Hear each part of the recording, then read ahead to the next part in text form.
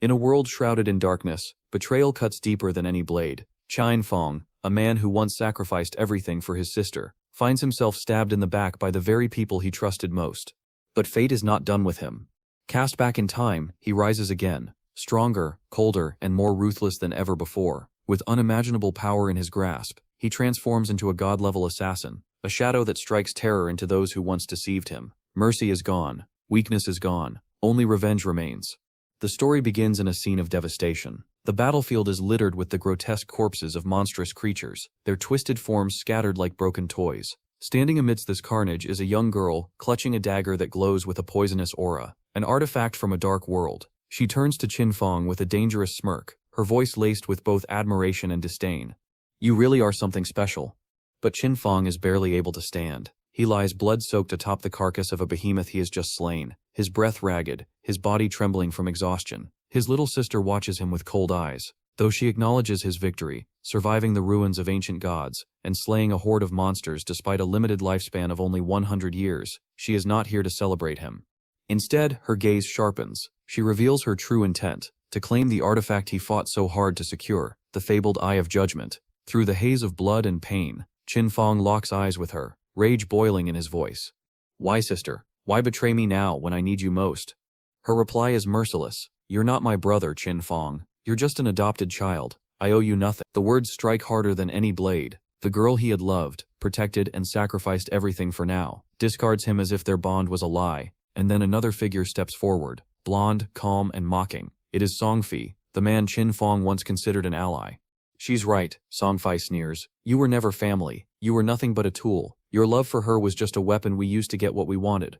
The truth crashes down like thunder. Every sacrifice, every battle, every promise, it had all been part of their cruel game. His sister wields the Soul Reaper dagger, forged with one purpose, to drain his life force completely. Their betrayal is absolute. Memories flash before Qin Feng's eyes. The day their parents died, the vow he made to protect her, the endless battles fought for her survival. Yet now she dares to call him a burden.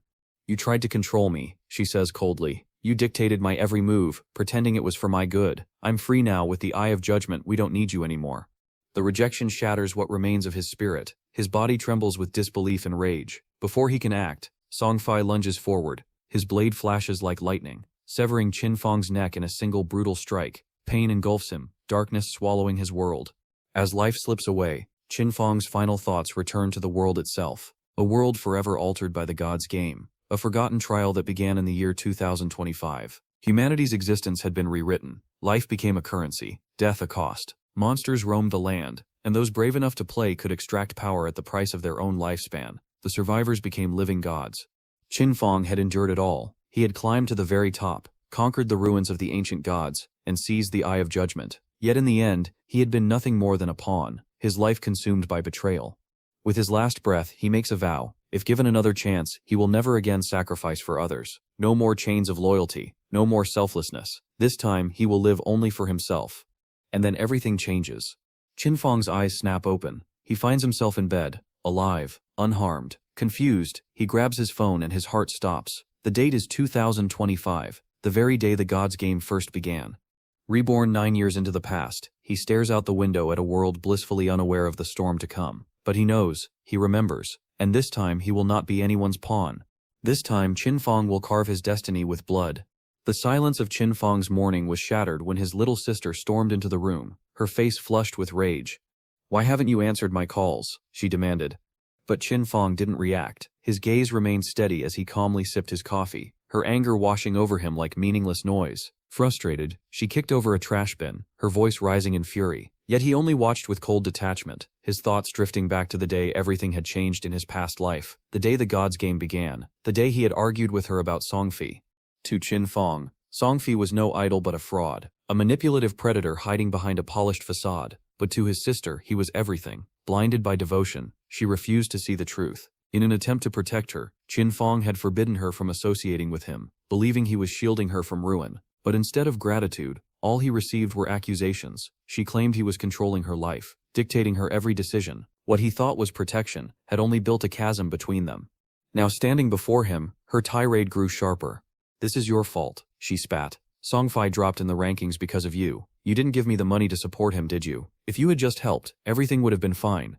Her words pierced him like daggers, each syllable dripping with venom. The entitlement, the anger, it was unbearable. For years he had endured, patient and understanding, but not today. In a swift, cold motion, Qin Feng rose and struck. A sharp slap echoed across the room, the force sending her stumbling back, wide-eyed with shock. Tears welled in her eyes as her trembling hands clutched her stinging cheek. "How could you?" she whispered, her voice breaking. "How could you hit me?" Qin Feng's eyes hardened, a glint of menace hidden beneath his calm tone. "I don't have time to argue with you, but if you keep screaming, I will silence you. Do you understand?" He reached into his pocket and pulled out a golden credit card, the last relic of their parents' legacy. With a flick of his wrist, he tossed it at her feet. The metallic clink echoed louder than her sobs. "This card holds every coin our parents left you. I've never touched a cent of it, despite everything I've endured. Now it's yours. Spend it however you want. But hear me, well, from this moment onward, I no longer consider you my sister." Without another glance, he turned and walked out. The slam of the door cut through her weeping, but he never looked back. Inside his own room, the weight of his decision bore down on him. He remembered everything he had sacrificed in his past life, hidden treasures he ignored, powerful opportunities he abandoned, all for her safety. He had lived as her shield, her guardian. But now, for the first time, he felt something new: freedom. No more chains, no more obligations. From this day forward, she would survive on her own. His gaze fell to the sleeping pills in his hand, the key to entering the gods' game once more. This time, he would not hold back. Every secret he had learned, every victory and every sacrifice from his previous life would now serve as his arsenal. And Songfei, the idol who had been the root of his downfall, would pay. "I will kill you, Songfei," he swore. "You will regret everything." The scene shifted. Qin Feng now stood in a grand otherworldly hall, the hall of profession selection. It was here that players chose their paths in the gods' game, decisions that would shape their destinies forever. In his past life he had been nervous, uncertain, and burdened by the weight of choice. He had selected the warrior class, driven by his desire to protect. But now, there was no one left to protect. Speed, mobility, lethal precision, these were what he sought. Without hesitation, he reached for the mirror before him. The glass was cold under his fingertips. Instantly, a brilliant blue light engulfed him as a system window materialized in front of his eyes. A notification rang out. The Eye of Judgment, the artifact he had once claimed, had already been bound to him. It pulsed with power, activating on its own. A low hum resonated as a colossal otherworldly eye manifested behind him, its gaze overwhelming, omniscient. Another message appeared, its words glowing with authority. The attributes of the eye were revealed: might of judgment, and its passive ability, might. And so his second life in the gods' game truly began. Qin Feng's lips curled into a faint smile as the truth sank in. The Eye of Judgment pulsed within him, its power surging like a tide, making him feel as if he stood at the edge of something monumental. Could it be that the artifact had chosen him once more, that its bond with him had endured even through his rebirth? Perhaps it was the eye itself that had pulled him back from death, granting him a second chance to rewrite his destiny. But before his thoughts could spiral further, a dark aura began to seep into his body. The system chimed in, congratulations. He had unlocked a hidden profession. Shadows enveloped him, consuming his form, and when the aura finally dispersed, he stood transformed. His once black hair now shone an ashen white, and an overwhelming pressure radiated from him. The system declared his new identity, Shadow Deity. It was not just an assassin class, it was a deity's mantle, a secret path far superior to the warrior class he had once chosen. Qin Feng clenched his fists, absorbing the revelation. This was fate, a rare and coveted power placed into his hands alone. His smile deepened as his fingers brushed against his face. Against all odds, he had risen again, and this time the world would tremble before him. The system revealed the gifts of the Eye of Judgment, the authority of judgment, a primordial force that defied the very laws of reality. He could not yet wield its full might without divinity, but even its passive effect gave him an advantage no other player could match. His destiny had only just begun. In his past life, humanity had not even learned of such powers until the 7th year of the gods' game, when a single survivor stumbled into the land of order and revealed the existence of transcendent forces, but no one had ever been able to claim them. Now, at the dawn of his journey, Qin Feng already possessed the original authority itself, an ability to nullify rules, to bend reality at will. For the first time, his ambitions shifted. Revenge alone was no longer enough. His true path lay beyond. If he could break free of the gods' game, reach the land of order, and seize divinity, he would unlock the full potential of judgment. With it, he could reshape existence itself. The air around him hummed with his awakening, but before he could dwell further, a system prompt appeared. He needed to choose a code name. For a long moment, he stood still, then the answer came naturally. Shadow. A name born from the darkness he now commanded, fitting and prophetic. The system accepted it. A suffocating aura gathered around him as its voice echoed in his mind. You are about to enter the game world, Earth abandoned by gods. The grim truth unfurled. In this world, players would slay monsters to harvest tradable life, yet death came at a steep price. Half of both tradable and non-tradable life would be ripped away upon falling. The stakes were merciless. The scene shifted. Qin Feng now stood in Shelltown, the beginner's village. It was a fragile sanctuary where monsters could not intrude and players were forbidden from harming one another. Around him, confusion spread like wildfire. Fresh players stumbled about, their faces pale and frantic, whispering in disbelief. Many had simply gone to sleep in their homes, only to awaken trapped in this nightmare.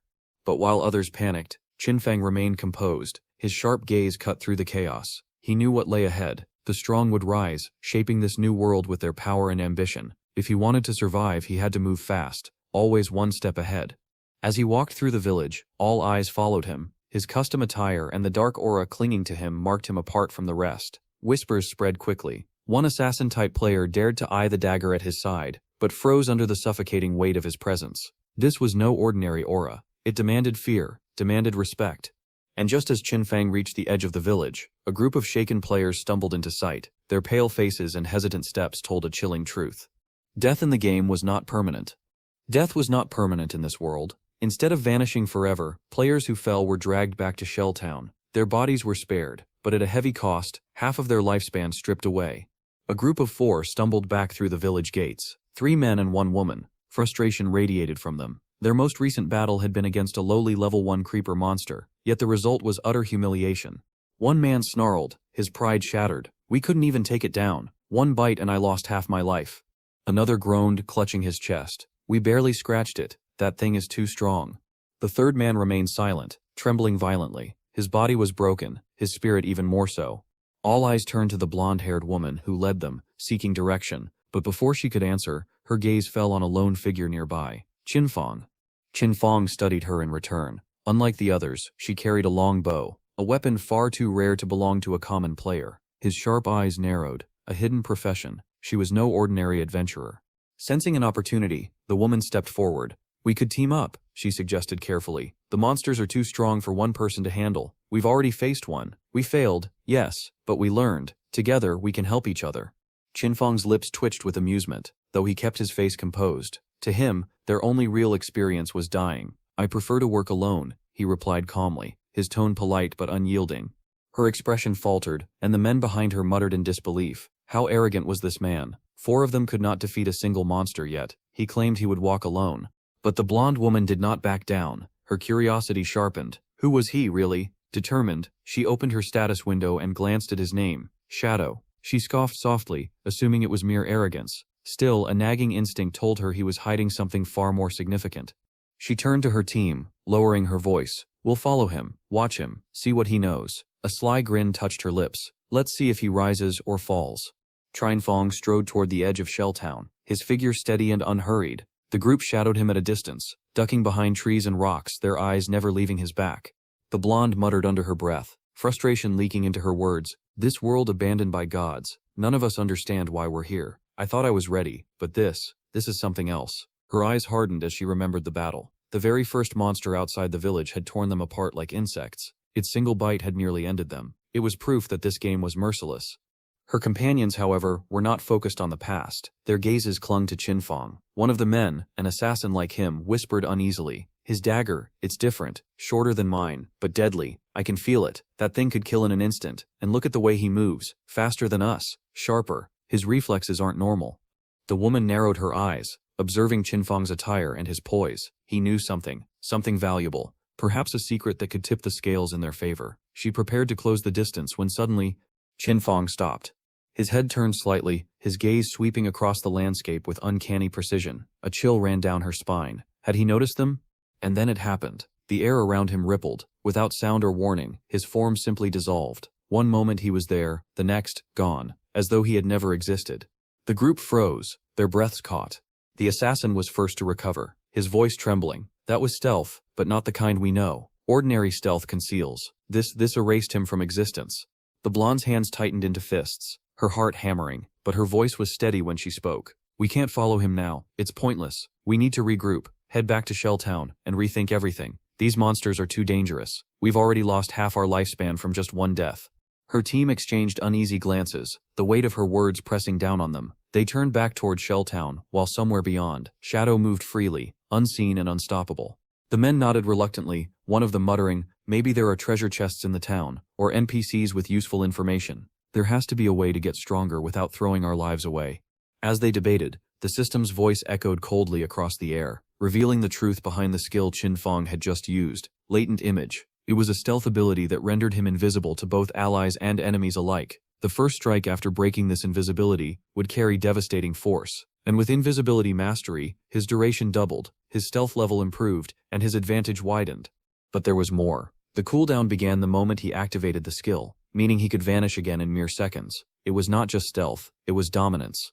Qin Feng reappeared a short distance away, a faint smile tugging at his lips. His shadow class had gifted him an enhanced stealth that no ordinary assassin could dream of wielding this early in the game. No monster, no player would sense him until it was too late. Behind him, the blonde woman's group still clung to the false safety of Shelltown. To Qin Feng, they were naive fools. The village offered no shortcuts, no hidden treasures. It was a sanctuary for the weak, a place for the unprepared to delay their inevitable deaths. His focus was clear: survival, power, ascendancy, nothing else mattered. The exhilaration of his brief invisibility lingered, feeding his determination. Though short-lived, it gave him a taste of the advantage he now possessed, one he could call upon again and again. A glowing screen appeared before his eyes, revealing his current status. Codename Shadow. Profession: Shadow Deity. Hidden Assassin Class. Level 1. Non-tradable lifespan: 75 years. Tradable lifespan: 0 years. Attributes: Strength 10+3, Constitution 10+3, Agility 10+8, Spirit 10+5. The system clarified. Every player began with 10 points in each attribute. Bonus points were granted by their profession. In his past life as a warrior, Qin Feng's bonuses had been modest: strength and constitution, useful but limited. Now as Shadow, his agility surged with an additional 8 points. From the very beginning, he was faster than almost anyone. A new prompt appeared: 5 free points to allocate. Most players desperate for power poured their bonuses into strength or spirit, but Qin Feng thought differently. Power meant nothing if you were too slow to strike. In this world, a single monster attack could be fatal. Survival was about speed, about control. He allocated all 5 points to agility. His total shot to 13, and immediately he felt the difference. Faster, sharper, deadlier, a hunter forged in the shadows. That was when he heard it. A guttural sound, raw and unnatural, slithered through the air. His sharpened senses snapped toward the source. Emerging from the darkness was a grotesque figure, the level 1 creeper. The system marked its rank: normal. Its twisted body twitched with hunger, its pale eyes glowing with malice. This was the very same monster that had butchered the blonde woman's party. The wounds from their futile battle still marred its flesh, faint scars of their desperate resistance. Yet the beast remained strong, relentless, its hunger only sharpened. With a snarl, the creature lunged. Qin Feng's body moved instinctively, sidestepping with effortless grace. His speed turned combat into art, every motion precise, fluid, controlled. Agility wasn't just about evasion, it was mastery of the battlefield. The creeper's reputation was infamous. When it devoured a player, it absorbed their lifespan, feeding its growth. Each kill made it stronger, more evolved, more dangerous. Qin Feng's gaze flicked over its body, noting every scar left behind by the previous fight. They had tried valiantly, they had failed, and now the monster was his. With a flick of his wrist, he drew his short sword. Darkness coiled around him, a spectral aura that pulsed with deadly energy. His eyes glowed red as he reactivated latent image. In a blink, he was gone. The monster's head jerked violently, its senses straining to find him. It snarled, thrashing, but the shadow had already vanished from its sight. Then he struck. Qin Feng emerged from the void like a phantom, descending with lethal precision. His blade cut through the air, a perfect strike to break stealth. The boosted attack carried the devastating power of latent image, and the system confirmed it instantly. Damage dealt: 174. The creeper let out one final screech before its body collapsed, dissolving into a burst of energy that scattered into the night. Qin Feng stood tall in the silence, his blade dripping with shadows. One strike, one kill. The hunt had just begun. Qin Feng gained 10 experience points, but even he could not hide his astonishment. The sheer magnitude of the damage left him stunned. He had expected a strong strike, yet the result far exceeded anything he had imagined. The system quickly explained. The backstab skill had amplified the effect. When striking from behind or outside an enemy's vision, the damage doubled. This single mechanic turned Qin Feng into a lethal predator, swift, efficient, and utterly deadly. As the realization sank in, memories from his past life resurfaced. He remembered the endless battles he had endured as a warrior, Grueling, exhausting fights where even a critical hit barely dealt 40 points of damage. Each encounter had been a war of attrition, each creeper an insurmountable obstacle, leaving him battered and drained. But that was the past. This time, things were different. This time, he fought for himself. The rewards came swiftly. The system informed him that he had gained 3 days of tradable life, along with 54 years and 155 days of non-tradable life. Crushing the creeper's energy within his hand, Qin Feng savored the surge of power. Yet the rewards were far from over. Another system prompt appeared. The authority of judgment had been activated. Qin Feng was congratulated for unlocking a rare and extraordinary talent, infinite evolution. This ability granted evolution points each time he slew monsters in solo mode. These points could upgrade his skills, and every 24 hours he would automatically receive 5 points. Even more astounding, solo boss kills would yield 100% of the evolution points. Currently, he already had 5 points available. A thought struck him. Could infinite evolution allow the upgrading of skills themselves? In his past life, such a concept was unheard of. No matter what gear or skill books dropped, they remained fixed and unchanging. But this talent defied the very laws of the game. It hinted at limitless growth. His curiosity burned. Without hesitation, he selected 2 of his skills, Backstab and Shadow, for evolution. 4 points were consumed and the upgrade succeeded. His Shadow profession advanced to Bronze tier. Now he could stay in stealth for 12 to 16 seconds, fully invisible even while attacking. His first strike out of stealth increased in power from 60 to 80, and its cooldown dropped from 28 to 26 seconds.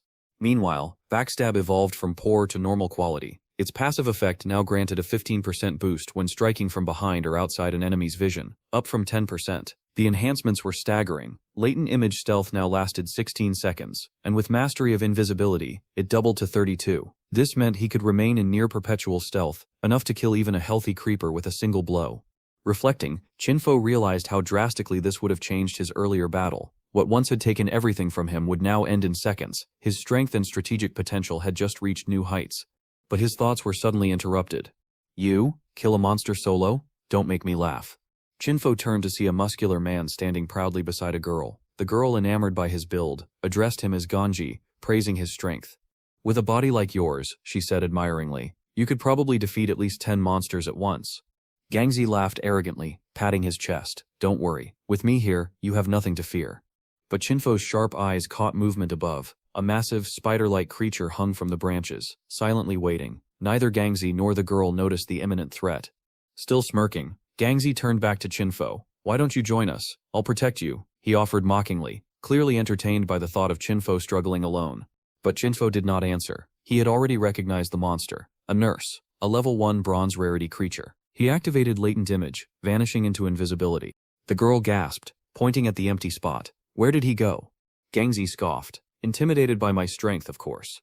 In that instant, the monstrous spider dropped from above, accompanied by a smaller one. Both crashed down mercilessly, crushing Ganji and the girl beneath them.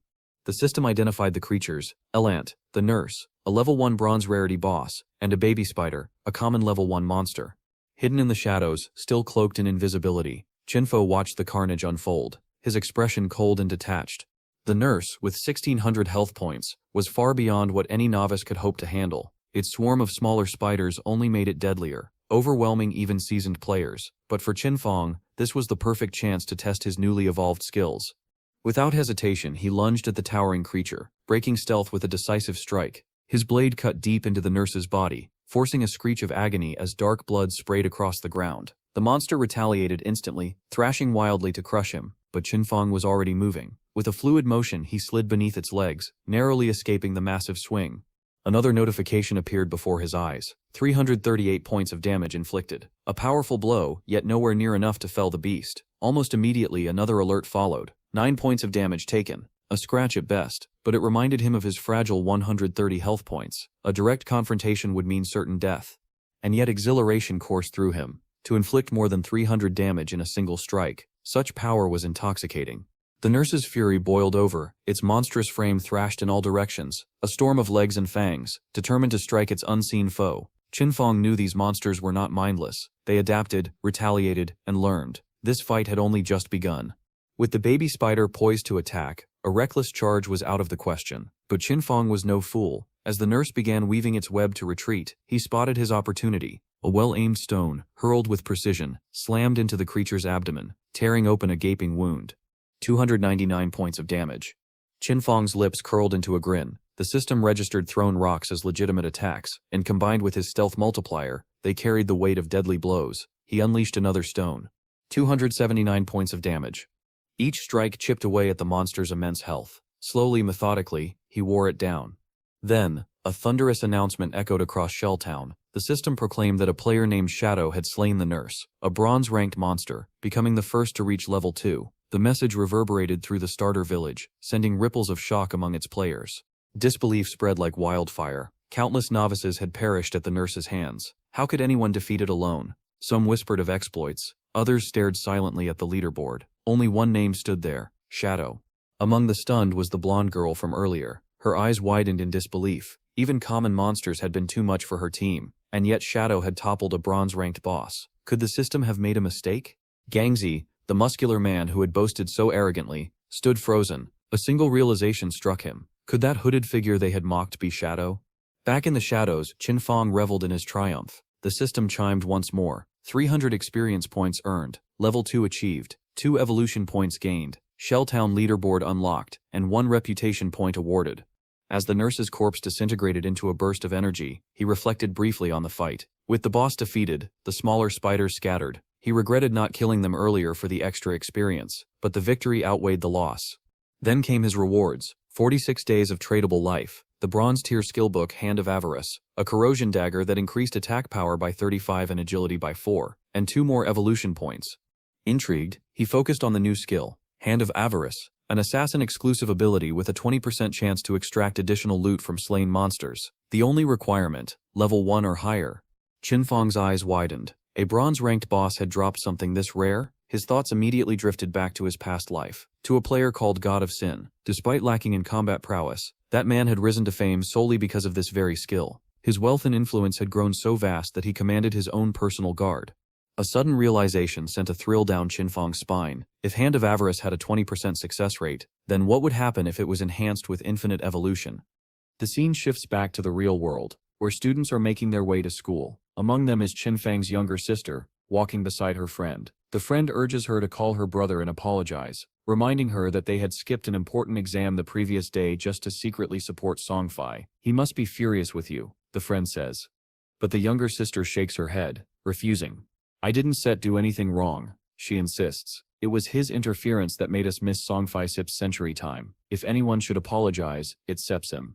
Her friend tries to reason with her, reminding her of how good Qin Feng had always been to her. With a sigh, she even admits that she envies her for having such a caring brother, but the younger sister snaps coldly, cutting her off. Stop meddling. He's not even my real brother. I already have a brother, Songfi.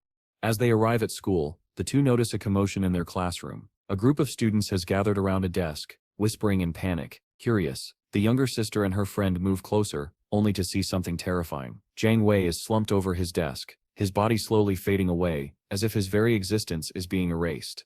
The room falls into stunned silence. One girl, alarmed, shouts, "What's happening to Jiang Wei?" Another student, eyes wide with confusion, quickly responds. A few moments ago, Jiang Wei just said he wanted to take a nap, then he started disappearing, like he was vanishing into thin air. Murmurs spread through the classroom like wildfire. Whispers grow louder. Jiang Wei wasn't the only one. Social media is already flooded with similar reports from around the world. People are falling asleep and never waking up, their bodies turning translucent, caught between two worlds. No one can explain why it is happening, and fear begins to tighten its grip on the students. One girl, panic rising in her chest, fumbles for her phone. I need to call my parents, she says urgently, her voice trembling. We have to warn them. You should call your brother too.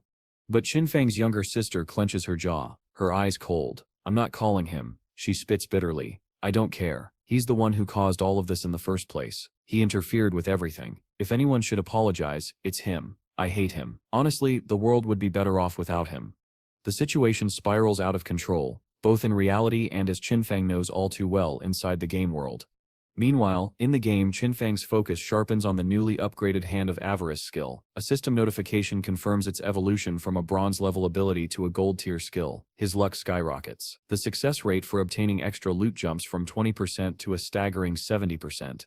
Another notification follows. He has not only mastered the Hand of Avarice, but also gained 2 evolution points and an astonishing 46 days of transferable life. The windfall is overwhelming. Qin Feng's eyes gleam with excitement. He is now just 1 point away from maxing out the skill, which would guarantee a 100% success rate on loot drops. The thought alone sends adrenaline rushing through him.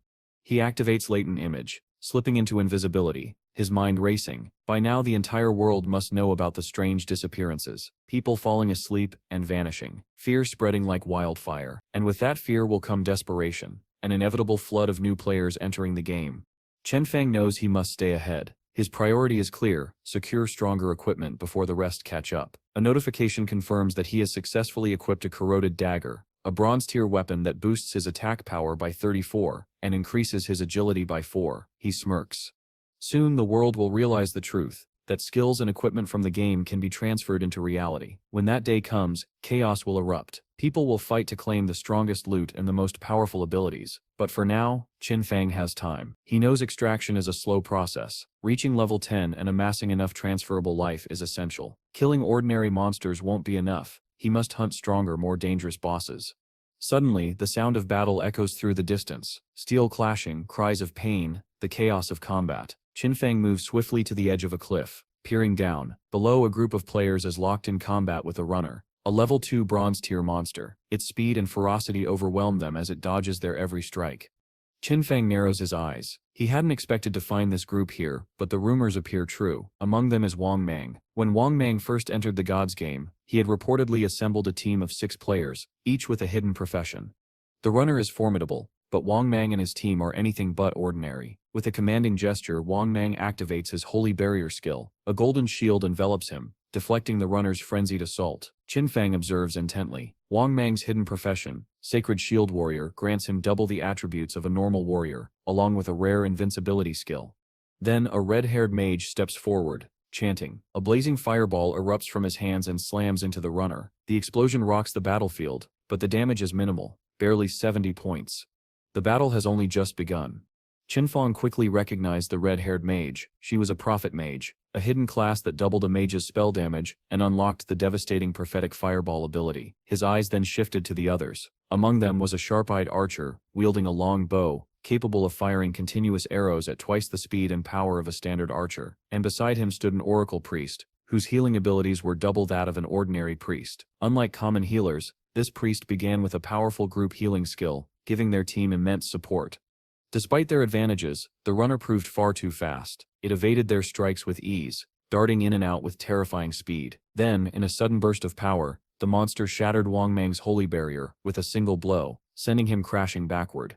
The archer growled in frustration. "It's impossible to land a shot at that speed," he complained. The priest, calm and focused, began casting healing spells to stabilize the team. Wang Mang, resolute even under pressure, barked out orders. "Keep attacking. I'll tank. The priest will heal. We'll get him eventually." From his perch above, Qin Feng smirked. In theory, Wang Mang's strategy made sense, but the longer this dragged on, the greater the risk of drawing other enemies. And as if on cue, the shadows shifted, and new horrors emerged. Contaminators. Level 2 monsters, their bodies covered in thick, dark brown sludge. Unlike the runner, these abominations specialized in ranged attacks. Their sudden appearance turned the battlefield chaotic. Wang Mang's expression darkened as he realized the danger. One of his teammates swung a massive sword at them, but to everyone's shock, the attack barely scratched their defenses, only 33 points of damage. Qin Feng's cold gaze never wavered. The fight was about to take a deadly turn. The contaminators retaliated, spewing foul, sticky goo from their mouths. The stench was unbearable, the slime immobilizing the players where they stood. Their movement speed dropped to 0 as panic spread through their ranks. The red-haired mage screamed for help, running frantically as another contaminator chased her down. And that was when Qin Feng made his move. In a blur, he vanished from the hilltop. A heartbeat later, the contaminator pursuing the mage was cleaved apart in a single strike. Its body dissolved instantly into loot. The battlefield froze. The impossible had just happened. A contaminator slain in one blow. The mage's voice trembled. "Is someone helping us?" The swordsman gaped in disbelief. Even a level 1 tracker monster required coordinated strikes to bring down. Yet this was a level 2 contaminator destroyed in an instant. Before they could recover, another contaminator fell. A swift strike delivered a devastating 441 points of damage. The team's shock deepened. The swordsman turned to the mage, whispering, "Lizzie, did you see the attacker?" She shook her head, confused. "No, I didn't see anyone." But Wang Mang, steady as ever, regained his composure. "Stay focused. Whoever steps helping us is still out there, but we can lose sight of the real threat. The runner is still alive." Unseen, Qin Feng perched silently in a tree, cloaked by latent image, studying their every move. Suddenly, a system screen appeared before him. Victory confirmed. He had slain the contaminators, earning 40 experience points, 1 evolution point, and a new skill book, Poison Dart. Alongside it came 8 days of transferable life. Qin Feng grinned. Poison Dart was perfect for his assassin playstyle, designed for mid to long-range combat, inflicting continuous damage over time. He wasted no time. A flash of light confirmed its evolution. The skill had upgraded from normal to silver rank. Its stats were impressive: a 14-meter range, a base attack of 120 points, and the ability to poison targets, dealing 50% damage every second for 5 seconds. With only a 5-second cooldown, it was deadly efficient. His smirk widened. With this he could kill enemies before they even realized what struck them. Back on the battlefield, Wang Mang's situation grew worse. The runner tore through his defenses, claws ripping deep into his side. Blood poured from his wounds as his shield clattered to the ground. His teammates screamed in horror, while the priest tried desperately to heal him. But with the runner's talons still lodged in his body, the magic failed to take effect. Agony twisted Wang Mang's face as he forced out one final order: flee now. But before anyone could move, a blur cut through the air. A projectile struck the runner square in the face, exploding on impact. The damage reading glowed across the battlefield. 845 points. The runner reeled back, its health bar sliced nearly in half from a single strike. The tide of battle had shifted, yet the players still had no idea who their mysterious savior truly was.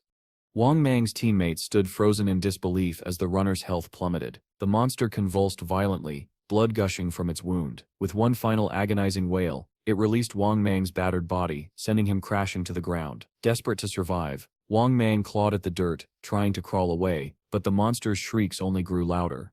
Its health drained rapidly, 324 points per second, until finally, the beast collapsed. Its body crumpled to the earth, consumed by the relentless poison damage. Before Qin Feng, a system screen materialized. His strike alone had accounted for more than 90% of the runner-sep's total health, securing the loot rights entirely for himself. The notification was clear: bronze-level boss slain. 600 experience points earned.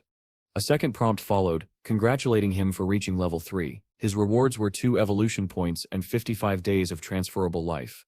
Standing tall, radiating an aura of effortless dominance, Qin Feng assessed the battle's outcome. He hadn't expected the poison dart's continuous damage to synergize so perfectly with his break invisibility skill and assassin mechanics. The realization struck him like lightning: by combining his stealth with endless poison volleys, he could remain unseen indefinitely, an unstoppable phantom whittling enemies down until no monster could stand against him. Meanwhile, Wang Mang, pale and trembling, watched as the runner's body dissolved into loot before his eyes. The pain of being impaled had felt disturbingly real, blurring the line between game and reality. But before he could even approach the glowing rewards, the loot vanished, claimed in an instant by someone he couldn't even see. Struggling to his feet, Wang Mang lowered his head. "I may not know who saved us," he admitted, voice filled with gratitude, "but I am thankful."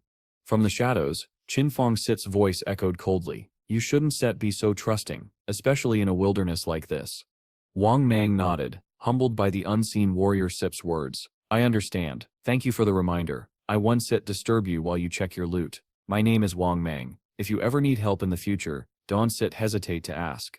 His surviving teammates clung to one another, relieved to have survived the ordeal.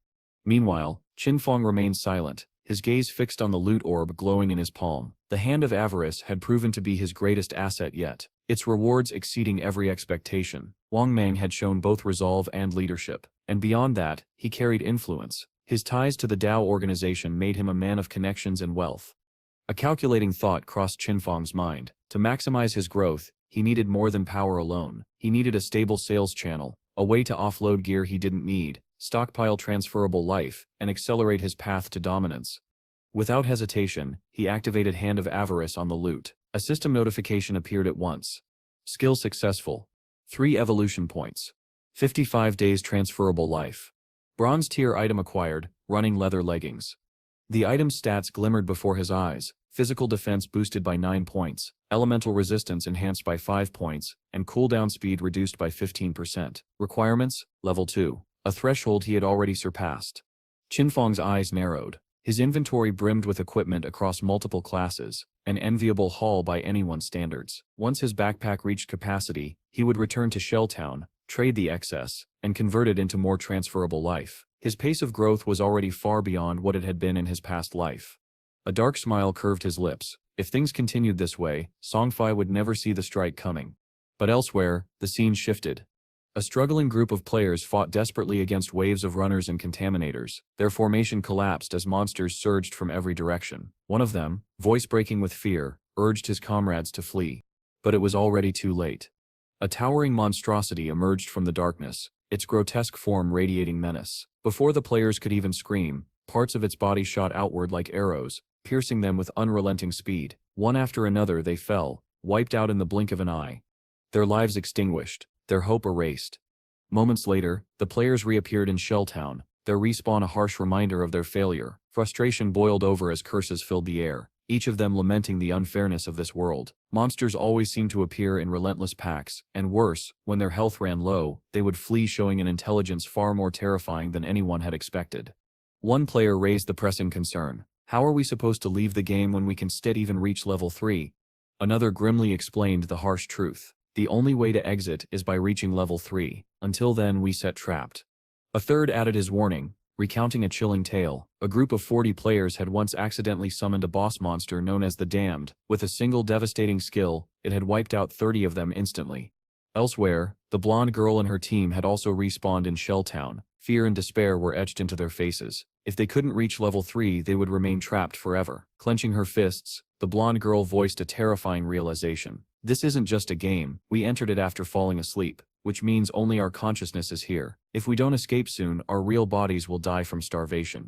Her words sent a chill through her team. The assassin in her group added nervously, "We've already died 3 times, we have less than 10 years of tradable life left."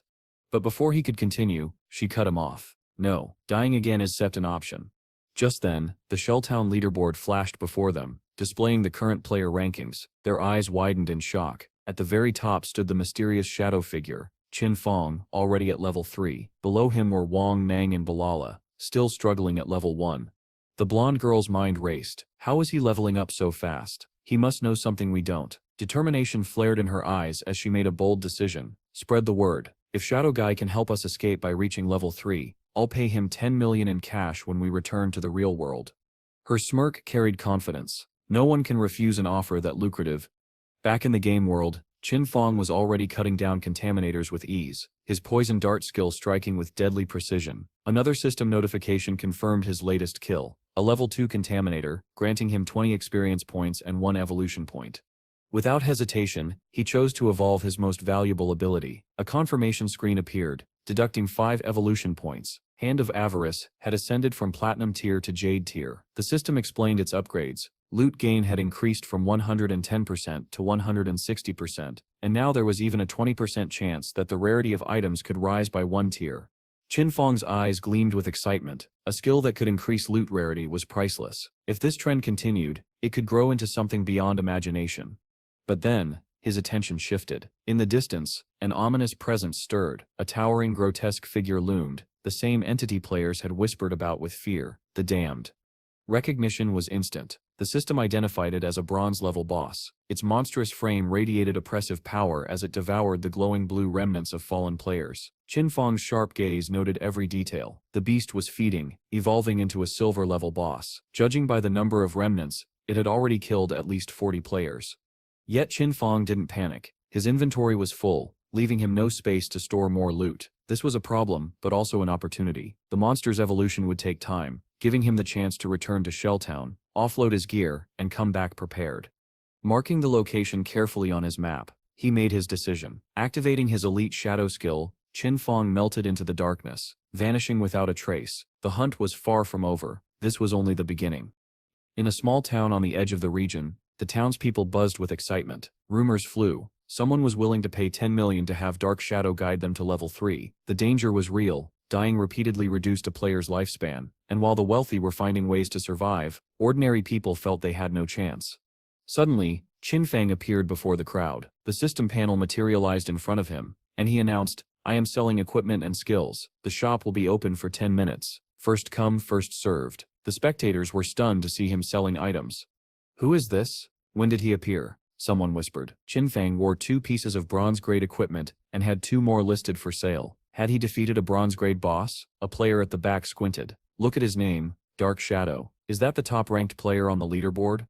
Another player wondered why they could not see his face clearly. Qin Feng had activated the face covering feature. Since a player's in-game appearance matched their real-life face, many preferred to hide their identity. So mysterious, murmured a red-haired girl as she inspected an item. How much for the ice chisel technique? Asked Jin Gong, offering an exorbitant price, 100 days of transferable lifespan. The red-haired girl, whom Qin Feng recognized as Grey Rose 11th on the Seashell Town leaderboard, pleaded, 100 days is too much. Can you lower it? Qin Feng explained plainly, the common-grade ice chisel technique greatly speeds a mage's leveling. In the early stages, 100 days is already a bargain. The red-haired girl turned to her teammates. Can I use cash? She asked.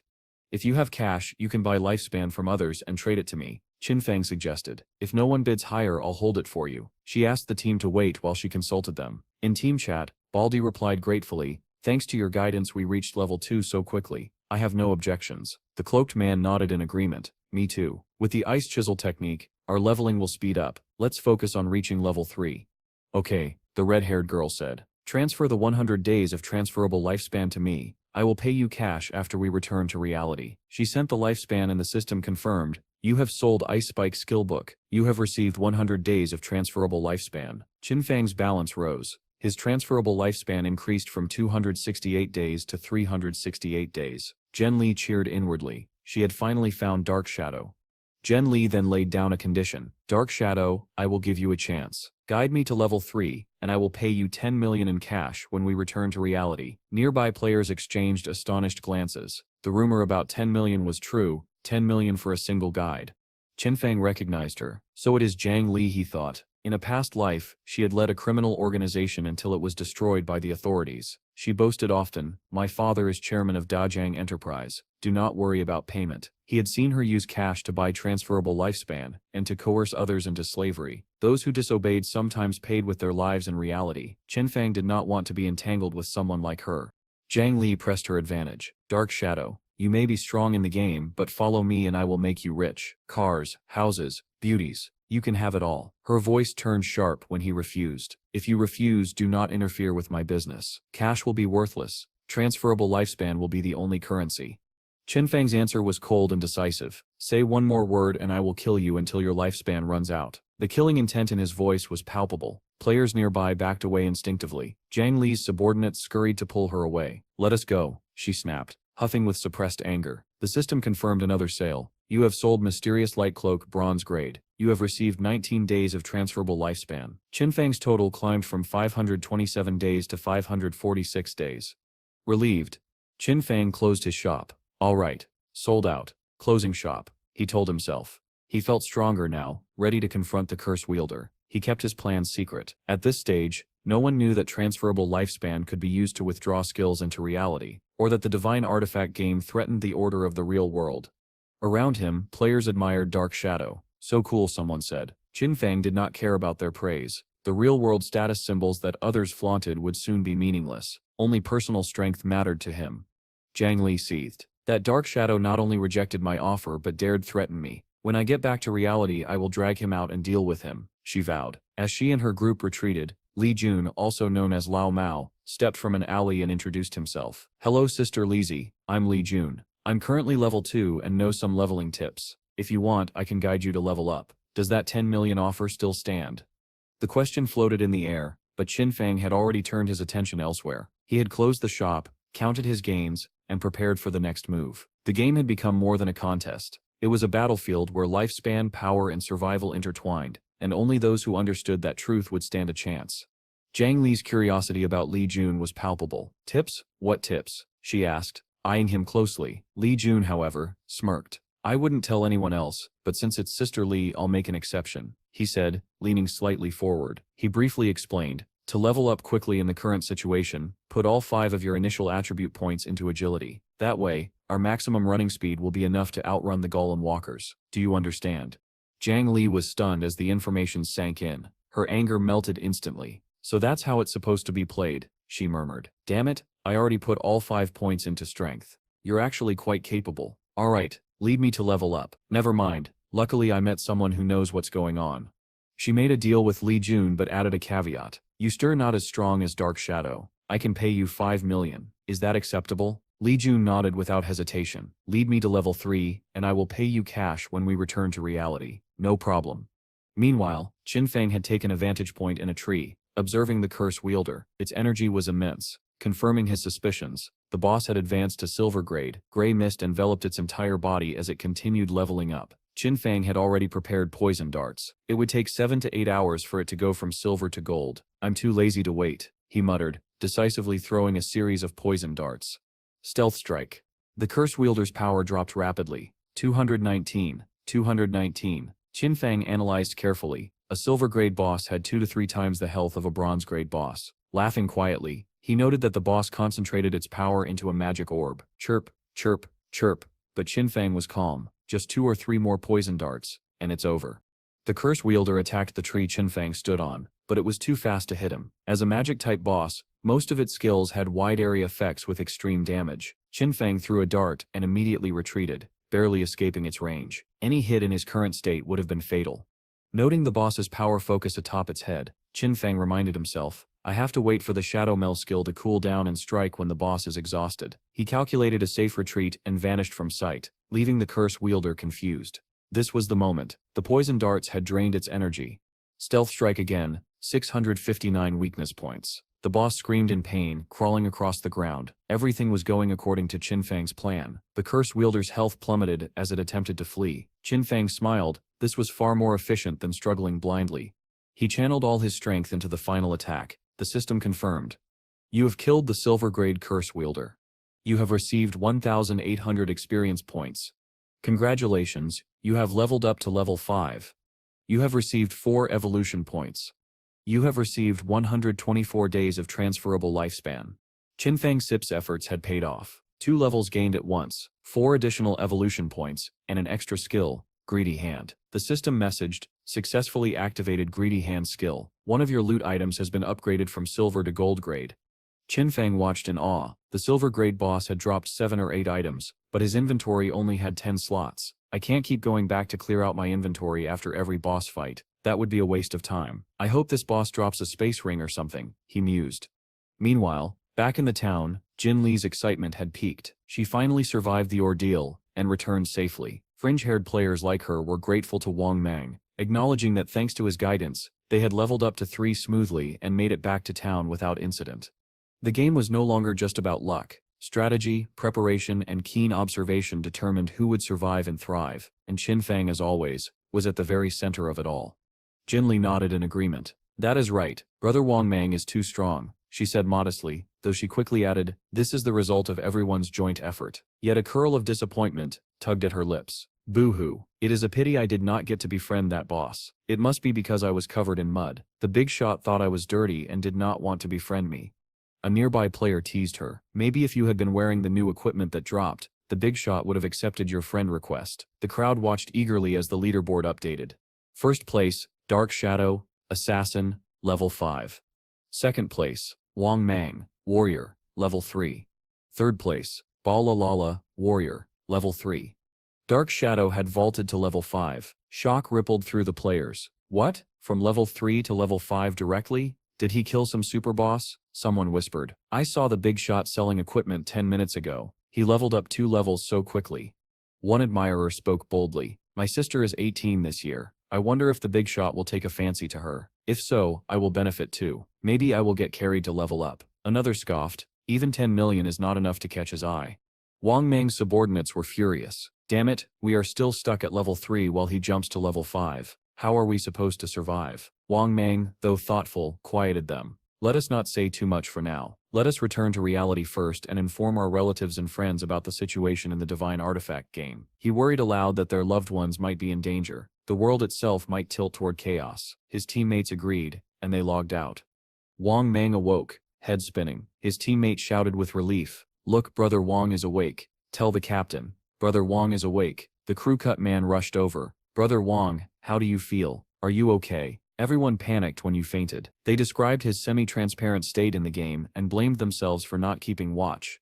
Wang Mang, still shaken, ordered, quick, gather everyone immediately. Something big has happened. At the police station, the report replayed. They had formed a team of hidden classes, been nearly wiped out, and were saved by a player nicknamed Dark Shadow. When Wang Mang reached level 3, Dark Shadow leapt straight to level 5. The officials in the room were stunned. If he skipped 2 levels in a row and is already level 5, would he not be the global leader? How did he do it? Maybe he killed another boss. Before Wang Mang could answer, a colleague interjected, "According to your timeline, Dark Shadow reached level 3 an hour ago. Why has he not returned to reality yet? Does he have no one to inform?" Wang Mang had little information, and could only close his eyes in helplessness. At that moment, Anu, sitting nearby, pointed toward the sky and offered a thought. Could Dark Shadow be a transmigrator? In novels, transmigrators are often orphans who rise quickly. Laughter and rebukes followed. "Do not joke. This is serious." A man scolded her gently. "I told you not to read too many novels." A calm analyst in the room began to piece the facts together. The reports from those who returned matched Wang Mang's account. There were new studies showing that some elderly people died immediately after falling asleep. After comparing testimonies, a terrifying conclusion emerged. Players who died repeatedly in the Divine Artifact game suffered lifespan reduction in reality. In other words, when lifespan dropped inside the game, it had fatal consequences outside. Fear and superstition spread. One timid voice called it a supernatural event beyond comprehension, but the conference could not afford superstition. This was potentially an invasion by an unknown force. In the emergency meeting, urgent voices decided to act. Higher authorities issued a directive to establish vanguard teams in every region to explore the Divine Artifact game and to share all findings. The aim was to assemble a professional force quickly. "This is an event that affects the entire world," a senior officer warned. "Other countries are studying this game as well. If we fall behind, we will lose our advantage in the international race. Therefore, at any cost, we must collect as much information as possible." A command followed. "You are appointed captain of Team 1. The newly chosen captain rose and replied loudly, "Yes, Wang will be deputy captain. You two may choose your teammates," the officer concluded. The room hummed with urgency. Faces were pale, voices tight with fear, but resolve had set in. The game was no longer a pastime. It had become a global crisis. Those chosen to step forward now carried not only their own lives, but the fragile safety of others. Wang Mang calmly accepted the orders. "Yes," he replied, his expression steady. The man overseeing the operation considered Wang Mang's report carefully. From the way he described Dark Shadow, this extraordinary player did not seem malicious. "We can attempt to approach him," the man thought. Appointing Anu Yu as captain was deliberate. She was best suited to investigate Dark Shadow's identity. He addressed the group seriously. "I hope you can determine his real identity, and if possible, establish a cooperative relationship with Dark Shadow to collect information for the government." He then turned to the others in the room. "Your primary task now is to maintain social stability. Understand?" The team nodded in unison, and the man dismissed them with a loud, "Dismissed." Not long after, under the warm glow of a late afternoon sunset, a high school in the bustling capital came into view. Inside one classroom, 3 female students whispered among themselves. Zheng Wei remarked, "People in the same area appear in the same newbie town if they sleep at the same time." "Really?" another asked. "I have to go home. I need to bring my parents into the game. They sip never played before. I sip am afraid they won sit adapt." "Don't put yourself in danger," the first advised. "We can level up first, then go back to support our parents later." Meanwhile, Xiao Yu sat quietly, staring at her phone. Unlike her friends, she was silent, but her mind raced. Qin Feng hadn't reacted, not even apologized, and her pride bristled. She remembered throwing things in anger before, and how Qin Feng had always coaxed her. Today though, he had not only ignored her tantrum but had struck her, leaving a painful bandage on her cheek. Her thoughts turned to the concert she had skipped class to attend. "Qin Feng is a jerk. If you don't apologize 1,000 times, I will never forgive you," she fumed, her eyes flashing. Despite her anger, excitement returned. She remembered Sunfly at the concert, dancing under the crowd's cheer. His cocky pouting face appeared in her mind and her admiration melted into longing. "I miss you so much," she whispered to herself. Then realization struck. If sleeping meant entering the game, Brother Seeing Fine must have entered too. Her cheeks flushed, and she covered her face in excitement. "If I enter the game, I can find him." Determined, she removed her uniform. She knew that Dark Shadow had leveled to 3 so quickly. He must be an expert, and she needed his guidance. Elsewhere, Zhong Wei was with friends when his phone pinged. A message from Qin Xiao Yu appeared. "Great God Zhong Wei, any guidance for a newbie?" Grinning mischievously, he thought, "Even a proud goddess like her is asking me for guidance. This is a God-given opportunity." He quickly replied, "Xiao Yu, you've asked the right person. Here's a secret. When you enter the game, put all your initial attribute points into agility. Otherwise, you'll be killed by monsters." Xiao Yu asked, "What if I stim a mage? Do I still need agility?" "Absolutely," Zhong Wei explained. Agility is not useless for mages, it increases casting speed, which is crucial in the early stages. Xiao Yu continued to worry. Even with agility I still can beat them, boo-hoo. Zheng Wei, noticing her concern, reassured her. Don't worry. Once someone in the town reaches level 5, the teleportation array activates. You can form a team and level up first. When the teleport opens, I still find you and guide you. Xiao Yu's excitement surged. She clenched her hands, hugged her pillow and thought, these simps are still useful. I entered and found someone to carry me to level up. Hemph, Qin Feng, I gave you a chance. Now I going into the game right away. Don't think about me relying on you.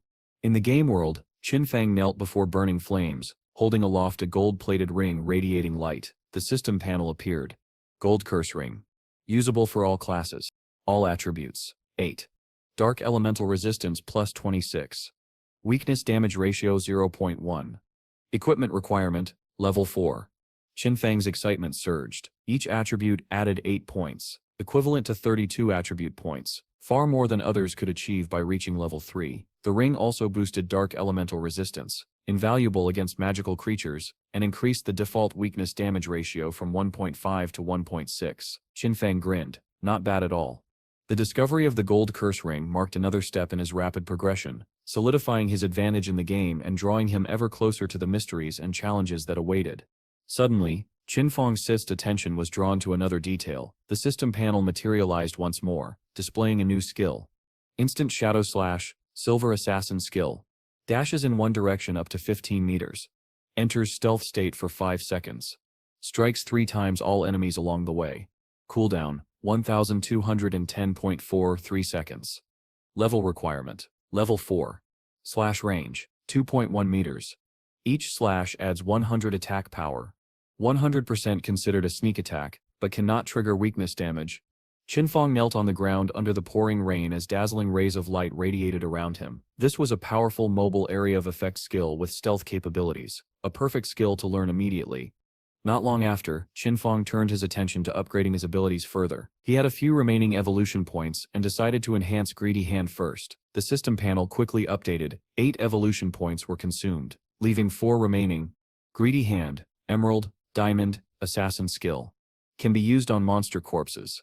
160%, 220% chance of receiving an additional loot item.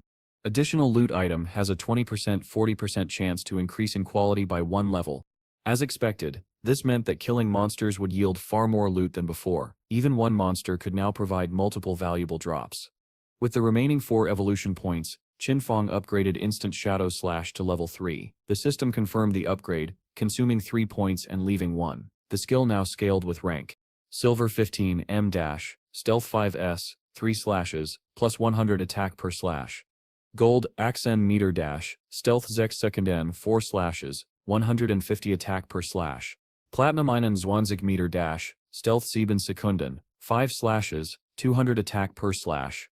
Streams of light green energy spread around Qin Feng in the sky. The cooldown remained unchanged, but he didn't mind. Instant Shadow Slash alone granted near-infinite stealth and mobility. He was about to focus on other skills when a soft sound came from behind. Turning, he saw monsters charging forward. Calm as ever, Qin Feng prepared to test his newly upgraded skill. Level 4 Great Shiba Golem Walker appeared. Perfect timing, he thought. He unleashed Instant Shadow Slash. The slash is visible even through the rain. The system quickly updated. Level 4 Great Shiba Golem Walker. Defeated. 80 experience points received. 5 days of transferable lifespan received. Qin Feng surveyed the battlefield, satisfied. The speed of monster kills had increased dramatically. Poison darts now seemed inefficient by comparison. Fewer attacks meant fewer risks. Standing amidst the thick darkness, his eyes were razor sharp. Currently, Qin Feng's transferable lifespan had reached 618 days. To withdraw skills and equipment into reality, he needed at least 2.5 years, or 900 days. He resolved to make a trip back to sell his inventory items, ensuring he met the minimum requirements. Once he reached level 10, he could bring his equipment and skills into the real world. As he lingered in the rain, a voice nearby caught his attention. "Congratulations, miss, on leveling up to level 3. Can you fulfill your promise now?" Nearby, a group of strangers discussed the deal. Among them, a girl stood with her back to Qin Feng. "Don't worry," she said. "Our Dajang group has no shortage of money. Let's log out to reality. Here's my phone number, contact me directly. Sell me all your transferable lifespan. I'll pay 10,000 per day." A man walking with them laughed. No problem. I said it before. Dark Shadow is truly blind. He doesn't instead even care about a big shot like her. We still meet in reality later. Beneath the calm exterior, everyone was motivated by self-interest. Lifespan could always be farmed again. The real goal was converting in-game power into real-world money. Meanwhile, in an ancient town with towering buildings, a cloaked figure raised a hand, gathering energy. The teleportation formation reactivated, and the system confirmed. Teleportation formation in Seashell Town activated. Reputation points, +1. 1 free teleport per day. Additional teleports consume transferable lifespan. Qin Feng analyzed the situation carefully. Teleportation formations in starting towns were two-way. One side alone was useless. Someone from the paired town had to reach level 5 to activate the return. He recalled that Song Fei hailed from Firefly Town in his previous life, and set a reminder to track the activation. Yet for now, teleportation was secondary. His primary goal remained level 10 and entering the continent forsaken by the gods, where the true challenges of the divine artifact game awaited. An ancient castle and verdant lands materialized in his mind's eye, the threshold of the game's real beginning. Qin Feng sat down on the ground, deep in thought. At that moment the system panel popped up again, and the mat in front of him began to glow intensely. A message appeared: cheap sale of equipment and skills for only 10 minutes. First come, first served. The crowd around him erupted in excitement. Damn, the big shot has appeared again, someone shouted. The big shot has finally arrived. ICE prepared 150 days of lifespan, just waiting to buy his goods. Qin Feng observed calmly. Last time the big shot had sold the ice chisel technique, which had helped Grey Rose climb to the top 2 of the leaderboard. This time, there might even be a skill book. 4 mages around him were already reacting to the sale. One of them shouted, "Wow, a skill book," but it turned out to be a silver-grade battle shout for warriors. A man quickly purchased the scroll. The system panel confirmed. Transaction successful. Received 300 days of transferable lifespan. Many players hesitated. 300 days of lifespan for a skill scroll, is it worth it? Someone asked. Experienced players quickly calculated warriors equipped with this skill could double their monster farming speed. In less than 2 days, the invested lifespan could be farmed back. Yet such wise buyers were few, quickly drowned out by the crowd clamoring for the remaining items. Qin Feng watched the system panel as the sale progressed. Within a minute, all items were sold, earning a total of 650 days of transferable lifespan, bringing his total to 2,174 days. Still, it was not enough. To withdraw all levels, attributes, professions, equipment, and skills from the divine artifact game into reality, he needed more. The crowd noticed Qin Feng had stopped trading. Some cried, while others begged, "Boo-hoo. I didn't have time to buy anything. Big shot, will you sell here again next time?" At that moment, a girl blocked his path. "Big shot, I have a treasure. Do you want it?" In her hand was a space ring, a rare storage item with 12 slots that didn't occupy backpack or equipment space. Each player could carry a maximum of 3 storage backpacks. Qin Feng Sif's eyes widened in surprise. Such an item was extremely rare, and few had it this early in the game. Approaching her, he asked, "How much for it?" The girl smiled gently. "I don't need your lifespan, I just want to be friends. Also, I want to invite you to team up to hunt a boss." Qin Feng had no reason to refuse. Within moments the system confirmed, player Hybel NDC has accepted your friend request. He walked away from the crowd with her. Curious, he asked, "What boss?" The girl looked up. "A gold-grade boss." "And its name?" he pressed. The girl hesitated. "It sits too far away to see clearly. It sits on a rotten, tattered ship in the swamp." Qin Feng's suspicion flared. A rotten ship with magical light. Could it be the Gold Ghost ship, a special rare boss that could appear at any level, dropping highly valuable items? Guilds often waged full-scale wars to claim it. Finding it in the starting town meant it was likely level 5, the easiest level for an initial kill. Qin Feng glanced at the girl and felt a rising excitement. To have a rare boss appear so early, for her to drop a space ring, and for her to be part of Wang Mang's team, it all seemed too fortuitous. He looked at her and asked, "How did you discover this gold boss?" The girl seemed to remember, lifting her head. "After dinner I logged in early to follow the captains to level up. They were so slow, so I went for a walk to cool off, and accidentally found this gold-grade boss under a cliff." Qin Feng's eyes gleamed. Fate had just handed him an opportunity too perfect to ignore.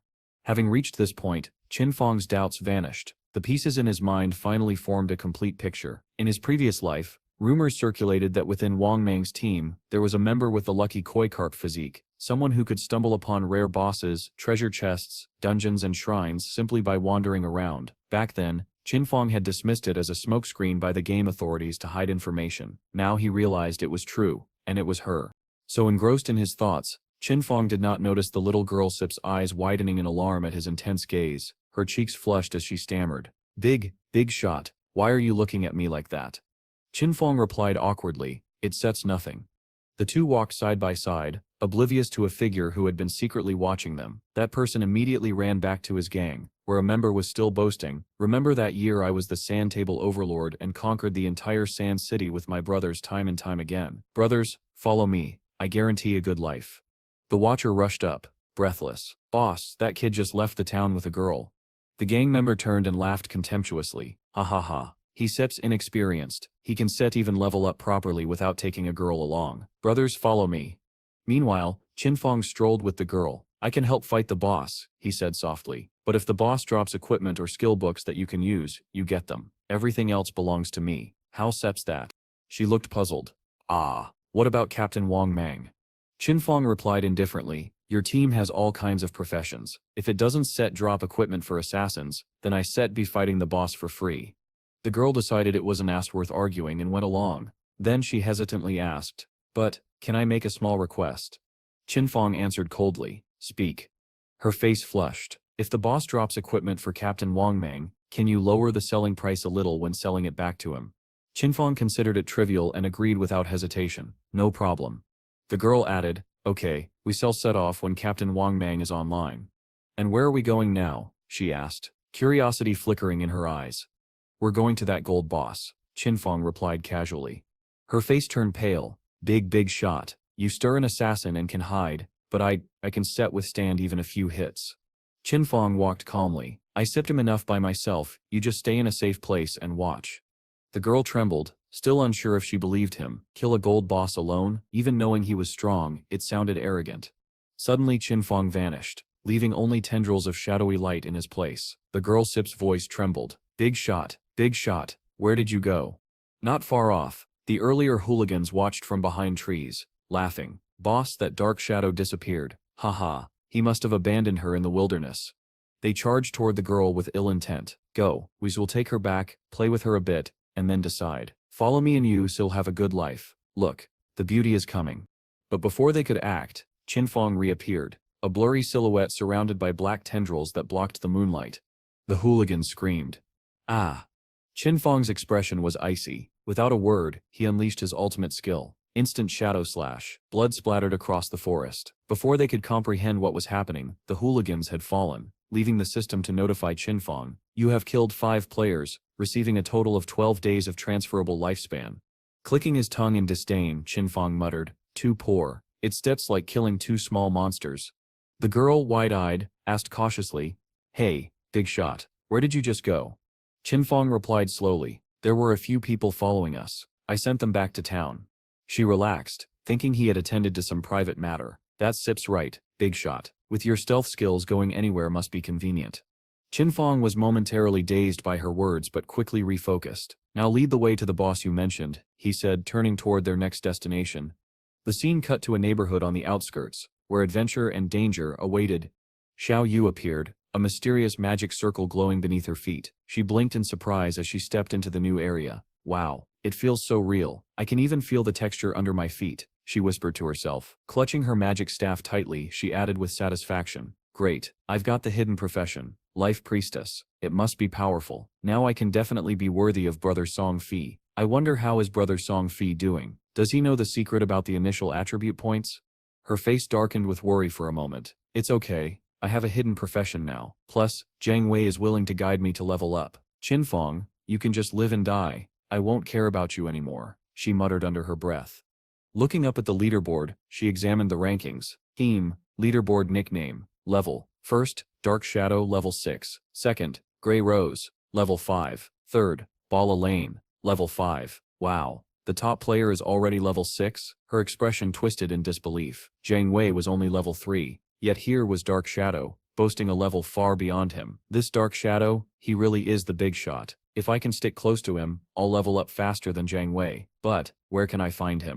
Meanwhile, Wang Mangstid's group was growing anxious. Damn it, we can set contact Su and Yao, one of them complained. Wang Mang scratched his head. We don't have much time. Does anyone have ideas? A young man sighed. Without a nanny we can sit hunt monsters properly. Another suggested, we stare not big shots like Dark Shadow. I suggest we find another helper and then reform the team. At that moment, Xiao Yu approached from behind, greeting them with a friendly smile. Hello everyone, do you need help? I'm a hidden profession, life priestess, she offered. Elsewhere, Qin Feng and Jin Li stood atop a cliff, observing the scene below. Qin Feng Sip's gaze was sharp as he spoke quietly. It really is the gold ghost ship. Turning into an aura, he instructed Jin Li, you wait here, hide well and be careful. I'll go deal with the boss. Okay, big shot. Be careful, Jin Li replied. Qin Feng descended, but before long, the system notified him. Due to the influence of the ghost ship, this area has become a turbulent zone. Lifespan consumption is multiplied by 100. Qin Feng frowned slightly. Time rate multiplied by 100, 15 minutes. Here consumes 1 day of lifespan, still manageable for a temporary area. He focused on the target. Level 5 gold ghost ship, quality special gold, remaining existence, 45 minutes, 25 seconds. He exhaled in relief. Enough time to kill it. Qin Feng's attack began. Instant shadow slash blue sword strikes appeared in rapid succession, slicing through the boss's health. 549, 549. Rushing forward, he launched Poison Dart Extreme at the ghostly bell on the bow. The ship sips his weak point. 621. Observing carefully, he considered the challenges ahead. Many players do not know the real weak point. It is the ghost bell, not the skeleton or hull. Attacking the weak point triggers control over the surrounding water, sending deadly water columns at high speed. Only agile warriors with silver-grade equipment could survive. After the area attack, the boss summons 12 rotten water ghosts, each as strong as a silver-grade boss. Every 3 minutes, additional heavenly rotten water ghosts appear, threatening a total team wipe. Qin Feng, remaining in stealth, analyzed his angle and prepared for a decisive strike. Instant shadow 123, 1052, 1201, 1033. The 12 water ghosts were eliminated in one swift move. Jin Li, observing from above, could only gape. This is the big shot. Dark Shadow, too strong, coming and going unpredictably. The boss has already lost a third of its health. Amid the chaos, Qin Feng muttered something incomprehensible. Little Hey, I am going to die later. Jin Li, flustered, asked, What? Why? Big shot, you have the upper hand. Qin Feng replied vaguely, Isn't it you who is Little Hey? Jin Li panicked. Big shot, my name is Hebulin Disi. It sounds like a dog sip's name. Qin Feng smirked. Got it, Little Hey. The sound of footsteps suddenly came to a halt. At the edge of the cliff, the leader of the group cursed under his breath.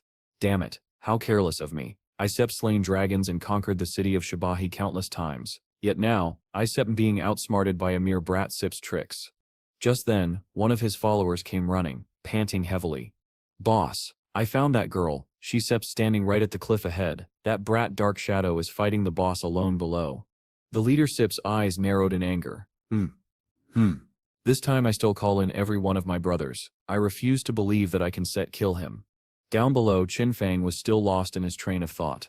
The fourth form, he muttered, rushing forward as streams of black mist coiled around his body. This one Sip's the most dangerous. On the ghost ship, the boss lifted its transmission rod high. The ship's health had dropped to half. Suddenly, it emitted a soul wave that spread across an enormous area, its shock wave freezing anything within range for 5 whole seconds. I can't dodge this one, Jin Li gasped, her face turning pale as she covered her mouth in horror. In the next instant, Shen Feng was caught by the wave. His body froze, and his thoughts were cut off completely. Then he was swallowed whole. A system message flashed before him. You have died. You have lost 326 years of non-transferable strong life. You have lost 1,087 days of transferable lifespan. On the cliff, the group burst into laughter. Ha ha ha, so this idiot was supposed to be a big shot? He really thought he could solo a gold-tier boss? What a joke. Eagerly, they rushed down toward the ghost ship. Wow, look at that. The Dark Shadow dropped such a huge lifespan orb. That Sips at least a few hundred days Sips worth. Let Sips grab it, brothers. The boss only has half its health left. Finish it off, and we still take all the loot. They laughed greedily. This dead rich fool got what he deserved. Today I shall be the dog that bites the tycoon. But as they charged in, everything went wrong. In a blink, they were hurled back to their starting point. Damn it, the leader yelled. Why is this boss so strong? How did that Dark Shadow even bring it down to half health? Is he possessed or something? Another player shouted in frustration. That's ridiculous. The moment we enter the swamp, The boss sends a huge water column that knocks us all away. There are small monsters everywhere. How are we supposed to fight like this? The leader gritted his teeth. Our losses are too heavy, but no, go back again. I refuse to believe we can take it down. Meanwhile, Qin Feng had just revived. He called out to Jin Li from afar. I set him back, Lil. Why are there so many lifespan orbs here?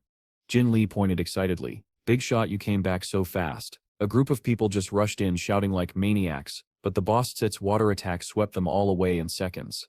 Qin Feng smirked to himself. So that Sip's what happened. They really don't know their limits. He recalled how, in his previous life, he too had suffered greatly at the hands of this same gold ghost ship. This time, however, he observed calmly from a distance, analyzing every move.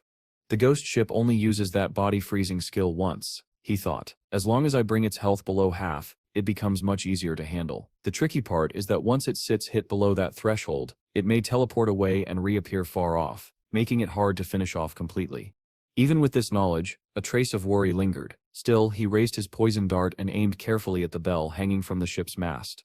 The dart struck true. The boss instantly roared in fury, locking its gaze on Qin Feng before unleashing another deadly skill. But this time, Qin Feng was ready. He ducked low, dodging the attack in one fluid motion, then surged forward with incredible speed. I've already learned the pattern of your movements, he said coldly. Instant shadow slash. High above, the group had returned to the cliff, watching the battle unfold.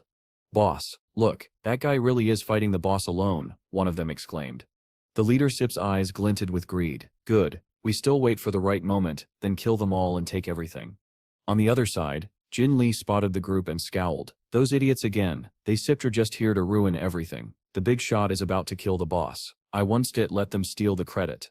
With determination, she gripped her magic scepter tightly and chanted. A massive bolt of lightning crashed down from the sky, striking the group directly.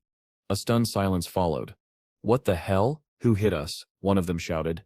It's that mage over there, another pointed out. The leadership's fury exploded. You damn little girl, you dare attack me. Kill her.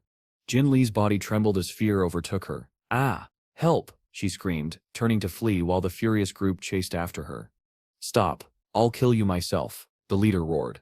From behind a nearby tree, two mysterious figures watched the chaos unfold in silence. Down below, the battle neared its end. Qin Feng, breathing heavily, whispered, finally it's almost over. This gold ghost ship may only be level 5, but soloing it is still no easy task. My damage output is too low. It took too long and drew too much attention. As he looked up, he noticed movement. A group was gathering at the cliff again, while another lingered near the swamp sip's edge. He narrowed his eyes. So they still waiting for me to finish off the boss, planning to swoop in and steal my loot. Just then, the boss let out one last ghastly wail before sinking beneath the black waters. The system message echoed in his ears.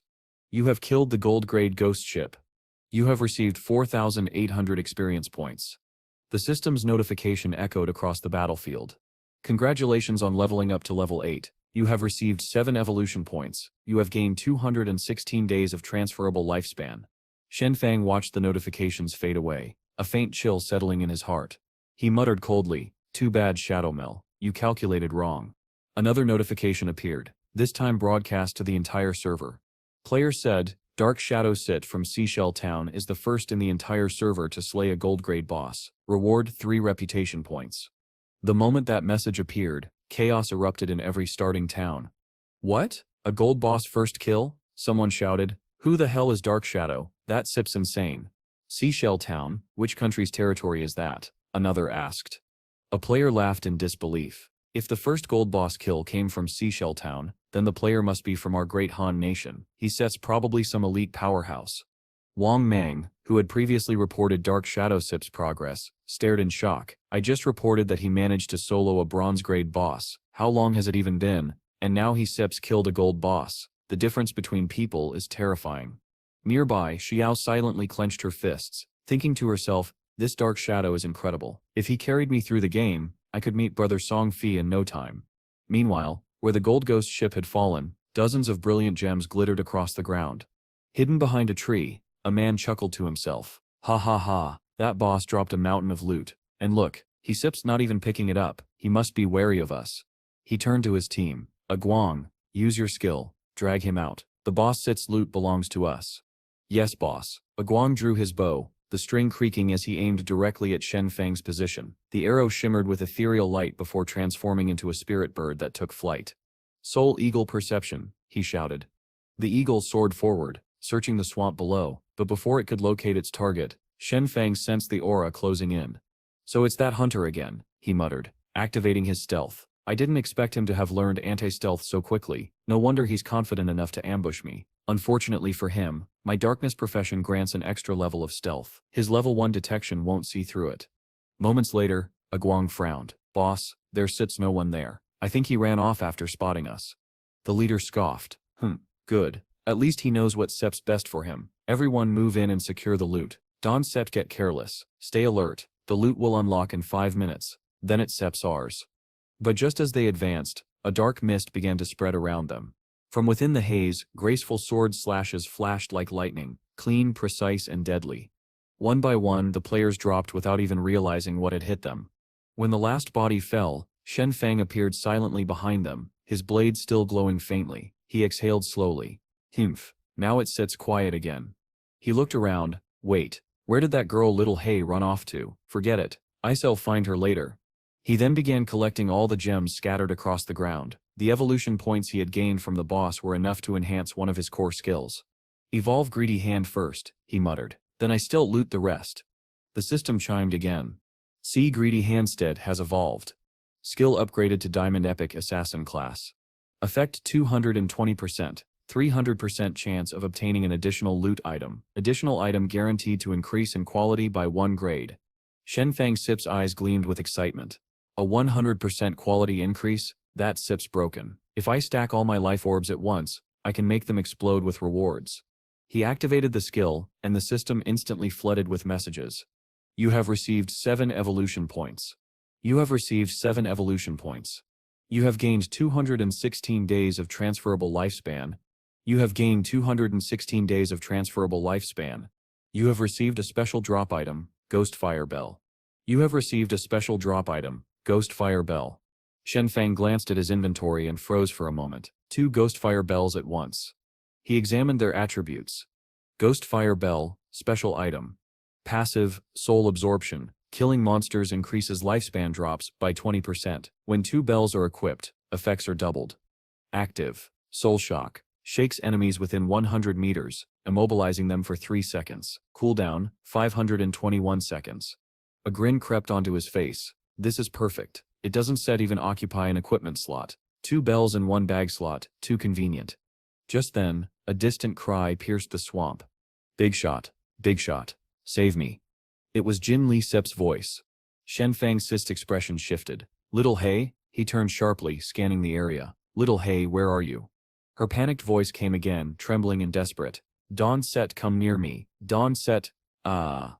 He looked toward the cliffside, where her voice echoed. The group that had survived earlier had cornered Jin Lee there. The leader sneered. Still resisting, huh? Yusef got nowhere to run. Be good and follow us. We'll make sure you enjoy it. Jin Lee turned back, glaring at them defiantly. The cliff behind her dropped into misty darkness. She smiled bitterly. You want me? Fine, come and get me. Without hesitation, she stepped back and jumped. Rain blurred her figure as she fell. The sound of her body hitting the ground below was sharp and final. The leader froze, stunned. She actually jumped. He sighed, shaking his head. This girl Sep's got a fierce temper. Moments later, Qin Feng received a message.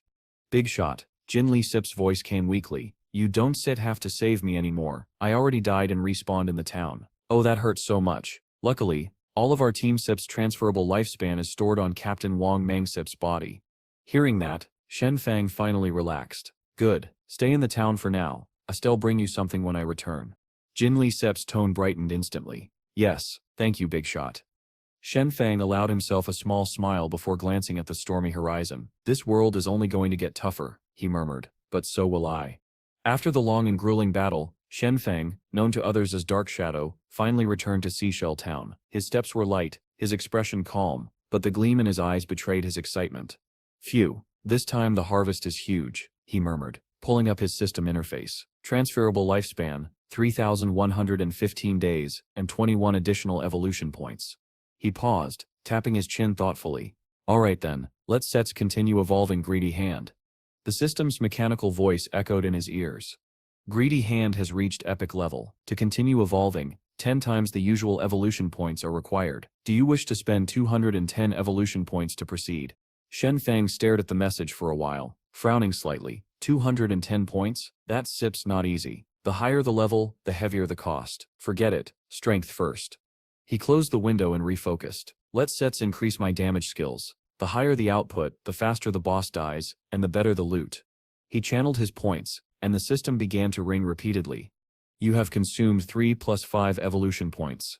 Remaining 13. Senstant Shadow Sip upgraded to Platinum tier. Emerald Diamond Rush Cyst unlocked. The new skill data scrolled before his eyes.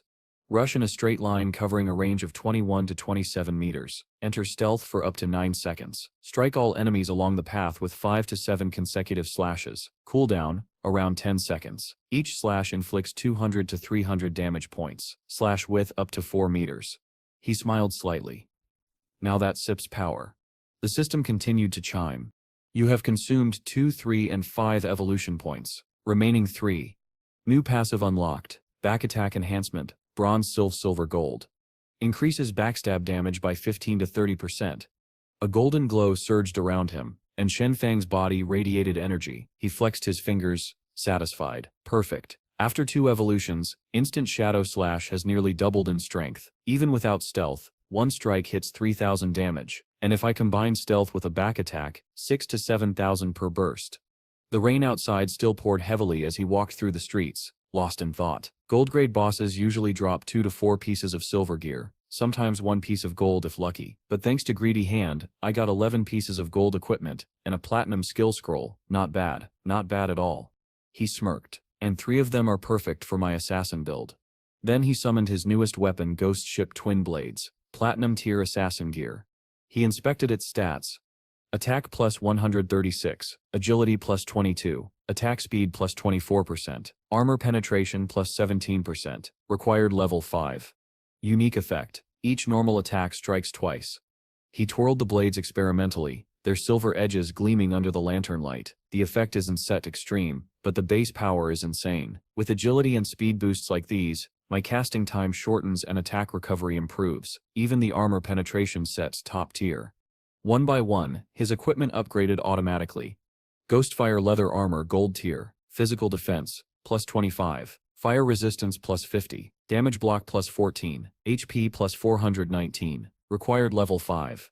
Qin Feng chuckled. I never invested in constitution when leveling. My health sep's barely 350, yet this armor alone gives me 419 extra HP. At this point, most players can set even scratch my defense. He toggled his appearance settings, making his armor vanish beneath his black assassin attire. Good. Keep my defensive gear hidden. Let them underestimate me. No one can tell my strength just by looking, unless they check the detailed game info. The final item shimmered in his hand, a skill scroll.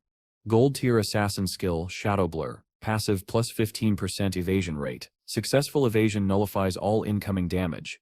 He blinked in surprise. Finally, a proper survival skill for assassins. Though in the original game, this was useless. Evasion was nearly impossible to stack. Raising it meant sacrificing other stats. A risky trade-off.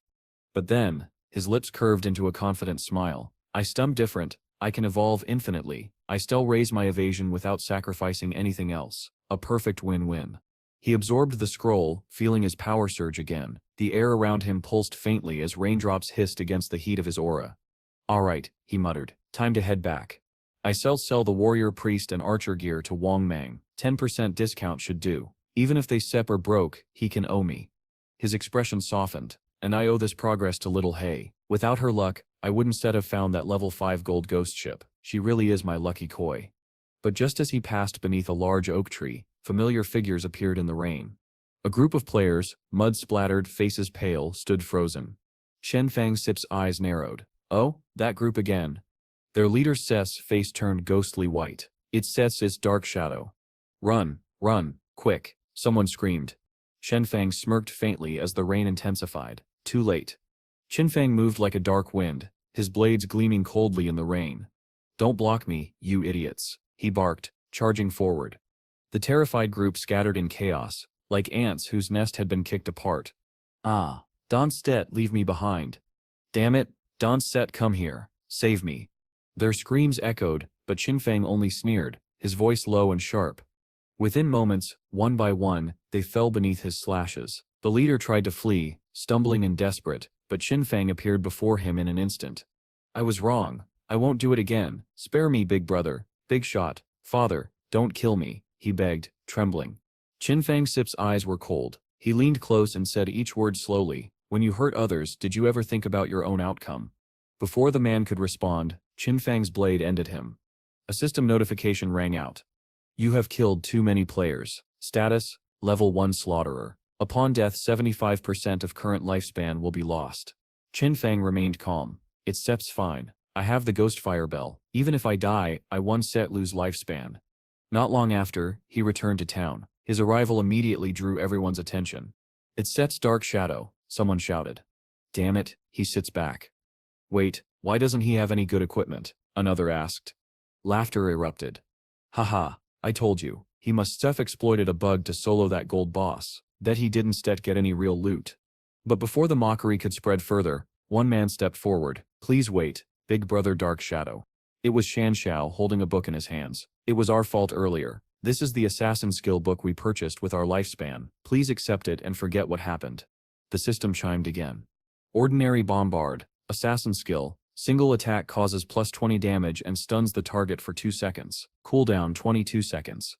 Qin Feng's eyes lit up. A control skill, he murmured, taking the book before leaving without another word. The men behind glared after him. We were killed, and now we had to give him a skill book? This is humiliating. Yeah, since when did we have to bow our heads like this? Shan Xiao raised his hand to silence them. His expression darkened. You fools don't get it. This dark shadow is leveling up far too quickly. That means he has a secret. If we find him in real life and lock him up, we can make him gather lifespan for us. The others exchanged looks, then quickly flattered him. As expected of young Master Shan, brilliant plan. He smirked. Later, have the family send a woman, make her get close to him. From his voice, he sits clearly not from the gaming circle, probably just some poor guy. Send a professional beauty. I don't believe he once fall for it. Meanwhile, Qin Feng had already reached Jin Lek. Come here, little He, he called. Time to trade. I have something for you. Jin Lek ran over, eyes sparkling. Wow, thank you, big shot, but my name Sips not little He, it Sips DYZ Jinli. She lifted her staff, excitement overflowing. Ah, this is incredible. My damage has increased several times, and my mana recovery has doubled. Big shot, I really appreciate it. Qin Feng smiled faintly. No need to thank me, just keeping my promise. Now hand me the space ring. Oh right. Jinli hurriedly returned it, then hesitated, cheeks turning red. By the way, big shot, when I was running through the forest, I found a cave. It looks like the entrance to a ruin. Are you interested? Qin Feng's eyes narrowed. A ruin, he thought quickly. First the gold ghost ship, now this. Making friends with this girl wasn't a bad move after all. If he hadn't given her those gold items, she might never have shared this secret. He muttered under his breath, sincerity brings opportunity. With the space ring now holding 27 slots, his storage was finally complete. Jinli nodded. But the captains went to pick up a new priest. They won't be back soon. Here, I've marked the ruins entrance on the map. Behind a bush there's a stone. I moved it and hid inside, but before I could go far, I heard ghosts screaming. I got scared and ran. That's when those guys caught me. Qin Feng Sef's expression sharpened. I see. I sell check the ruins now. When I return, I sell trade with Wang Mang Sef's group. Before Jinli could reply, he vanished, transforming into a streak of black wind. Big shot, she whispered, watching him disappear. As he flew through the rain, Qin Feng's mind raced. I was planning to train until level 10, but this ruin changes everything. The ruins near beginner towns come in 3 types: grave holes, cursed ruins, and shrines of faith. No matter which one it is, even the weakest monsters are bronze or silver tier. That means piles of lifespan and evolution points waiting for me. A faint smirk curved his lips. The hunt was far from over. In the dark, dense forest, a hidden door creaked open, revealing a narrow staircase descending into the underground. Qin Feng carefully stepped down each stair, his eyes adjusting to the dim light as he muttered to himself. In the beginner towns, there are mainly 3 types of ruins: grave holes, cursed ruins, and belief shrines. He moved deeper into the corridor, his footsteps echoing softly against the stone walls. Grave holes are nothing special, he whispered. They sit filled with hordes of monsters and clearing them is extremely difficult, but at the end, there sits usually a gold-grade boss waiting. Under the faint flicker of the torches, Qin Feng's tone grew quieter. The monsters in cursed ruins, They were once humans, cursed by ancient or evil gods. Some went mad, some turned into twisted ghosts after death. And as for belief shrines, they're home to devout followers of those same gods. The maps there are intricate, full of traps and secrets. Soon he stopped before an ancient stone doorway engraved with strange runes. He studied it closely, murmuring, "If you clear this kind of shrine, you can obtain rare items, sometimes even skill books." His eyes drifted to the carvings on the walls, tracing the worn patterns. "Wait, these drawings, they look familiar." His expression stiffened. "This is the belief shrine of the ancient god of judgment." As distant screams echoed through the passage, Qin Feng pressed forward. "So its origin is connected to the eye of judgment on my body," he realized grimly. Meanwhile, elsewhere in the same dungeon, thick fog rolled through another corridor. Wang Mang stood at the front, his shield raised high against a blast of force. Above them, a monstrous climber swooped down, slamming its claws into the ground. The impact sent Wang Mang flying backward.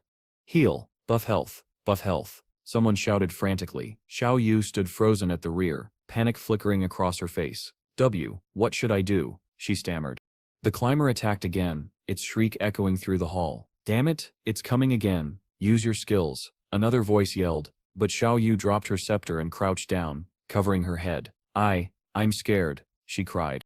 Outside, the heavy rain poured endlessly, turning the world gray. When the battle was finally over, Wang Mang's team returned to camp with grim expressions. Seeing them, Jin Li waved cheerfully. "Captain, why are you back so soon? Shadow Big Brother hasn't returned yet. Didn't you go to buy equipment?" A teammate slammed his fist against the ground in frustration. "We lost because of her. I've never met anyone so useless. She doesn't know how to dodge or use her skills," he shouted, glaring at Xiao Yu. Jin Li quickly stepped forward to defend her. "Hey, don't set be so harsh. She sets new. Everyone dies once or twice when they steps to starting out." But the angry player refused to calm down. "Dies didn't die once. She died 3 times in less than an hour," he barked. Jin Li blinked, then grinned. "Then let me join you next time. I got 2 rare drops from a top player. With me around you definitely one set die again." Wang Mang finally sighed. "Alright, enough arguing. Diz Sep's suggestion isn't set bad. With her help, things might go smoother this time. And who knows, maybe we shall even run into the dark big shot." At the back, Xiao Yu lowered her head. "Sorry, I'll try harder next time," she mumbled. But deep down, resentment simmered in her heart. "Weaklings, blaming me for everything. If it weren't for that so-called dark big shot, I wouldn't even be stuck with you fools." Back inside the shrine, Qin Feng quietly stepped through a half-broken doorway. Screams echoed through the pitch-black chamber. 2 corpses lay in the center of the hall, their mouths moving endlessly as if still alive.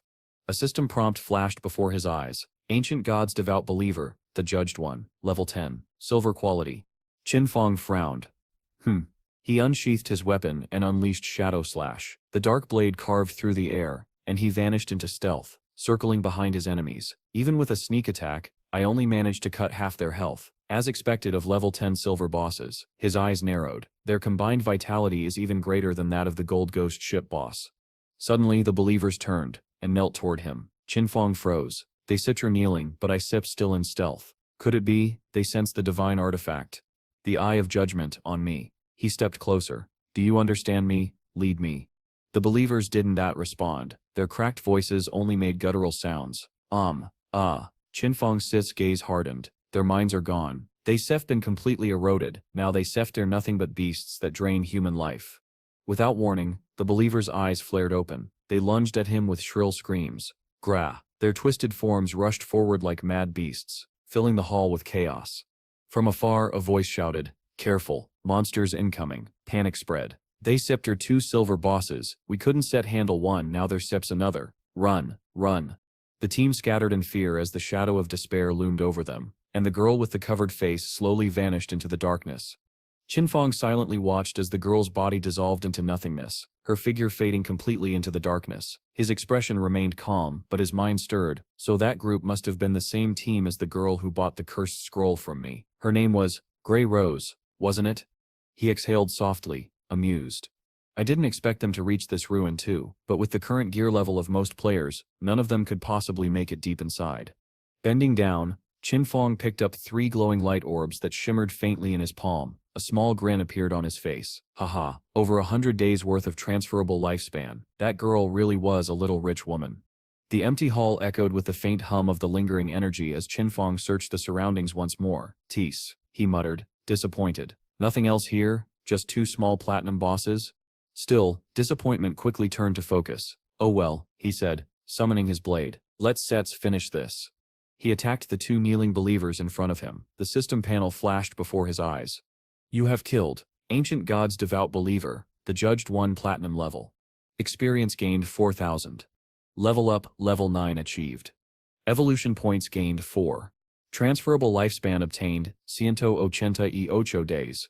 Satisfied, Qin Feng raised his hand and activated his ability, Greedy Hand. A dark aura surged outward, pulling the loot toward him. He couldn't help but smirk. The epic grade Greedy Hand skill is too powerful. 32 evolution points, 154 days of transferable lifespan, 4 gold grade items, and over 10 silver grade ones. As he sifted through the loot, one item caught his attention, a gleaming gold accessory. Item information. Name Believer Sits Chain. Type Gold Accessory Assassin System. Stats, Agility plus 15, Cooldown Speed plus 20%. Requirement, Level 8. Unique effect, summon a platinum level believer to fight by your side. Cooldown 600 seconds. Qin Feng turned the chain over in his hand, admiring its craftsmanship. Not bad at all, he muttered. With this my cooldown times drop drastically. Shadow Slash from 22.6 seconds to 19.2. Poison Dart from 4.39 to 3.75. Shadow Strike from 10.45 to 8.85. Hunting will become much faster now. He glanced through the rest of the equipment. The rest require level 8 or higher. No one else can use them yet. I store and sell them later. Suddenly, a strange rumbling echoed from behind him. Qin Feng turned sharply, alert. Before his eyes, a small stone pillar slowly rose from the ground, trembling as it locked into place. He narrowed his gaze. As I suspected, to activate the mechanism, every monster in the area had to be eliminated. He approached the pillar, carefully inspecting its carvings. Then noticing faint symbols near the base, he pressed his hand against them. Click. The stone beneath his feet shifted. A faint magic circle illuminated, and Qin Feng steadied his balance. The pillar began to sink slowly, revealing itself to be an ancient elevator. As the stone platform descended, Qin Feng watched the walls slide past in silence. When it finally stopped, he exhaled. Finally arrived. Feels like I went down at least 300 or 400 meters. Before him stretched a massive underground labyrinth, a maze of twisting tunnels and strange symbols carved into the walls. He studied the scene carefully. So there really was a hidden maze under the shrine. There's always a chance for one to appear inside ruins, but it's rare. In my previous life I explored quite a few of these. His brow furrowed. The maze will be full of traps and mechanisms. As long as someone else takes the lead, it's manageable. But alone, with my current stats, triggering a trap would be fatal. Qin Feng's grip on his chain tightened. Once I activate a mechanism, I'll almost certainly die, he muttered. Then he glanced at the golden chain hanging in his hand. The Believer Seps chain. Thankfully, I just picked up this item. Without hesitation, he extended his hand and chanted softly. A burst of dark light erupted from the chain, and moments later, a platinum-level believer appeared, silent and obedient. Go, Qin Feng ordered. Explore the road ahead. The believer staggered forward, its footsteps echoing down the corridor. Qin Feng folded his arms, watching carefully. Having a minion scout ahead really makes things easier, but I can't be careless. Better to evolve my evasion skill first. The system window appeared once more. You have consumed 1 + 2 + 3 + 5 evolution points, 24 remaining. Skill evolved, Ghost Shadow Blur, Gold's Epic. Passive effect, increases evasion by 15%, 75%, when triggered, evasion nullifies all damage. Then another prompt. You have consumed 13 evolution points, 11 remaining. Skill evolved, Instant Shadow Slash, Diamond Epic. Effect dash in one direction. Range 27, 30 meters, enter stealth for 9-12 seconds, perform 7-9 slashes along the path. Cooldown 8.8 seconds. Slash width, Vierter Januar, 5 meters. Each slash deals 300-500 damage. Qin Feng nodded thoughtfully. 75% evasion, that's already high enough. The remaining points will be perfect for pushing Instant Shadow Slash to the epic level. With his new skills ready, he smirked faintly. The maze ahead might be deadly. But now, he was more prepared than ever. Qin Feng's voice was calm but thoughtful as he analyzed the system in a low tone. From epic to legendary, the evolution cost increases tenfold. The higher the base quality of a skill, the fewer points it takes overall. So if I start with an epic level skill, I can reach the legendary, mythical, even ancient or immortal tiers much faster. He paused, running quick calculations in his mind. For example, An epic skill only needs one basic point for the first evolution, but since the target tier is legendary, that single point multiplies by 10. 1 times 10 equals 10 points. His gaze drifted toward the summoned believer ahead of him. That means if I can obtain enough epic grade skills, my path to the top will be far easier. His tone deepened, but if a skill starts from common, it requires 7 evolutions just to reach epic. Multiplying that by 10 later would demand hundreds of points. Still, this method allows me to reach epic level faster and with fewer resources, which means, in the future, every skill I possess will be at least epic. Golden light began to gather in his palm. Qin Feng murmured to himself, I still have 11 evolution points left. That's enough to enhance my initial skill, Shadow Meld. The system interface shimmered before him. You have consumed 3 plus 5 evolution points. Remaining points, 3. Skill, Shadow Meld Silver Gold. Effect Enter Stealth for 16 to 24 seconds. Normal attacks after breaking stealth deal plus 90% to plus 150% damage. Cooldown 22 seconds. He hesitated for a moment, calculating silently. With a 35% cooldown reduction, the cooldown drops to around 16.3 seconds. Still a bit long, and the post-stealth damage isn't set very high. I still definitely have to replace this skill in the future. Just then, a loud rumble shook the ground beneath his feet. His summoned believer had stepped on a hidden mechanism. The floor cracked, and a massive boulder came crashing down from above. Qin Feng immediately retreated several steps, watching as his believer was crushed beneath the weight. The summon is gone, he muttered. I shall wait for the cooldown and call another. This maze is tricky, full of danger. I shall just have to proceed carefully. Hopefully there's something worthwhile deeper inside. Meanwhile, above the shrine, silence blanketed the ruined hall. The faint light filtering through cracks in the ceiling illuminated the cold stone floor. A scout peeked cautiously through the crevice of a heavy door. After a moment he whispered, Captain, confirmed. The 2 monsters they disappeared. What? Gasped a female mage, gripping her staff tightly. Even the lifespan is gone? Someone must have killed them and taken the loot. Another member quickly added, whoever can take down 2 platinum-level bosses that fast. It can only be the Dark Big Shot. The woman frowned deeply, so he's been here too. That means the dropped lifespan went to him. She snorted softly. Well, at least we didn't have to die again. But her expression shifted, recalling something. When I arrived earlier, I thought I saw a figure talking to the monsters. That must been Dark Shadow. Could it be? He has a skill that lets him charm bosses. His strength is terrifying. Back in the depths of the maze, Qin Feng's newly summoned believer was suddenly struck by a poisoned arrow and collapsed. Standing before a massive iron gate, Qin Feng exhaled. I've been exploring for 3 hours. This must be the end point of the maze. He remembered his past life, the endless runs through similar ruins. To reach this far back then, players had to die dozens, even hundreds of times. He raised his hand once more, summoning his platinum believer. The entity appeared again, pale and obedient. Go. Open the door, Qin Feng commanded. The believer staggered forward and slammed its body against the stone gate. It groaned, pushing with all its might, but the door wouldn't budge. Qin Feng frowned. Strange, locked. He stepped forward, pressing his palm against the cold surface. Rumble. The massive door creaked open, sending a cloud of ancient dust into the air. A chilling gust swept through the corridor. The believer entered first. Qin Feng followed cautiously, his hand near his weapon, eyes sharp. At the center of the dim chamber stood a large treasure chest, covered entirely in jagged thorns. Qin Feng's curiosity flickered. A chest covered in thorns, is it sealed? His eyes moved to a faint figure beside it, an unconscious girl, an NPC. He examined her carefully, but found nothing in her system description. This is the first time I've encountered such a mysterious NPC. Before he could think further, the girl's lips moved. She murmured an incantation in an ancient tongue. Golden light swirled around her body, and then, she vanished. What? Disappeared? Qin Feng whispered, eyes narrowing. As the last shimmer faded, the thorns binding the chest began to wither and crumble away. One by one they dissolved into the air, leaving the golden chest untouched. Qin Feng looked at it with a deep, cautious gaze. I can see her data, but she must be connected to the Eye of Judgment.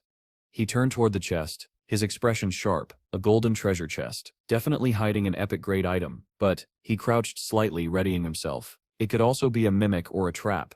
He pointed toward his believer. Open it. The believer trembled but obeyed, slowly lifting the lid. Flash. A brilliant golden light filled the room. Qin Feng squinted, his eyes widening slightly as he saw the object within. His voice trembled. This is... Hovering in the golden glow was a skill book. radiating immense power. Assassin's Divine Skill, Hidden Death Release, Epic Level. Passive Effect, Weak Point Damage, plus 100%. Weak Point Multiplier doubled. For a brief moment, even Qin Feng, the calm calculating hunter, was struck silent. He could feel it in his bones. This wasn't just another drop, this was a turning point. The skill book shone with a faint golden light as Qin Feng's eyes scanned its contents. Cutthroat, he muttered softly. It was an active skill that caused the next attack to inflict continuous bleeding, dealing 100% of that attack's damage every second, for 3 seconds. The cooldown time was 60 seconds. After reading the description carefully, Qin Feng frowned slightly. The passive effect expands the monster SIP's weakness range by double, he analyzed, and the active skill, Cutthroat, that SIP's even more terrifying. He continued, calculating in his mind. If my next attack deals 300 damage, activating this skill will cause the enemy to take an additional 300 damage every second, for 3 seconds. That SIP's a total of 1200 damage, 3 times more than usual. A glint of satisfaction crossed his eyes.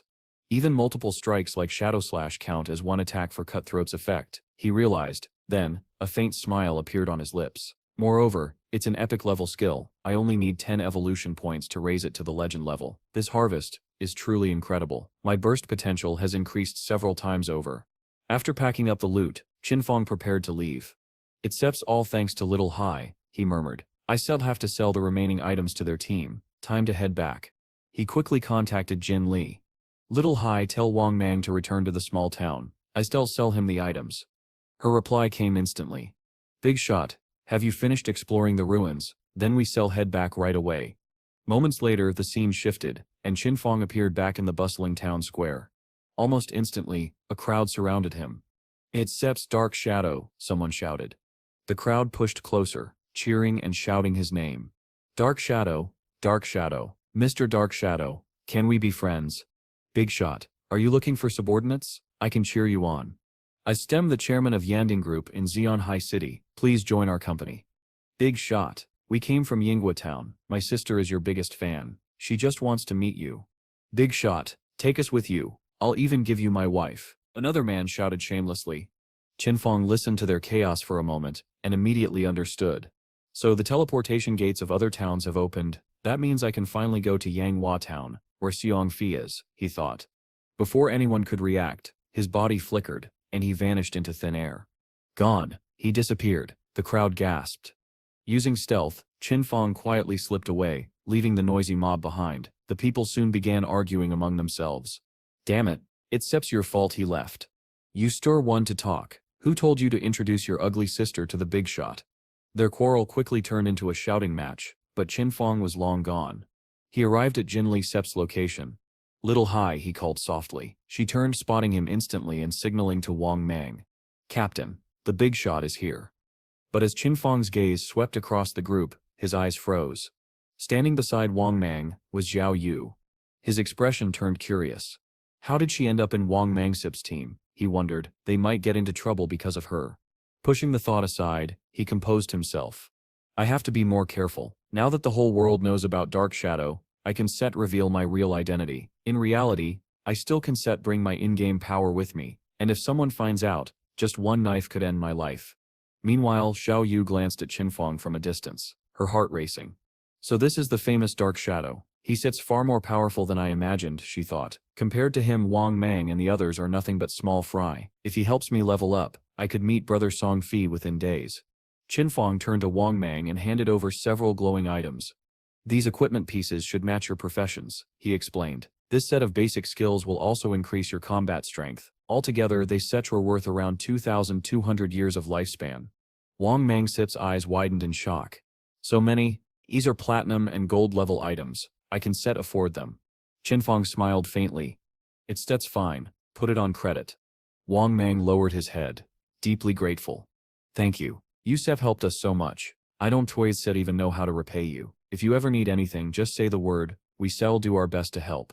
Soon after, the team began sharing the items among themselves. The soldier beside Wang Mang exclaimed in excitement. Oh my god, Dark Shadow Big Shot is too generous. I'm using gold equipment already. Another added. My damage tripled after equipping the new skills, and he even let us owe him. He truly trusts us. Just then, Wang Mang hesitated. Wait, Why isn't there any equipment for the priest? Zhao Yusep's expression fell. Eh? She blinked in surprise, while another teammate snickered. Chech, so what if there isn't stet? She sips lucky enough to tag along for free. Feeling awkward, Xiao Yu approached Qin Feng. Hello Big Shot, I stem the priest in Wang Mangsip's team. May I ask, do you have any gear for me? Suddenly, a notification window appeared before her. C player Xiao Yu NHA wants to befriend you. Set. She froze, startled, but before she could react, Qin Feng glanced at her once, and vanished once again. Where did he go? She whispered, confused. From behind Wang Mang's side. He probably didn't find any priest equipment this time. The soldier from Wang Mangsip's team sneered coldly. Humph, I'm sure he's just too lazy to answer her, he muttered. Jin Li, standing nearby, giggled. The type of person like Dark Shadow, who appears like a dragon showing its head but never its tail, really is cool. Meanwhile, Qin Feng had already left. His thoughts ran quietly as he walked. In my inventory there's a gold scepter for a priest, and even a gold-level skill book, he sighed inwardly, but how could someone like Xiao Yu deserve such precious things? As he moved through the streets, he began to calculate carefully. As my level rises, I'll collect more and more unused equipment and skills. Selling them one by one wastes too much time. Wang Mang's backer is the government. They'll always need gear like this. I can't let Xiao Yu ruin that cooperation. A determined glint crossed his eyes. It seems I'll have to find a proper priest for Wang Mang's team, and then remove her. He took a deep breath. I have to find Xiao quickly, he murmured to himself. Qin Feng's mind drifted to his memories of his previous life. Jiyu Yi Shui, one of the managers of the Zansen Guild, she possessed the hidden priest profession, White Bird Divine Officer, a healer who could also boost buffs and even solo epic-level bosses. She had been one of his most powerful teammates. In comparison, he thought bitterly, Xiao Yu is nothing but dead weight.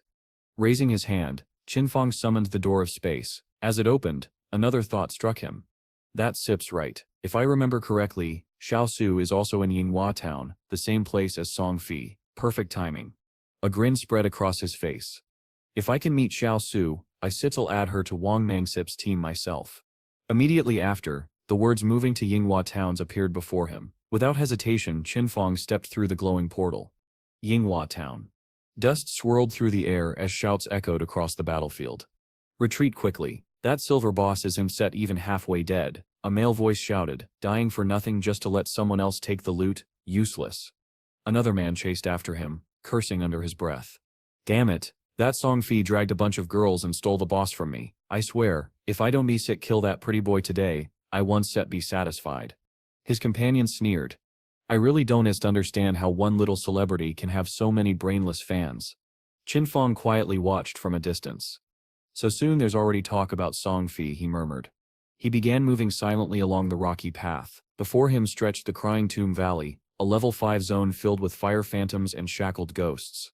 From behind the cliffs, the sounds of battle echoed. Go on, you dare to hit me, go die, someone shouted. A fiery explosion lit up the sky. A fire phantom, its body wreathed in burning chains, clashed against a large group of players. Dodge, quickly dodge, voices cried out in panic. Qin Feng Sip's eyes narrowed. A two-headed fire phantom, a silver boss, but the battlefield looks chaotic. He scanned the scene, dozens of players fighting, spells exploding and blades flashing. Among the chaos, his gaze locked on a single figure. Song Fi, he whispered. Recognition flickered across his face. The opposing team shouted angrily, blood boiling. Song Fi, last time you sneak attacked me and stole my lifespan. Another roared. You think you stare safe hiding behind that mage girl? They've got a spell that restrains magic users. Die. Before he could finish his sentence, a staff slammed down on his head. Don't even think about harming him, a girl from Song Fi's group shouted fiercely. The attacker stumbled back, dazed. Qin Feng watched from the side, silently digging through the memories of his past life. Song Fi, the reversal magic god, profession mage. In his previous life, Song Fi had lured countless female fans into choosing the mage profession. He collected all the best equipment and skills for himself, leveling up at a terrifying pace. But that team of mages was unstable. His so-called fans had divided their stat points in strange ways. Some went all in on spirit, becoming fragile glass cannon mages. Others focused on agility, turning into swift harassers. A few poured everything into physique, creating so-called tank mages. Qin Feng even remembered the oddest ones, those who added all their points to strength, turning into combat mages who physically beat enemies with their staffs. Back then, Song Fi's team was unstoppable. They stole lifespan from everyone they met, crushing all opposition. But as time passed, those same female fans began to fall, one after another. When that happened, Song Fi had turned it into a performance. "Girls, you've all worked so hard," he said in a sorrowful tone. "It breaks my heart to see you suffer. I just want peace, a world without violence." The girls, moved by his act, shouted in unison, "Brother Fi, you steer the one who works hardest. Sisters, let's kill this monster for him. Don't let anything hurt our brother Fi." Together, they destroyed the fire phantom, cheering, "Arrogant monster, Song Fi becomes king." Their voices echoed through the valley, shouting their devotion. From the beginning to the end, only for Song Fi, "Brother, fly slowly, we said'll always be with you." But just as their celebration reached its peak, the monster roared one final time and lunged toward Song Fi. At that moment, a pink-haired girl rushed forward and threw herself in front of him, blocking the fatal blow. The pink-haired girl Sip's body began to fade away, her form dissolving into particles of light. Even as her existence slipped away, she smiled faintly and whispered with her last breath, "Brother Fi, always crazy about you." Her words struck the others like a spark. The remaining girls gritted their teeth, their eyes blazing with determination. "Sisters, let's increase our strength. As long as we kill this ugly monster, Brother Fi will rise to the top of the rankings. We must surpass that so-called said dark shadow." In unison, the crowd shouted, "Break the world. Set the scene. We vow to stand shoulder to shoulder with Brother Fei." Lightning tore across the sky and struck down toward the fire phantom. Behind them, Song Fi hid among his group of devoted fans, a sneer curling on his lips. "Finally, about to die," he muttered. "A silver-grade boss is already this hard to kill. Who could ever solo a gold-grade boss? That dark shadow must have used a bug." Frustration twisted his face. "I have so many people helping me, and I Sip am only level 7, but that damn dark shadow Sip's already level 9. Fine. Once I kill this boss and reach level 8, I shall surpass him. Then I shall become the true leader of this game." But before he could celebrate, a large hand suddenly covered his mouth from behind. In a blur, a blade flashed. Qin Feng stood there, his eyes cold as frost. Instant shadow slash. A crimson arc swept through the air, and blood sprayed across the battlefield. Song Fi's eyes widened, his body collapsing as a stream of blood poured from his throat. For a moment, silence. Then the crowd erupted into panic. "Brother Fi," the girls screamed in disbelief, but Qin Feng had already moved, his figure flickering like a ghost as he struck down the others one after another. Then the system notifications began to ring. "You have killed two-headed fire phantom. Reward 1500 EXP. You have killed player Reversal Magic God. You have killed player Song Fi Meow Meow. You have killed player Fi Forever. You have killed player Little Fi." The damage numbers flashed violently. 1985, 1990, 2400, 2400, 1879. The onlookers froze.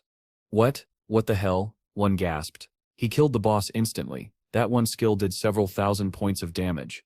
Another stammered, "My damage barely crosses 100, his is 10 times that. Who is this assassin?" Someone finally whispered the name everyone feared. "It Seps him, it must be Dark Shadow. Big Shot, the first person in the world to solo kill a gold-grade boss." The leader of a soldier group quickly shouted, "Everyone fall back, leave the boss set's loot to the Big Shot." Others eagerly echoed, "That Sip's right. Dark Shadow only killed Song Fi and his group. They had it coming. It's Sip's justice." A wave of praise followed. "Big Shot is the best. Keep it up, Dark Shadow. We love you, Big Shot." Qin Feng glanced at them irritably, his tone cold. They Sip, you're just afraid I Sip'll kill them next. In my past life, this same crowd would Sev attacked me already." Back in town, the system rang again. "You have been killed by Dark Shadow. You have lost 1106 days of transferable lifespan. You have lost 18 years and 113 days of non-transferable lifespan." Song Fi stared blankly at the screen. "What? I died? Dark Shadow killed me?" Anger twisted his face. "Why did that bastard come to my town? There are hundreds of towns in Zhanghai City. Why mine?" His female fans began respawning one by one, equally confused. "Why are we dead?" one cried. "Why is Brother Fi gone too?" Another pointed at the death log. "It's Stet's Dark Shadow. He killed us all." Song Fi clenched his fists. He must Sip wanted the silver boss for himself. Despicable. He ambushed me when I wasn't set even paying attention. Just then, a girl stepped forward eagerly. "Brother Song Fi, can I join your team? I am a shooter. I have a skill, Eagle Eye. It can detect stealth. Before Song Fi could respond, two of his female fans jumped in front of her. Get lost. Brother Song Fi already said we only need mages. Your monster killing efficiency is too low. The shooter girl trembled. Song Fi raised a hand to stop them, his voice dripping with false kindness. Although I said that before, I still believe that love can make up for anything. He took the girl's hand and looked into her eyes. I can feel your passion. Even if you're a shooter, it's fine. Come with us. Let's grow together. Tears welled in her eyes. Brother Fi, I love you. The other girls immediately followed suit. Brother Fi, I stemp an assassin. I can use stealth too. I still make that dark shadow pay. Brother Fei, I know an area control spell. I can freeze him. Song Fi smiled warmly and opened his arms. Everyone, we are one big family. As long as you want to join, you are welcome. Come, let's sets stay united forever. The crowd screamed with joy. Brother Fi is so gentle. Following him, I shall never regret it. Soon, the chants began. Dark Shadow is just a cowardly assassin using sneak attacks. He dared to harm Brother Fi. We must make him pay. We shall control him so Brother Fi can kill him himself. Avenge Brother Fi. Kill Dark Shadow. The noise swelled, echoing through the town. Avenge Brother Fi. Kill Dark Shadow. And so a storm was brewing again, one that Qin Feng Dark Shadow himself would soon crush under his blade. Two soldiers watched from a distance as chaos unfolded in the town. One of them frowned curiously. What seps all that noise? What seps that celebrity trying to do again? The other snorted. You don't set no? That guy was killed earlier by someone and just respawned. Serves him right. The first soldier looked shocked. What? But he has so many female fans protecting him. How could anyone kill him? His companion smirked. The one who killed him was Dark Shadow. What do you say now? The first soldier Sep's eyes widened. Damn, Dark Shadow Sep's the top player. But he really dared to provoke that lunatic? I swear those girls following Song Fi are all mentally unstable. Meanwhile, Song Fi stood proudly surrounded by his adoring fans. He basked in their attention, raising his chin with arrogance. Good, let them all watch. Once I deal with that Dark Shadow, everyone will know who truly reigns supreme. Even if he's strong, what can an assassin do? They're all trash compared to a noble mage like me. Across the battlefield, Qin Feng quietly collected loot and evolution points. System notification. You have received 16 evolution points, 217 days of transferable lifespan, silver loot carts 6, and gold loot carts 1. Qin Feng immediately opened his skill panel and began upgrading. The system continued. You have spent 10 evolution points, remaining 9 points. Skill evolved, Mercy Relief, Epit Legend. Passive effect, attack weakness 100%. Active effect, the next attack creates a throat cut effect, dealing 150% damage per second for 3 seconds. Cooldown, 25 seconds. Qin Feng studied the text carefully. So this evolution doubles my ability to exploit enemy weaknesses. Almost the entire enemy body becomes a weak point. If my instant shadow slash hits that spot, the damage will multiply several times over. The cooldown's shorter too, 25 seconds instead of 30. I can probably kill a gold level boss now. He analyzed further. From epic to legend costs 10 points. But to go from legend to myth, that'll need 200. The cost scales 100-fold. If that's the pattern, then evolving my greedy hand to the next tier will need over 200 points, and 3,400 more to go beyond that. He nodded to himself. Still, I've got 9 points left, might as well use them. System prompt, you have spent 8 evolution points, remaining 1. Skill evolved, back attack enhancement, gold platinum. Effect when attacking from behind, damage increases from 30%. A faint smile formed on his lips as he closed the system panel. A silver boss, a pile of players over 1,400 days of transferable lifespan gained. Not bad. Time to head home. But just as he turned to leave, something cold pressed against his throat. A knife. A woman's trembling voice shouted from behind him. Go die, Dark Shadow. Qin Feng reacted instantly, his eyes narrowed, body twisting as he dodged the fatal strike. The blade missed by inches. The girl froze, eyes wide. Why did it instead it hit? She stammered, panic flooding her face before she turned to run. Damn it, he's using stealth. High above the cliffs, Song Fi's fan group gathered with weapons drawn. Go die, you disgusting Dark Shadow. One of them screamed. We still avenge brother Song Fi. Seeing them swarm, Qin Feng disappeared into stealth once again. But the archer girl sneered. Useless trick. My eagle eye can detect stealth. She knocked an arrow and fired rapidly. A glimmer flashed in the mist. There. He steps right there, she shouted. The group unleashed everything they had. Everyone, use your strongest skills. Don't sit stop until he steps dead. Thousands of glowing arrows filled the sky, raining down mercilessly. A scream cut through the air. Wait, it steps me. An enormous explosion erupted, shaking the ground. Dust and smoke filled the canyon. The archer blinked in shock. Oops. Another girl shrugged. No big deal, she wasn't stat a mage anyway, probably didn't stat even like Brother Fee that much. Consider this retribution. Fine, hurry up and release the hawk again. Find Dark Shadow. Understood. Not far away, Qin Feng stood in silence, holding a small bell that shimmered faintly in his hand. Item, Ghost Spirit Bell. Effect shocks all enemies within 100 meters for 3 seconds. Cooldown, 65 seconds. He flicked the bell lightly. Clink. A wave of eerie energy pulsed out. The group of girls immediately froze in place, eyes wide, bodies stiff like statues. Black mist swirled around Qin Feng's feet. He drew his blade. Instant shadow slash. The next moment, the air was filled with the sound of steel cutting through flesh, swift, silent and merciless.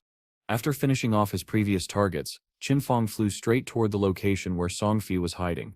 At that moment, Songfi was trembling as he stared at the group of female fans nearby.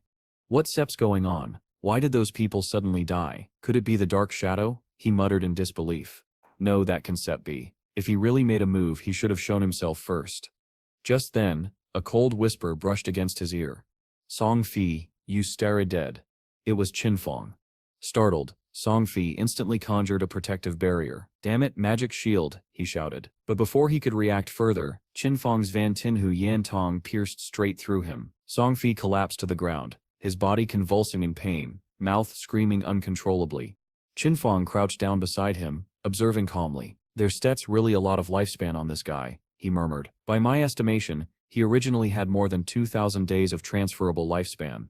Then a realization struck him. He looked toward the women nearby. Wait, these girls don't have much lifespan left. Could it be all of their lifespan was transferred to Songfi?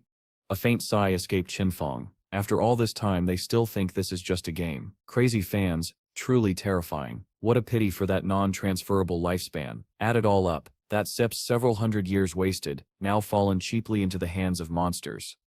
Meanwhile, back in town, Sunfi collapsed to the ground in exhaustion. Damn it, I only have 500 days of transferable lifespan left. That damn Dark Shadow, he cursed. One of his companions asked desperately, didn't you use the search skill, why couldn't you find him? A female fan answered tearfully, I did, but I only found our assassin sisters. Another doubted, I checked my attribute panel, it shows the stealth level, maybe Dark Shadow Sip's stealth level is higher than ours. Yet another nodded quickly, that Sip's right, my Eagle Eye skill is only level 1, if the enemy Sip's stealth is level 2 or above, I can detect them.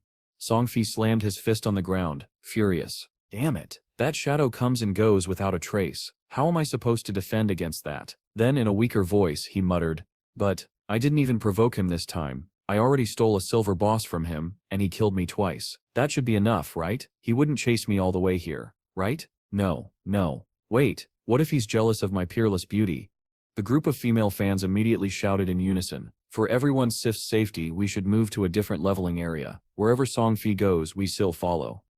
Moments later, Qin Feng arrived back in town, scanning the area. Strange, where did Songfi's group go? Did they switch towns or log out?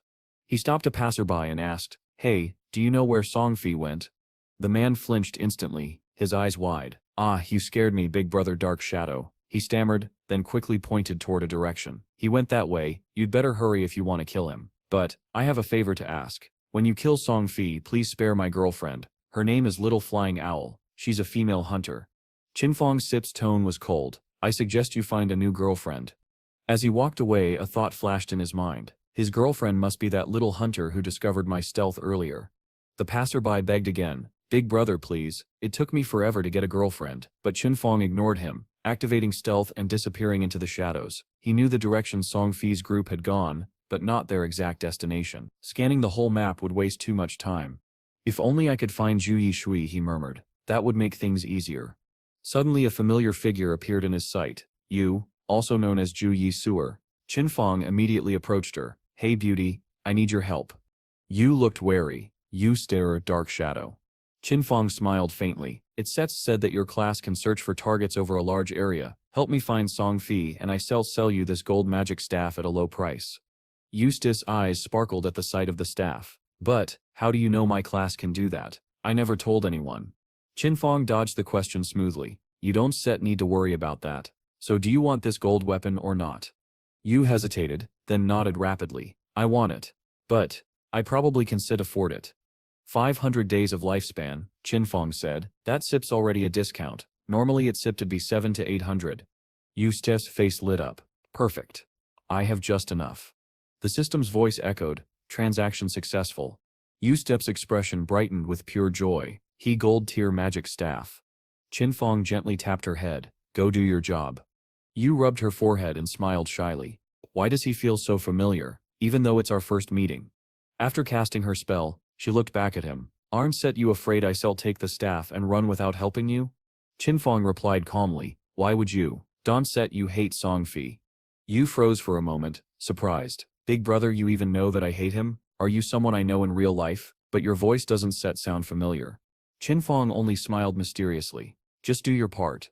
Yu didn't press further. She released her scouting bird which soared high into the sky. After a few moments, her eyes lit up. I found him, she exclaimed. The coordinates are 3,866, 9,527. But hurry, by the time you get there, they might have already moved. Her owl circled back and landed, its sharp cry echoing the message. Song Fi had been found. Qin Feng hurried along the route the bird had given, and left a message for Yishu. Add me as a friend, she must report every time their position changed. Yishu hesitated for a moment. How long must I follow them? She asked. If it takes too long, forget it. Qin Feng replied briefly, just a moment, and then vanished deeper into the forest.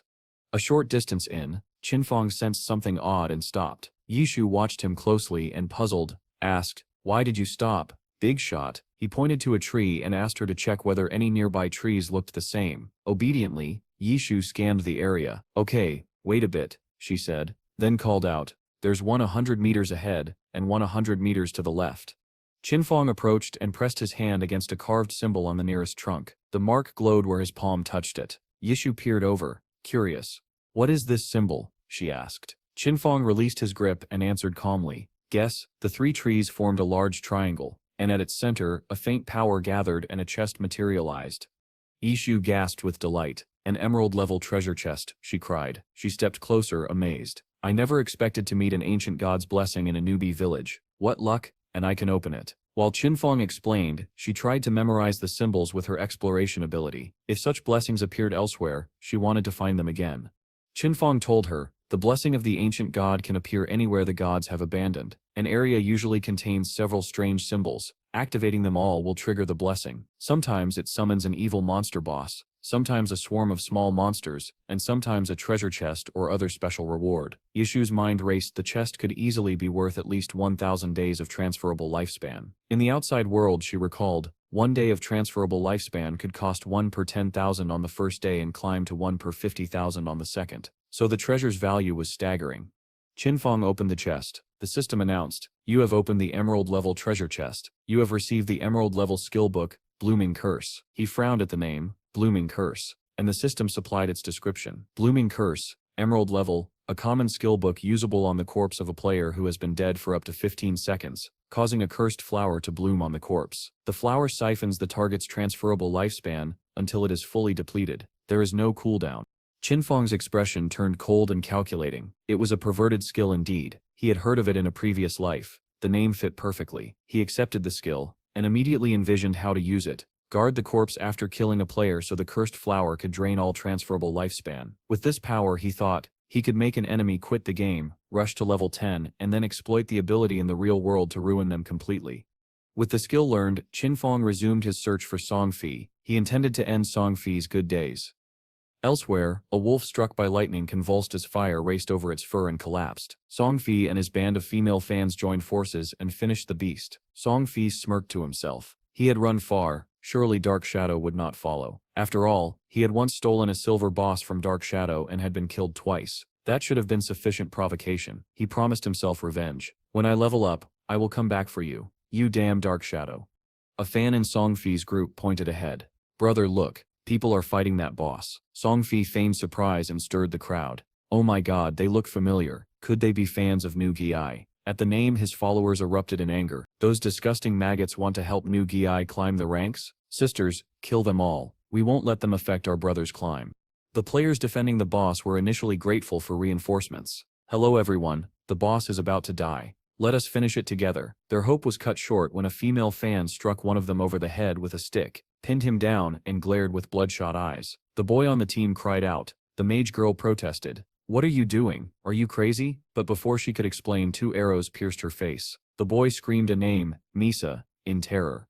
The female fans shouted battle cries as they descended on the boss and the opposing players. Wear the golden robe, accompany with Fi, sweep away the bulls, unify the 4 directions. They attacked with slogans and fervor, chanting lines that spoke of domination, loyalty, and eternal devotion to their leader. The skirmish turned ugly as zeal and envy overtook the battlefield, and the idea of fair competition vanished beneath mob fury. The monster was beaten to a pulp by Song Fi-sit's group of frenzied female fans, and together they shouted proudly, "It's Seps all because of Brother Fi." Song Fi smirked, putting on his most charming tone. Oh my god, thank you everyone. My dear family, I was almost harmed by those new fans. I didn't expect them to be so vicious. The women, touched by his words, replied in unison, no need to thank us. Across the south, across the north, our hearts will always follow Song Fi. But above them, from the treetops, Qin Feng silently watched everything. His gaze was cold, sharp as a blade. In an instant, he vanished. Moments later, the ground trembled, and a panicked scream tore through the clearing. Song Fi, one of the girls shouted. Song Fi turned pale. Before he could react, a whisper brushed his ear. Dead. Qin Feng's voice was the last thing he heard. In the next second, Song Fi's head was cleaved apart, once again killed by dark shadow. The female fans froze, their eyes wide in disbelief. Brother, they cried in terror. Qin Feng's faint silhouette shimmered into view, and before they could flee, he activated his newly obtained skill, Blooming Curse. From Song Fi's neck sprouted a blood-red flower, its petals glistening like fresh wounds. The women gasped, their mouths agape. What? What is that? Song Fi's body twisted in agony as crimson light engulfed him. His veins bulged, his face turned scarlet. That damn dark shadow. Are you crazy? Why are you always after me? He shouted through gritted teeth. Is it because I have too many girls around me? Are you jealous? He collapsed to his knees, rage and fear consuming him. Damn it, he followed me all the way to Yinghua Town. Could it be, the girl he likes is one of my fans? Then came the cold mechanical chime of the system. Says transferable lifespan, decreasing 400, 390, 380, 370. Song Fiest's eyes widened. What the hell? I don't even have 400 days left, and it's still dropping? What's going on? Is this the penalty for dying too many times? His followers were equally horrified. One of them, a fat man with a quacking voice, ran up, shouting frantically, Brother, you sir done for. That dark shadow just released some kind of skill. There's a blood-red flower growing on your corpse. It's sucking something out of you. Song Fi's face drained of color. What? That flower, it's draining my lifespan. He screamed. The system continued updating mercilessly. Said 350, 340, 330. Log out now. Song Fi shouted desperately. If we die again, we lose everything. Log out now. We regroup, get our best gear, and then crush him. The remaining fans followed his command, their cries echoing, follow Brother Fi, never retreat. As the last of their figures vanished, Song Fi's final thought burned with hatred. Dark Shadow, you wait. This isn't over. I've trained for 2.5 years to reach this point. You think you can beat me? I'll drown you with money if I have to. Under the blood-red sunset, Qin Feng stood calmly amid the scattered corpses. Around him, crimson spider lilies bloomed where players had fallen. The system flickered with warnings. Due to excessive player killing, your murderer level has increased to Tier 4. Upon death you will lose 96.875% of your current lifespan. But Qin Feng didn't care. I still have more than 1,000 days left, he muttered. It's nothing. He glanced down at the wilted bodies. Songfest's group killed plenty of monsters, but now, I can absorb any more. They must logged out. Just then, a white bird with luminous feathers descended gracefully from above. It stopped mid-air, watching him intently. The creature shimmered and transformed into Yishu. So you really are the dark shadow at the top of the leaderboard, she said softly. You terrifying. Qin Feng recognized her instantly. Yishu, he called, did Song Fi log out? She nodded. That Sip's right. He and all his fans are gone. Qin Feng crossed his arms. Good. From now on, keep an eye out for me. Let me know the moment he logs back in. Yes, big shot. Yishu agreed, then tilted her head. So, can I go now? Wait, Qin Feng said, reaching into his inventory. I have something for you. He pulled out a glowing skill book, the gold-level Holy Sword of Judgment. It's SEPs for the priest system. Do you want it? Her eyes lit up, excitement sparkling in them. Want it? Of course I want it. Qin Feng smiled faintly. Then wait for me in town. I'll meet you there. She nodded eagerly. Yes, I'll wait. Before leaving, he added, this skill is worth 500 days of lifespan, but if you agree to one condition, I'll give it to you for half the price. Yishu froze and stepped back quickly. Enough, big shot. I stemp warning you. I stemp not selling my body. Qin Feng blinked, momentarily thrown off, then scowled. What are you thinking? I just want you to join my team, as a long-term healer. Her face turned crimson. Oh, that sips all? He smirked slightly. That sips all.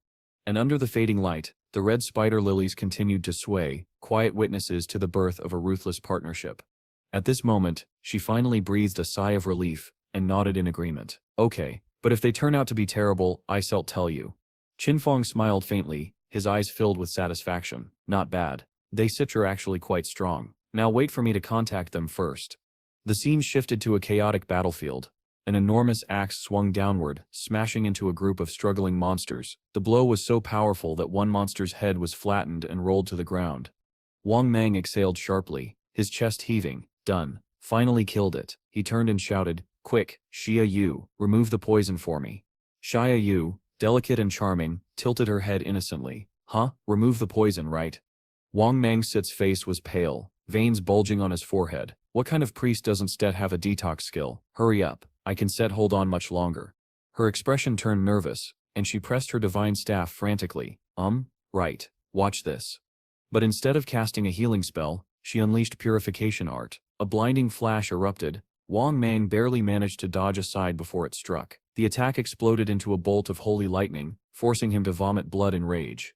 Zhao Yu's face turned red as she stammered. Oops, sorry, I pressed the wrong skill. Moments later, Wang Mang's strength gave out. He collapsed to the ground as his teammates shouted in panic, Captain! Back in town, Wang Mang's expression was dark with frustration. There was only one thought in his mind. He had to replace this incompetent buffer, but finding a hidden class healer wasn't easy. Most of the skilled players were already recruited by other top teams.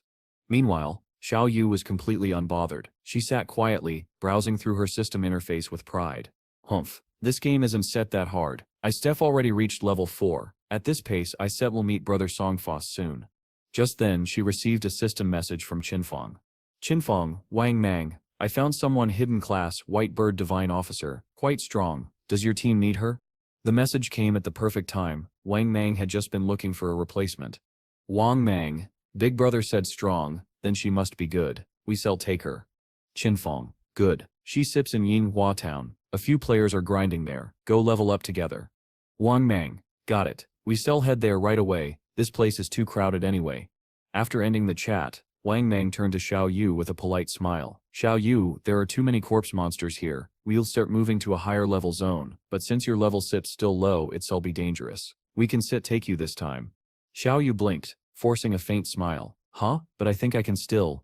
Before she could finish, the group exchanged glances and rushed off without another word.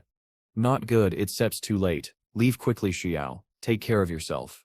Her fists clenched tightly as she glared in the direction they vanished. You bastards, if you wanted to ditch me, just say it. Don't make lame excuses. Imp, I will go find Big Shot Dark Shadow myself. A short while later, Wang Mang and his two companions arrived in Yinghua Town. As soon as they saw Qin Feng, Wang Mang opened his system panel and sent over a payment. System message. You have received 800 days of lifespan. Wang Mang sighed. That sips the remaining lifespan from when I bought the equipment. I still owe you 500 days. When Captain Ann arrives, I still give it to you. Earning lifespan in this game is seriously hard. Yu, standing quietly nearby, overheard the name and muttered to herself, Captain Ann, could it be Ann Yu?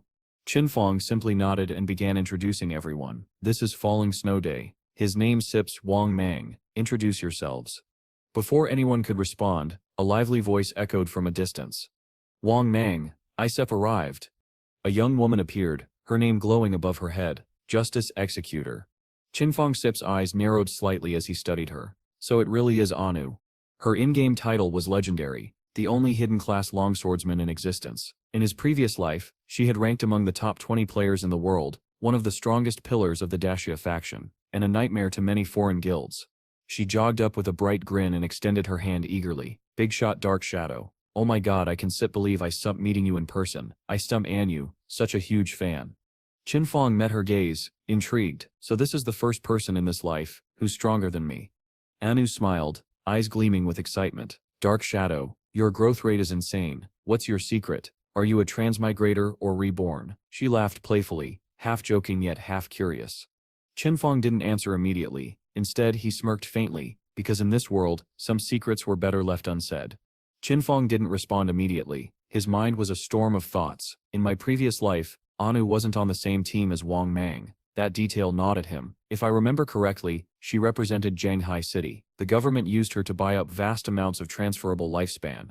It made sense. The longswordsman class had incredible survivability. Entrusting lifespan to her meant minimal risk, a smart move for the government. Anu's sharp eyes locked on him, her expression calm but calculating. She didn't bother to hide her intentions. Big shot, she said with a disarming smile. Whatever rare items you have, sell them to us. We'll take everything. Oh, and by the way, her tone lowered slightly. All of Shanghai's collected lifespan is managed by me, so you probably won't kill me, right?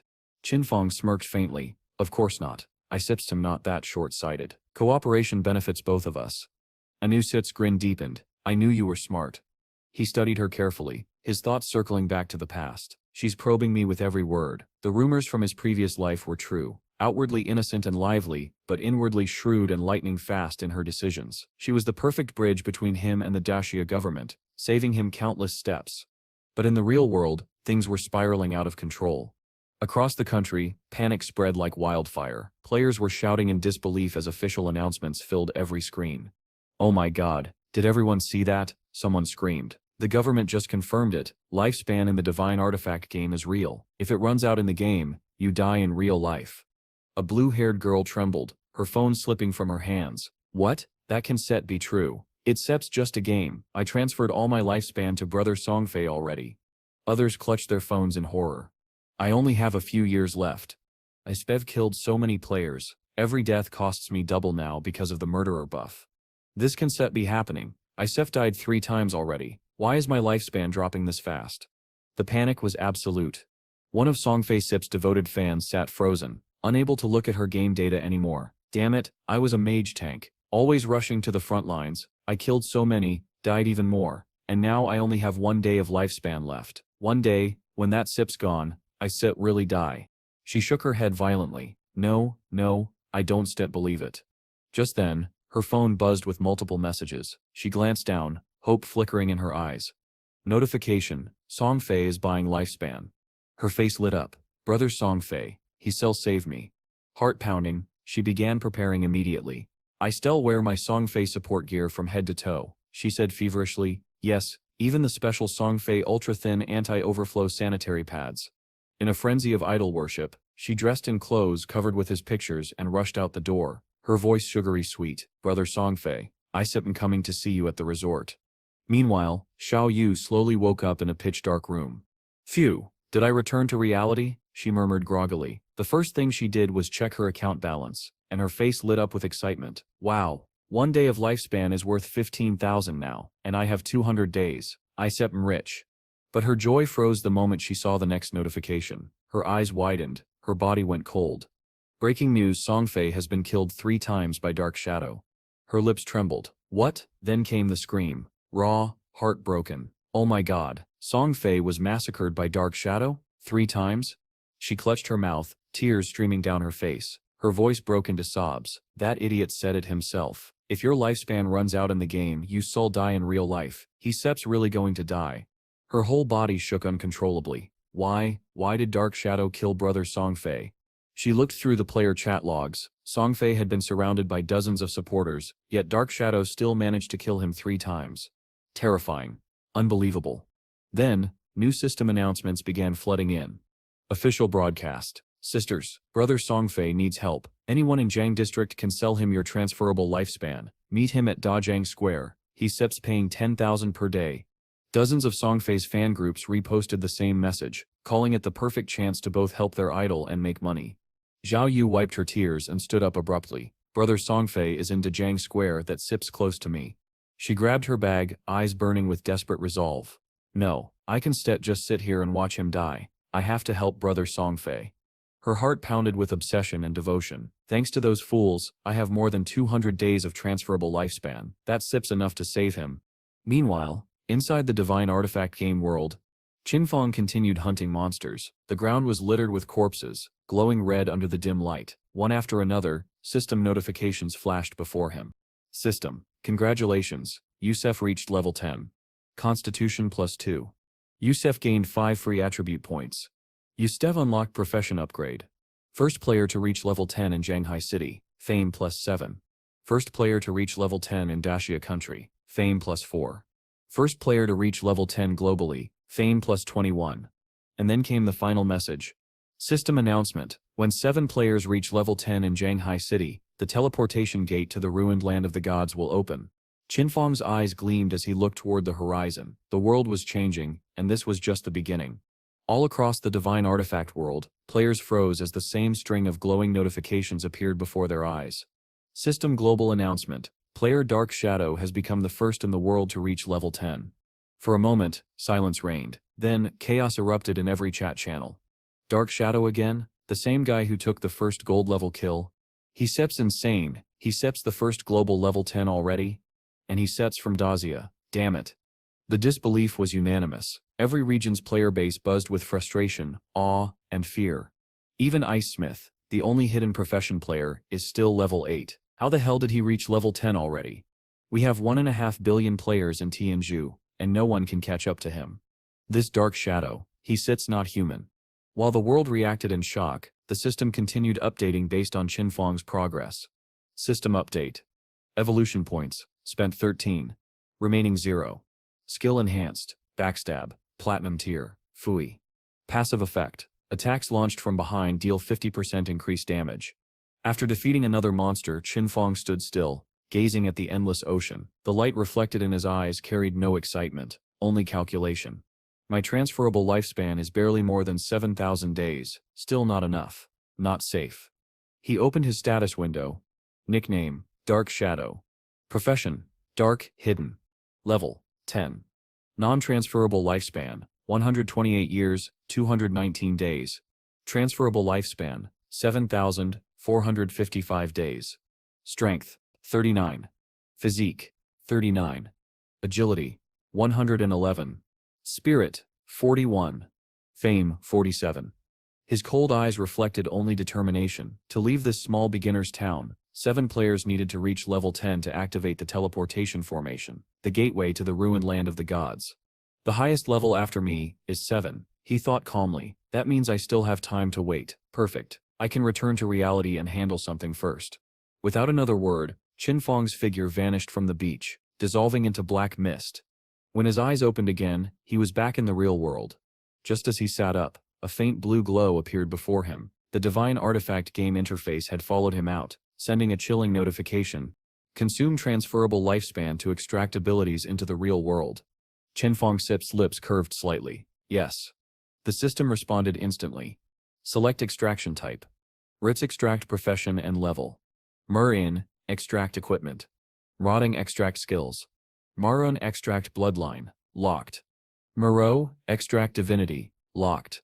Qin Feng's voice was calm, deliberate. Extract profession. You have consumed 1,000 days of transferable lifespan. You have obtained Shadow Meld, hidden profession. Strength 3, Physique 3, Agility 8, Spirit 5. He nodded slightly, feeling the surge of power ripple through his veins. Then he spoke again. Next, extract level. You have consumed 1,002 days of transferable lifespan. Your real-world level has increased to level 3. Strength 4, Physique 4, Agility 14, Spirit 4. A quiet smile crept across his face. Good. Then came the final, and most critical extraction: skills. He recalled the official guide's warning. The higher the skill's rarity, the more lifespan it consumes, and the cost rises exponentially, he murmured. But when he checked the calculation, his expression shifted. So the extraction cost is based on the skill's base quality, not its evolved form. That changed everything. After evolution, Shadow Meld only costs 900 days, and it retains its platinum rating? A sharp laugh escaped him. Perfect. You have consumed 900 days of transferable lifespan to extract the platinum skill Shadow Meld. You have consumed 2,262 days of transferable lifespan to extract the silver skill, Poison Dart, Extreme. A wave of burning energy coursed through his body. He clenched his fists as black smoke curled around his arms, veins bulging with power. Still, 1,292 days of lifespan left, he muttered, exhaling slowly. That sip's enough for now. He looked down at his trembling hands. My physical stats are now double a normal human sip's. Agility alone has reached 32 points, beyond the limits of human biology. Combine that with stealth and a 14-meter poison dart. A sharp glint flashed in his eyes. Songfei one stet escaped this time. Just then, his phone buzzed with a flood of notifications. He swiped, and frowned. Forum post, Songfei is buying lifespan again. Location, Dajang Square. Purpose, revenge against Dark Shadow. Dajang Square, 7 to 8 kilometers from here, Qin Feng whispered. At my current speed I can reach it in just over 10 minutes. But before he could move, another message appeared on his phone. A personal text. The sender's name made his expression darken. Hu Kai Bin. Qin Feng, Yusef grown bold. You once sit even answer the phone now. You should feel honored that the eldest young lady even noticed you. But you refuse to cooperate, answer immediately, or... The message ended with a single word. Idiot. Qin Feng scoffed coldly and blocked the number without hesitation. As he stepped outside, a faint black aura began to swirl around him. Each stride carried a quiet menace, the presence of someone walking above the ordinary, calm, confident, and untouchably dangerous. In the faint reflection of a glass window, the shadow of Dark Shadow moved, silent, lethal, and unstoppable.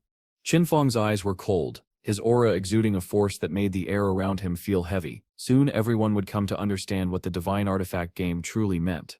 Meanwhile, in the Grand Hall, Songfei's devoted fans had completely filled the space. His sweet words had them utterly enchanted, obsessively hanging on to every syllable. Posters and screens all around the stage were plastered with his image, each one showcasing his charming vest and handsome demeanor. Even Zhang Li, standing among the crowd, was captivated, utterly absorbed by him. Every word Songfei spoke dripped with honeyed charm.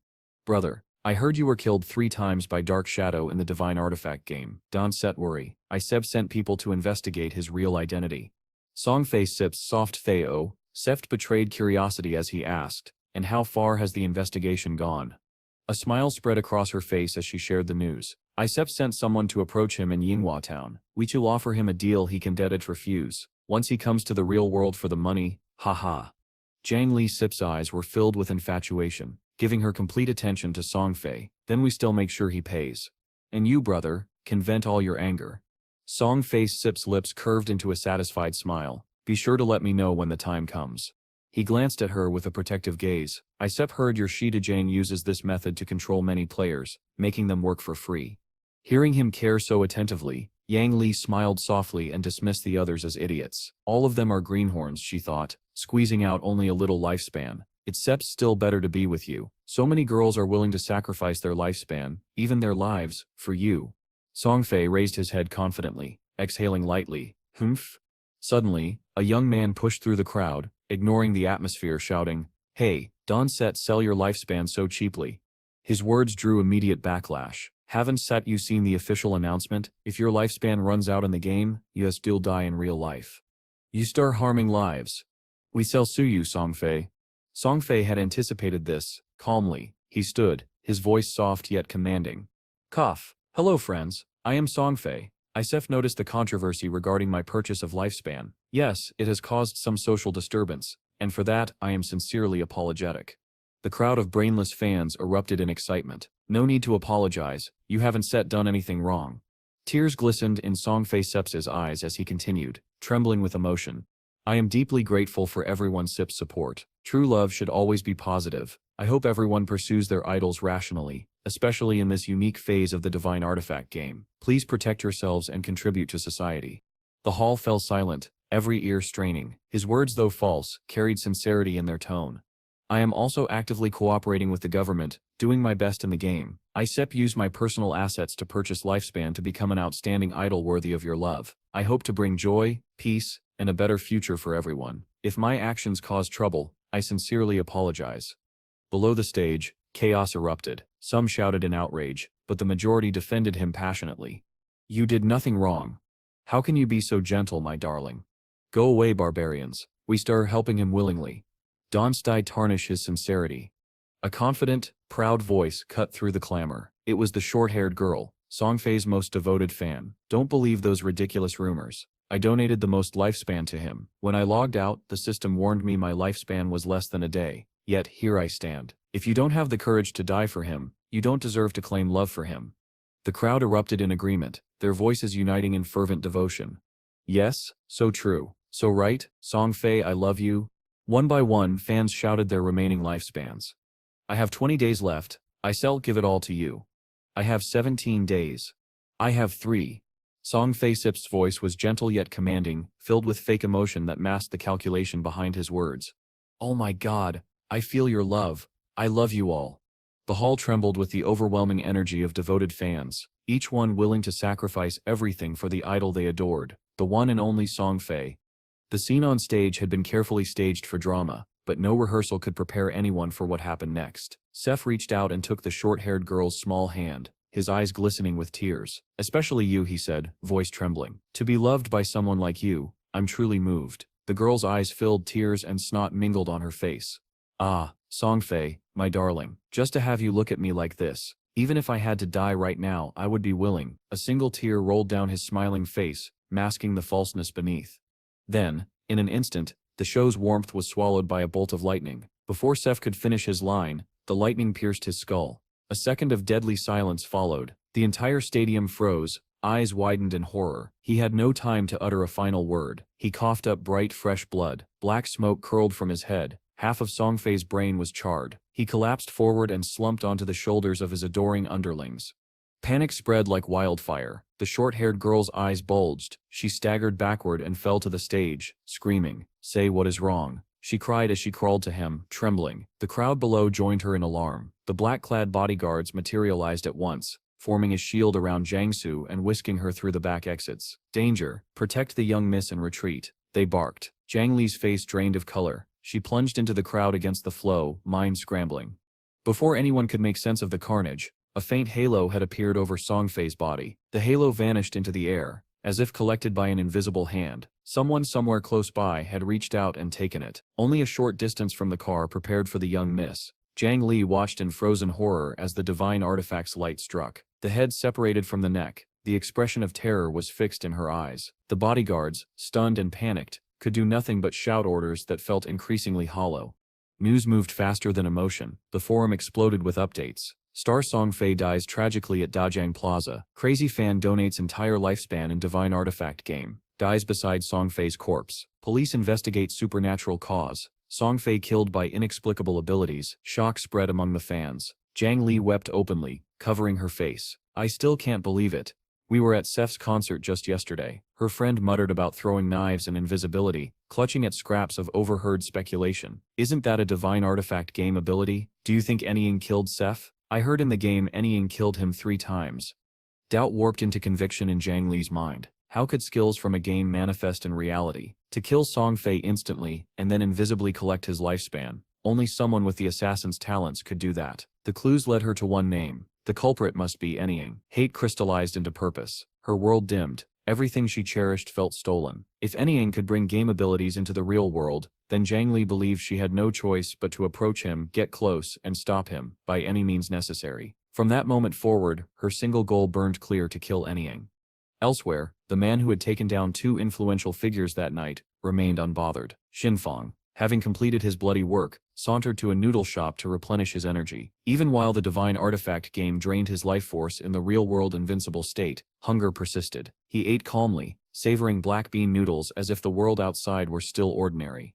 A phone buzzed across the table. The message was blunt and petty. Qin Feng, you blocked his number and WeChat. If you do not come back to work, you are fired. You won't get paid this month. The sender was a girl surnamed Yang Xiaoya. Someone Qin Feng knew from his guild days. She was timid and often bullied, a former member of his TR guild in his previous life. Qin Feng shrugged off the threat with a short reply. Forget about him, don't go to work anymore, go into the divine artifact game, and develop there. The world had shifted in a single night. On stage, a star lay dead. In the streets, fans mourned and conspiracy theories sprouted. In quiet corners, new vows of revenge were forged, and in the game and in life, people began to wonder whether the boundary between virtual power and physical reality had finally been crossed. Hearing the conversation, Xiaoya quickly joined in, curiosity gleaming in her eyes. "Oh, Qin Feng, have you ever been inside the Divine Artifact game? I heard its stats incredibly difficult. Many people nearly exhaust their entire lifespan just playing it." Qin Feng replied calmly, "Any profession works. Just invest in agility, and you sit fine."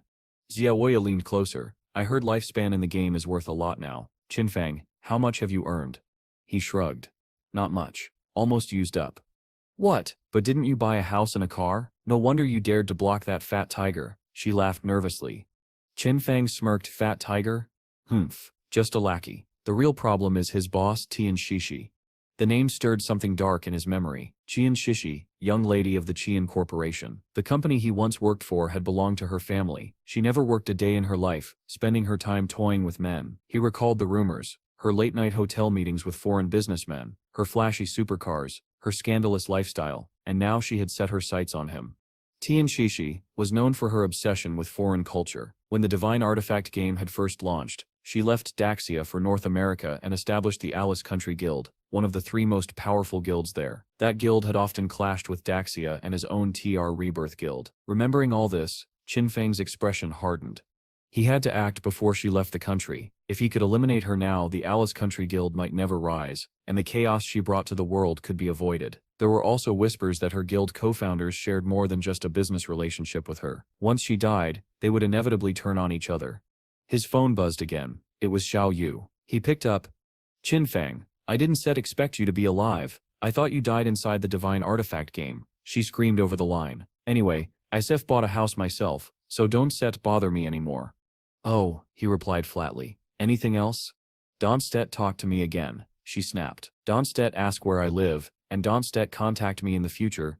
Qin Feng's Sip's tone stayed indifferent. "All right, if there's Sips nothing else, I said'll hang up." "I want to break off relations with you," she yelled. "Okay," he replied simply, and ended the call. He stepped outside, watching the setting sun. "I have to get back and continue leveling up," he murmured. "Someone will reach level 10 soon. When that happens, everyone will realize abilities from the game can be used in real life." Under the crimson sky, the city stood silent, unaware of the coming storm that would soon shatter its peace. Elsewhere, a row of elegant European-style buildings shimmered beneath the clear blue heavens. Suyan walked beside Xiao Yu and sighed. "Xiao Yu, breaking things off with your brother is too much. Why don't you just apologize? I think he's really angry this time." Xiao Yu turned away, pouting. "Apologize? No way. I sold part of my lifespan to the Qin Corporation for 2 million. Su Yan gasped in shock. "You sold your lifespan?" Xiao Yu smiled proudly. "Yes, I bought a house. We can live together, and soon I'll get close to Anying. Who needs Qin Feng anymore?" As they spoke, a figure appeared ahead, Zhang Yi waiting with a smug grin. "Zhao Yu, here sips the assassin skill book you wanted. Don't forget what you promised me." I know, she replied sweetly. "I will indulge your little desires after I done." But in her heart, her thoughts were venomous. "You love sick fool, wait until I meet Anying. Who would care about garbage like you?" Clutching the skill book, Yao Yu hummed cheerfully on her way back. "Wang Dai, I've got an assassin skill book. It's even a control skill. Ask Anying if he needs it. If he does, I'll give it to him," she said over the phone. Her eyes gleamed with scheming purpose. "This fool Zhang Wei might actually be useful. This skill book will be my link to Anying." As she walked, her imagination took over. "I'll approach him, be by his side, heal his wounds, kill enemies for him, level up together. He'll to begin to trust me, maybe even see me as someone precious. And when I step strong enough, when he no longer has any value to me." Her gaze darkened, voice dropping to a whisper only she could hear. "I'll kill him with my own hands. I'll gouge out his eyes. I'll avenge Songfei." Just then, her phone buzzed again. A new message appeared from the group chat. "This skill is trash. The boss doesn't need it. Sell it yourself." "Huh?" she muttered, stunned by the rejection. Meanwhile, not far from where Qin Feng had passed earlier, chaos erupted. "Be careful, move away quickly," someone shouted. Qin Feng instinctively hid behind a pillar, quietly observing. A team of players was fighting something monstrous. "Damn it, this one's not normal, try to survive first," one of them yelled as they scattered. A massive insect-like creature charged at them, its blade-like limbs slicing through the crowd. Run, it starts targeting you. A man raised his shield desperately. Damn it. The shield shattered after only a few hits, splintering into 8 pieces.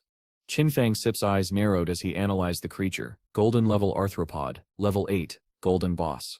His expression sharpened, a hint of excitement flickering in his gaze. Interesting. If I remember correctly, this boss has level 2 anti-invisibility. In other words, against this monster, Qin Feng's invisibility skill was completely useless. The golden arthropod, known as Qi, roared ferociously, waving its massive sword in all directions.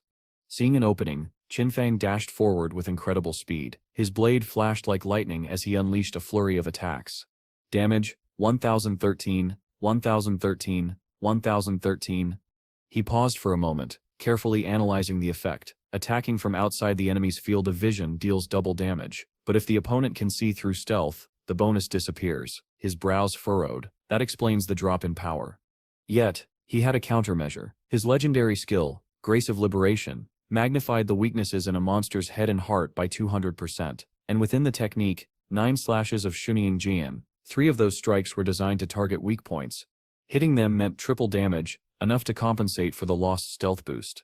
A confident smile crept across Qin Feng's face. Thank you, Jin Li. Truly this legendary skill lives up to its name, and thanks to that girl, Xia, for helping me locate the Faith Temple. Suddenly, another player appeared above the rocky cliffs, exclaiming in disbelief.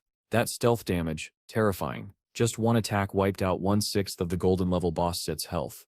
After a brief pause, Qin Feng decided to strike again. He pulled out several throwing knives and launched them with pinpoint precision. They pierced directly into the monster's head. The creature howled in agony. Poisoned throwing knife. Qin Feng's eyes gleamed coldly. A silver tier skill. Its damage isn't keeping up anymore. I need to evolve my profession fast to boost stealth potency. But before he could plan further, the golden arthropod suddenly leapt high into the air, lunging toward him with deadly intent. A female mage watching from above shouted in panic, "Be careful." Qin Feng's gaze hardened, murderous light flashing through his eyes. Qi's crimson blade slashed wildly, forming a storm of death that shredded the air itself. The mage and her teammates hid in a corner, trembling. "Damn it, what kind of speed is that?" one muttered. "Not just speed, look at how he's attacking. It's like he knows exactly when to dodge and counter. Has he fought this boss before?" another whispered. "He must have. His movements, it sips as if he practiced this fight hundreds of times."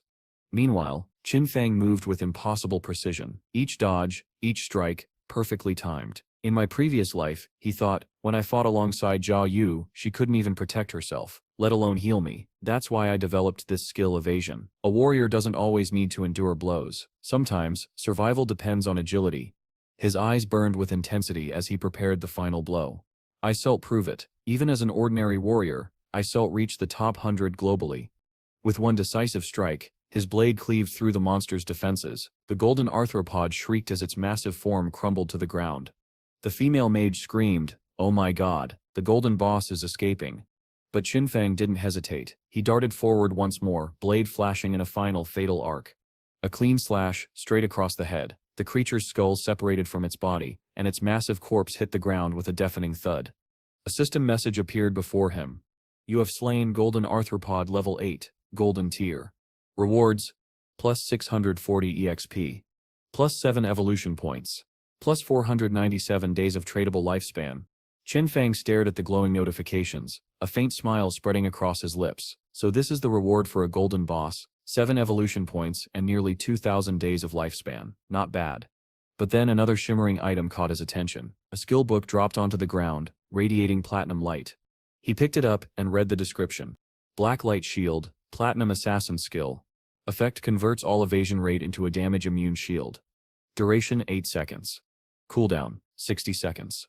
Level requirement 8. Conversion rate 20% evasion, 1 layer of damage immunity. After the duration ends or the shield breaks, evasion returns to normal. A wide grin spread across his face. Unbelievable. It dropped a platinum skill book. He quickly combined the details in his mind. If I pair this with the epic skill Shadow Demon Ambiguous, which grants 75% evasion, then Blacklight Shield could create 3 layers of complete damage immunity. His grip tightened on the book. With this I can face any boss without shedding a single drop of blood. Qin Feng immediately spent the reward to evolve Blacklight Shield to epic rank. The system deducted evolution points. 1 + 2 + 3. consuming a total of 6 evolution points. The skill's parameters expanded, the damage-free shield duration scaled through 8, 10, 12 to 14 seconds. The conversion rate changed from every 20% to 15%, then 12%, and finally 10% evasion to shield conversion per tier. The aura around him swelled. With the upgrade he could stack as many as 7 layers of damage-free shield. Like this, I can venture into higher level areas.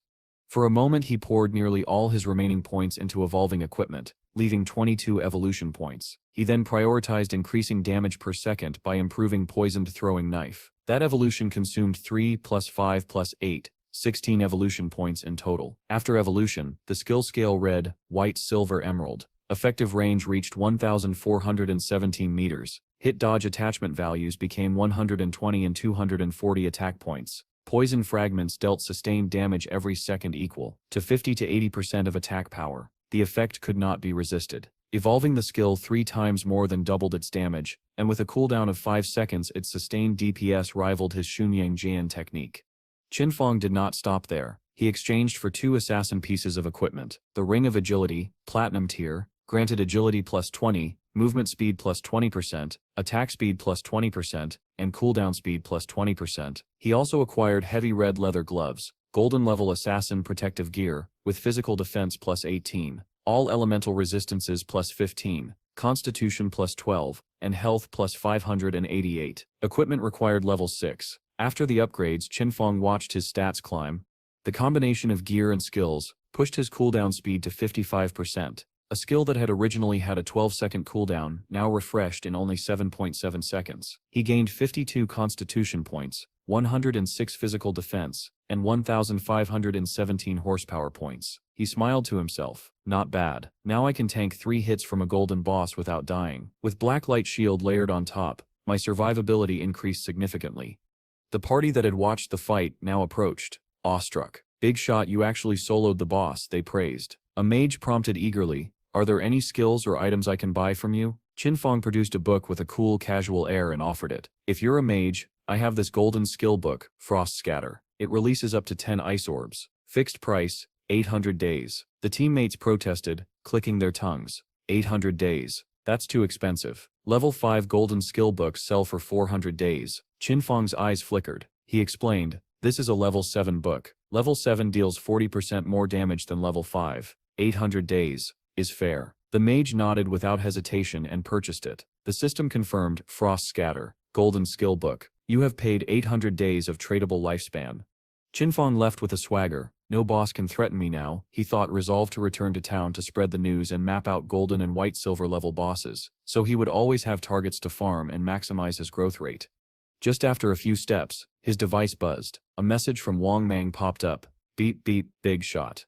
Xiao Yu from our team asked me to contact you. She says she wants to give you a skill book. Qin Feng frowned, unimpressed. Xiao Yu offering me a skill book. Probably a trash green skill. He had already seen public conjecture. Most people suspected Anying of killing Songfei. The rumor that Xiao Yu would offer a gift to Anying made Qin Feng suspicious. He replied curtly that he did not want the gift, and told Wang Mang to tell her to keep it. Wang Mang forwarded the exchange exactly as Qin Feng had worded it. Qin Feng assumed Xiao Yu's overture was calculated. Either she wanted to cling to Anying, or she sought vengeance for Songfei, or perhaps both. He contacted Wang Mang again and instructed him to come to town. Qin Feng had goods he wanted to sell. Then Wang Mang asked the blunt question everyone feared to ask. Big shot, did you kill Songfei? Qin Feng's eyes flashed cold and sharp. Without evasions he replied plainly, yes, I killed him. The admission landed like a stone. Qin Feng paused only a moment, aware that the authorities were already piecing together clues. There were only 2 hours left before more players reached level 10, 2 hours before the reality of game abilities bleeding into the world could no longer be concealed. It was time to see how the Daxia government would react. Consider it a test. He vanished toward Firefly Town, and stepped into the wooden meeting house, where players and traders had already gathered, ready for what the coming storm would bring. As soon as Qin Feng entered the room, Anu stepped forward and asked bluntly, in front of everyone, Big shot, do you admit that you killed Seth? Qin Feng did not flinch. He answered without a single evasion, yes, I killed him. Anu's smile was a practiced mask. We did a full investigation. You are our primary suspect. She continued, steady and clinical. Sunfei and Zhang Li had ill intentions toward you. Daejiang Industries has captured and tortured many players, forcing them to farm the game for points. If you killed those 2 people, Strictly speaking, that could be argued as self-defense. Her words were an attempt at neutralizing outrage, a way to fold him into a temporary alliance.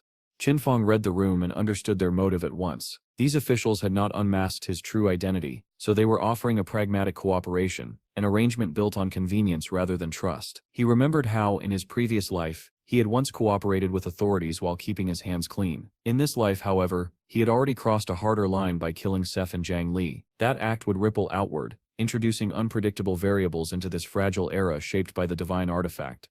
A bold plan formed in his mind, one that could be called ruthless. He decided to sell all his unused platinum gear. With the government's patronage behind the trade, profession or class mattered little. They would buy everything. Most importantly, the officials had the lifespans and the credit to pay. Wang Mang's voice betrayed his astonishment. Platinum equipment and platinum skills. Did the big shot actually down a platinum boss? It made no sense. There had been no global announcement. Qin Feng fed them half-truths with a casual smile. My luck's been okay. I opened a few treasure chests. A woman standing nearby corroborated the story, claiming she'd seen him open a JDI-level chest with her own eyes. The crowd murmured in envy and disbelief. Someone compared their own hard-earned progress with the effortless windfall Qin Feng described. The gulf between ordinary players and him suddenly felt vast and unbridgeable. Then Qin Feng presented his price list. A platinum skill book for archers, fixed at 2,500 days, a platinum weapon for berserkers, 1,500 days, a platinum skill book for mages, 3,000 days. He bundled a golden skill and equipment combo for 8,000 days, and offered a batch of 25 platinum items at a discounted 16,000 days. A new, practical, and decisive, accepted without haggling. She cleared debts for 2 teammates on the spot, and completed the purchase. The room calculated the scale of the transaction. When traded lifespans exceed 10,000 days, units shifted to years. 60 years equated to roughly 22,000 days, which at current exchange meant a sum worth hundreds of millions in cash. For the Shanghai government, this investment promised strategic gain, better equipped development teams, fewer internal troubles, and a stronger hand in international disputes. Someone finally asked the question everyone feared to ask. Will you join a rescue of players being held by Daijang Industries? Qin Feng saw the trap. The government was attempting to recruit him, to cleanse his image by making him a public ally. He refused the offer but did not remain silent. In a voice that cut through the murmur, he announced the truth he had been holding back. Yes, I used in-game powers to kill them. Once the divine artifact game reaches level 10, lifespans can be consumed to bring game abilities into the real world. His words landed like a detonator. The declaration was both confession and prophecy. The boundary between virtual power and physical reality was about to collapse. Qin Feng had chosen to make that collapse visible, to force the world, governments, guilds, and ordinary players to reckon with the storm he had already set in motion. Before leaving, Qin Feng turned back to the group one last time. His voice was calm but carried a weight that silenced the room. You all should understand what this means. Time is short. Seize every second you have. Anu Estig's expression shifted as the realization sank in. So that sips it. Daijang Industries is also purchasing lifespan. Once their people reach level 10 and can bring abilities into the real world, our rescue operations will become far more dangerous. Qin Feng gave a faint nod. It's good you understand. I'll be on my way. And just like that he vanished, dissolving into thin air before their eyes. Anu turned to Wang Mang immediately, her tone firm. Wang Mang, we still divide into separate leveling teams. All 6 of us are already at high levels. Fighting together wastes potential. Split up, lead your own groups, and raise everyone's SIP's efficiency. Wang Mang nodded quickly. Understood.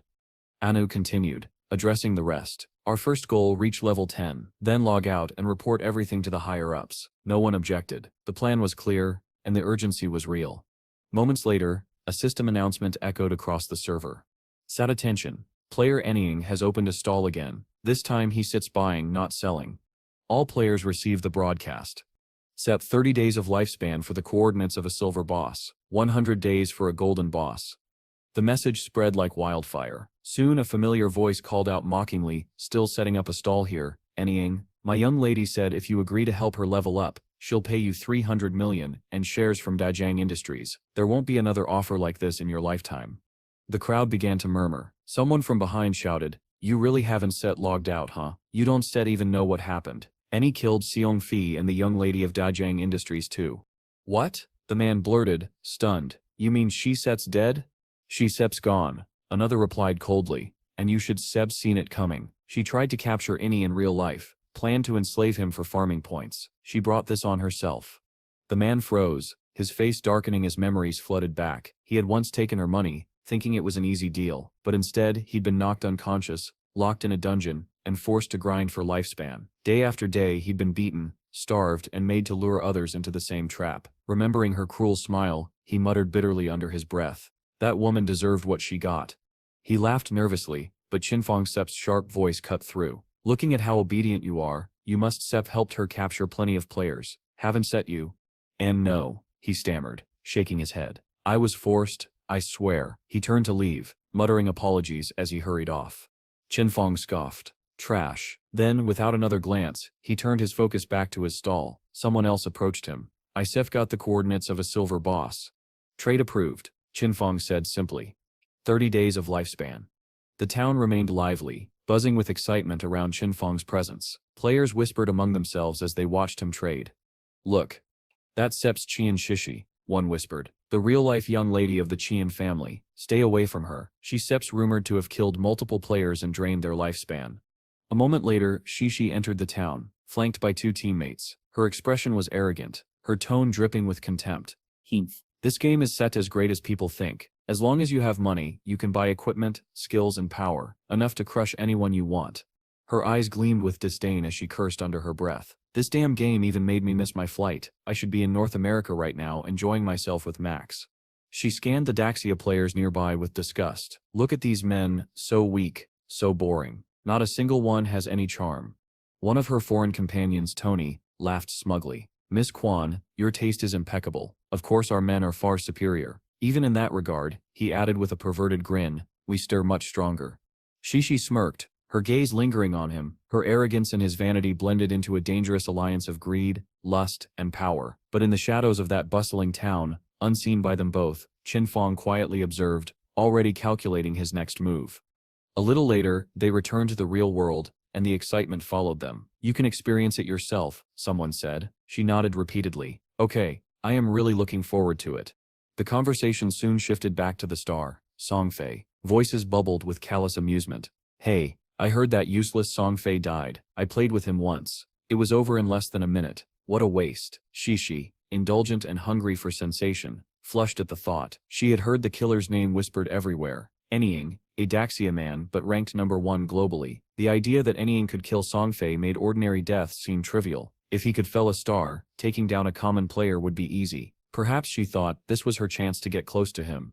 Impulsively, Shishi posted a notice to attract players. Everyone, I am going offline to make a call. Contact Anying. Reward 3,000 days of lifespan. Money might not tempt Anying, but 3,000 days of lifespan could not be refused. For her, killing an ordinary player was a trivial task. She pictured his face, smug and dismissive. Very soon you will have to die. Qin Feng, she thought with vicious satisfaction. Back in the dungeon of gameplay, Zhang Yi stabbed fiercely at a monster's neck, while Xiao Yu threw up a healing spell from afar. Xiao Yu, next time don't buff so extremely. Zhang Yi grumbled weakly. If you'd pushed a little more, I would have met my ancestors. Xiao Yu snapped back, annoyed. What are you being fierce about? You didn't die, did you? She hurried to explain, then glanced at her system status. My hunger level has reached 90%. I have to go eat. She and Suo Yan logged out together. In the real world, Xiao Yu's new room was a mess. She woke up groaning, so hungry. She checked her phone and frowned. Every food vendor had closed. No delivery riders were taking orders. Had everyone run into the divine artifact game? Old memories returned. Qin Feng always cooking for her, making life effortless. She forced herself to be strong. It's just food. Compared to freedom, this is nothing. Come on, you can do it without Qin Feng. You will live better. Meanwhile, by the seaside in a cave, strange noises echoed. A crab-like monster burst out, chased by a violent energy. Qin Feng descended and smashed the creature with one blow. Phew, more than an hour to clear 4 silver bosses. Efficiency is good. He did the math carefully. 4 silver bosses meant a total of 16 evolution points. On average, each silver boss yielded about 3,500 days of tradable lifespan. He checked his gear and stats. All my equipment is golden level or above now, he mused. His cooldown speed had climbed from 55% to 75%. The Xunyang Jian skill that once had a 12-second cooldown now refreshed in only 6.8 seconds. The damage output had soared. Safe outskirts no longer contained silver bosses. Golden level equipment had become the ceiling. He looked at his experience bar in frustration. If I want to upgrade further, I'll have to change jobs. He knew every silver boss had at least level 2 resistance to stealth. I must change jobs quickly to raise stealth to level 3. I still need more than 20,000 experience points. Memories of hard fights from his previous life rose in his mind. Only when stealth reached level 3 or higher could he reduce risk against silver bosses to a tolerable level. In his former life, killing a silver boss required a coordinated team of 20 people. Determined, Qin Feng headed back to town. Contact the government people. I'll sell all the equipment, he decided. His eyes glinted with resolve. He wanted to be first to the silver boss for the initial kill. In another city, a buyer announced a huge trade. Tradable lifespan of 105 years. The buyer called out happily, "Goodbye, big shot. Next time sell to us first." Qin Feng answered calmly. From a shadowed corner, a voice called, "Hey, you must be Anying, right? I have an assassination mission. Kill someone in real life. The reward is big." Qin Feng ignored it and brushed past, but the man persisted in a panic. "Wait, don't go. It's just killing an ordinary person named Qin Feng. I'll give you the address. You already killed Songfei. This will be easy. 3,000 days of tradable lifespan for the job." Qin Feng paused, surprised. Kill Qin Feng, he thought, cool and unshaken. The offer was blunt, laced with greed and disbelief. His path through the town continued, but the first real-world assassination offers were being whispered openly now, a chilling sign that the line between game and reality was rapidly dissolving.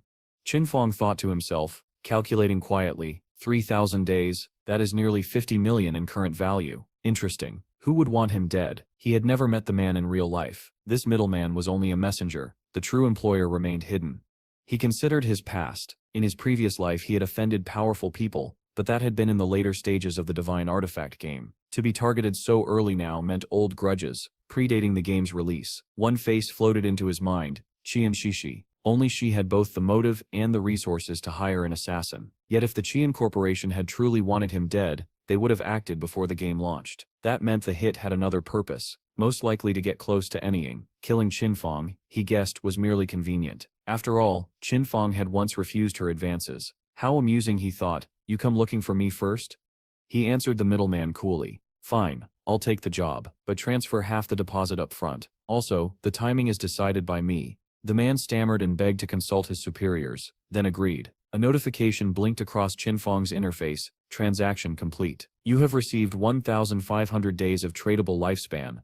Qin Feng smirked inwardly. Deposit secured. Considerate interest. He sent the target's location and information to the hitman. The man confirmed that, given Qin Feng's ability, finding the quarry should pose no difficulty. Qin Feng glanced at the map, the coordinates matching his current position. He replied coldly, "Stay where you are. I'll handle it." He dismissed the idea that the middleman or his employers were truly exceptional. After all, were they not all, in some sense, tools of Miss Qian?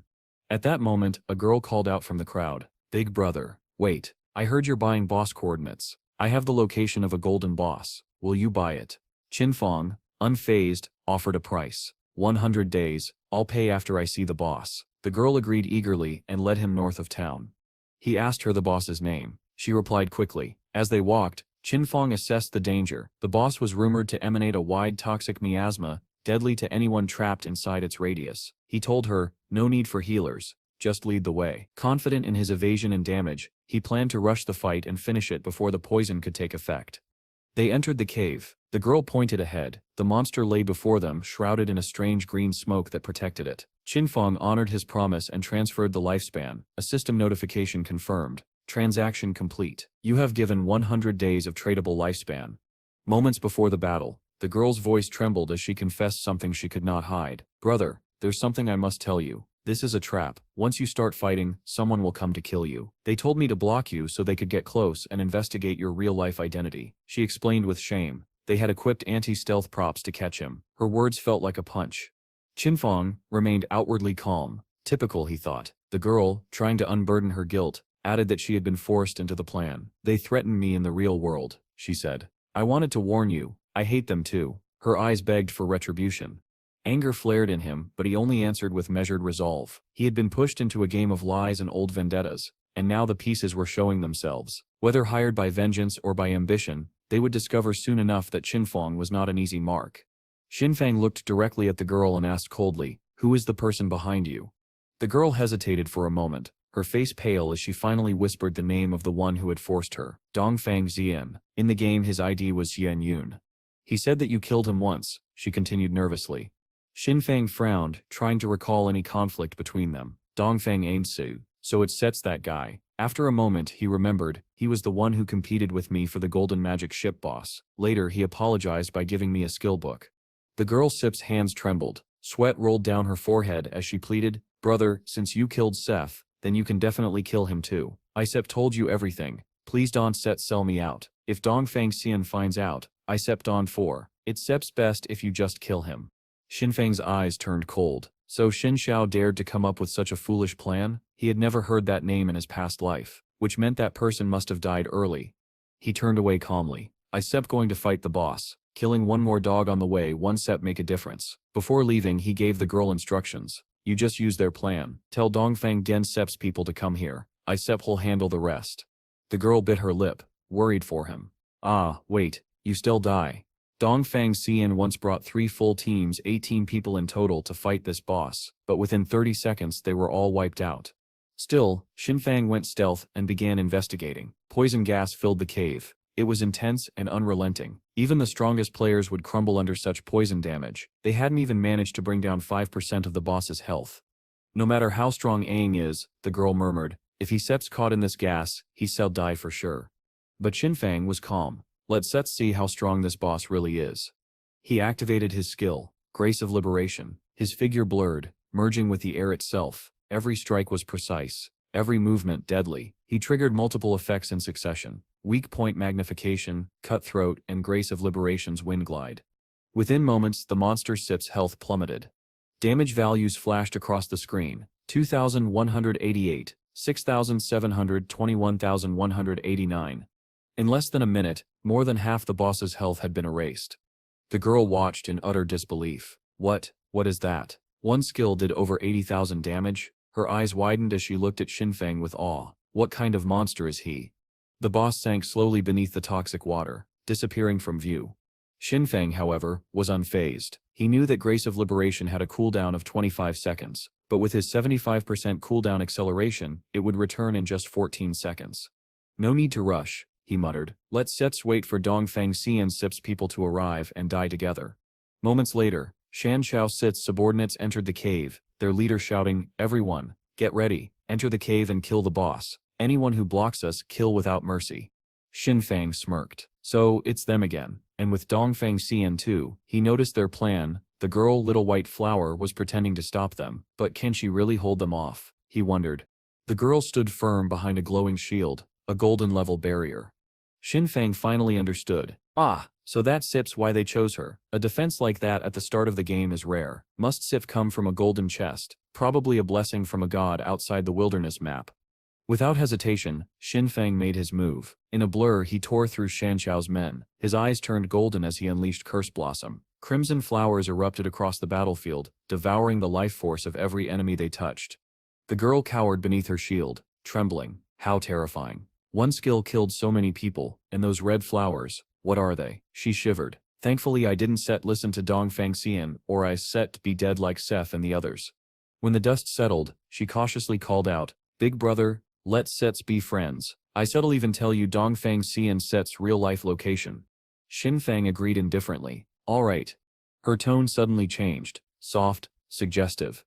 "Big brother, if you ever need special services, you can come to me. I'll be free for you, for life." Xinfeng's expression remained unreadable. So that's her profession. No wonder she's so enthusiastic. Before he could respond, red smoke began to rise behind her. The system notification rang. You have eliminated Epidemic Spreader, LV.10 Golden. Rewards. Experience points gained. 7 evolution points. 555 days of lifespan tradable. Xinfeng Sip's eyes lit up as he saw the glowing orbs of power drifting around him. It took more than a dozen players to earn this much, yet this boss gives even more alone. He sneered. Instead of grinding monsters, these fools love stirring up trouble. They deserve death. Then he noticed something, a new drop shimmering in the air, a skill book, and for the assassin class no less. His heart raced. It's been so long since one dropped for me. He reached out, and the system revealed the details. Skill acquired. Moment of Darkness, Platinum level. Type, Assassin skill. Emits a dark flash from the weapon, blinding all enemies within range. Cooldown, 60 seconds, reduced to 34.3 s. Level requirement, 10. Range 20 meters. Duration 10 seconds. Varies by target SIP's mental attributes. Qin Feng Sit's eyes gleamed. Blind, perfect. He immediately learned the new skill. His power, once again, had evolved. Qin Feng's confidence surged. With his new moment of darkness skill, he realized that even without stealth, as long as the enemy was blinded, he could still trigger double damage. A smirk crossed his face. Perfect. No matter how high a boss Sit's anti-stealth is, it won't affect my efficiency anymore. Then, the system displayed new information. Weapon acquired. Blade of Plague Platinum level. Type. Assassin weapon. Attack, 216. Agility plus 42. Weak point attack. Probability, pu 0.3%. Requirement, level 10. Unique effect. All attacks inflict a toxin that explodes after 3 seconds, dealing 50% of the original attack's damage. Qin Feng couldn't help but grin. Great, another big harvest. He quickly checked his stats. His evolution points had reached 98, nearly enough to upgrade his epic-level greedy hand to legendary. Just a bit more, he muttered. I still need over 10,000 experience points to upgrade my class. Time to hunt small monsters. As he approached the shore, even the clams and shrimp trembled and scattered in fear. With a flick of his wrist, Qin Feng unleashed a flurry of strikes. The weak monsters fell instantly, leaving behind trails of glowing energy. Moments later, the system chimed. Class advancement successful. Spiritual energy detected. Class Enyang Assassin has advanced from Stage 0 to Stage 1. New attributes were unlocked. Strength, 3-9. Constitution, 3-9. Agility, 8-24. Spirit, 15. His control panel flashed with a new set of class passives. Passive 1, Stealth duration doubled. Stealth can now be used while already stealthed. Passive 2, Stealth level increased from +1 to +2. Passive 3, attacks made while outside the enemy's field of vision deal double to triple damage. Qin Feng Sip's eyes gleamed in amazement. Incredible. My attributes have tripled, and now, as long as cooldown allows, I can maintain permanent stealth. Attacking from outside the enemy Sep's vision now triples the damage. No wonder this is called the strongest hidden profession. Just then, a global announcement echoed through the system. Attention players, 7 individuals from the Zhanghai City region have reached level 10. The teleportation formation to the abandoned god continent will open in 10 minutes. Qualified players, please prepare. Qin Feng checked the leaderboard. It's already 8:30 in the evening. Didn't expect this many players to reach level 10 so soon. The updated rankings appeared. Anying. Grey Rose. Snowy Day. Hake Buluin. Daily Wang Mang. Hei Wu Han. All familiar names. He frowned. In my previous life, this list was filled with foreigners. Seems things are already changing. He smirked slightly. Looks like the equipment and skill books I sold have started to affect the flow of power. I wonder, will the world SIP's orders shift in this lifetime? I sipped them looking forward to it. Meanwhile, in the real world, chaos was unfolding. At a city police station, a group of officers stood in formation. One of them saluted and reported, "Sir, the main members of the Dajiang Industrial Crime Group have been arrested. However, 3 members are still active inside the abandoned god game. Their real bodies are in an unreal state. We can't arrest them physically." The senior officer nodded. Request instructions from above. An older government agent standing nearby gave his order. Inform Anu. Tell her to find a way to force those suspects to log out. The officer replied firmly, "Understood." 2 senior officials discussed quietly. Good strategy. Even if the criminals are hiding in safe zones, their bodies in reality still need food. Once they get hungry, they still have to log out, and the moment they do, we still capture them. The government team finally relaxed. Thanks to Enying's support, this operation went smoothly. We should consider recruiting him to our side. Outside, the streets were eerily silent. Not a single soul in sight. Back in the game, the girl from earlier messaged Qin Feng with excitement. "Boss, I didn't expect you to be such a hero, eliminating evil for the people. I admire you so much." He replied coldly, "Enough flattery. Speak if there's something important." She quickly sent him a message. "Boss, it's true. The government has announced the news. The Dajiang group was colluding with Song Fi. They plotted to kidnap, imprison, and even kill players. The reason you killed Song Fi and Zhang Li was because you accepted a government commission." Qin Feng blinked in disbelief, then sighed. "So they said you're whitewashing me, trying to make future cooperation easier." He asked, "Have you found Dongfang Sip's real location yet?" "Not yet," the girl replied. "He hasn't logged out. Give me a little more time. I still update you the moment I know." "Alright," Qin Feng said quietly. "Other things can wait. The next priority is reaching the abandoned god continent." Steel Thing once again, he approached the teleportation formation in town. Many players were already gathered, but none had activated the portal yet. The system chimed one final time. Teleportation to abandoned God continent initiated. A bright light engulfed Qin Feng as he vanished from sight. His next chapter had just begun. Qin Feng tightened his grip on his weapon. The time for the real game had finally come. The towns behind him were nothing more than beginner villages, safe zones for novices. The true adventure would begin only on the abandoned God continent. Without a sound, he vanished from sight, his figure dissolving into the air. The surrounding players looked stunned. Where did he go? One of them asked in disbelief. Another scoffed. What's Sip's there to ask? Of course, it's Sip's big brother anything Sip's doing. But a more experienced player frowned. That Sip's not right. I have level 2 anti-stealth, and I still can see even his shadow. That means, his stealth level is above 2. A wave of awe swept through them. Meanwhile, Qin Feng was teleported by the system to a new location. He wasn't surprised, this had happened in his past life as well. A familiar wind brushed past his face. The Jianghai ruins, he murmured. Just like before, players from each city were teleported to ruins corresponding to their own city when first arriving on the abandoned God continent. The strange thing was that these ruins perfectly mirrored real-world maps. Qin Feng Sip's brow furrowed. Why is that? Even in my previous life, no one could solve this mystery. He dashed through the ruins like a shadow in the wind, his senses sharp. Suddenly a beast roared behind him, bursting out of the sand in a frenzy. He immediately activated his stealth again. System notification. You have eliminated the burrower level 11, normal quality. But more monsters appeared, surrounding him from all directions. As they lunged, Qin Feng jumped high into the air, his body glowing faintly. Grace of liberation. A storm of energy burst forth. His strikes were precise and deadly, each blow cutting through the monsters before they could even react. When the silence returned, Qin Feng observed his surroundings carefully. The abandoned God continent was nothing like the safe beginner towns. There were no sanctuaries here, only ruins, dangers, and monsters lurking everywhere. Still, Qin Feng saw opportunity in the chaos. If I can secure a hiding place among these ruins, I can build a base and claim a territory. He knew this terrain better than anyone. In his previous life, the Zacian Guild had established their refuge in the northwest section of the Jianghai ruins. That was where he needed to go. As he approached, the massive shadow of an ancient statue appeared ahead. A towering figure seated amidst the rubble, one hand raised high, holding a torch that caught the fading light of sunset. Dust swirled through the air as the ruins stretched endlessly behind it. At the base of the statue stood 4 figures, gazing up in awe. Is this the land abandoned by the gods? One of them whispered. Another, a girl named Jin Li, looked around, puzzled. Why does this look like the ruins of a modern city? Wait, this place feels familiar. Her eyes widened as she spotted a tall, half-broken tower still standing proudly in the middle of the desolation. Wait, isn't that the Jiangnan Tower? Someone confirmed. Yes, you stare right. The Jiangnan Tower is still intact. Excitement filled Jin Li Sep's face. I heard that Big Brother Ening has already arrived here. Where is he? Where's Sep's Yishu?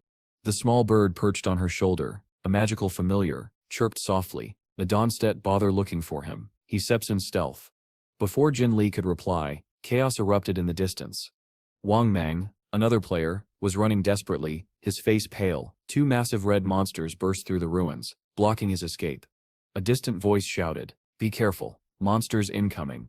Wang Mang raised his shield just in time, but the monster's claws struck with tremendous force. Damage indicators flashed above him. 498, 512. Nearby, Yur, gripping her glowing staff, warned, "Stay alert, even the normal monsters here hit harder than silver bosses near the towns." Just then, an arrow streaked across the sky, a bright binding light that wrapped around one of the monsters. A man holding a bow stood at the base of the ruins, his expression calm and focused. "I shall hold them back," he commanded. "Everyone else, attack together. Focus fire."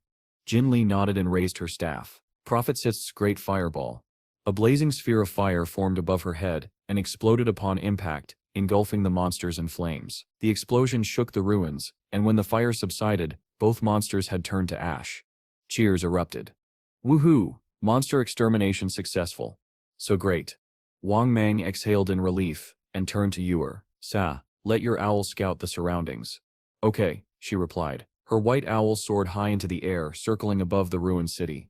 Moments later, its voice echoed in their minds. "Captain, the situation isn't set good. There are demons everywhere, too many of them. The noise from our battle has drawn others this way. I can locate any safe zone nearby." The archer grimaced. What kind of cursed continent is this? It's just basically a survival game now. Jin Lee Sep's tone turned serious. We need to find Big Brother Anying. He arrived about 10 minutes before us. If we can locate him, we still be safe. The owl continued to scan the horizon. Suddenly, it paused mid-flight. Wait, I see something. There are luminous items scattered along the northwest path. The team exchanged glances. Items, dropped after monsters were killed? Someone asked. That Sep's right. Another confirmed. It must be Big Brother Anying Sep's doing. Look at the number of drops. He probably didn't even bother picking them up because his inventory Sep's already full. They stared in the northwest direction with awe and admiration. If the glowing trail of loot truly marked Qin Feng's path, then they knew one thing for certain. The legend of Anying had already begun. After the heated discussions, chaos broke out among the players. They ran frantically through the collapsing ruins, their faces pale as they faced a massive horde of monsters tearing down the surrounding buildings. Be careful, someone shouted desperately. More monsters have appeared. Anu, trying to maintain order, raised his voice above the roaring chaos. Everyone, run in the opposite direction. That side has already been cleared by Anying. It's safe there. Follow the light of the dropped items. We still find him if we head that way.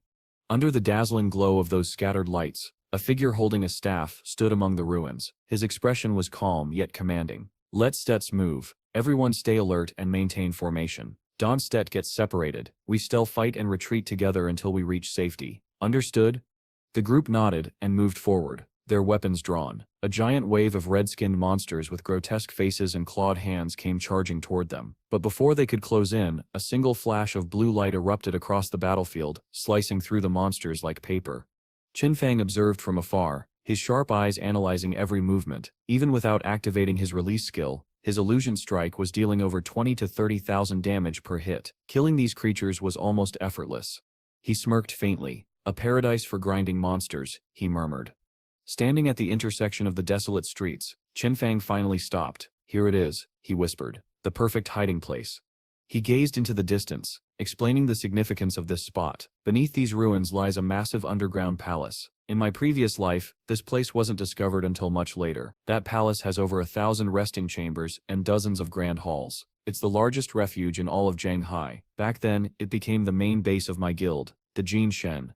At the entrance of the underground passage, two monsters stood guard, sentinels of the hidden dungeon. Qin Feng continued explaining, before being conquered, this place was no different from an underground city. Countless traps, swarms of monsters, and a powerful guardian boss await below. The larger the territory, the stronger its guardian.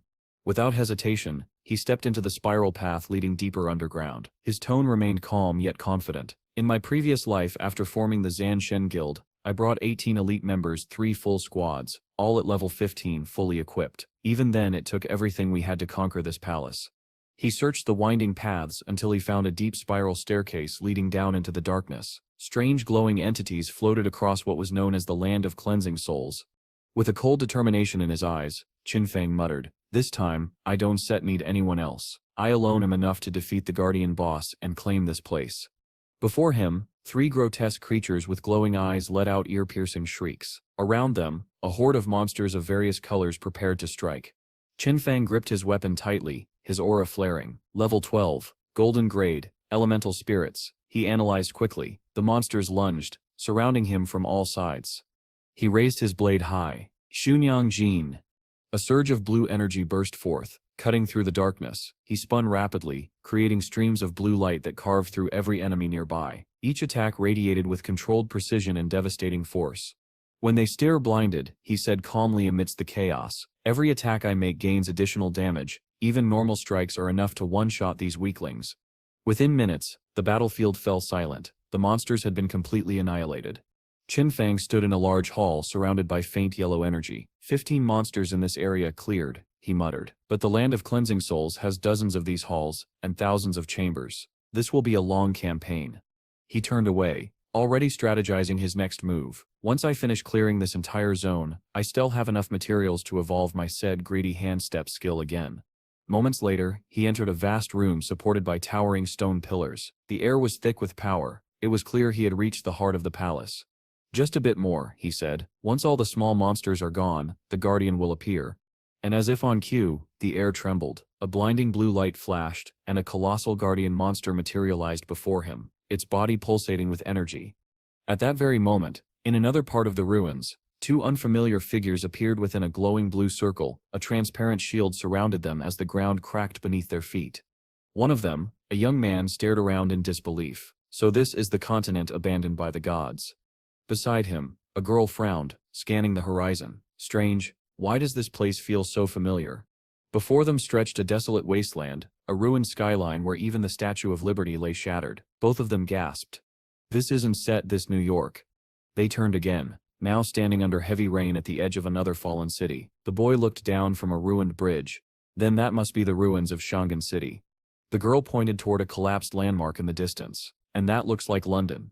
A realization dawned on them. Could it be, the boy whispered, that every player is teleported to the ruins of their own city? Hearing his question, the girl frowned in thought and added, strange, could it be that the geographical layout of these ruins actually matches the real world? Before they could ponder further, two massive shadows loomed behind them. Their eyes widened in horror as they turned. Two giant monsters were emerging from the darkness. It's not good. Run quickly, the boy shouted. Their screams echoed through the ruined streets as the monstrous creatures rampaged through what was once New York City. Crumbling skyscrapers and shattered roads confirmed what they had feared. This was indeed part of the Shanghai ruins. Elsewhere, Wang Mang sat on a cracked road, surveying the aftermath of a fierce battle. There are no more monsters nearby, he ordered calmly. Everyone, recover your energy here for now. And Wu let out a low whistle and laughed bitterly. No wonder he Seps called the big shot. Anying really is something else. I thought I was strong, but in the end, all I can do is hide behind him. Her words made Wang Mang clear his throat sharply. Captain An Wu, mind your tone, he reminded. She smirked. Oh, did I say something wrong? Jinli, standing beside her, smiled faintly. Well, at least we set for lucky. If Big Shot hadn't cleared this area before us, none of us would made it out alive. Her expression grew thoughtful. I do wonder though, if we die here, where will we respawn? Wang Mang crossed his arms and spoke seriously. For now we shouldn't take unnecessary risks. Let's wait until everyone reaches level 10 before moving out again. Maybe, and Wu replied curtly, though her attention shifted to Yui, who stood nearby, her eyes glowing faintly as she controlled her scouting owl. The monsters here are dead everywhere, Yui reported. But something's odd, it seems they all stopped at one specific location. It's like Big Shot. Anything disappeared there. And look, so many drops, even golden gear. Her voice trembled with excitement. I really want to go and pick them up. Wang Mang thought for a moment, then nodded. I still contact Anying first. Let's see if he still needs those items.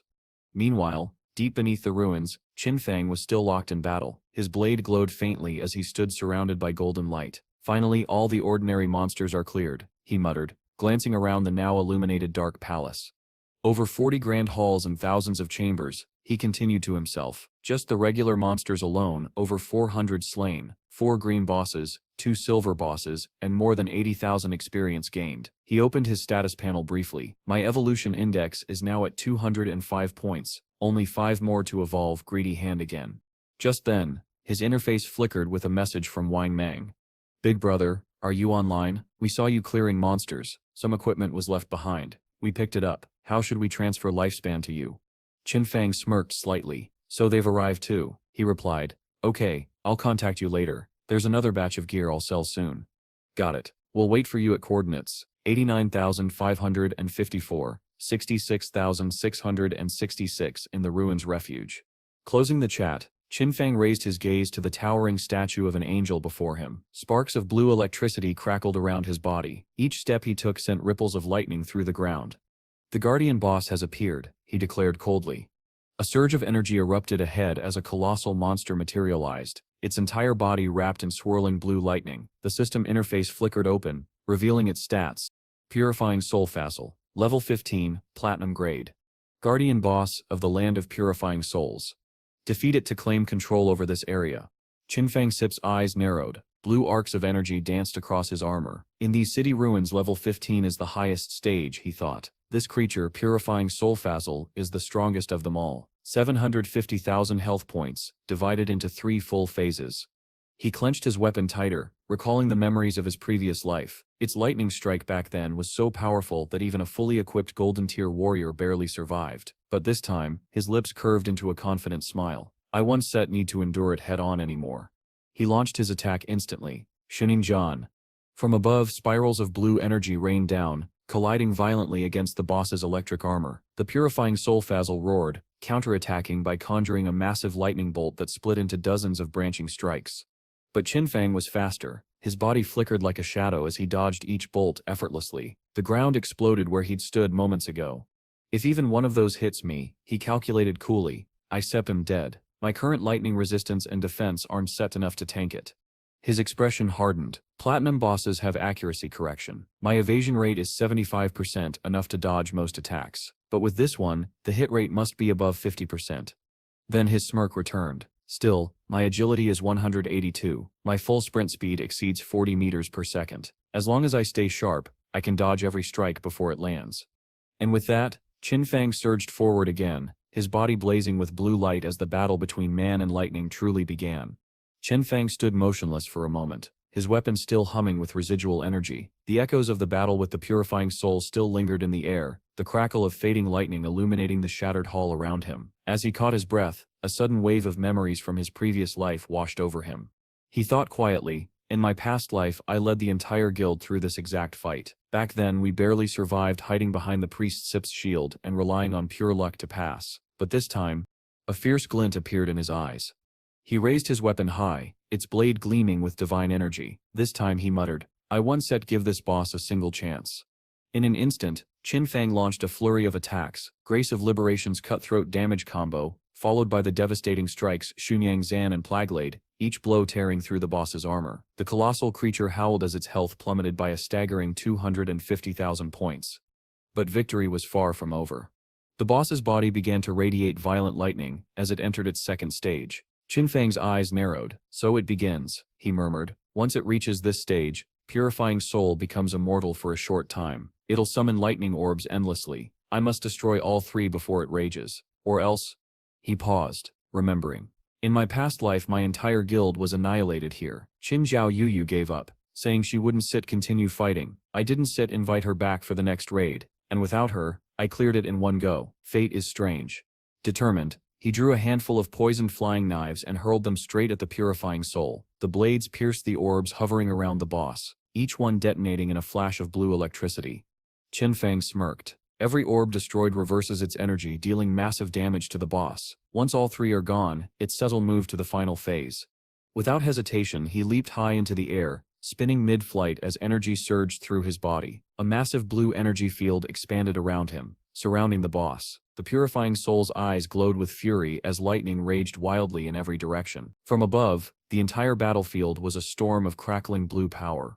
Qin Feng landed with precision. The ground beneath him was a maze of lightning traps. Here it comes, he whispered. Phase 3, the ultimate lightning barrage. He remembered again how in his previous life it took a full set of lightning-resistant gear, plus 4 priest buffs, just to survive. But this time, Qin Feng smiled faintly. No such trouble. Raising his hand, he summoned a spherical black shield around himself. Grace of Liberation's black light barrier. The shield pulsed with dark energy as he lifted off the ground, gliding through the storm. Below, the boss howled in frustration, thrashing within the lightning field. The ground steps a death trap. Qin Feng analyzed calmly. I settle attack from above. His weapon glowed fiercely. He dove down, cutting through the storm like a comet. Blue flames erupted as he landed, his strike shaking the ruins. Moments later, the system steps cold. Mechanical voice echoed through the hall. Player Qin Feng has successfully eliminated the platinum-level boss, Purifying Soul Fasal. Level up. 11. Gained 41 thinking points, 10 free attribute points, 20 evolution points, and 1,520 days of tradable lifespan. Title earned, Master of the Purifying Souls Land. Qin Feng stood tall, bathed in golden light, his lips curled into a proud smile. Very good, he said to himself. These rewards, they still be useful. But his mind was already racing ahead. He knew this wasn't just a game. Bases like this one, fortified zones in the divine artifact world, could be extracted into reality. Each came with a magic defense barrier, an absolute sanctuary when the real world began to decay. He recalled how, in his past life, the divine artifact game's descent had corroded everything. Nuclear weapons, tanks, even fighter jets. Humanity's greatest tools of war had turned into useless scrap within months. Now, survival depended only on one thing: extracting power from the game itself. He took a deep breath, eyes hardening. This time he whispered, I stealth walk alone. I stealth reach the peak by my own hands. No betrayal, no mistakes. Outside, The world was drenched in heavy rain. Amid the storm, chaos erupted. Monsters were attacking again. A towering beast wielding an enormous axe was tearing through everything in its path. "Hey everyone, get out of the way," a player shouted. A terrified voice cried back, "Save me." But before anyone could react, the axe came crashing down. The girl's body was split in half, instantly killed. The system notification was merciless. "You have died. Lost 14 years of non-tradable lifespan. You have died. Lost 2 days of tradable lifespan." The player stared in shock. "Again? I died again?" Her teammate snapped angrily, "You useless support. The boss swung its axe right in front of you. You couldn't set even dodge." She shot back furiously. "You started the tank. You didn't pull the boss sets aggro and you blame me. Go die." The man glared. "How can you pull an AoE attack, you idiot?" Without another word, he left the team. And so, another failed battle ended, while above them, the storm raged on, hinting that this was only the beginning of far greater trials yet to come.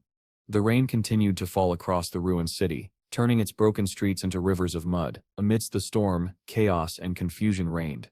"Shia Yu," a desperate voice suddenly cried through the comms. "The tank ran away. The boss is hitting me, save me." The girl's eyes widened. The next moment, another teammate's death notification flashed across her interface. A bright beam of light fell beside her, a newly revived player materializing after death. It was Su Yan, his face pale with frustration. "Shia Yu," he said anxiously, "how about we go back and farm some small monsters first? We still losing too much lifespan. If this keeps up, we still die permanently soon." Shia Yu hesitated, then nodded. "All right," she sighed. "Let's go." The two quickly left the area and teleported to another zone. At the same time, the System SIP's global announcement echoed across all servers. Player Anying, Shanghai City. First player to exterminate a platinum boss. Fame plus 10 points. The world chat instantly exploded. "Damn it, a platinum boss again. Soloed," one player shouted. "This is ridiculous. Hardly anyone SIPs even reached the mainland, and he SIPs already clearing bosses alone? It's that guy, right? Anying? Does anyone even know who he really is?"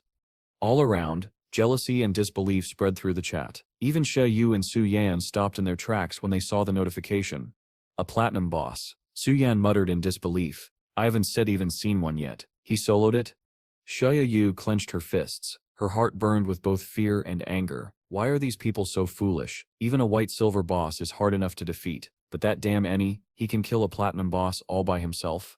Back inside the ancient palace, the same place where the purifying soul had fallen, Qin Feng was calmly consolidating his strength. The victory had pushed him to level 11. From this stage onward, each level up increased all attributes by 4 points, and provided 10 free attribute points to allocate. As long as my agility is high enough, Qin Feng thought, and I combine it with infinite stealth, I can kill bosses without ever getting hit.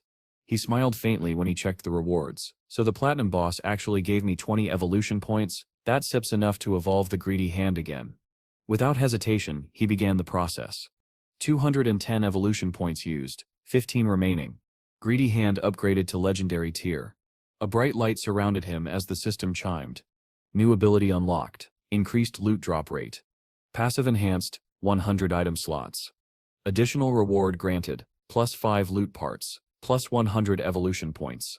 Qin Feng's SIP's expression lit up with satisfaction. Perfect. The reward range increased from 3 to 5, and the new storage capacity is incredible. Moments later, the greedy hand appeared before him, its surface now pulsating with golden runes. He examined his new inventory. 2 assassin equipment pieces, 1 assassin skill book, not usable yet, but I store them for now. He turned toward his group of devout believers, spectral followers that gathered loot automatically. "Collect everything in the palace," he ordered. They responded in low, eerie tones, bowing before dispersing. Qin Feng then began planning again. "I still have 115 evolution points left. Time to strengthen my core skills." The system responded instantly. Skill upgrades applied. Shadow Dive upgraded 3 times to Epic. Stealth time increased, cooldown reduced. Backstab enhancement, upgraded 2 times to Epic. Damage raised from 50 to 75%. Moment of Darkness upgraded to Epic. Creates a black halo causing blindness. Increases range, reduces cooldown. Curse Blossom upgraded 3 times to Legendary, absorbs a corpse's nutrients within 60 seconds, causing it to vanish. Then came a shocking new feature. Additional effect added. Absorbs 50% of the target's remaining non-tradable lifespan. Can absorb scattered non-tradable lifespan orbs in the environment. Qin Feng Sip's eyes widened. Absorb non-tradable lifespan, he whispered. This is a divine skill. He understood its true potential immediately. In high-level areas, especially near raging zones, the rate of lifespan consumption increased exponentially, up to 10,000 times faster. But with this new ability, he could continuously replenish his own. From now on, he thought with a grin, Eastel never have to worry about running out of lifespan again. His achievements quickly caught attention. A female voice chimed in from his communicator, bright and admiring. Congratulations, big brother, on the first platinum boss kill. But Qin Feng Stune remained calm. Is there any new information? Yes, she said eagerly. Dongfang Xian finally logged off. I heard their family is gathering at the Jiangnan restaurant. They said you're buying piles of lifespan to pour into the game to boost their power even further. Qin Feng Sip's eyes gleamed coldly. Very good. The girl, though nervous, added quickly, Big shot, please deal with Dongfang Xian soon. If not, I shall be finished. He turned toward the flickering fire beside him, his shadow stretching across the ancient hall. Don't set worry, he said with quiet confidence. I still handle everything. I Steph already got half the stock with me. The 100-slot bag from Greedy Hand truly is domineering. He fastened the bag to his belt and looked out toward the city ruins beyond. Time to meet Wang Mang and sell off the entire shipment. A moment later, under the crimson glow of the burning ruins, Qin Feng stepped forward once more, ready to continue his rise in this chaotic new world. Annie was standing beside Jin Li when her eyes suddenly widened with excitement. Look, Anyang is here, she shouted, her voice filled with joy. Without a moment's hesitation, she dashed toward Qin Feng, calling out playfully, Big shot.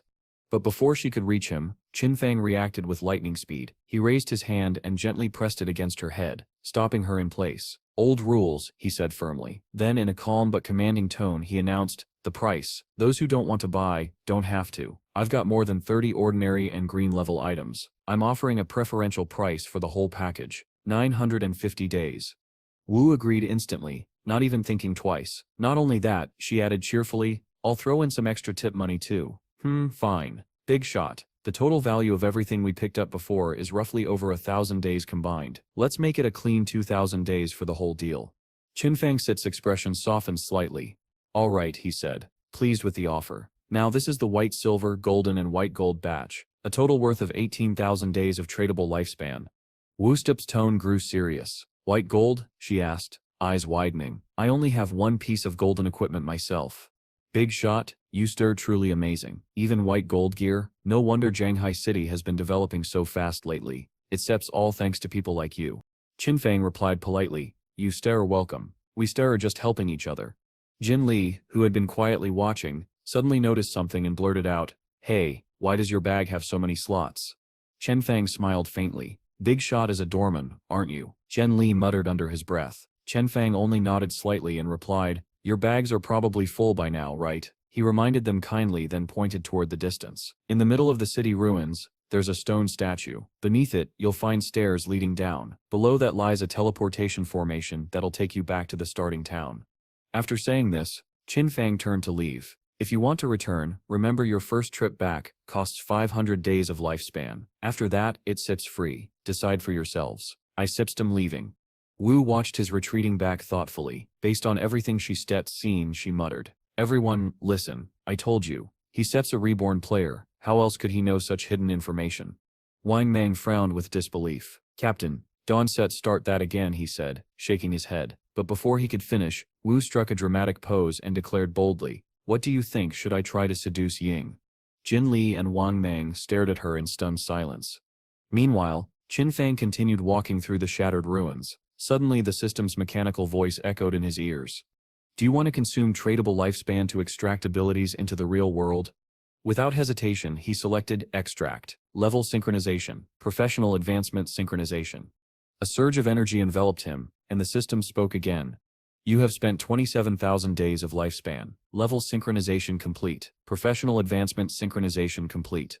Qin Feng Sip's eyes narrowed with focus. Next, extract skills, he murmured. Last time I only extracted Shadow Dive level 1. This time I shall enhance it and extract even more. Instantly, the space around him vibrated with power as the system listed out the costs. Shadow Dive level 10, 1,946 days. Backstab enhancement, 900 days. Greedy Hand, 1,000 days. Shounen Zan, 3,200 days. Ghost Shadow Blur, 5,366 days. Curse Blossom, 16,900 days. Black Light Shield, 11,313 days. Golden Stealth Boots, 3,600 days. When the synchronization ended, the system announced, the player has 7,480 days of tradable lifespan remaining. But Qin Feng wasn't finished yet. Next is equipment extraction. Confirmed, the system replied. Spending 3,394 days to extract the golden level Believer Sits necklace.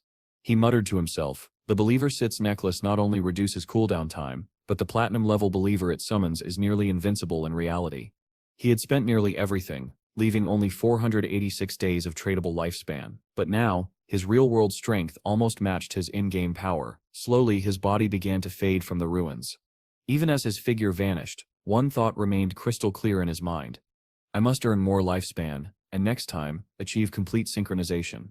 When he reappeared in the real world, Qin Feng sat on the edge of his bed, his expression dark and heavy with killing intent. After taking a deep breath, he began planning his next move.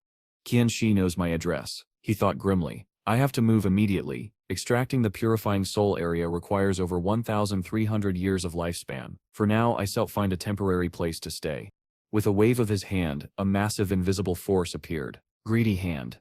Everything in the room was instantly lifted and packed away, leaving the space spotless. Haha, he chuckled softly. Greedy Hand is really convenient. Everything fits perfectly into the storage space. Then, stepping up to the windowsill, he looked out into the night. Dongfang and Zhongnan Hotel, 50 kilometers from here. He glanced down. He was on the 8th floor, too high for a normal person to jump, but Qin Feng was no normal person. With a quiet exhale, his eyes sharpened. Let that go. In the next instant, his body blurred and he shot downward like a shadow falling from the sky. He could arrive in 10 minutes. Like an arrow loosed from a bow, Qin Feng shot away, so fast he was invisible to the naked eye. At the Shangnan Hotel, a cluster of Dongfang family elders sat around a heavy table, voices low as they parsed the implications of the new reality abilities and lifespan from the game could now affect the real world. This was not merely a curiosity. It was a revolution, a vast opportunity for the Dongfang clan. Zener had not failed them. He had already laid the groundwork in the game, and his early gains had forged a budding force. Shan Shao answered his grandfather with measured respect. Grandfather, this is my duty. The old man nodded, satisfied. Zener's growth reassures me, he said. We purchased a large amount of tradable lifespan. All of it will be spent on equipment and skill tomes. He announced the plan without hesitation. The family's core members would be pushed to level 10 as quickly as possible to seize the lead. From that foothold, the family would expand its influence. By developing along two parallel tracks, the in-game advantages and real-world resources, the Dongfang family could become a local overlord, a 10,000-year family, a 10,000-year dynasty, not a dream but an ambition to pursue. Shan Shao's face darkened for a heartbeat, anger flashing behind his eyes. The old patriarch, half a step toward the grave, still clung to leadership and to the dream of immortality. Shan Shao thought, I will make him pay. After I reach the top of the leaderboard, I will make Anyang beg for secrets and extract lifespan for me. You will all die. His grandfather turned his gaze to him. What did you arrange about Anong? He asked, removing the trace of resentment as if it were a costume. Shan Shao replied, calm but controlled. Grandfather, rest assured. I have a reliable agent locating Anong's identity. News will come soon. The orders were precise. Capture Anong alive, make him work for the Dongfang family and reap the enormous benefits. Outside, at the hotel entrance, two armed guards fell silently under Qin Feng's hands. Inside the private room, laughter and the clinking of glasses rose as the family toasted their revival. Long live the Dongfang family, they declared, unaware that danger had already arrived. Qin Feng paused at the doorway, listening. Guns were present among these people. His recent acquisitions, Ghost Shadow Blur and Black Light Shield, were powerful but not invincible against firearms, and he had not yet extracted heavy defensive gear. Caution was necessary. He summoned the Believer from the necklace, a towering humanoid guardian that resembled a living mummy. If struck in the heart or head, it would die. Otherwise, its durability was exceptional. The Believer emitted a terrifying roar, its claws glinting, its long range spewing blue flame. As a white-silver level boss, it could withstand gunfire for a long time. Enter. Leave no one alive, Qin Feng ordered. Within a heartbeat he vanished and reappeared in the hotel lobby. Panic erupted. Guests scattered like leaves before a storm. The guards shouted, Who are you? Identify yourself. The Believer charged, unstoppable, taking advantage of the stunned reactions. Bullets found flesh. eliciting screams, but they did not halt the monster. A clawed hand swept through the crowd. Bodies fell. The believer pierced a man's chest and tore out the life within. He and Xiao recognized the horror too late. This is a monster from the Divine Artifact game, he cried, firing frantically. The lobby became a tableau of terror. The believer leapt toward the grandfather. He cried out for help. Panic surged. He fled, seeking the safety of the game, only to find that escape would not come in time. Sweat poured down his face as he ran, hoping to enter the game and raise his level to 10, extract abilities in safety, then return stronger. The thought cut off short. In the next instant, Qin Feng's form flashed before he and Xiao. The world seemed to reverse, his vision filled with blood, not from Qin Feng's blade, but because his head had been severed and tossed skyward. His eyes widened, his lips trembled, forming a single name, Ying. Red bingen flowers bloomed across the lobby like a living stain, one even sprouting from he and Xiao's eye. When the petals faded, the system chimed its tally, absorbed 27,000 days of tradable lifespan, and absorbed 482 years of non-tradable lifespan. Qin Feng's lips curved in the smallest, coldest smile. The night's harvest was astonishing. The fallen bodies drifted in the air for a moment, ghostly. The curse blossom's aura lingered, having not only cleared the hall of evidence, but drained the lifespans of every victim to the last drop. Qin Feng ran the numbers in his head. His non-tradable lifespan now totaled 2,327 years, enough to withstand the dangers of the raging areas he planned to enter later. Voices from outside rose in alarm. Call the police. Shots fired. Casualties in the private room. Security guards stormed the dining hall, only to find a spotless room and no sign of a struggle. They exchanged confused glances. Someone shouted, "This private room is wrecked. But where is everyone? Did anyone see anyone leave?" No one had. Qin Feng had already slipped away. Invisible. Strange. Where had the Dongfang family gone? The guards decided to report to the police. Qin Feng's eyes remained cold and sharp. His next target was the Chuani group. He strode toward the bright towers of the magic metropolis. The Chuani headquarters had moved to North America before the game's arrival, but the chairman's favorite daughter, Qian Shishi, remained trapped in the city. He had to act quickly before she could flee the country. For now, Qin Feng turned aside to a nearby hotel to rest and to enter the game. From Shanghai to the magic metropolis was nearly 300 kilometers. Walking would take 2 or 3 hours, an unacceptable waste of time. He sat on the comfortable bed and considered his next step. He needed a mount. The next moment, Qin Feng's vision blurred, and when it cleared, he was once again inside the Divine Artifact game. A mechanical voice greeted him. "Welcome back, player Qin Feng." He found himself standing in a dark, narrow corridor, the stone walls damp and ancient. The air was thick with a chill that hinted at danger. From what he could sense, several silver and gold level bosses still roamed the ruins nearby, perfect targets for grinding. But before he could take another step, a familiar voice rang in his ears. "Big boss, big boss. Good news." It was Anu, her voice brimming with excitement. Shia just discovered the entrance to a tomb, but there sits a gold-level vengeful ghost guarding it. We can beat it. Qin Feng Sit's eyes narrowed. A tomb? How did she find it? Anu quickly explained, her tone turning sheepish. On our way back to the starting town, we took a detour to avoid some monsters. While walking, we realized someone was missing, Diashoi. After searching for a while, we found she'd fallen into a pit. But it wasn't an ordinary pit. It led to a special tomb area, one where team chat doesn't even work. We explored a bit and ran into a level 12 gold boss with a giant knife. Luckily, we ran fast enough to escape. We're back in Seashell Town now. Big boss, if you want to go, I'll send the coordinates. Qin Feng Sit's expression lit up. Koi Carp really is Koi Carp, he muttered with a wry smile. She just walks around, trips into a hole, and ends up finding a treasure. He knew such hidden tombs, those linked to belief or cursed relics, were extremely rare and randomly generated outside the main map. A discovery like this was a massive opportunity. "All right," he said firmly. "Send me the coordinates." One more thing," Anu added slyly. "If you pick up anything you don't need, remember to sell it back to us, okay?" Qin Feng couldn't help but chuckle. Haha, clever girl. Moments later, he reached the location she sent. Before him was a bottomless well, dark and silent. He peered down and smirked. This well is the entrance? For her to fall into something like this, yes, Ray truly has a talent for trouble. Without hesitation, he jumped. The system chimed immediately. "You have entered the Tomb of Resentment. Remote communication signal, blocked." As his feet touched the cold stone floor, a pair of crimson eyes flickered in the darkness ahead. A guttural growl echoed through the cavern. Intruder detected. A hulking figure stepped into view, its body muscular yet twisted, clutching a massive greatsword. Vengeful ghost, leveled 12, gold tier. Qin Feng assessed the enemy instantly. A physical attacker, high damage, high range. No wonder Anu's group had fled. The equipment and skill books he'd sold them weren't meant for defense. Even Wang Mang, their holy shield warrior, had only around 5,000 HP. Against this boss, one strike would cut that in half. The monster lunged forward, its speed shocking for its size. Qin Feng sidestepped effortlessly. If that hit lands, I stepped him dead. With a flick of his wrist, blue flame swords materialized around him. Graceful liberation. Instant shadow slash. The twin techniques struck in perfect harmony, arcs of blue light slicing through the ghost's frame. The creature staggered but didn't fall. Its defense was formidable. The first attack dealt reduced damage, barely 80% of its potential. But Qin Feng's final stroke, the throat cut from graceful liberation, tore clean through its core. For a moment, all was still. Then something was wrong. A twisted arm shot toward him from the shattered corpse, covered in pulsating lumps. Instinct screamed danger.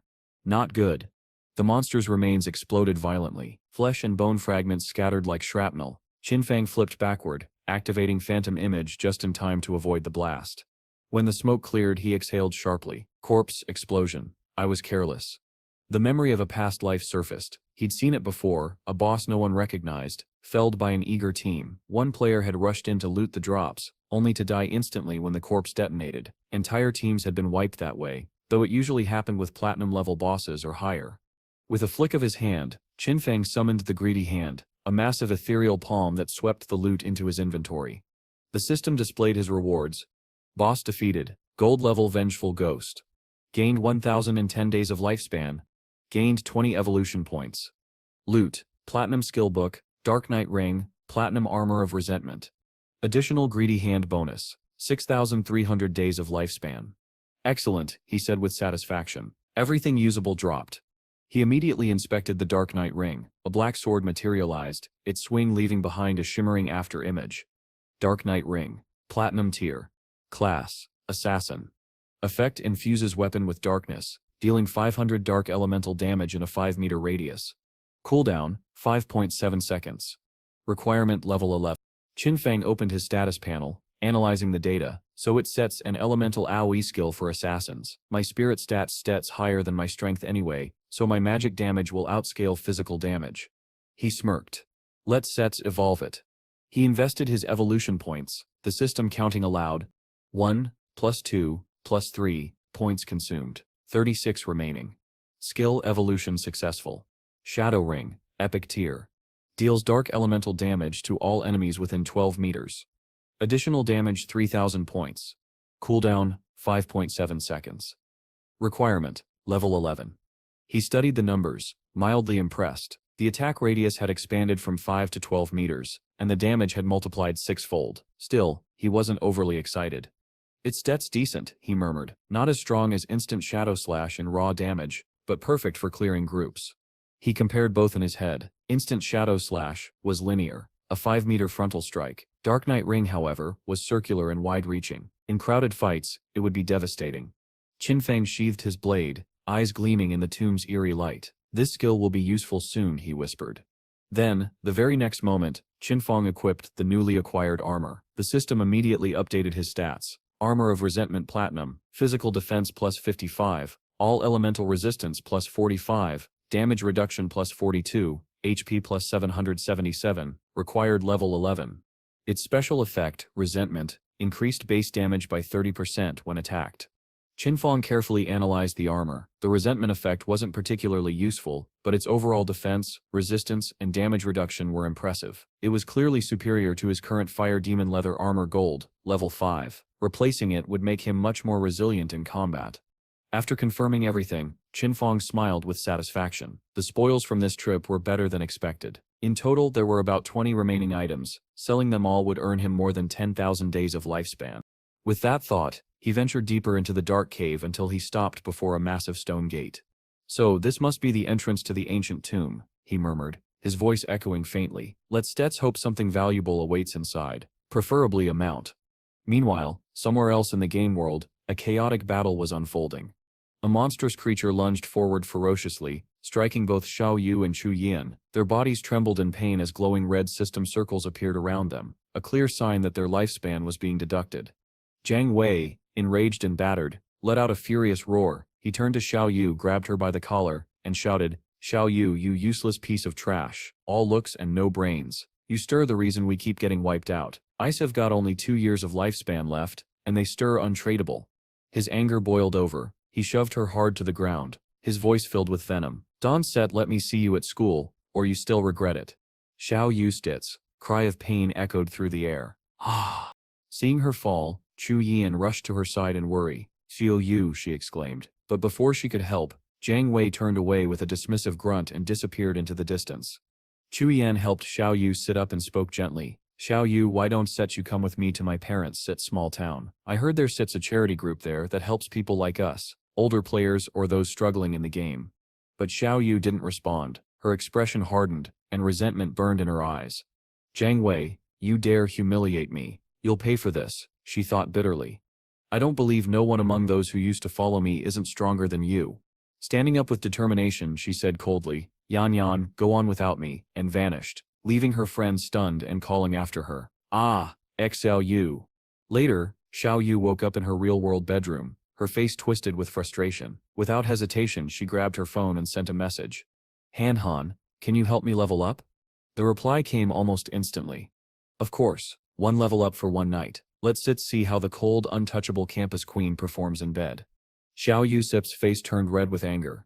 You disgusting creep, you think you can touch me, dream on, she typed furiously and blocked him on the spot. Not giving up, she messaged another classmate. Jiang Wu, Isef actually always liked you. I only rejected you because my brother Qin Feng used to control me, but now we have broken ties, so maybe we can be together. But Jiang Wu only sneered in his reply. Pathetic, you broke off with your own brother. What makes you think you once betray me too? Get lost. Xiao Yu gritted her teeth, still not ready to give up. She kept searching for someone, anyone, to help her. Rui Xiao, no one's home. Want to come stay with me and help me level up? She texted another. But once again, rejection came swiftly. Oh please, I set in platinum rank now. I can get any girl I want. You stir not even worth my time. Her anger gave way to desperation. She sent another message. Brother Xiang, I stem so bored. Come to Seashell Town please. I stem waiting for you. The reply was worse than before.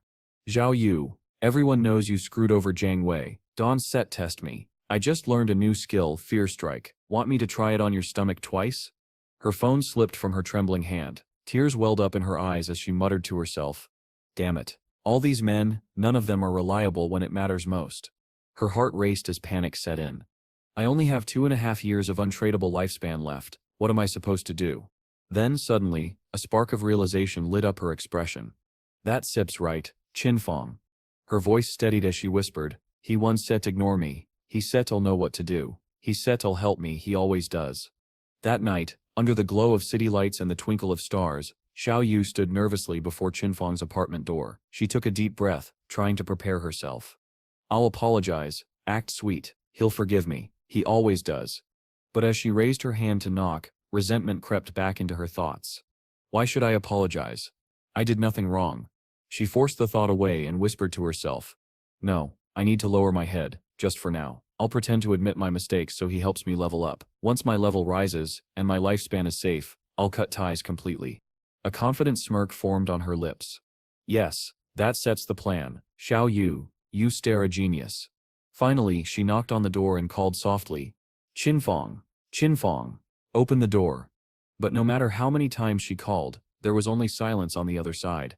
Qin Feng, open the door. Xiao Yu's anxious voice echoed through the quiet corridor. Qin Feng, don't sleep. Open up, quickly. Qin Feng, I stem back. Her tone grew more desperate with every call, her voice trembling between panic and anger. Qin Feng, can you hear me? Open the door already. Silence. Her irritation flared. Feeling ignored, Xiao Yu's patience snapped. Fine, you asked for it. She growled and kicked the door open with a sharp bang. But the moment she stepped inside, her anger froze into disbelief. The room was empty. The bed, the table, the clothes, everything was gone. It was as if Qin Feng had vanished completely. Heart pounding, Xiao Yu grabbed her phone and quickly dialed his number. But all she heard was a cold, mechanical voice repeating. We are sorry, the number you have dialed is currently switched off. She tried again. Each time, the same message echoed through the empty room. Her voice trembled. Qin Feng, where did you go? The mechanical tone continued to ring, overlapping her own fearful whisper, as if mocking her helplessness. At that very moment, far beneath the ground, deep inside the tomb of resentment, Qin Feng was locked in a deadly battle.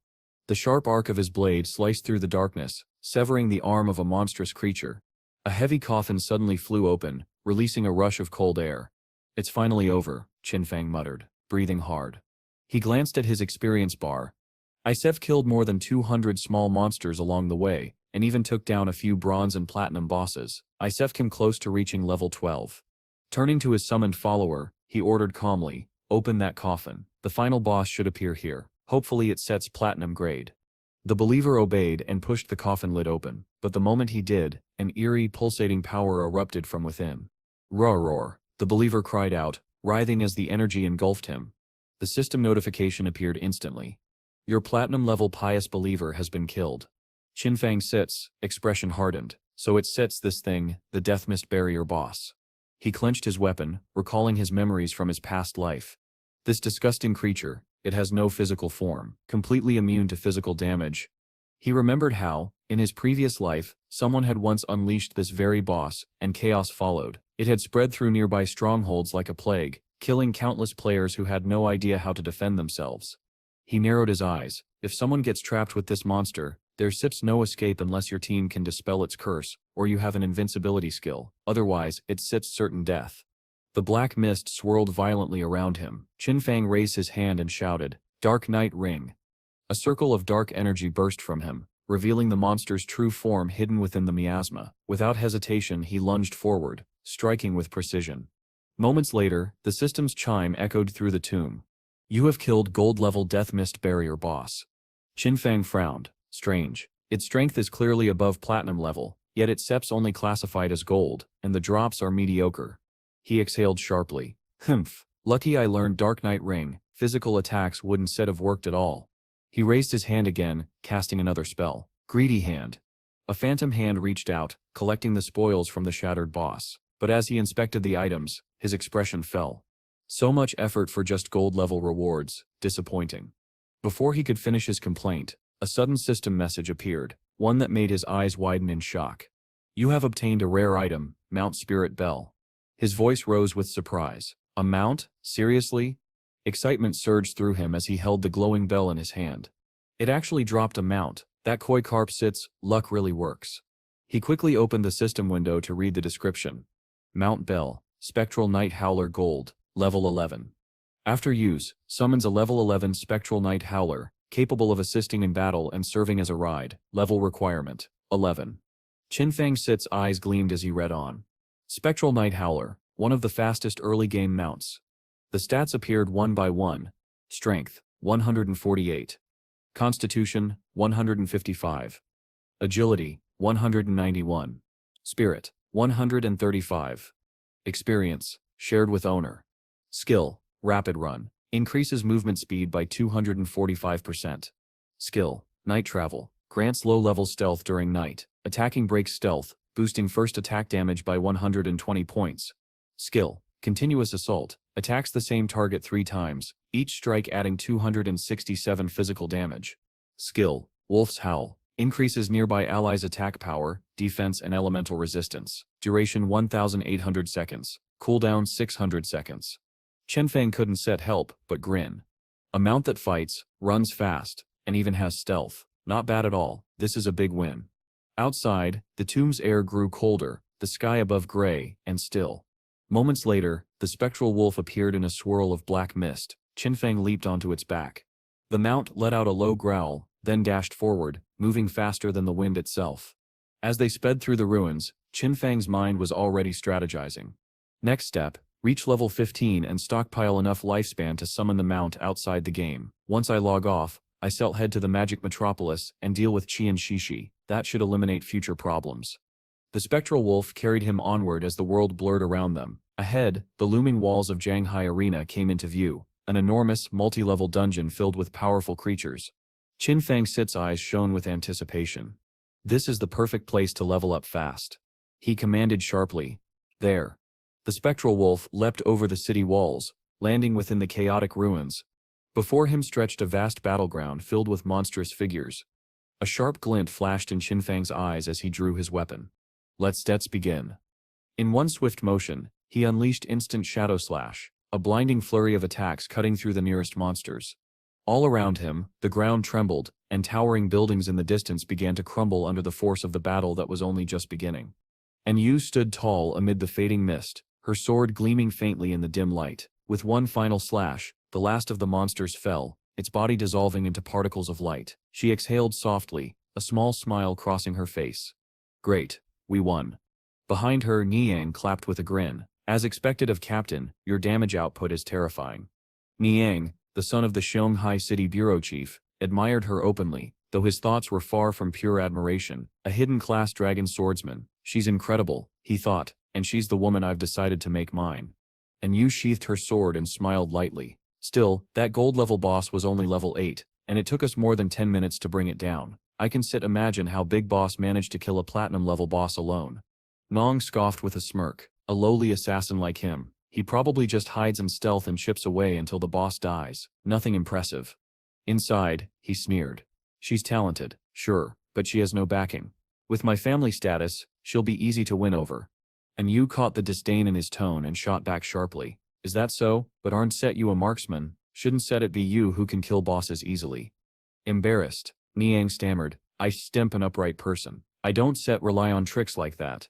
Trying to change the subject, he added arrogantly, anyway, I've heard that the player Dark Shadows is dangerous, a murderer in real life. I know a Magic Metropolis officer who's tracking him. He has anti-stealth level 3. He raised his voice, speaking as if addressing an audience. In my opinion, we should set a trap, expose Dark Shadow's identity, and capture him. People like that, only the government should have control over them. Otherwise, tragedies like Sunf and Jiangli will keep happening. Are we supposed to clean up every time?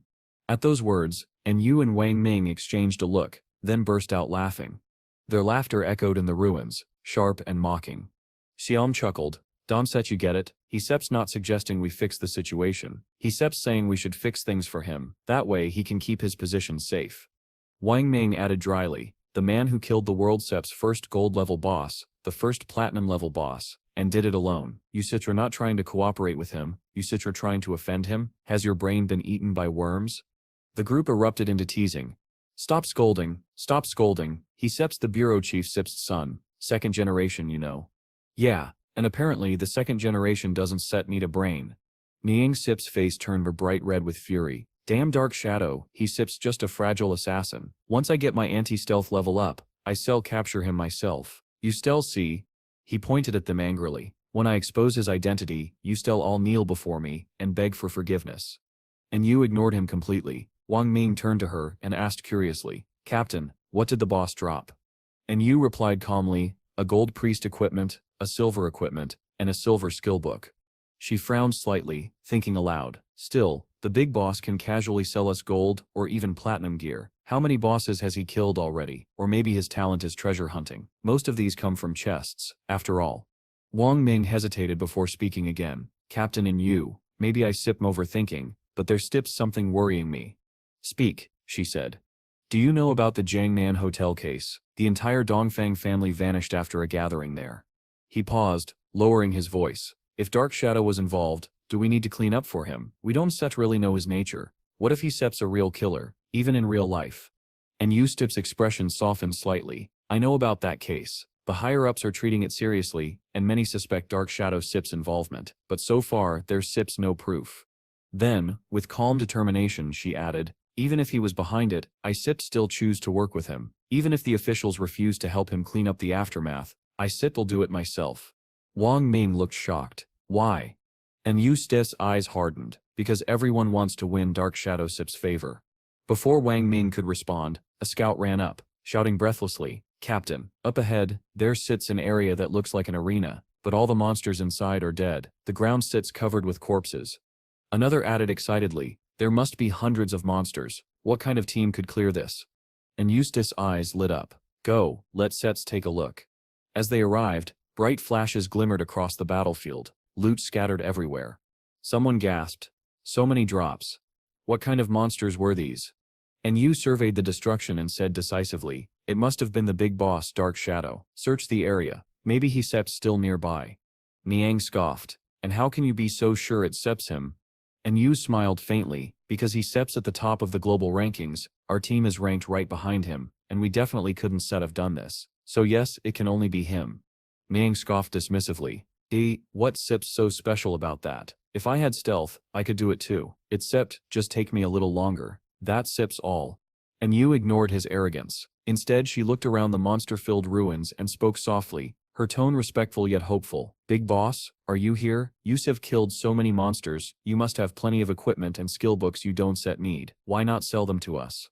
The moment her words faded, a cold wind swept past. Nin suddenly froze as a heavy presence appeared behind them.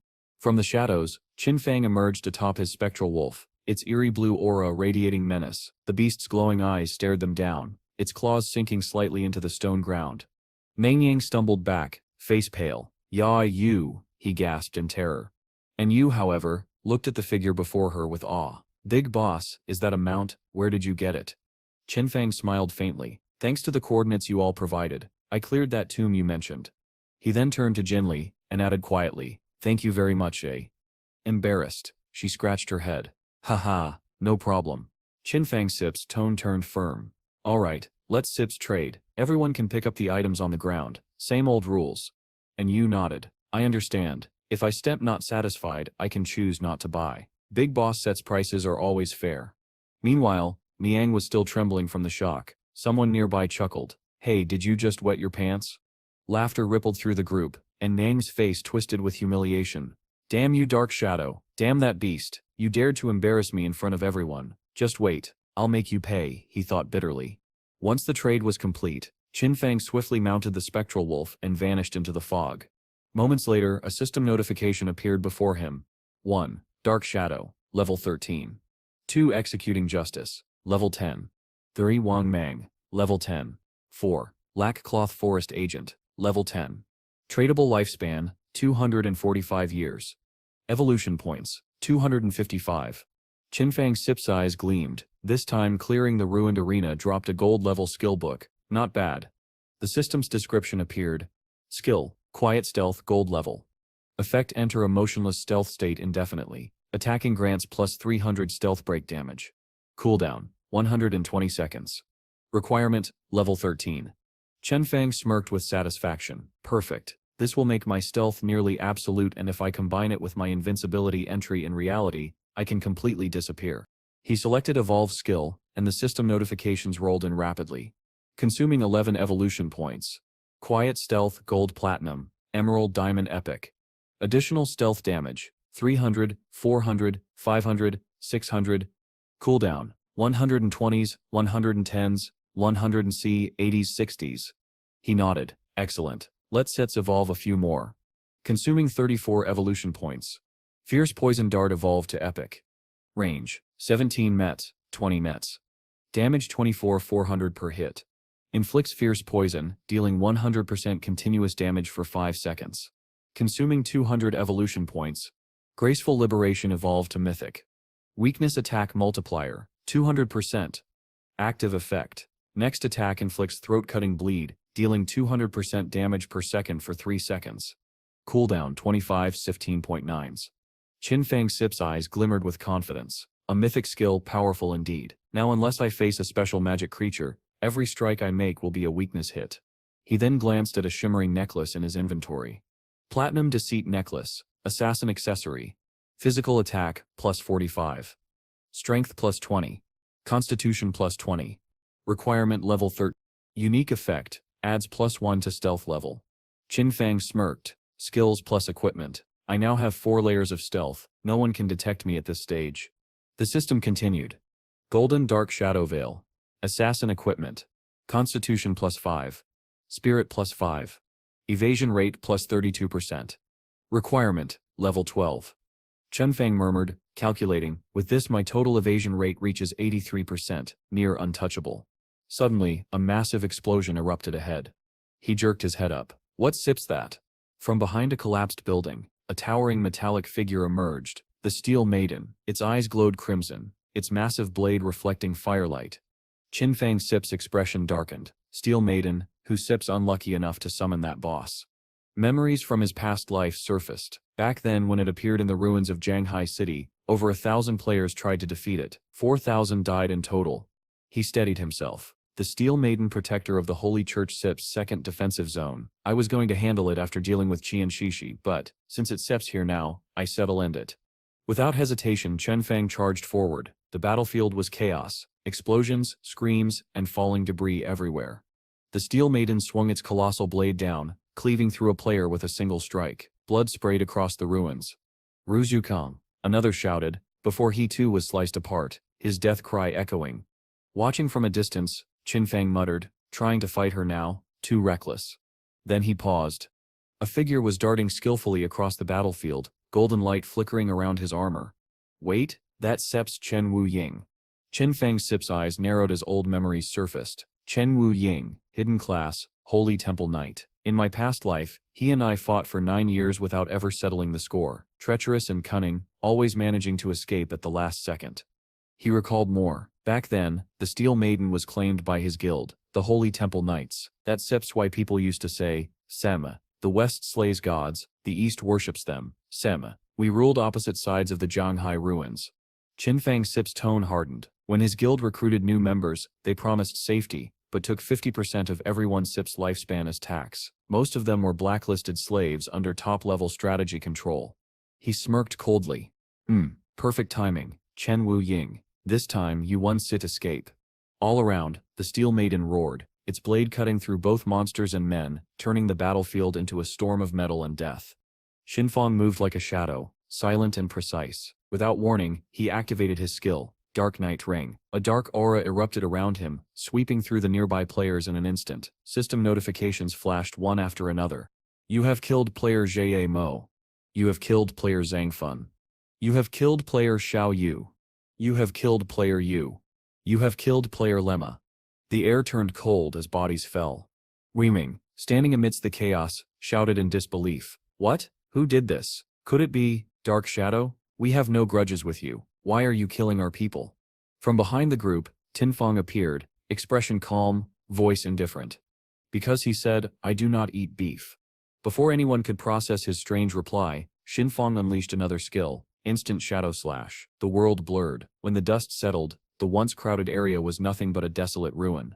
He didn't stop there. With a flick of his wrist, he invoked another spell, Blooming Curse. Mysteriously, everyone who had just perished began to revive, their bodies reassembling before their own horrified eyes.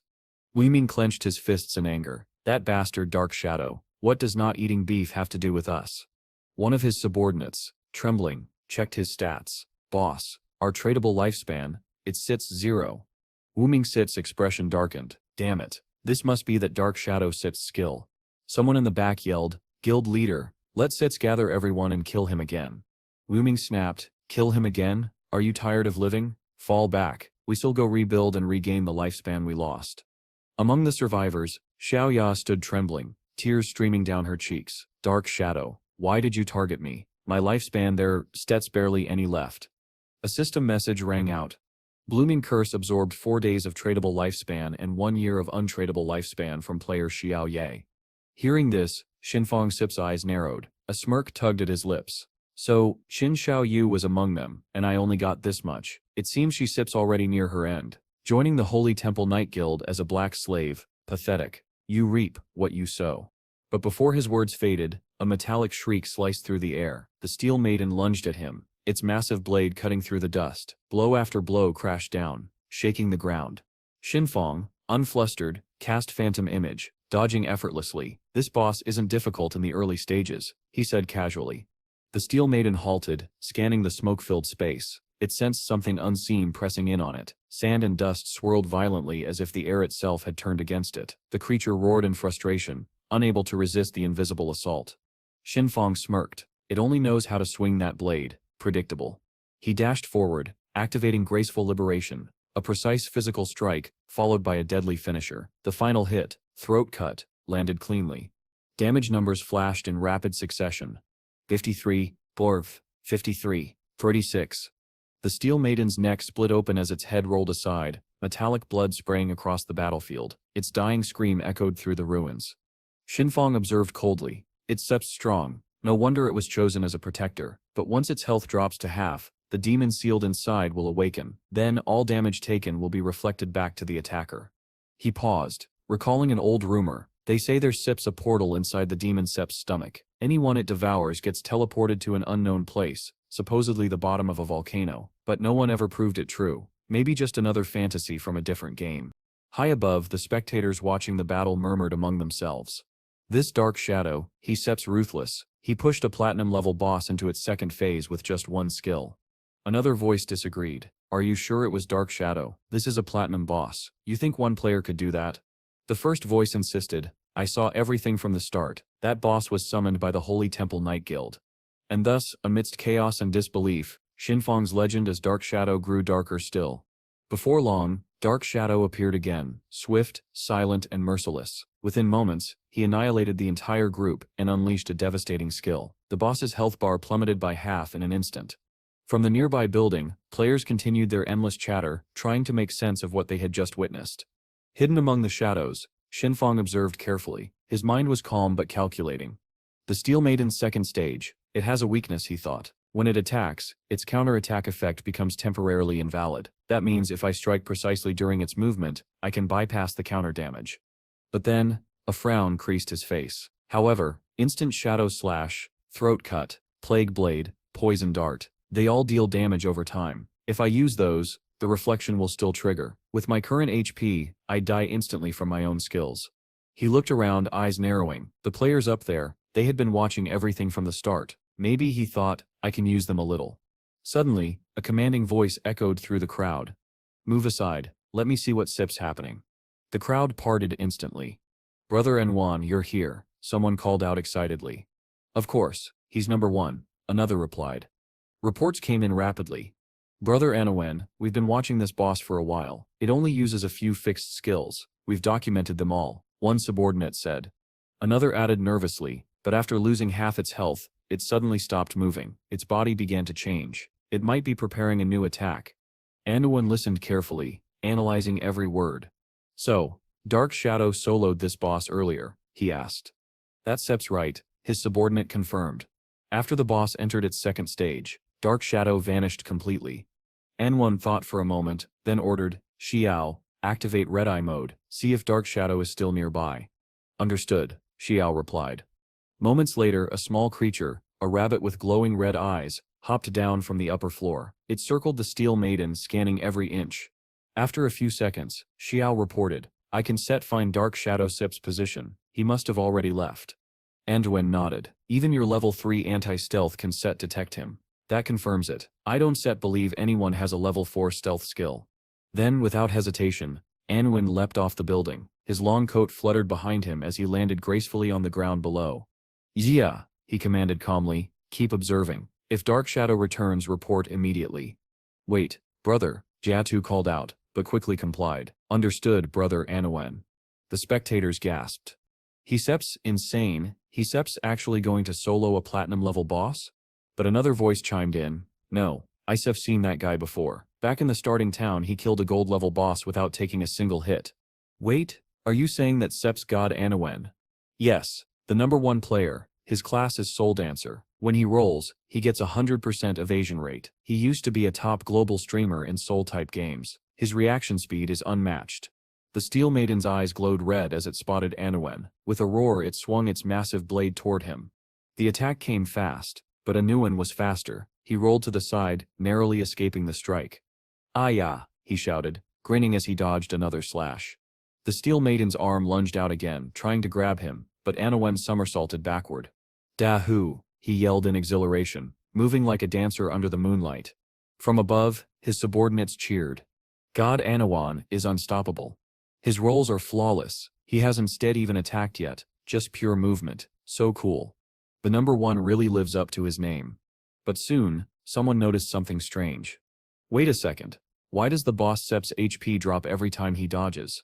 Yeah, and look, there are light slashes appearing across its body. Is the Soul Dancer that powerful?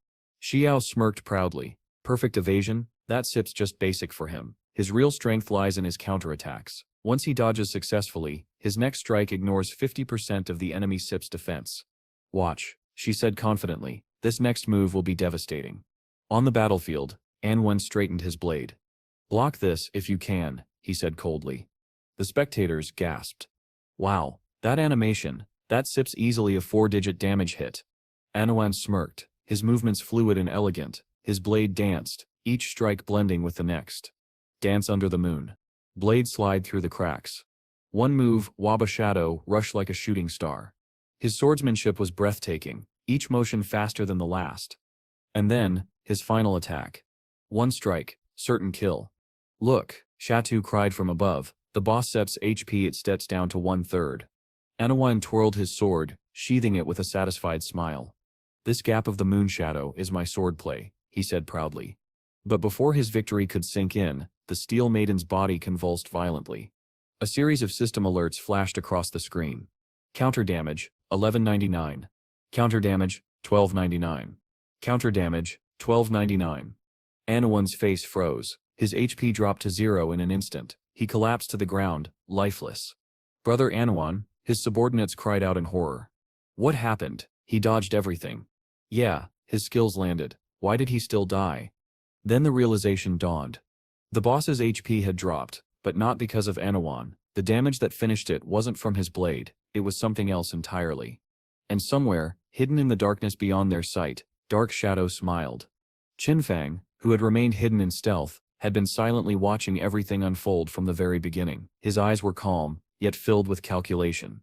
He smirked faintly to himself. It's all thanks to this, Anwen is number 1. Because of that show-off, the Steel Maiden had gone berserk, unleashing a storm of attacks in quick succession. Perfect, Qin Feng thought.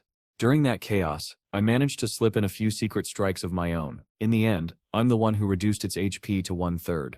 He couldn't help but evaluate what he had just seen. The Soul Dancer's execution is impressive. His control and timing are top tier, but against the Steel Maiden, his class is simply useless. When he rolls, he can't attack, and when he attacks, he gets countered. Truly tragic. Suddenly the Steel Maiden began to move. Its massive body turned, trembling with violent energy. Qin Feng's expression darkened. This is bad. The boss's HP is too low, it's trying to retreat to the Holy Temple for recovery. If it makes it back, it'll return to full health, and all my effort will be wasted. He quickly assessed the situation. The death of the Soul Dancer had terrified the crowd, none dared to attack now. And unless the boss initiated another move, its counterattack state would stay active.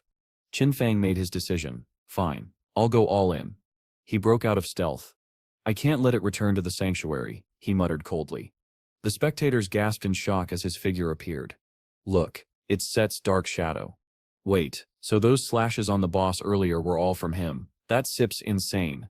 I thought Senwan's number 1 Sit was the god here, but he was just a clown. Dark Shadow Sit's the real monster. Even Shio the scout was stunned. Impossible. My level 3 anti-stealth couldn't Set detect him. Does he actually have level 4 stealth or higher? Meanwhile, someone lurking in the crowd had a different thought.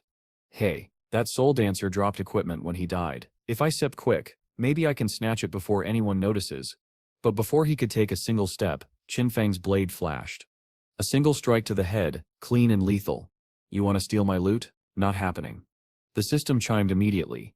You have obtained Anwen is number 1's tradable lifespan, 612 days. Untradable lifespan, 67 years. Guiji Jusi is tradable lifespan, 355 days. Untradable lifespan, 20 years. Qin Feng chuckled softly. Interesting. So say Anwen is number 1 Sit, still had a lot of lifespan left. That means he probably hasn't died before. I shall spare him for now. No need to use Hakaya's shoe yet.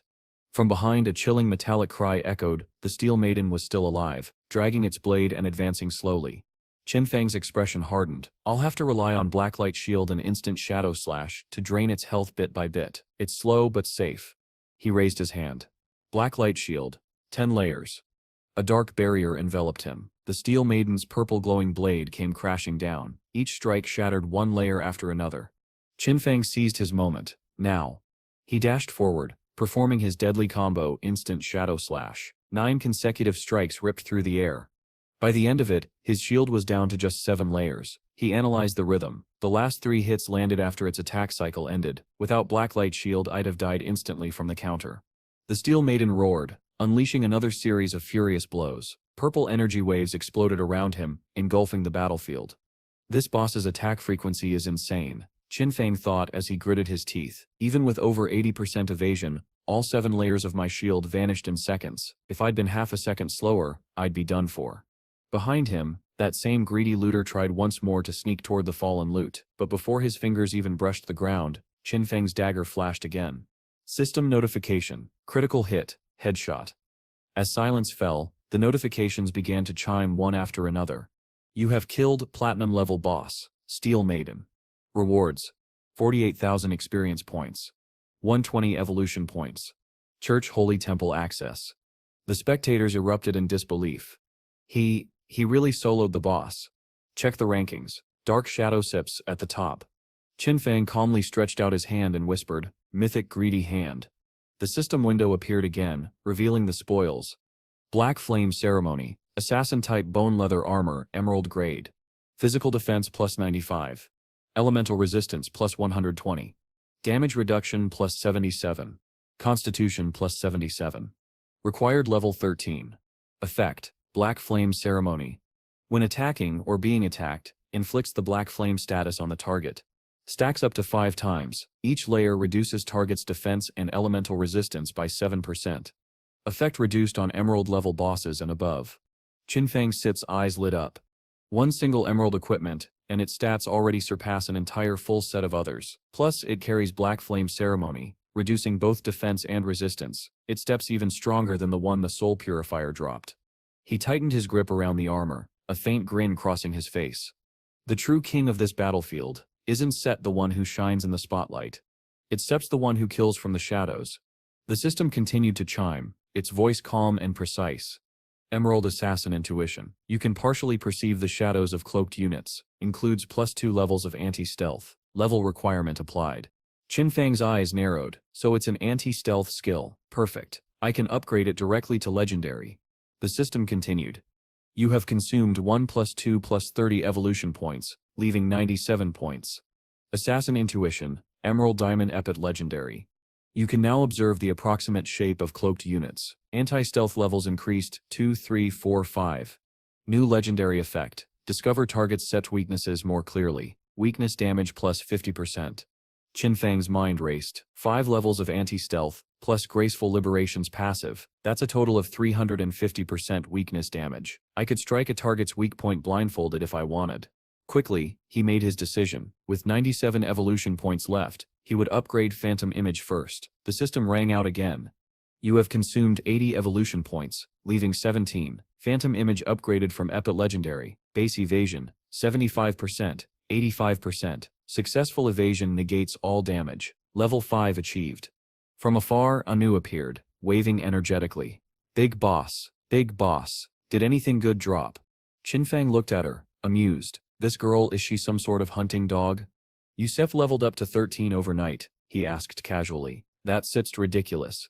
Wang Mang nodded in agreement. Yusef been grinding all night, still not even level 11. Your speed is insane.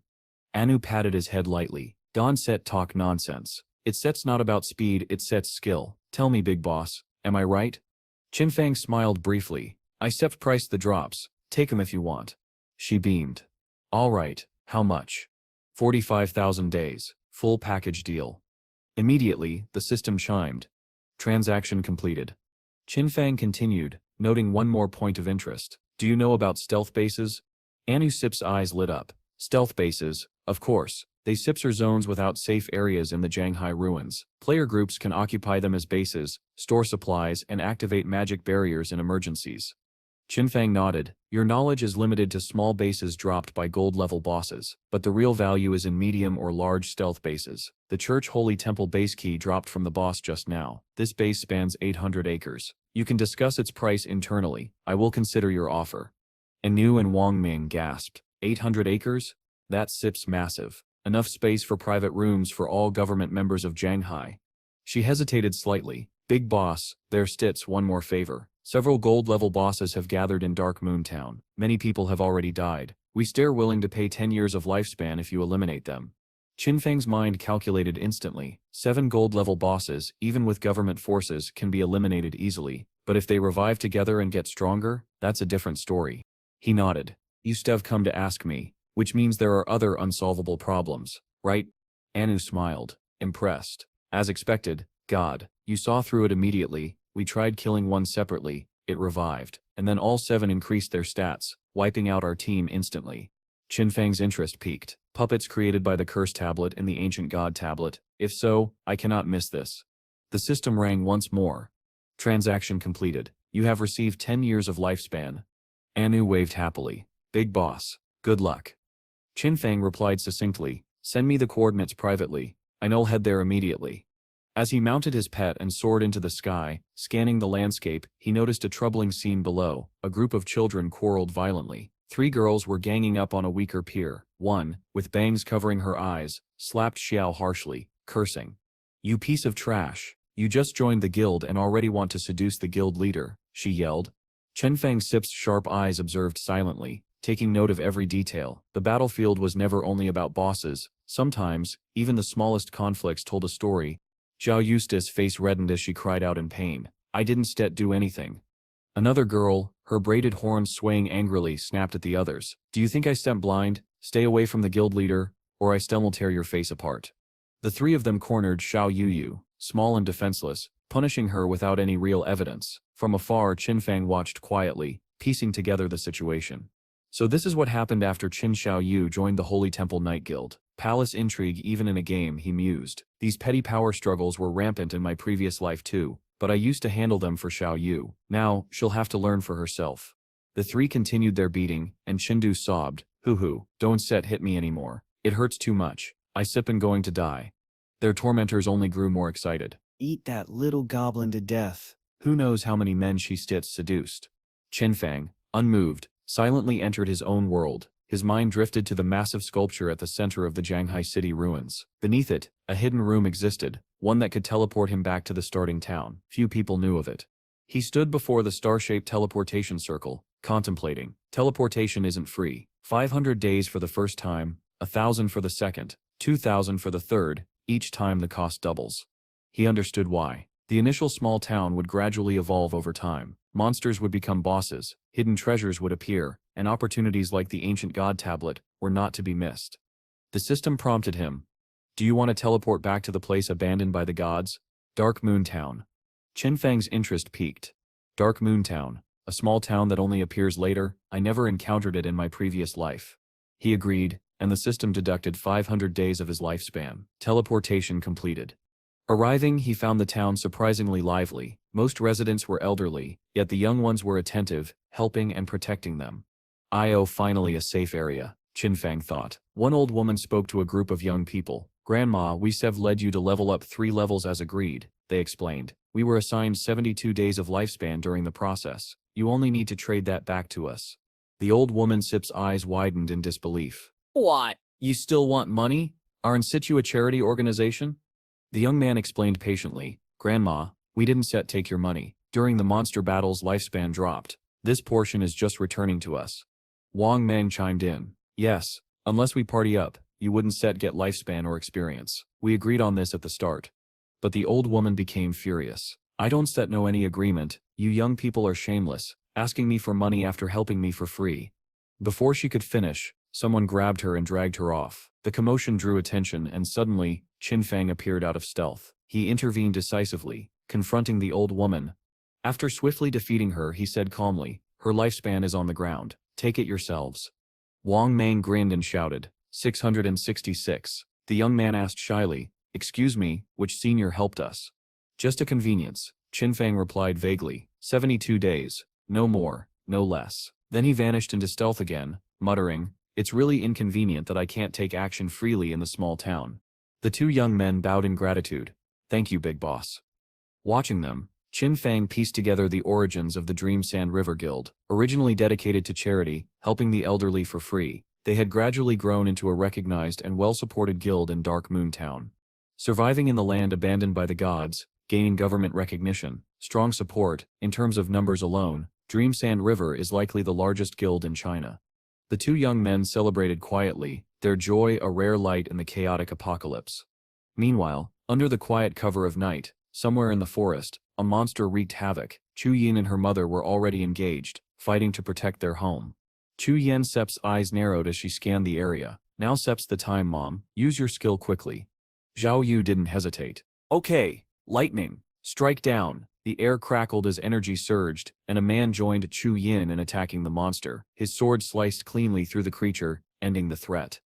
Relief washed over Chu Yan-sip's father. Success, he exclaimed. Chu Yan cheered. Mom and Dad, you two are amazing. Her mother smiled calmly. See, as long as we listen and coordinate, we can handle even small monsters.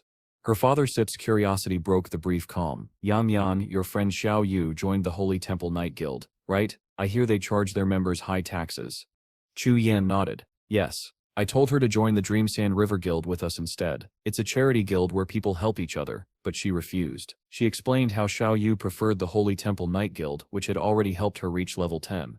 Mrs. Chu interjected thoughtfully. Even if they helped her level up, they still are only treating her as a tool, and their joining contract, 3 years of servitude at a time.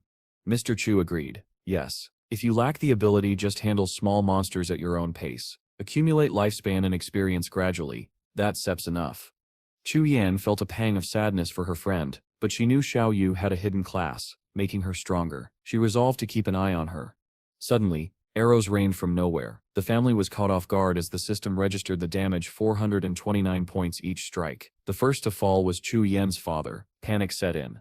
The attackers were masked, blindfolded, and led by a man whose face was hidden beneath thick hair. Have you seen my damage? One skill can kill instantly, he boasted. The Dream Sand River Guild, trash. Who would bother protecting these old people? He moved in front of Chu Yin and her mother. Hand over all the lifespan you have. Chu Yan's resolve hardened. Not a chance, Mom. I'll stop them. Call the guild for help immediately. Her mother nodded, cooperating. The hair-covered man grew impatient. Tired of living? Kill the old woman and leave the young one for me. 2 disciples lunged at Chu Yan and her mother. Chu Yan braced herself, but the first attack missed entirely. The man was stunned. Before he could react, his head was severed cleanly. Qin Feng had intervened. Dad. Dark shadow, he stammered in terror. One by one, the 3 attackers who had bullied Chu Yan's family were defeated by Qin Feng. The system resurrected them afterward, but the experience left them shaken. My tradable lifespan, all gone, the hair-covered man wailed. Even in the murderer state, this can happen. Suddenly, a brilliant explosion illuminated the area. Qin Feng's charm immobilized the assailants, leaving them unable to move. One muttered nonsense, trapped by the overwhelming force. Then, a group stepped forward, holding official papers. We are government hunters, they announced. You have been killing players indiscriminately. Provide your information, or we will erase your lifespan. The hair-covered man's struggle ended as he was apprehended. Red petals swirled around him as the law finally took its course. The night remained quiet once more, with Chu Yan and her family safe, for now, thanks to Qin Feng's timely intervention and the swift arrival of justice. Chu Yan watched Qin Feng vanish into the shadows and quickly said, thank you, Dark Shadow Sen. If it weren't set for you, my mother and I would have been doomed. Qin Feng didn't reply. He simply turned his face slightly, casting a careful glance back. This girl Chu Yin, she's not bad, brave, kind-hearted, completely different from Qin Xiaoyu. I don't know why they became best friends, but it's good they've gone separate ways. Suddenly, a round light rolled to Chu Yan-sep's feet. Mrs. Chu, looking around, frowned. Huh? Where did he go? Chu Yan bent down and picked up the light. This is the lifespan that Dad dropped. Her mother asked softly, Daughter, why did that person suddenly disappear? Chu Yan didn't answer, but inside she already guessed. The #1 global ranking, Dark Shadow, he's actually a good person. The night was calm, with the moon illuminating the forest. Several players hunting monsters nearby chatted nervously. They said Dark Shadow would arrive in a few minutes. It's been half an hour. What is he doing? Do you think he can handle those bosses, the ones that can revive? Haha, infinitely reviving bosses. And he actually accepted the challenge. Unbeknownst to them, Qin Feng was stealthily walking right next to them, observing. He reflected on the ancient god tablet's powers. Each tablet could grant an enhancement and a negative attribute to equipment. If lucky, it could even alter a class's characteristics. Tales spoke of top-tier players summoning ancient god illusions, defeating legendary bosses. Some bosses created this way had special mechanics, stealth abilities, or summoning warlocks hiding nearby. That's why players often didn't understand why certain bosses kept killing them. They would revive infinitely. Qin Feng analyzed. When the government activated revival and berserk attributes, it only happened after a single boss was killed. If all are killed at once, it's worth trying.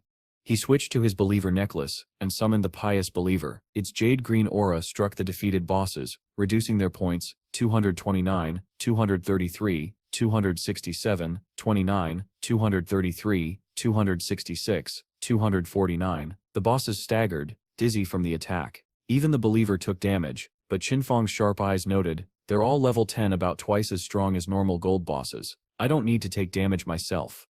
With precision, Qin Feng struck each boss with his Dark Knight ring skill. Die. One by one, they fell, cutthroat style, turning to ashes. No rewards, no spoils, only pure elimination. Suddenly, a massive boss with a strange form appeared. Qin Feng's instincts kicked in. Killing all simultaneously was correct. Now the next stage begins. Symbols marked its body. The boss struck first with a novel skill. Ancient God Writing Tai Ti Go Wu Shen Si. Qin Feng studied the symbols carefully. I need to attack the letters in sequence. All the time I spent deciphering the ancient God writing and the ruined strategies is paying off. He struck the corresponding symbols, then attacked other weak points in sequence. The boss cried out, "Ah!" before dissolving into smoke. The ground beneath Qin Feng transformed into water as the boss merged into it and vanished. Something escaped from the boss's body, giving Qin Feng a critical insight. Each monster here must be defeated near its corresponding coffin. I've already seen the ancient God tablet. This is the final stage. The tension tightened as Qin Feng prepared for what lay ahead, knowing that every move from now on could decide victory or defeat. Qin Feng stood amidst the lingering shadows, unwavering, his eyes sharp and firm. Come on, he thought, ready for whatever awaited. The aftermath of the battle was intense. The forest trembled, trees swaying violently. From afar, onlookers were confused. Is that an earthquake? 3 people had intended to track down Qin Feng to take him out, but they noticed the shifting valley. The boss is going berserk. Maybe we should check it out. They trudged forward, expecting a fight, but arrived to see nothing, only a desolate, empty land. Where's the boss? They muttered, staring at the cracked ground. Killed by an earthquake? Meanwhile, Anu quickly signaled everyone to retreat. Everyone, fall back. Dark Shadow has already handled the boss. 2 of the 3 skeptics were unhappy. Wait, we were just wondering if Dark Shadow could handle these 7 bosses, and in barely 10 minutes, they're all dead? We didn't even see him there. Aren't these bosses supposed to revive? How did he do it? Qin Feng on his side was satisfied. The spoils of victory were considerable. He had grown stronger and leveled up to 14. 7 bosses plus the greedy hand had yielded 294 evolution points. And most importantly, the ancient god tablet. He studied it carefully. Cursed tablet of the ancient god of calamity. Active use, attach the curse to any equipment. Effect grants random beneficial effects based on the equipment's characteristics and profession, accompanied by a negative effect. He attached it to his Black Flame Ceremony Bone Thorn Leather Armor, an emerald-level piece with an effect that reduced target's SIP defense and elemental resistance by 35%. The system notified him. You have attached the Curse of Eudos to the Black Flame Ceremony Bone Thorn Leather Armor. Buff effect, maximum overlapping Black Flame states increased to 15 layers. Debuff effect, base attributes reduced by 31%. Qin Feng analyzed the possibilities. 15 layers of Black Flame, I can reduce a boss's defense and elemental resistance into the negatives, and the negative effect, practically nothing. Next, he generated Golden Light to enhance his strength, and evolved a skill, Instant Shadow Slash, upgraded to Legendary. The system explained, dash rapidly 30-40 meters in one direction, enter stealth for 12-15 seconds. Deal 9 slashes to all enemies along the path. Cooldown 8.8 seconds. Slash width 5-6 meters. Each slash deals 700 additional damage. New effect. Each slash grants a shield equal to 100% of HP, stacking up to 9 layers lasting 60 seconds. Qin Feng grinned. With 9 successful slashes, my effective HP will increase tenfold. Survival chances skyrocketed. Satisfied, he left the battlefield. At this rate, I can hit level 15 in just 5 hours. Then, it's time for the Magic Metropolis. Meanwhile, back in the city, the red-orange sunlight painted the streets. At the central monument, the girls who had bullied Xiao Yu earlier were still at it. You cheap thing, beat you to death, you little fox. Qin Feng observed silently, disgusted. These women were vicious. The white-haired girl stretched her back, pretending she'd accomplished something. Aya, I'm so tired. The girl with braided horns complained. My hands are smoking from hitting her. They glanced at Xiao Yu's bruised form on the ground, satisfied. Once they left, Xiao Yu slowly tried to stand, curling up in a corner and crying. It's all Qin Feng's fault. I said break up, and I really meant it. She steadied herself with her wooden cane and muttered, luckily I signed a contract with the Holy Temple Night Guild. 3 years of guaranteed survival. Even if I give 50% of my lifespan, I still have plenty left. I'll develop faster than Xu Yian. Xiao Yu's determination burned quietly amidst her pain. a spark of resolve for the trials yet to come. Xiao Yu roared with all her strength, her voice shaking the sky itself. Wait until I grow stronger. All of you who look down on me will pay. She summoned her holy healing technique, draining all her magic power to restore herself to full health. Gasping and collapsing to the ground, she realized she wasn't fully prepared. Strange, where did it go? Meanwhile, in the magic metropolis ruins, the battle against a powerful boss raged on. Young warriors coordinated attacks. A blue glowing power struck first, while a trio of observers lingered behind, assessing the fight. Shishi, her face hidden by a scarf, criticized the fighters. Men from Daxia are weak. 18 of them to take down one boss, pathetic. The black-haired companion disagreed gently. Beloved Can, they stir helping us. Be grateful. Shishi smirked, unconvinced. Too polite, their damage is pitiful. They can even defeat a minor gold boss after all this effort. The battle participants pushed forward, shouting to each other, quick, give it all, final blow. But one was immediately killed by another, a smug smirk on the killer's face. The surviving fighters sensed danger. It was the Black Peach Group, a notorious gang of Daxia outcasts and foreign allies. The gang leader, a ghostly-voiced girl, sneered at the resistance. You trash still want to fight? I will slaughter you, Daxia pigs. The black-haired boy struck with devastating force, shattering the earth and sky, purple energy obliterating the opposing group. Satisfied, the girl lowered her purple sword. Daxia is full of trash. Ordinary players cannot compare with us. She turned to her companions, plotting once we reach North America, we form a guild for slaughtering Daxia pigs. Good idea, her companion agreed. What shall we call it? Another asked.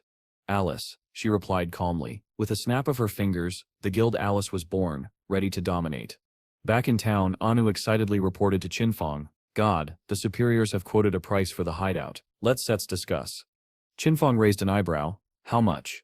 1,500, Anu answered quickly. Qin Feng frowned. Too low. Negotiations began, and Anu adjusted, attempting to push it up. Eventually they settled at 2,000, much more reasonable for a hideout that could hold hundreds or thousands.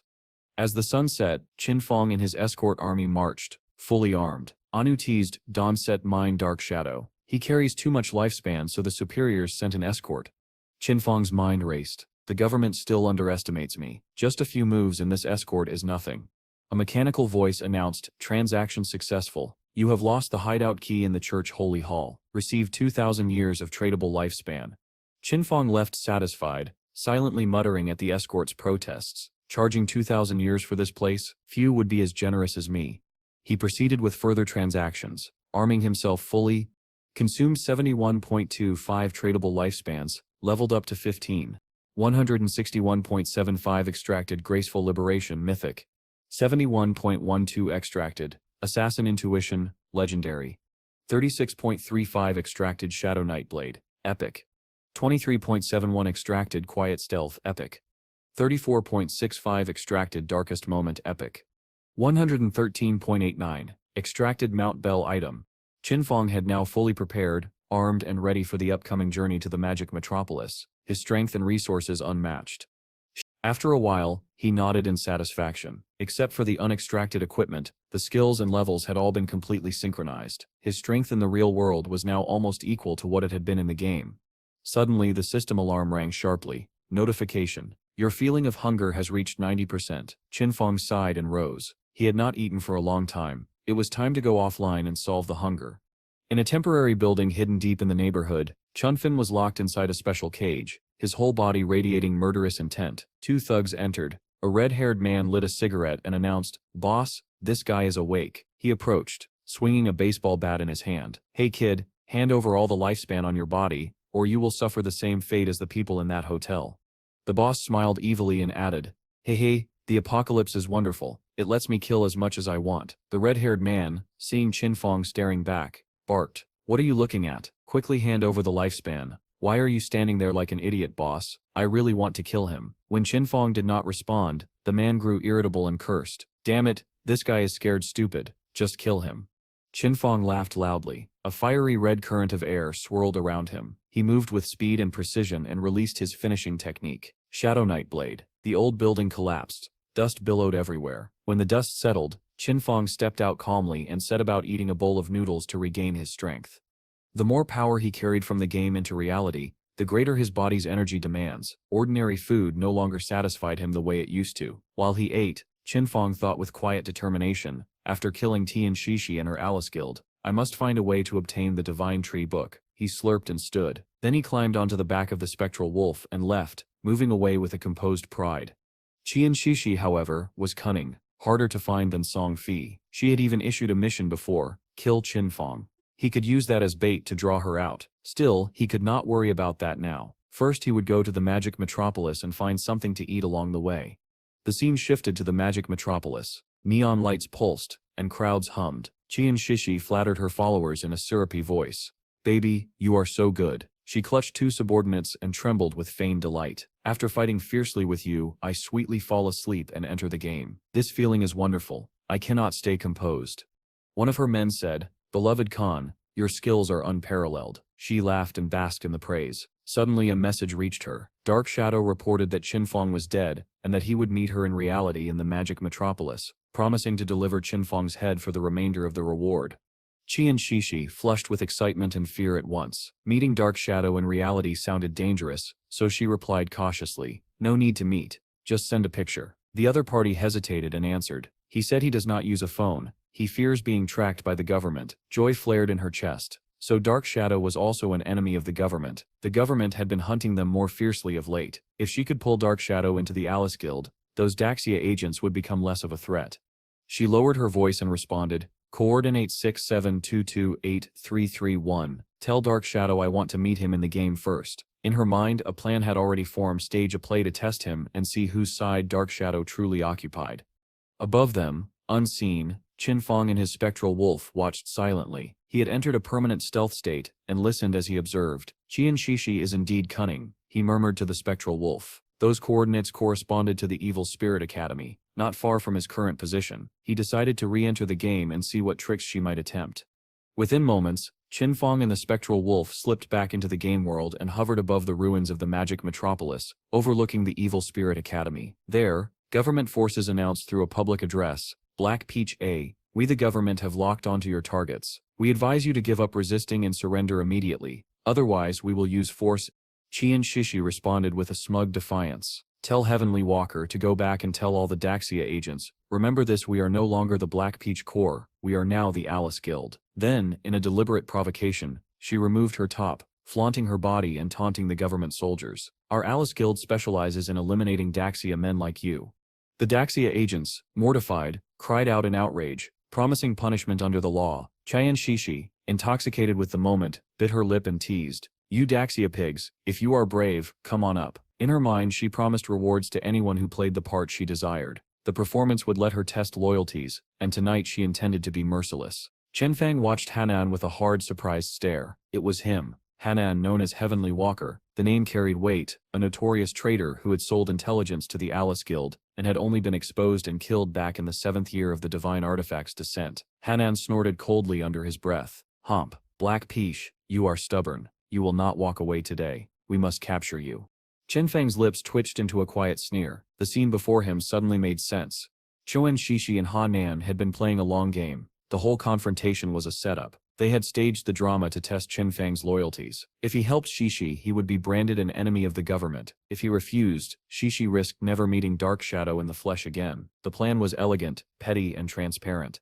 Without hesitation, Qin Feng descended into the crowd, amusement hidden behind his expression. He moved like a shadow, and in an instant he began to clear Hanan's group away. Numbers flashed in his mind as blows landed: 42,288 weakness damage. Shadow Knight blade struck for 41,111. Then another hit for 4,567. The system's chimes followed, one after another, confirmations of kills and assassinations. "You have killed player Heavenly Walker. Player Uni Wei Yu. Player Yu. Player I Am Justice. Player Charging Warrior. Player Left Hand Sniper. Player Lightning. Player Drifting Water Lamp. Player Big Bow. Player Eat Beef Tonight. You have assassinated player Spiritual Force Teenager." Shashi stood at the edge of the chaos, eyes wide with genuine surprise. What the she breathed. Then Qin Feng stepped up to her and offered a dry greeting. "Hello Black Peach, I am Dark Shadow." The crowd blinked in confusion. Some mouths hung open. Shishi, however, saw him clearly, and a bright, involuntary excitement lit her face. "Oh my god," she thought. "He is so handsome. I like this kind of strong man." Tears of reluctant admiration pricked at her eyes. tempered immediately by a snort of disappointment. What a pity, she muttered privately. Such strength, and yet he is from Daxia. Daxia is not worthy. Two of Qin Feng's subordinates gaped at the damage figures and gushed in half voice. 40,000 plus damage? Is this the strength of a top global player? One of them tried to introduce himself. Hi Mr. Shadow, good to see you bro. He did not finish. Qin Feng coldly turned and cut him down with a flurry of strikes. 39,155, 38,144, 39,999, 39,123. His reply was a flat, unreadable expression. I do not understand what you mean. Perhaps you are cursing me. Shishi, flustered, protested that they were only saying hello. Qin Feng's voice sliced through the awkwardness. Oh, then I am sorry. To avoid misunderstandings, please speak Daxia here in the future. He made a brief, business-like gesture. Let us begin trading. Shishi, hastily pulling her clothes back on, shot him a sarcastic look. Underneath, curiosity and something softer stirred. Dark Shadow was an odd man, unpredictable and dangerous, and she found herself drawn to him all the same. As if recalling some courtesy, Qin Feng added, I have something I cannot bring into the game. If you wish, I can show it to you in reality. She smiled with confidence. It is all right. I have seen your strength in the game. I believe you. The system announced a reward. You have received 1,500 days of tradable lifespan. Qin Feng turned aside, intent on leaving, but Shishi stopped him with sudden purpose. She wanted an ally. You have strength. I have money. Can we cooperate long term? I have a new assassination target. If you are interested, come to my place tonight. She licked her lips and glanced at him meaningfully, voice low. Whatever you want I can provide. Qin Feng's eyes narrowed. Who is the target? What is the reward? Shishi smile deepened into shadow. We will discuss it in person. The reward this time will be several times greater than last time. Tonight, at the city port, I will be waiting. The implication that her place might mean a yacht crossed Qin Feng's mind as he raised an eyebrow. As dusk settled over the town, Hanan and his men lay scattered on the ground, teeth bared in fury. Damn Dark Shadow. Hanan ground through clenched teeth. I knew he would betray the authorities, but I never expected this outcome. Shishi has truly allied with Dark Shadow. I will be richly rewarded for this. He barked orders to vent his anger. Those idiots in Jianghai City kept cooperating with Dark Shadow. We must force them to explain. He turned to Lin Jiangha. You lead everyone to gather lifespan first. There may be more actions later. Qingya bowed. Inside she ran cold calculations. Dark Shadow had indeed colluded with Shishi. If that was true, they were up against something deadly. Even if they died trying, they had to find a way to kill him. The thought made her face darken. That night, Qin Feng, dressed tightly, composed and deliberate, stepped into the banquet hall at the magic metropolis port. He approached the two guards with only his name. I am Dark Shadow. I have come to see Abechi. One guard recognized him at once. So you are Mr. Dark Shadow. Miss has been waiting for you. Please, come in. A voice transmitted the message, and Shishi heard it immediately. Dark Shadow is here. Prepare to set sail. The yacht eased away from the shore, cutting through the waves under a sky that had already forgotten the day's small betrayals. Shishi held a half-finished glass of red wine and smiled as she approached him. Mr. Dark Shadow, at last we meet, she said, lifting her glass. I did not expect you to be so mysterious in the flesh. Qin Feng replied without hesitating. Speak, who do you want dead? Shishi leaned close and murmured, mockingly, oh my, are you never romantic? She extended the glass toward him with a teasing tilt. Tonight is beautiful. The scene is beautiful. The person is beautiful. Let us put business aside for a moment. Come, drink with me on this spring night. Qin Feng took the glass and drained it in one long swallow. Shishi covered her mouth and laughed, delighted by her own success. Aha, that is right. Before he could recover, she pushed him back onto the sofa and slowly climbed on top of him. She wrapped her arms around him and whispered, breath warm against his ear. How does it feel, Dark Shadow? What are you thinking? He answered awkwardly. What? She only smiled and offered a lie. That wine is my private formula. She continued, voice low and coaxing. After you drink it, you will obey me. In the private theater of her eyes, Shishi watched desire bloom. Even Dark Shadow is only a man after all, she thought, triumphant. Fire rose in her chest. How can someone from Daxia be so strong? Her thoughts tumbled into feverish praise. The world narrowed to heat and breath. Do not worry, just enjoy. When we reach the peak, I will remove your hood and see your face. I am sure you are very handsome, but let us keep a little mystery a while longer. Her composure dissolved. Exclamations of rapture slipped past her lips. Qin Feng sweated with discomfort. He tried to play along, stiff and measured. Very well, I am ready. Then the situation changed. Qin Feng produced a device, and a strange, viscous substance, one the scene later called a mucus, appeared and clung to Shishi. She cried out at once, breathless and half-pleasured. In the chaos, Qin Feng's hand found Shishi's protective necklace. He tugged gently, and with a small, almost clinical interest, read its data. The system displayed the item details like a calm footnote. Gold protective glass necklace. Common equipment. Constitution plus 10. HP plus 300. Equipment requirement level 7. Unique effect every 300 seconds creates 1 layer of damage immunity. Maximum 1 layer. Shock replaced her coquettish smile. Why are you here? Weren't you supposed to be killed by Dark Shadow? She stammered. Qin Feng Sip's voice remained flat. There is only one explanation. I am Dark Shadow. Shishi Sip's performance collapsed. Panic, then supplication followed. She clawed at the floor, lowering herself in an act of shame, calling him Daddy Qin Feng and begging forgiveness. Please pardon me. I will give you all my lifespan. I will be your slave. Abuse me as you wish.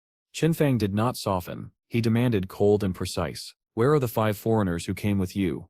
She lifted her tear-streaked face and tried to bargain. Her voice warped into something grotesque, a panting mimicry that made her plea sound like a ritual chant. Qin Feng approached, pressed his device to her throat, and scanned. The system confirmed those 5 were not here. Her vitality had already been drained. A notification chimed through the interface. You have received 659 years of tradable lifespan.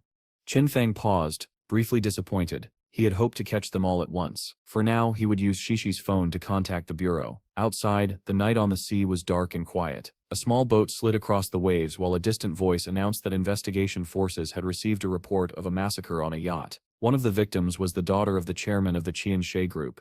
Soon, 5 pursuit boats surrounded the yacht. Hanan clenched his fists at the sight. He seethed at what he called the lawlessness of Dark Shadow, killing on a yacht, humiliating the dead. 2 investigators examined Shishi's body and reported anomalies, traces of burns in the victim's mouth, and an unusual DNA sample. The preliminary cause of death, they determined, was a broken cervical spine.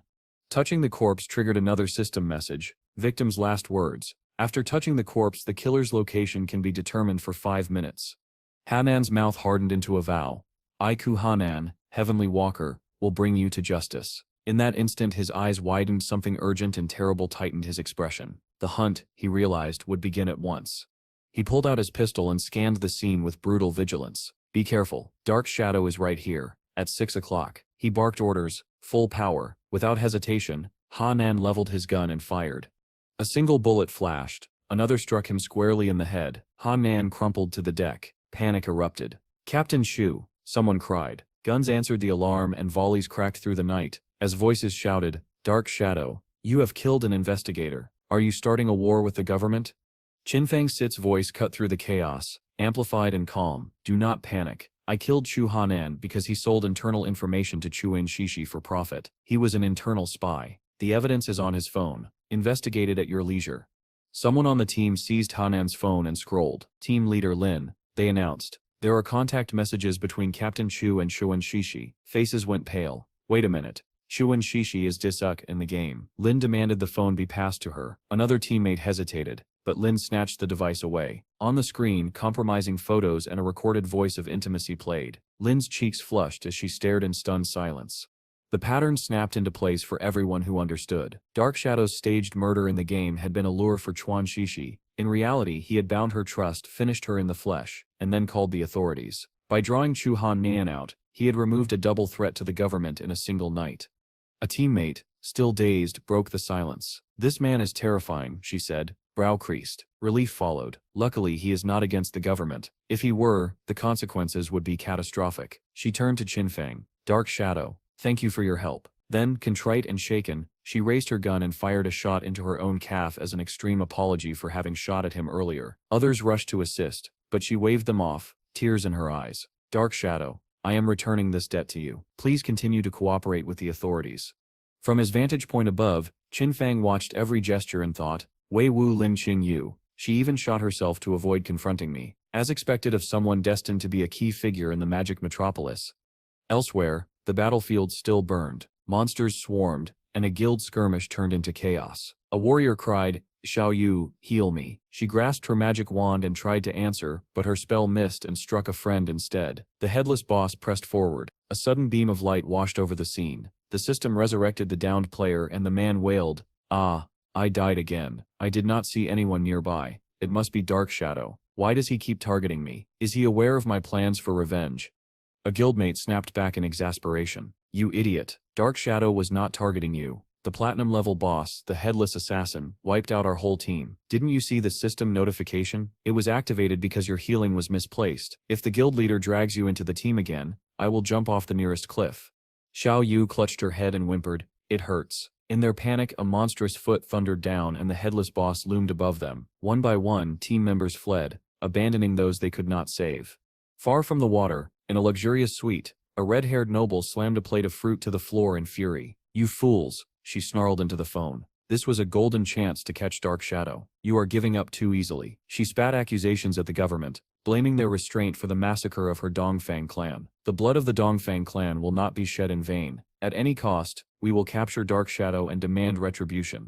A shadow moved silently behind her while she spoke, a dark presence that carried the weight of death. "Even your father-in-law died at his hands," a voice whispered. Nantian, covered in blood, stepped forward, speaking softly but with cold determination. "Mom, I have a plan to kill Dark Shadow." The red-haired woman raised an eyebrow, intrigued. "Nantian, what plan? You are too young to enter the divine artifact game. You can even step inside." A sly, sinister smile spread across the boy Sip's face. "I may not enter, but I can still use my brain. Dark Shadow likes to kill, doesn't he? Then we will use people to bait him, lure them to Dad Sip's fireworks factory, and prepare everything in advance."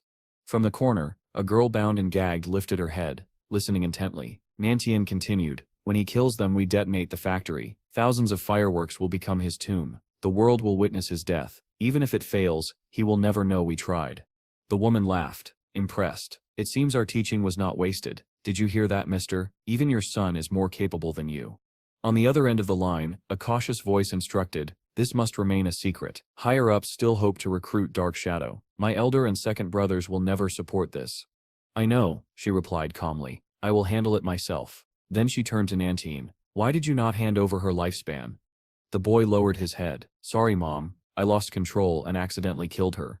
Meanwhile, in the Divine Artifact game, in the ruins of Magic Metropolis, a crimson beam slashed across the battlefield. Players scattered, disappearing instantly. Those who remained cried in panic. "Did you see that? They died out of nowhere. It must be Dark Shadow." The crimson beam swept forward, slaughtering indiscriminately. "Run, Dark Shadow is insane. He steps killing everywhere." Elsewhere, Qin Feng stood calmly on the water, humming as he observed the waves. "Not a bad place," he mused. "Let's move the hideout here."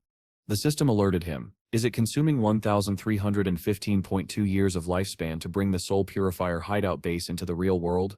Qin Feng, still gliding on the water, confirmed without hesitation.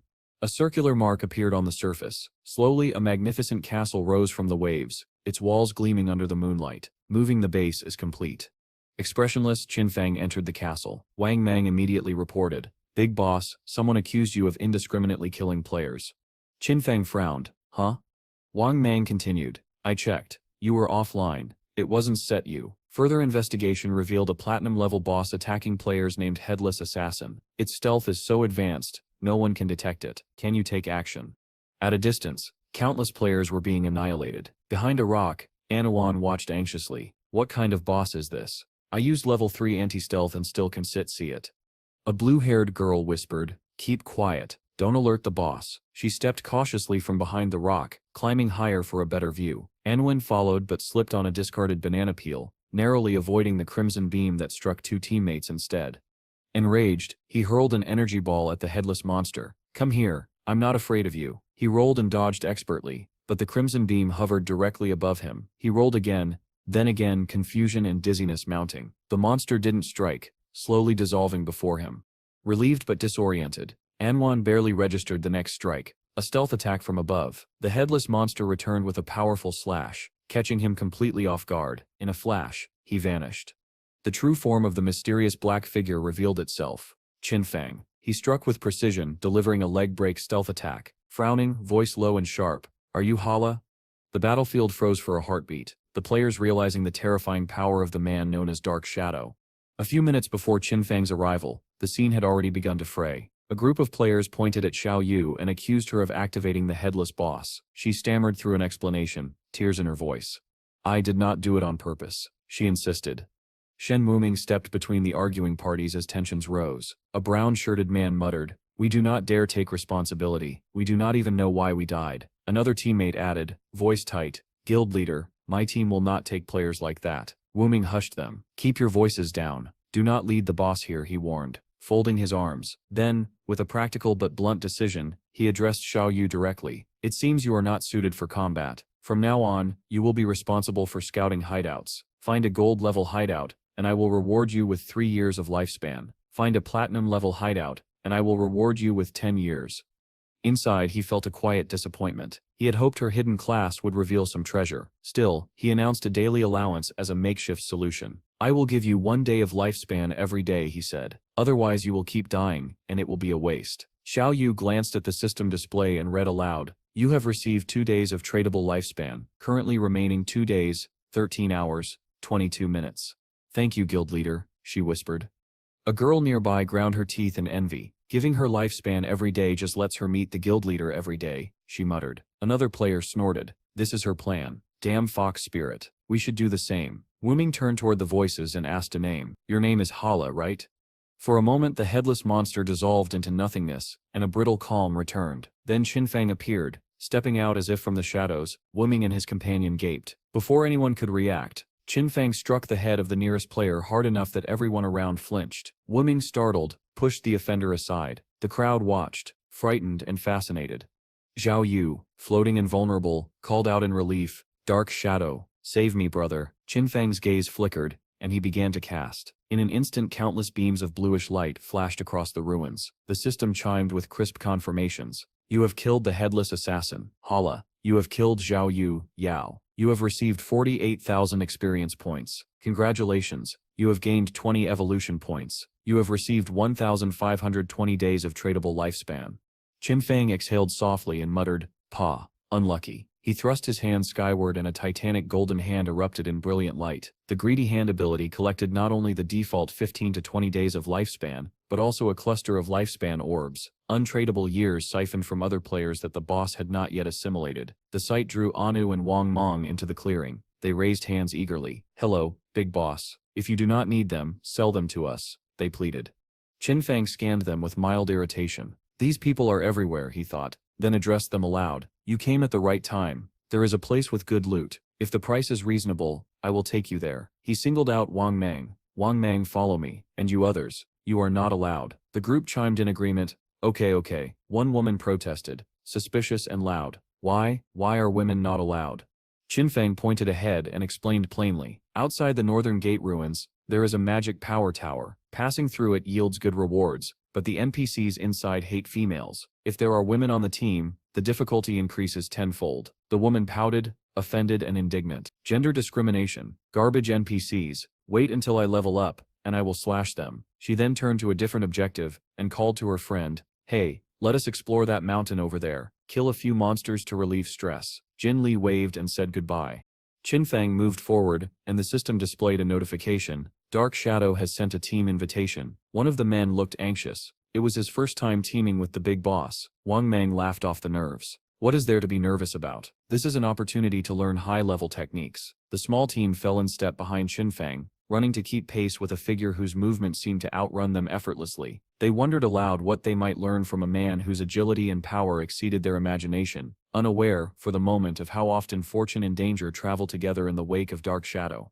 Qin Feng walked forward, his eyes scanning the system panel as he analyzed the loot. Over 20 items had dropped, but only 2 were suitable for an assassin. A green notification blinked, highlighting one, the emerald white bone ring. Assassin-type weapon, attack 388, armor penetration 125, strength 39, agility 48, equipment requirement level 5. With a unique effect, dealing damage doubled his movement speed for 5 seconds and increased evasion by 30%.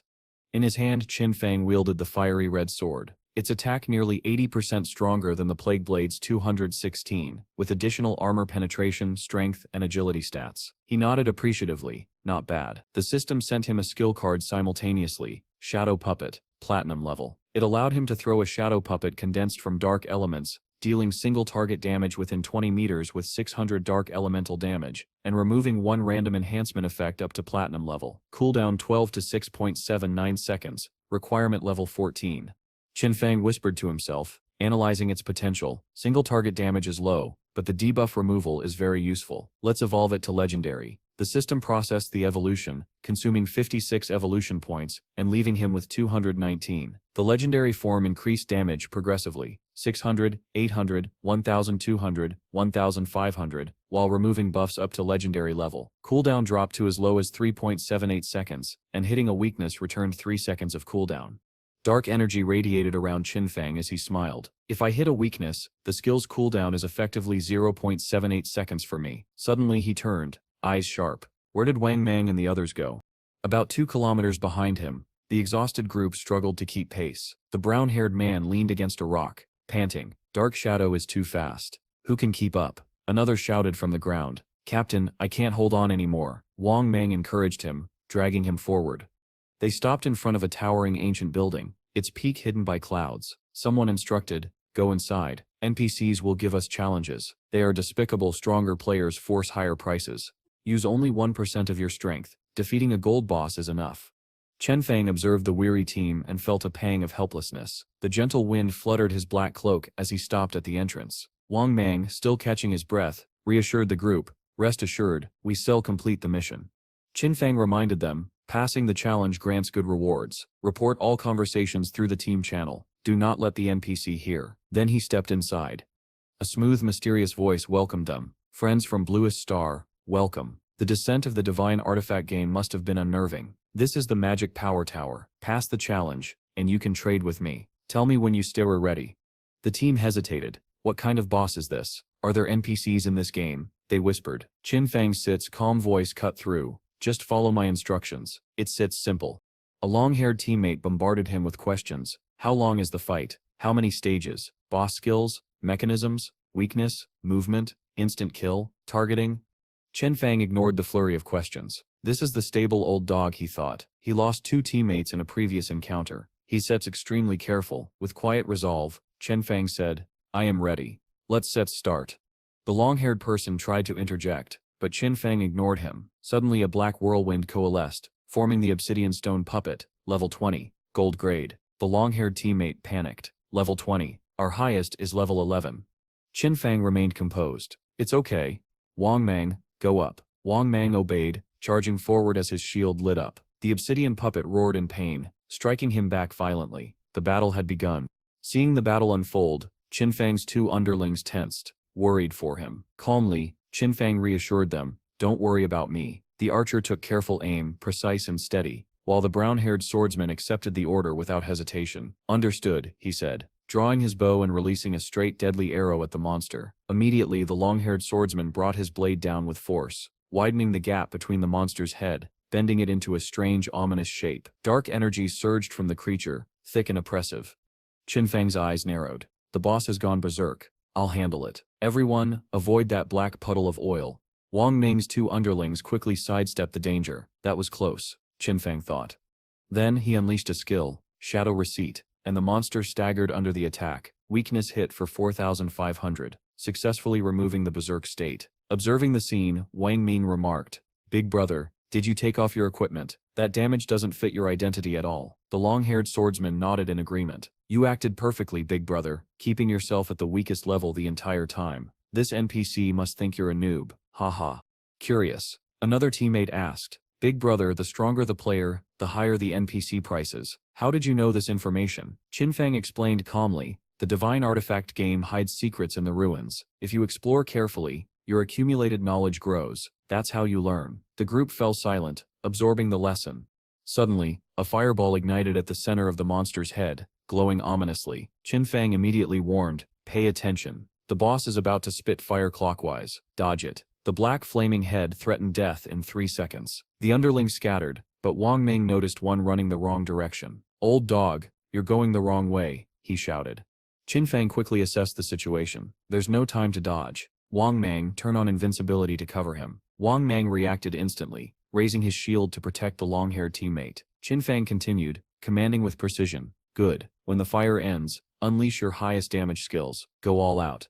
Together, Wang Mang and the long-haired swordsman struck the decisive blows. The monster fell. Damage numbers flashed 2,489, 2,413. Finally, the system notified them Obsidian Stone Puppet LV-20. Defeated, Qin Feng did not relax. He knew the boss's true challenge lay in its berserk state below 70% health. Removing that state reduced its power to a mere silver boss's strength. At that moment, the mysterious NPC reappeared, laughing loudly. Blue Star players, congratulations, you are the first group to pass my challenge. A pile of glowing magic books hovered above him. He continued, instructing, now if you pay with lifespan, you can exchange it for the Divine Tree book. The NPC raised his hand, and glowing runes materialized above his hood, forming a single name, Viclay. The party's swordsman froze, his gaze not on the name but on something far more unusual, the man's hands. He counted again, 6 fingers. Viclay's eyes narrowed, a cold gleam flashing within them. In the next instant, a bolt of thunder crashed down from the heavens, striking the swordsman with devastating force. The system displayed the result, 99,000 damage points, before his body dissolved into drifting lifespan orbs. Wang Mang stumbled backward, voice trembling as he demanded to know why the NPC had attacked so suddenly. Qin Feng, calm as ever, gave the explanation. It was the result of a taboo bound to this NPC. In Viclay's case, the taboo was his fingers. If anyone mentioned them, it granted him permission to strike first, without breaking the sacred rule. The rules of this world were absolute. NPCs could never initiate combat on their own. It was a line they simply could not cross. When Wang Mang asked whether they could defeat this strange figure, Qin Feng shook his head. Not yet. Moments later, the system interface flickered, revealing a chilling truth. These NPCs were not mere lines of code. They were beings from other timelines, entities who had achieved divinity, now bound by ancient laws, and sent to roam the Blue Star in disguise, harvesting the lifespan of players. Viclay's gaze swept across the group with arrogant disdain. Choose your divine skill book, offer your lifespan and leave, he said, gesturing toward a collection of tomes that shimmered with divine energy. Wang Mang's eyes widened as he browsed through them. Some books granted the power to create food, water, and other necessities in the real world, a promise of absolute survival security should disaster ever strike. The archer, however, was drawn elsewhere. His attention locked on a divine mechanical maid, his excitement barely contained as he studied its shimmering design. Qin Feng stepped forward and offered 9,000 days of tradable lifespan. In exchange, he obtained the complete set of the 9 Jianghai City Divine Books, a reward that fulfilled both practical needs and advanced his progress toward the Tower of Divine Authority's reputation rewards. Once the transaction was complete, Qin Feng fixed his gaze on Viclay. I want to challenge the highest difficulty, he declared. Viclay Sip's expression shifted from mild amusement to quiet intrigue. With what I just witnessed, you wouldn't survive the first tier, he replied. Yet you dare aim for the peak. He explained that the highest difficulty was divided into 5 levels, the final one guarded by the same golden grade obsidian skull-splitting golem, but with its attack, health, defense, and cooldown speed amplified by 500%. The number silenced the group. Wang Mang and the archer exchanged uneasy glances. They had already struggled against its base form. With quintuple the power, the fight promised to be nothing short of brutal. Viclay's final warning was simple and cruel. Should Qin Feng fall during the challenge, his dropped lifespan would belong to Viclay. Qin Feng merely nodded. His acceptance was silent, firm. Viclay raised his hand once more, and magic surged outward. The shattered golem began to reform, golden plates gleaming with ominous light. Qin Feng knew Viclay's creations well. 500% was far from his limit. In another battle, he had seen the NPC amplify his constructs by 2,000%. That was precisely what Qin Feng wanted to test.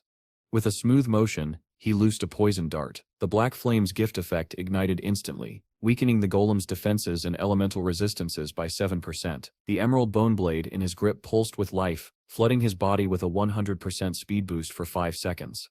Flames erupted from the golem, but before they could reach him, Qin Feng vanished. The creature hesitated, scanning its surroundings in confusion. Then in the blink of an eye, Qin Feng reappeared, right above its head. His dagger plunged deep into the creature's skull, triggering the emerald bone feather's special effect. A deafening roar tore through the chamber as agony rippled across the golem's massive frame, but Qin Feng was gone again, his speed surging once more. Wang Mang and the archer stood frozen, their eyes darting through the empty air where he had been. At first, they thought he had turned invisible, assuming his skill cooldowns were impossibly short, but soon they realized the truth. It wasn't invisibility at all. His speed had surpassed perception itself, bending the eye's ability to follow his movements, making it seem as if he had vanished completely. Qin Feng's eyes gleamed as he activated Blessed Liberation, preparing for his next strike, Throat Slash. With a blur of motion, he executed Shadow Dash, his blade slicing through the air with surgical precision. The hit landed with such force that it inflicted over 100,000 points of damage in a single blow. The strike reactivated Black Flame's gift, stacking its effect until the golem's defense and elemental resistances were reduced by an astonishing 64%. Even so, the boss's HP bar barely moved. Qin Feng wasn't discouraged. He understood why. The ancient Godstone tablet was amplifying the stacking limit of Black Flame's gift beyond its normal threshold. Without it, Shadow Dash would have capped at around 18,000 damage per strike. Wang Mang stared in disbelief. One attack had carved away a third of the boss's health. And for the first time, the archer managed to see Qin Feng's strike, not with awe, but with the quiet realization that he was witnessing something far beyond human limits. It looked like a shadow slash, but something was different. The version Wang Mang knew had only 3 strikes, never this continuous, lightning-fast storm of motion. From the sidelines, Viclay watched in silence, unease flickering behind his calm demeanor. The game on Blue Star had only just begun, yet this player's strength, his precision and the sheer control he displayed spoke of a skill level that should have been impossible so early. Qin Feng, however, wasn't thinking about any of that. It was time to activate Throat Slash's full effect, each second delivering 200% of the previous attack's damage. Blood streamed from the golem's wounds. Its HP plunged as its roars turned to strangled gasps, then silence. The towering body collapsed, scattering into drifting lifespan orbs that shimmered before fading into the air. A message flashed across Qin Feng's SIST interface. Achievement completed, 5th level difficulty, Divine Authority Tower. Reward 15 reputation points. Bonus, plus 75 reputation points, first solo world clear. Then came the global broadcast. Player Qin Feng's Shadow has cleared the maximum difficulty of the Divine Authority Tower, the first in history. Across Blue Star, confusion spread like wildfire. Most players had never even seen such a tower within their city ruins. Once again, Shadow had moved several steps ahead of the world. Vicley's composure broke, his face twisted with frustration. To him, this was nothing short of a scam. He cursed himself under his breath for not charging 10,000, no, even 100,000 days of lifespan for each Divine Authority book. With a snarl, he conjured a sphere of brilliant light. "Get out, I never want to see you again," he barked, his voice echoing through the fading chamber. The radiance swelled, forcing Wang Mang and the archer to shield their eyes. They thought the NPC was about to annihilate them, but Qin Feng didn't flinch. The light struck, and suddenly they were standing outside the tower. No pain, no death, just disorientation. Realization dawned quickly. Vicley couldn't actually harm them. Qin Feng reminded the others calmly, "NPCs can set attack unless provoked." Then with his usual composure he added, "Objective complete. I stemp, logging off to eat." Wang Mang thanked him for leading the way and asked to join him again if another rare opportunity arose. Qin Feng gave a small nod. The archer waved goodbye. When Qin Feng awoke in the real world, he was back inside his hideout. The system immediately began extracting the 9 divine gift books, consuming 90 days of tradable lifespan. Without hesitation, he spent another 106 years on luxury furniture, fine daily necessities, premium cooking ingredients, and a multi-purpose mechanical maid. Moments later, a maid with soft dog ears materialized before him. She bowed gracefully, her voice polite yet warm as she assured him she could manage the entire household and attend to anything he required. Sinking into the comfort of his new luxury sofa, Qin Feng ordered her to clean the hideout. The maid moved with mechanical precision, sweeping the floor with effortless rhythm before announcing she would next prepare a lavish meal. But far away, in Shanghai City, reality was far less peaceful. Authorities were in chaos after a third female body had been discovered within a week. Like the previous victims, her limbs were severed, and her eyes were missing, clear signs the same killer was at work. The lead investigator reported grimly that the murderer displayed deep knowledge of police procedures, disposing of the corpses just beyond the reach of forensic tracking systems. His superior pressed for updates, demanding to know how long until the forensic team received its next upgrade, insisting they couldn't afford further delays. Then, one officer hesitated before speaking up. The superior turned sharply. "What is it?" The officer explained, voice low but firm. Shadow's login and logout times aligned almost perfectly with the murders. It wasn't solid proof, but it was enough to raise suspicion. He added that rumors were spreading online, claims that Shadow was the killer, and that the authorities were protecting him out of fear. The superior SIP's tone hardened. "We don't SIPs let personal grudges interfere," he said coldly. "Even if he humiliated you before Anu, Shia, you still treat this case with objectivity. You still have full technological support around the clock. Find the truth." As the superior turned away, Shoya stood motionless, staring at the floor. Rage simmered behind his eyes. Back inside the game, Qin Feng materialized before the crumbling remains of a once great castle in the ruins of Demon City. The sight stirred faint recognition. It was the Academy of Evil Spirits, a platinum-tier hideout famed for its unbreakable defensive barrier, even though it lacked concealment. The system confirmed he had just spent 2.74 years of lifespan to establish his new guild, Shadow. His plan was simple but strategic. Claim this hideout under the guild's name to create a sanctuary, a teleportation hub that would allow instant travel between Magic City and Shanghai. Activating invisibility, Qin Feng slipped inside with quiet precision. He descended to the third underground level, the deepest accessible floor. No monsters, no traps. The silence itself was proof. Someone powerful had cleared this place before. Then the stillness broke. A sharp, desperate voice echoed through the corridor. A woman was cornered, several men closing in around her with cruel intent. From behind the wall, Qin Feng's eyes narrowed, cold light flickering within them. "What's this happening here?" he muttered under his breath, his tone sharp as a blade. The woman's voice trembled as she pleaded for them to stay back. The narrow bridge offered no escape. Behind her, a molten river surged, the heat so intense it felt like breathing fire. The orange-haired man grinned, his tone cruel and mocking. "Don't stet worry," he said. "We stet we're not going to kill you at least, not yet." His smile widened as he explained that Madame Dongfang wanted her alive, so that her son could show her some love. He demanded she reveal her real-world location, warning that if she didn't, they would hunt her down in-game and kill her again and again, until her lifespan was drained to nothing. Suicide, he added, wouldn't save her. Their guild, Shirel, already had members stationed at her respawn point. Leaning in with feigned friendliness, he offered a deal. Since she had killed Madame Dongfang twice, costing her 30 years of lifespan, she could simply hand over those 30 years and play with the three of them for a while. Her voice quivered as she asked what exactly they meant. Their grins turned lecherous. One of them tugged his trousers down while the orange-haired man smirked. "This is our kind of game," he said darkly. Her face went pale, eyes darting. She hesitated, then softly asked if they would let her go afterward. He gave his word, smiling. "Start with me," he said, as the bald man declared he would be next. She took a shaky step forward. Her body trembled, but then her expression hardened. A flicker of cold resolve burned in her eyes. In one swift motion, she drew a poison dart and fired. But before it could land, the blindfolded man slammed down his cauldron skill. Golden cauldron earthquake, crushing her against the stone floor. The impact shook the entire bridge. He barked at her to behave, while the orange-haired man approached, his tongue sliding across his lips. "Open your mouth," he sneered. "Last chance." That was when everything changed. The fear vanished from her face, replaced by chilling confidence. In a single devastating motion, she unleashed a skill that cleaved both the bald man and the orange-haired one clean in half. The blindfolded man froze in disbelief, then a paper talisman snaked around his neck. With a sharp crack, his head burst like an overripe melon. From the shadows, Qin Feng watched, recognizing her class instantly, Chainblade. But she wasn't done. Her eyes burned with hatred as she crushed the orange-haired man's remains into nothing but lifespan orbs. Qin Feng's gaze sharpened. The weapon she held, the blade of the underworld, confirmed it. Standing amidst the carnage, her voice was low and venomous. "Dongfang Ming, I will kill you." Shadow, Qin Feng's in-game identity, knew her. Her name was Shane. Like him, she possessed a hidden profession, an assassin-type class capable of terrifying feats. In his past life, she had become the 10th strongest powerhouse in the entire world, a legend both feared and admired.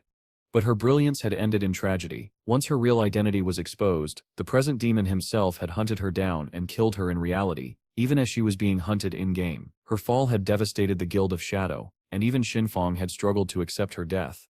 Yet here she stood, alive, defiant, breathing inside the sanctuary. What puzzled him was the name she kept repeating under her breath. Dongfang Yui. Why? As Qin Feng approached, Shane's gaze snapped toward him, sharp and suspicious. She immediately assumed he was with her enemies. "Who sent you? How many of you are there?" she demanded. Without waiting for an answer, her talisman chains shot forward with deadly precision, aiming to bind him before he could even speak. Shadow raised a hand, attempting to calm her. "Wait, I said not." "Talk less," she interrupted coldly. "Focus, or you still die." Her chains lashed out again, lightning fast. But before they could strike, Qin Feng's form dissolved into smoke. He reappeared an instant later, right in front of her. His eyes gleamed with quiet challenge. If she wanted to fight, he'd oblige. Shane froze for half a heartbeat, startled by his speed, but pride refused to let her falter. She leapt backward, her chains slicing through the air again before she vanished into invisibility. For a moment, Shadow stood still, the battlefield silent, then a soft, mocking laugh escaped his lips. "Invisibility? In front of me?" he murmured. "Bold, but foolish." And with that, he too disappeared. His stealth level was so refined that the space between them fell into utter stillness. Two assassins locked in a deadly dance, unseen by all but the shadows themselves. Moments later, Shane reappeared, scanning the bridge with growing unease. Her Hellblade granted her level 4 stealth detection, yet she couldn't sense him at all. A cold realization crept through her mind. Could it really be him, the shadow ranked first on the world leaderboard, the one whose power eclipsed every other player's? Before she could finish the thought, he materialized right in front of her. She gasped, staggering back as his sharp grin cut through the silence. "You better figure out how to deal with me quickly," he said softly, "because if you can this will end badly for you." But Shane wasn't one to surrender. She leapt across the stone bridge, her chains slicing through the air with violent precision, each strike faster than the last, each miss fueling her disbelief. How could both her invisibility and stealth detection fail against him? Frustration broke through her composure. With a snarl, she invoked her trump card, Chasing Soul, Spirit of the Ghost Path.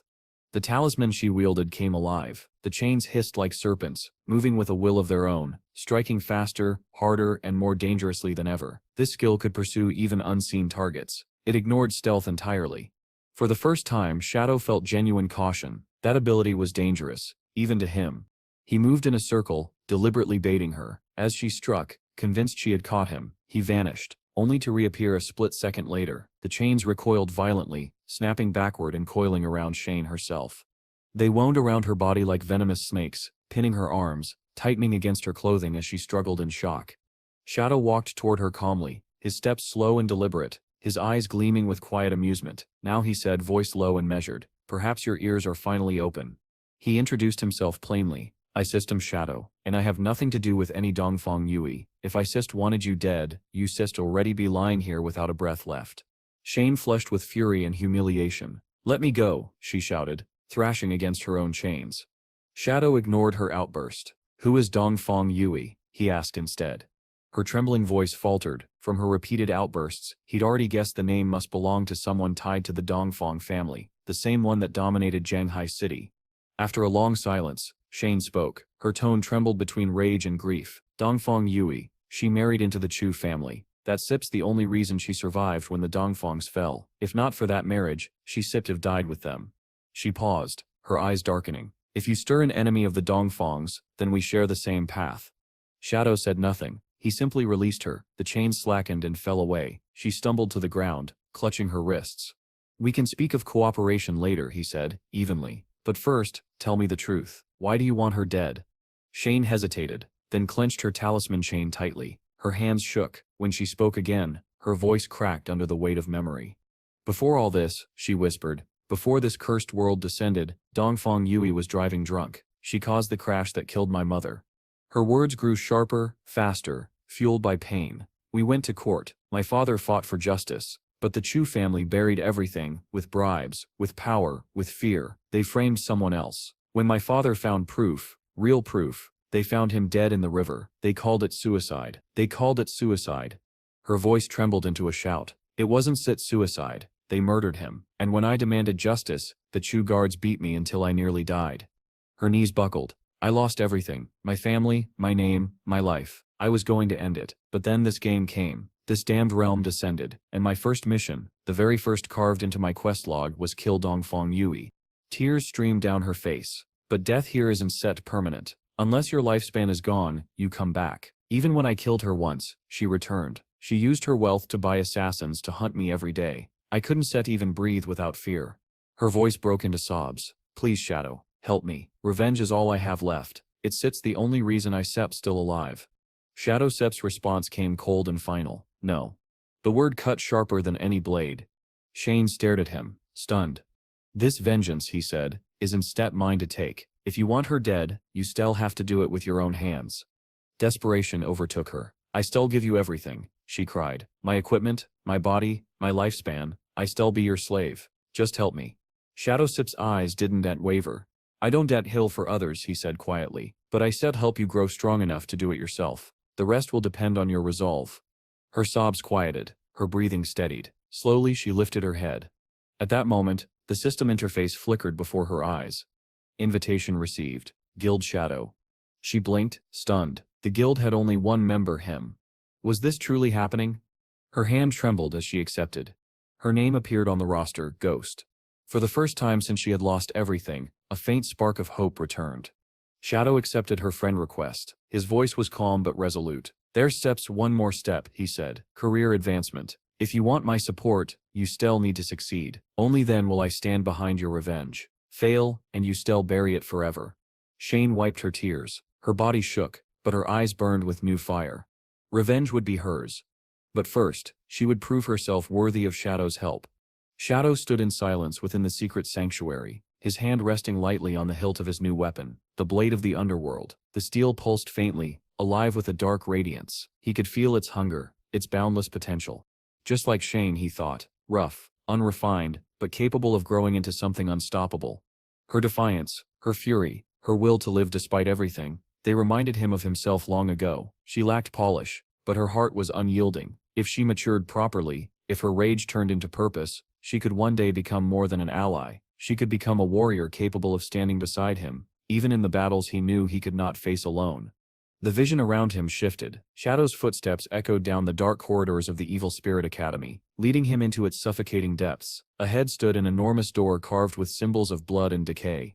When he pushed it open, a vast library stretched before him, walls lined with books that spiraled upward into the gloom. But this was no library for reading. Floating in the dim air above was the guardian of this place, Stana, the transmuted witch, a level 15 golden grade boss. Her gown of black frills moved like smoke. 3 twisted heads adorned her shoulders, each twitching independently, whispering incoherent incantations. Without hesitation, Shadow struck first. His dagger flashed through the air, cutting deep into one of her skulls. Just as he remembered, only one head was active in the first phase. Once its health dropped, all 3 would awaken, shifting to elemental forms, invulnerable to physical damage. He couldn't rely on brute strength. Precision was key. He activated Shadow Blade. His forest bone dagger flared with emerald light, his speed instantly doubling. He vanished into a blur, weaving through darkness and reappearing in flashes of green light. Each strike landed with surgical accuracy. Each shadow he left behind moved faster than the human eye could track. His blade hit so rapidly it sounded like a machine gun of steel. And then, with an explosion of black light, the first head burst apart. Phase 2 began. The remaining 3 heads awakened with a chorus of screeches. Fire, water, and lightning exploded outward, scorching the air and tearing through the library. Pillars shattered, shelves erupted into flame. Shadow was already moving. He danced between death itself, dodging, striking, vanishing, reappearing behind them. Each time he found an opening, his blade sank into a weak point, stacking black flames gift again and again. The red head fell first, howling as it disintegrated. The blue head followed, its own magic overloading and detonating in a flash of frozen fire. The final white head, trembling under the weight of its failing defenses, tried to flee but Shadow was faster. He appeared before it, one final strike, cleaving through its cursed core. The head exploded in a storm of violet light. The dungeon trembled. Dust fell from the ceiling as a thunderous system message echoed through the halls. You have slain Stana, transmuted witch golden grade. Rewards, plus 50, 000 EXP. Shadow didn't set flinch. He set been expecting it. From the witch's ashes, a glowing key floated into his hand. Item obtained, key to Evil Spirit Academy Platinum level stronghold. A new notification pulsed across his screen. Profession advancement available. Without hesitation, he accepted. His assassin class surged from Tier 1 to Tier 2. His stats spiked dramatically, but the true reward was something else. The world dimmed around him as the system whispered its message. Passive skill unlocked. Stealth eternal. Attacking no longer breaks stealth. For the first time, Shadow could fight while remaining invisible. He grinned. The darkness seemed to cling to him, alive and loyal. His form shimmered, half shadow, half man. His stealth had evolved into something absolute. No strike could reveal him now. No foe could see him unless he allowed it. His attributes hadn't just doubled, they had tripled. He could feel it in every breath, every heartbeat. Now if he didn't want to be defeated, he simply wouldn't be. Holding the platinum key, Shadow understood the treasure he had just earned. This wasn't merely power, it was transformation. The scene cut sharply, rewinding to moments earlier on the outskirts of the Evil Spirit Academy. Shane was running for her life again. Her breaths came fast and ragged, her voice sharp with fury as she shouted at her pursuers. How many times do you plan to try this? Haven't set you had enough. The open field shook under heavy footsteps. The same 3 men who had once cornered her now approached with cruel laughter, joined by new reinforcements from the Surehall Guild. The blonde one sneered. You should Sif stayed down last time. We brought a friend this round. The hulking giant beside him cracked his knuckles, laughing. This time, Isep not holding back. He stomped forward, activating Earth Smash. The ground quaked, a violent tremor sending dust and debris into the air. Shane braced herself, fury burning through her exhaustion. With trembling hands, she activated her sacred talisman skill, preparing for a desperate counterstrike. But before she could act, a blinding flashbang burst in front of her, light and concussive force colliding like thunder. The explosion disoriented her instantly. Vision white, ears ringing, her health dropped as system damage numbers flashed. The bullies laughed, their voices dripping with cruelty. Still standing? You have to learn your place this time. The blonde one stepped closer, smirking. Let Sets educate her properly. Even through the pain, Shane's spirit didn't break. Her hand fumbled through her inventory and closed around a small vial, a recovery elixir glowing faintly blue. She lifted it toward her lips. But the blonde man lunged. His palm struck her hand with brutal force. The vial shattered, shards scattering as he wrenched it from her grip.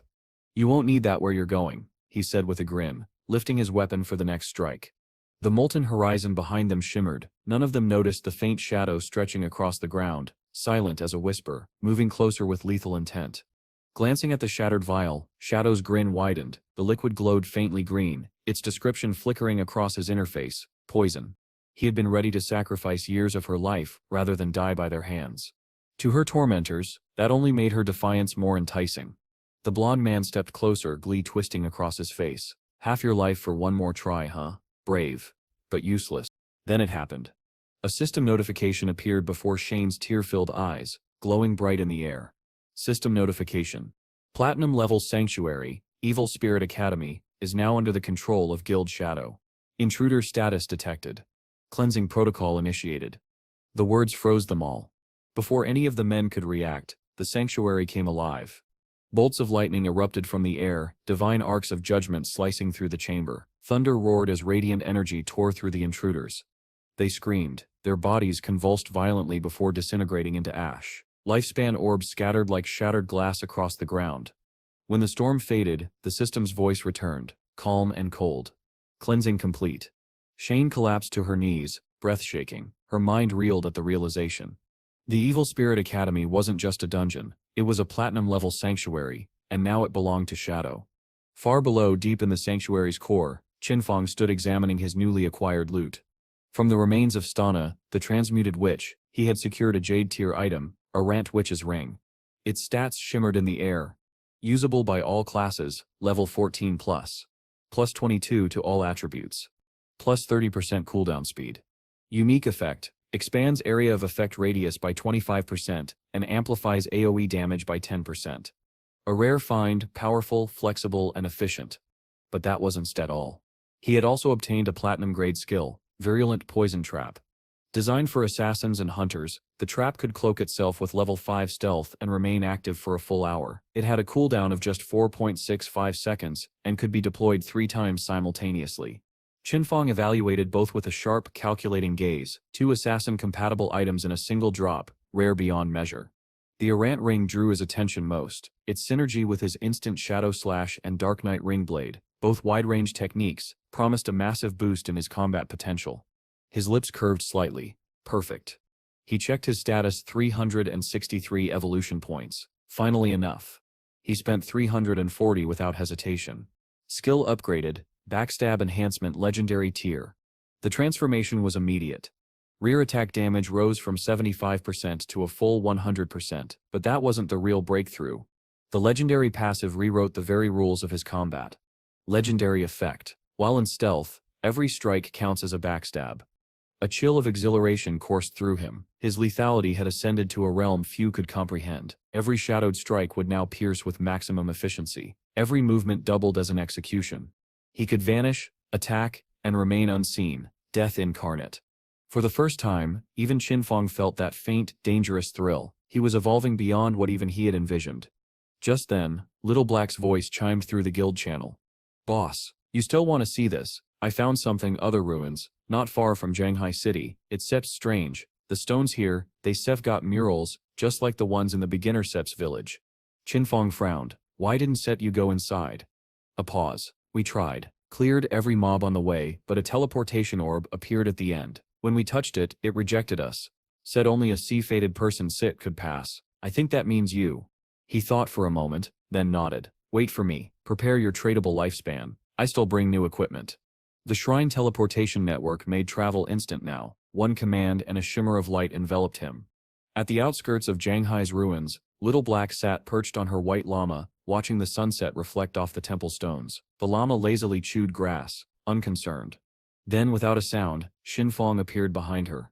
She nearly jumped off the saddle. Can you not sneak up like that every time? He smirked faintly. Old habits. I shall try to warn you next time.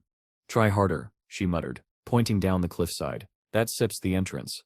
Qin Feng followed her gaze. The cliff below led to a dark cave marked with glowing runes, the supposed gateway. How did you even find this place? He asked.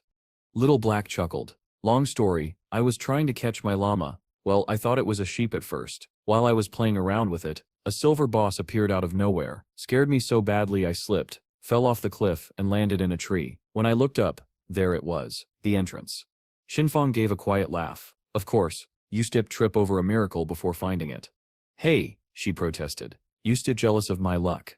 She climbed off her llama, guiding him carefully down the rocky slope. Watch your step, the falsette's nasty. He landed with ease, silent as ever. And Wang Mang? Oh, she said cheerfully, he tried the same jump you just did. And? He missed, died on impact. Qin Feng stared at her for a long moment. Of course he did. Little Black giggled, pointing toward the temple sep's dimly glowing gate. Come on, Shadow. Let's see if you stepper really this defeated person sep the system sep's waiting for. And together, they stepped into the unknown. Together Qin Feng and Little Black entered the cave, their footsteps echoing softly along the dim corridor.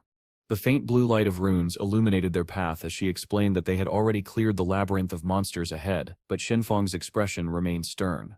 From now on, he warned, you can set afford careless deaths. If your non-tradable lifespan ever hits 0, there won't sit be a resurrection. You still vanish for good. Little Black smiled, confident and carefree as always. I know, don't sit worry, I sit not planning on dying anytime soon. She hesitated, then added, actually, Shane told me something earlier. Her sly grin deepened. She raised a finger. Inside the city ruins, there are monsters that absorbed non-tradable lifespan. We lure them into a hidden area, kill them, and preserve the lifespan orbs that drop. Whenever we sit you're running low, we go back there to restore ourselves. Qin Feng froze for a moment, then his eyes widened in quiet recognition. That was Anu Sip's method, wasn't it? She blinked in surprise. How did you know? Soon after, they reached a wide chamber at the heart of the cave. A glowing teleportation orb floated ahead, its energy humming like a living thing. Little Black stepped forward, placing her hand against it. A sharp chime rang out. Access denied. You are not the fated one. She turned back, frustrated but unsurprised. It steps like we thought. This temple sip's connected to the beginner sip's village somehow. You try. Qin Feng studied the orb in silence. For a long moment he didn't move. Then he reached out. The instant his fingertips brushed its surface, light exploded, flooding the chamber. When Little Black blinked the glare away, he was gone, and so was the orb. Her breath caught. So it's true, she whispered. He really is, the fated one. When Qin Feng opened his eyes, he was standing in a vast frozen cavern. The air stung his lungs. Frost spread across the ground like living veins of ice. His communicator blinked, signal blocked. No contact, no escape. The system step's voice echoed in his ears. New mission, protect the ice-tide crystal. At the cavern's center, an enormous crystal shimmered in pale blue light. Qin Feng's memory stirred. He knew this place, the cave of the ice tide. The crystal was both weapon and curse. If struck, it would unleash a freezing wave that annihilated everything nearby. Yet waves of monsters would soon come, all seeking to destroy it. If the crystal fell, the mission, and his chance to claim the reward would vanish with it. Failure was not an option. He reached into his inventory and withdrew the virulent poison trap. Death meant nothing to him, but losing this mission was unacceptable. Without hesitation, he poured his remaining evolution points into the skill, stopping only when 17 remained. Skill evolved, Platinum Epic Grade. Stealth, Level 8. Instant poison damage, 1-200. Slow duration, 8s. Continuous damage, cento% attack power per second. Trap limit, increased to 9. He quickly deployed 3 traps at the cave entrances. The Errant Witch's ring flared, amplifying their range by 25%. Any creature that entered would be caught the instant it crossed the threshold. Moments later, glowing eyes flickered in the darkness. A monstrous horde surged from the tunnels, snarling and stampeding toward the crystal. The first line crossed the barrier, and the traps ignited. Venomous thorns burst upward, tearing through the front ranks. Poison spread like wildfire, burning the air with a sickly green glow. Damage plus 103 728, plus 99, 846, plus 112, 202. The cavern filled with shrieks and crumbling stone, but Qin Feng stood unmoving, his focus razor-sharp. Then, a faint whistle. His instinct screamed. He turned just as an arrow streaked through the air. In a single motion he summoned a shadow barrier, deflecting the projectile with a metallic crack. Archers. So this wasn't just a beast horde, someone was directing them. He narrowed his eyes into the storm of movement, sensing human tactics woven into the chaos. This was no accident. Meanwhile, outside the ruins of Magic City, another drama unfolded. Dongfang Yui, her golden hair immaculate, her posture regal, stood in a lavish hall across from the orange-haired man from Sure Hall. Her voice was ice. So you're giving up on hunting ghost spirit, now that she Sips joined Shadow Sips Guild? The man sighed, shoulders tense. We can set touch her anymore, not with him protecting her. Find someone else. Yui Sip's eyes flashed, her hand tightened around her ornate golden staff. You speak of Shadow, like he Sips a god, you forget your place. Do you have any idea who I am? The man didn't respond. He stepped hurt enough. Her voice rose, venomous and mocking. You stir a peasant, she spat. A disposable pawn. I could erase you from the real world with a single command. Your name, your data, your... She didn't finish. The man's fist crashed into her face. The impact sent her sprawling across the marble floor, blood spattering her lips. He drew his dagger, his fury boiling over. I stemp done listening to you, he snarled. You think your title makes you untouchable? I stemp sick of your arrogance. Sick of being called a peasant. She tried to crawl away, but he was already on her. Blow after blow fell, savage and merciless. Even if I can beat Shadow, he roared, I can at least end you. Each strike grew heavier, more violent, until the last one shattered her body completely. With a final scream, Dongfang Yui Sep's form broke apart into glowing lifespan orbs, scattering across the polished floor.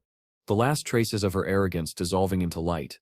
Dongfang Yui's eyes snapped open, back in the real world inside the glittering halls of the Chu family residence. Her golden-cased phone trembled in her grip, knuckles whitening as sheer fury coursed through her. The humiliation was unbearable. Those wretched peasants from the Shura Hall Guild had dared to kill her. Her voice rose in a trembling mix of outrage and disbelief. Mobilize the men, all of them. I want every last one of those insects captured. Her husband blinked, startled by her sudden fury. You mean Shurl, the same group you hired to deal with Ghost Spirit? The question only fueled her anger. Yes, she hissed. Ghost Spirit has joined Shadow. The cowards pulled out because they fear him. He tried to calm her, his tone measured. The plan Sips already in motion. The Black Dragon Hall of Magic City is moving as we speak. Shadow 1 Sit escape this time. The Chu family Sips honor will be restored. For a heartbeat, Yui froze, then a smile crept across her face, twisted, cruel, feverish. Good, she whispered. Then we still kill 2 birds Shadow and those traitors from Shurl. I'll see the ground soaked in their blood. Her husband said nothing. The room fell silent, save for the soft hum of the city lights outside, and the quiet trembling of the woman whose hatred now burned brighter than reason itself. Meanwhile, far below the surface, deep within the cave of the ice tide, Qin Feng's short blade flashed like lightning. It buried itself in the eye of a bow-wielding monster. The creature crumpled, lifeless.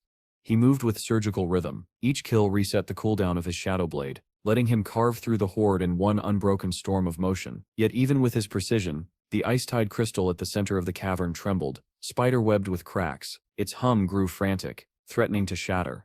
Then the system's voice echoed through the frozen air. Mission complete. Guard task. Success. Claim your reward. For a split second, Qin Feng froze, eyes narrowing. Already? The next instant, the crystal shattered, splintering into fragments of radiant frost. From its remains rose a golden treasure chest, etched in divine markings.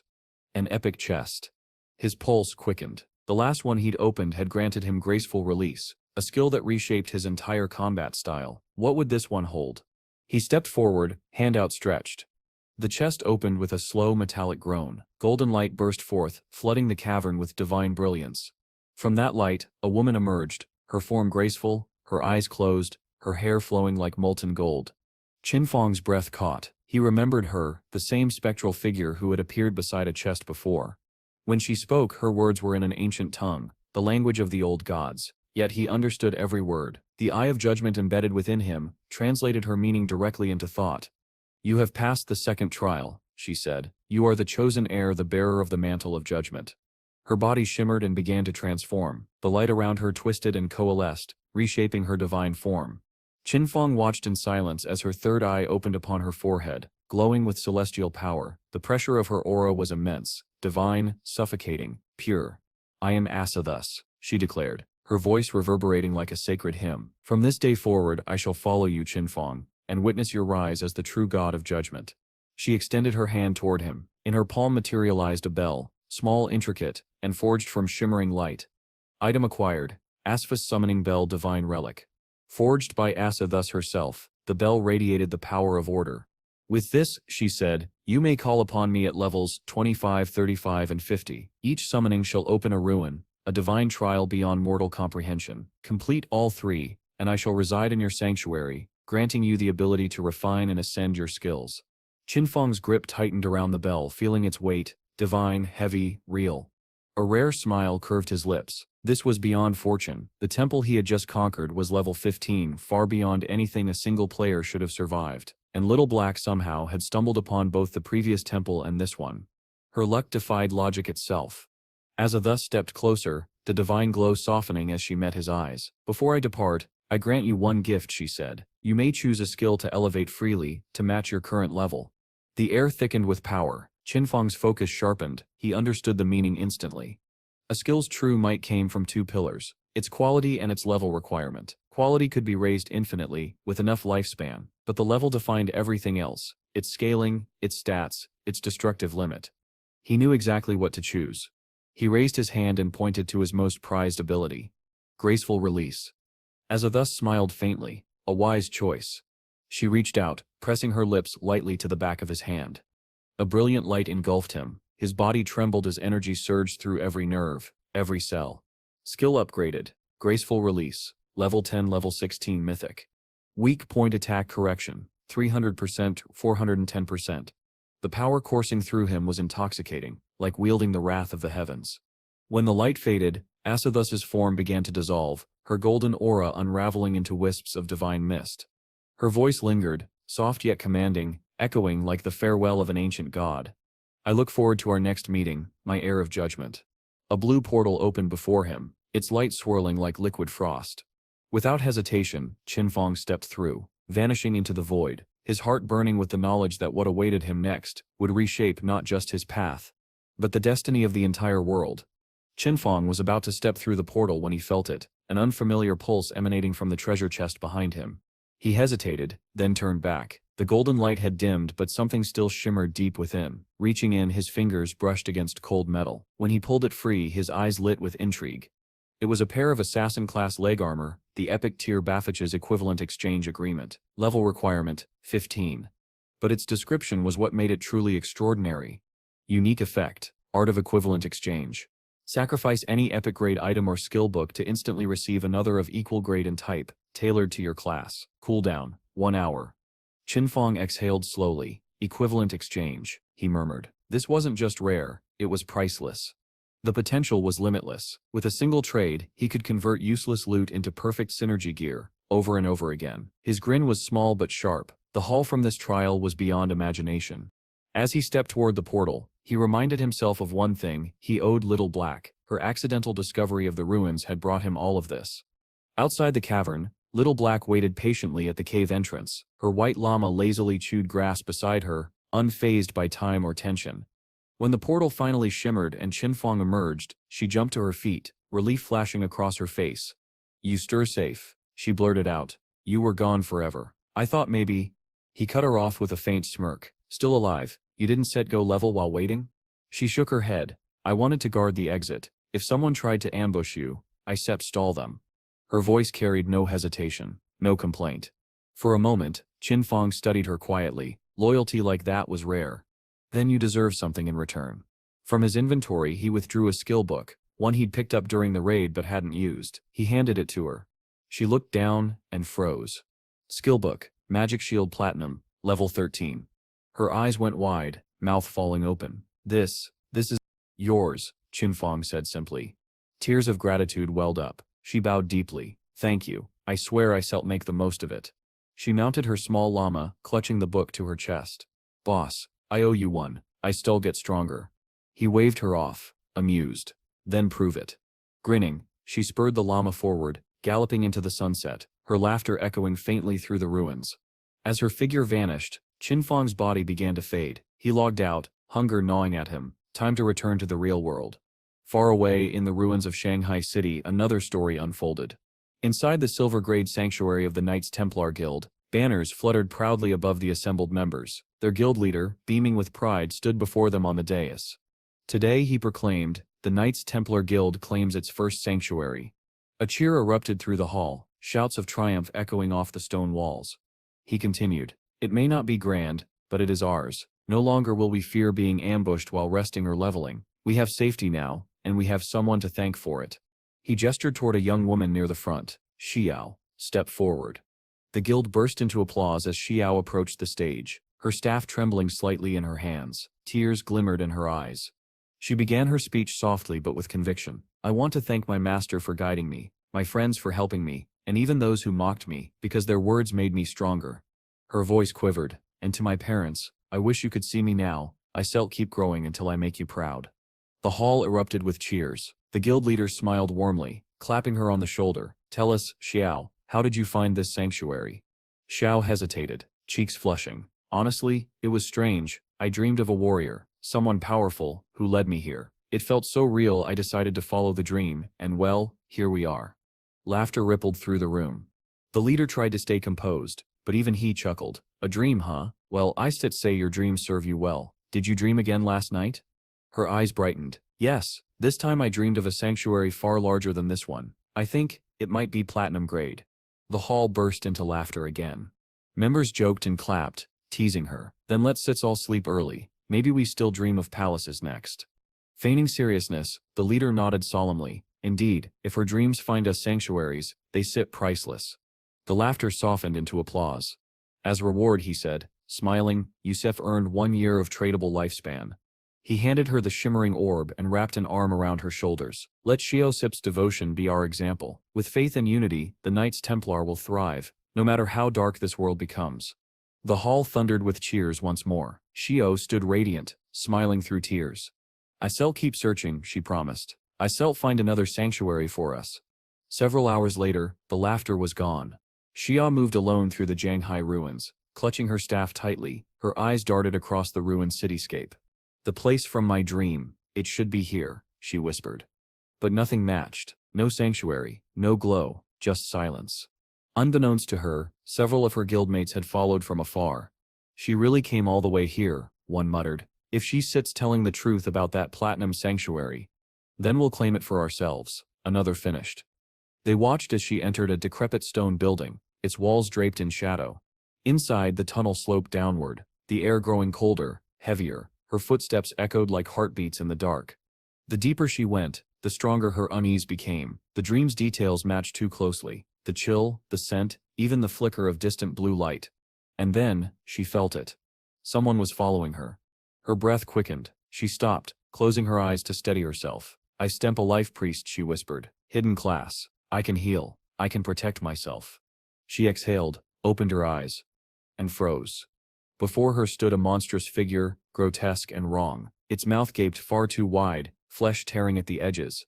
From within that maw, another pair of eyes stared out. Xiao's scream tore through the tunnel, echoing off the stone walls. But the monster did not strike. Not yet, it only smiled. Instead of striking Xiao, the monster hurled her aside with brutal force. She hit the wall hard, pain flaring through her ribs, but she barely had time to react before she heard the screams.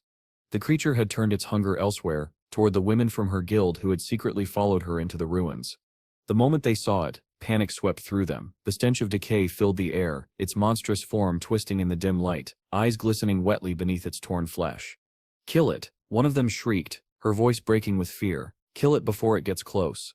But their trembling hands betrayed them. Their fear was stronger than their courage.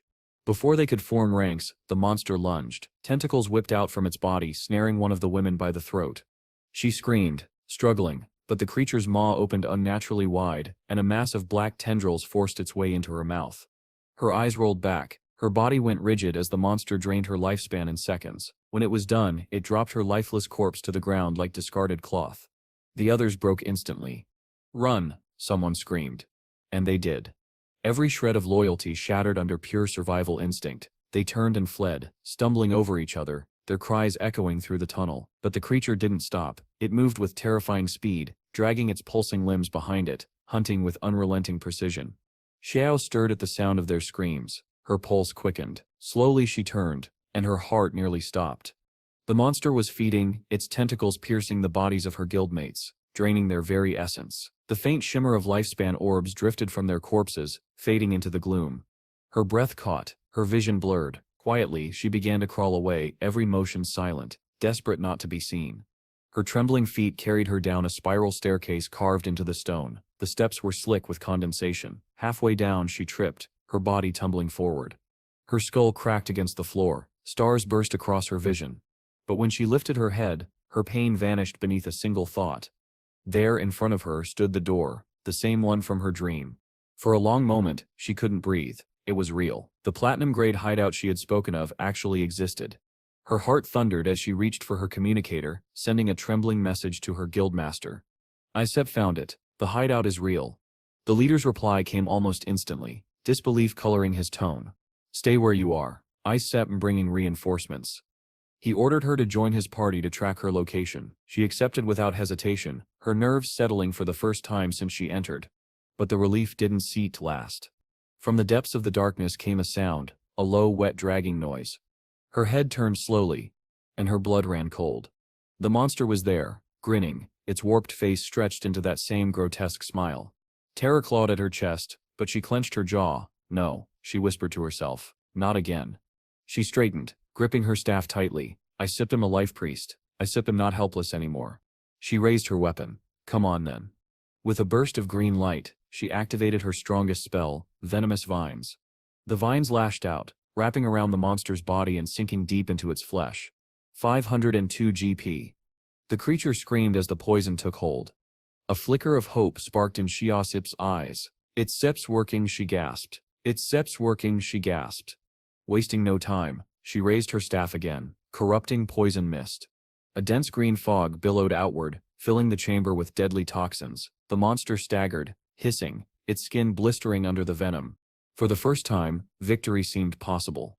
But then she realized her mistake. The fog wasn't set dissipating. It was spreading, filling every inch of the enclosed chamber. The air turned thick, suffocating. Her lungs burned as she coughed violently, stumbling back. "No, no, stop," she gasped, trying to fan the air with her hands. Panic set in. She couldn't hold her breath much longer. Her vision blurred, her chest heaved. Then she remembered the antidote spell. With trembling fingers, she lifted her staff and chanted the incantation. Antidote. A soft white light spread across the room. The poisonous mist slowly dissipated. She fell to her knees, breathing in fresh air, trembling with relief. But then she froze. The monster was still standing. It hadn't yet died, it had merely waited. And now it smiled again. Its head tilted unnaturally, eyes glowing with hunger. It began to move toward her.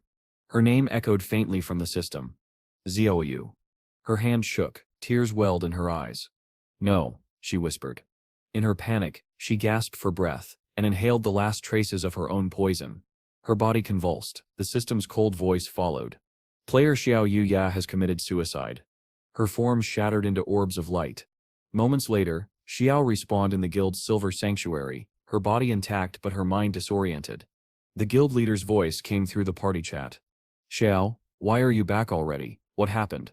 Her voice trembled. "The monster, it killed me. Inside the ruins." There was a pause, then his confused reply. "That Sep's impossible. We stiff already slain the soul-sucking hag in that area. It was only silver grade." Xiao's lips curved into a small, tired smile. "I didn't set survive," she said softly. "I ended it myself before it could take everything." Silence filled the channel. Then the leader's voice returned, filled with admiration. "You stir a genius, Xiao. You thought faster than any of us could have." Gratitude warmed her chest. "Thank you, leader. I shall rejoin you soon." She logged off the chat, a quiet satisfaction curling across her face. The three women who had mocked her, the ones who'd followed her out of jealousy, were gone, permanently. Their arrogance had been their undoing. "This is what happens when you underestimate me," she whispered, her smirk faint but sharp. Because Qin Xiaoyu was no fool.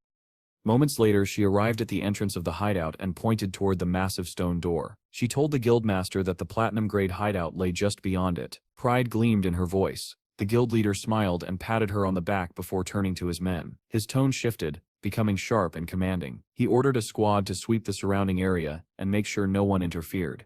Datu responded with confidence, swearing they would eliminate anyone who dared approach, even if that intruder was Shadow himself. The guild leader's anticipation grew. Raising his axe toward the stone door, he shouted, his men roaring in unison behind him. Their cries echoed through the ruins as they prepared to claim the sanctuary for themselves. But their triumphant shouts faltered when one man at the front suddenly cried out. The door wouldn't open. Confusion rippled through the ranks. The leader's expression darkened, then shifted as realization struck him. He remembered that every hideout had its own guardian. Narrowing his eyes, he smirked. The stone door itself, that was the guardian. To test his theory, he ordered a warrior to strike it. The man swung his axe, and a number appeared above the door. 320 hit points. The theory was confirmed. Cheers erupted as the guild praised their master's insight. "This hideout is practically a gift," the leader declared proudly. "Bring it down." Obediently, they attacked in unison. Blades and axes crashed against the door, sparks and dust bursting into the air. Far away, a notification window appeared before another player. King Fengsip's expression hardened instantly. The message glowed before him. "Alert, the land of purified souls is under attack." He checked the status readout. The entrance's durability was dropping, 99.3%, still holding firm under its magical barrier at 100%. Teleportation to the sanctuary was blocked. Only the war teleport remained available, one use for the day. Without hesitation, King Feng mounted his wolf and set off. He reasoned that with the attacker's strength, it would take them months, perhaps even a year, to break through the gate. Still, he wanted to see with his own eyes who had dared to touch his sanctuary. When he reached the outskirts, he halted. His eyes darkened. Two men were chasing a woman across the broken landscape, shouting threats and promising to cut her down if she didn't stop. A burly fighter armed with a spiked mace blocked her path. He grinned cruelly and demanded to know where she thought she was going. Before she could even answer, he swung his weapon, striking her brutally and sending her body crashing into the ground. As she struggled to breathe, a purple-haired man stepped forward and raised his hand. "Sacred chains," he shouted. From the sky, radiant chains of energy shot downward, pinning the woman's wrists and knees to the dirt. Her scream tore through the ruins. One of the men sneered down at her. "This territory belongs to the Knights Templar Guild," he spat. "If you think you can trespass here, you steer wrong. This is the price you pay." The woman gasped, her face twisted in pain. "I wasn't set trespassing," she cried. "I was only passing through." But it was clear they didn't care. They wanted an excuse to rob her. From the shadows, King Feng's eyes narrowed. He recognized her instantly. Yang She, a colleague from his old company. She had once been kind to him, even warned him of danger before. His suspicions crystallized. The ones attacking his sanctuary were none other than the Knights Templar Guild. The purple-haired man turned to his comrades, arrogance dripping from every word. "If we say she sits trespassing, then she is," he said with a grin. "And by the usual rules, I get her first." Another laughed. "Then I step second." Their laughter was cut short. A blur of movement flashed through the night, swift, silent, deadly. In the next instant, three heads hit the ground. Their bodies followed, collapsing in lifeless heaps. Yang Xia stared in shock, her breath caught in her throat. From the shadows emerged a figure cloaked in darkness, his eyes burning with cold intensity. Her voice trembled. "Shadow," she whispered. But no, this presence was different. It was something far more terrifying. The stranger, Shadow, or something like him, moved without mercy. Every last member of the Knights Templar Guild fell where they stood. Then he turned toward her. Yang Xia flinched, expecting death, but instead he extended his hand. A crimson aura erupted, blood flower bloom. The technique blossomed violently, devouring the lifespans of the fallen. Their souls disintegrated into motes of light, absorbed into him until nothing remained. As the last spark faded, he turned back. For a brief frozen heartbeat, their eyes met. Her breath hitched. She knew that face, those eyes. It was Feng. King Feng, hidden beneath the mask of shadow. Her chest tightened, disbelief and realization colliding, but before she could speak, blue flames erupted around him. In an instant his body was engulfed, then he was gone, only drifting sparks left in his place. Yang Xia stood motionless, her heart pounding. Was it truly him? The resemblance was undeniable. The eyes, the expression, the aura, it had to be, and yet her mind refused to accept it. She shook her head hard, whispering to herself that it must have been a trick, a coincidence. After all, hadn't she seen Feng's foolish sister join the Night Sanctuary branch of the Templar Guild? The thought haunted her as the last of the blue embers faded into the night. If Feng were truly Shadow, would he ever allow his own blood to be enslaved by them? Impossible, or so she forced herself to believe. Outside, tension rippled through the Sanctuary of Pure Souls. Inside its vast halls, the surviving members of the Knights Templar Guild stood in uneasy silence behind their furious leader. His voice lashed through the air like a whip. "Idiots. Robbing travelers on the main road, do you have a death wish?" he shouted, his boot slamming into one of them and sending the man sprawling across the floor. 1,000 deaths wouldn't be enough to pay for your stupidity. But beneath the rage, there was something else: relief. Relief that it had been Shadow who had delivered judgment. Because they all remembered, once, long ago, Shadow had saved them from the Headless One. Since that day his name had become legend among them. To the guild, Shadow wasn't just a hunter anymore. He was an ideal: strength, justice, a symbol of defiance against corruption. Their leader had even told them to follow his example. And now, here he was. But as words of reverence began to spill from their trembling lips, Shadow's expression darkened. His presence filled the chamber like a storm. When he finally spoke, his voice was calm, but so cold it made their blood run thin. "The hideout you attacked," he said, "is not a ruin. It's Sep's mine." The leader froze. His face drained of color. The entire guild seemed to stop breathing. Shadow's eyes glowed faintly, yellow lightning flickering within them as his anger broke through. The leader stumbled for words, desperate to defend himself. But rumors say your hideout sits in Magic City, and a person can only claim one hideout in Forsaken by the gods. Isn't that the rule?" A nervous voice broke in, the purple-haired brat among them. "It steps true, unless a guild is formed, then the guild itself can own one too." Shadow said nothing, but the silence confirmed it. He had a personal hideout in Magic City. And this one, the Sanctuary of Pure Souls, belonged to his guild. The realization spread through the survivors like fire through dry grass. Some shook their heads in disbelief. Others dropped to their knees, trembling.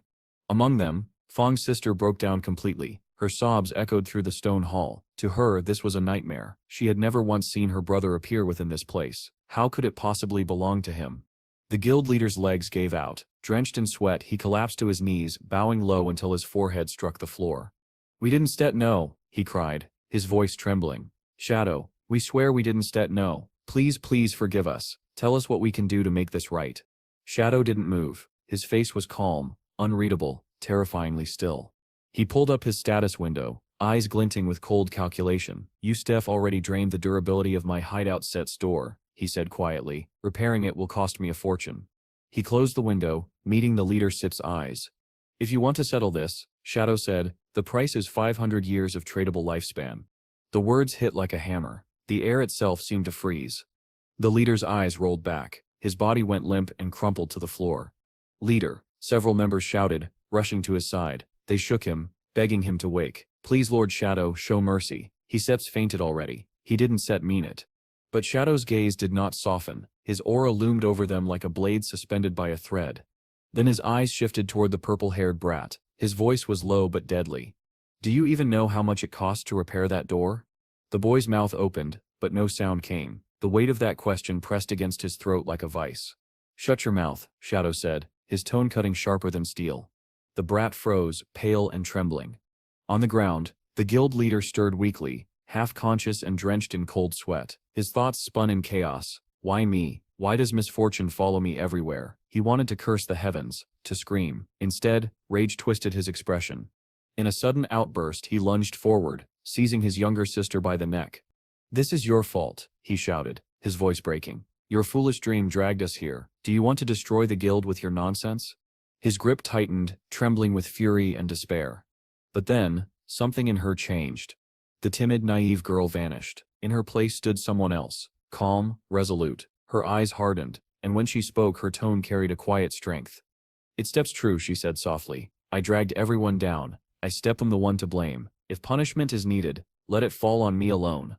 Her voice wavered, but she continued, louder now. "I still do whatever it takes to make things right. Cow, horse, or pig. I still give every lifespan I earn until the debt is paid. I still endure pain. I still endure humiliation. From this moment forward, I am yours to command. Just spare the others."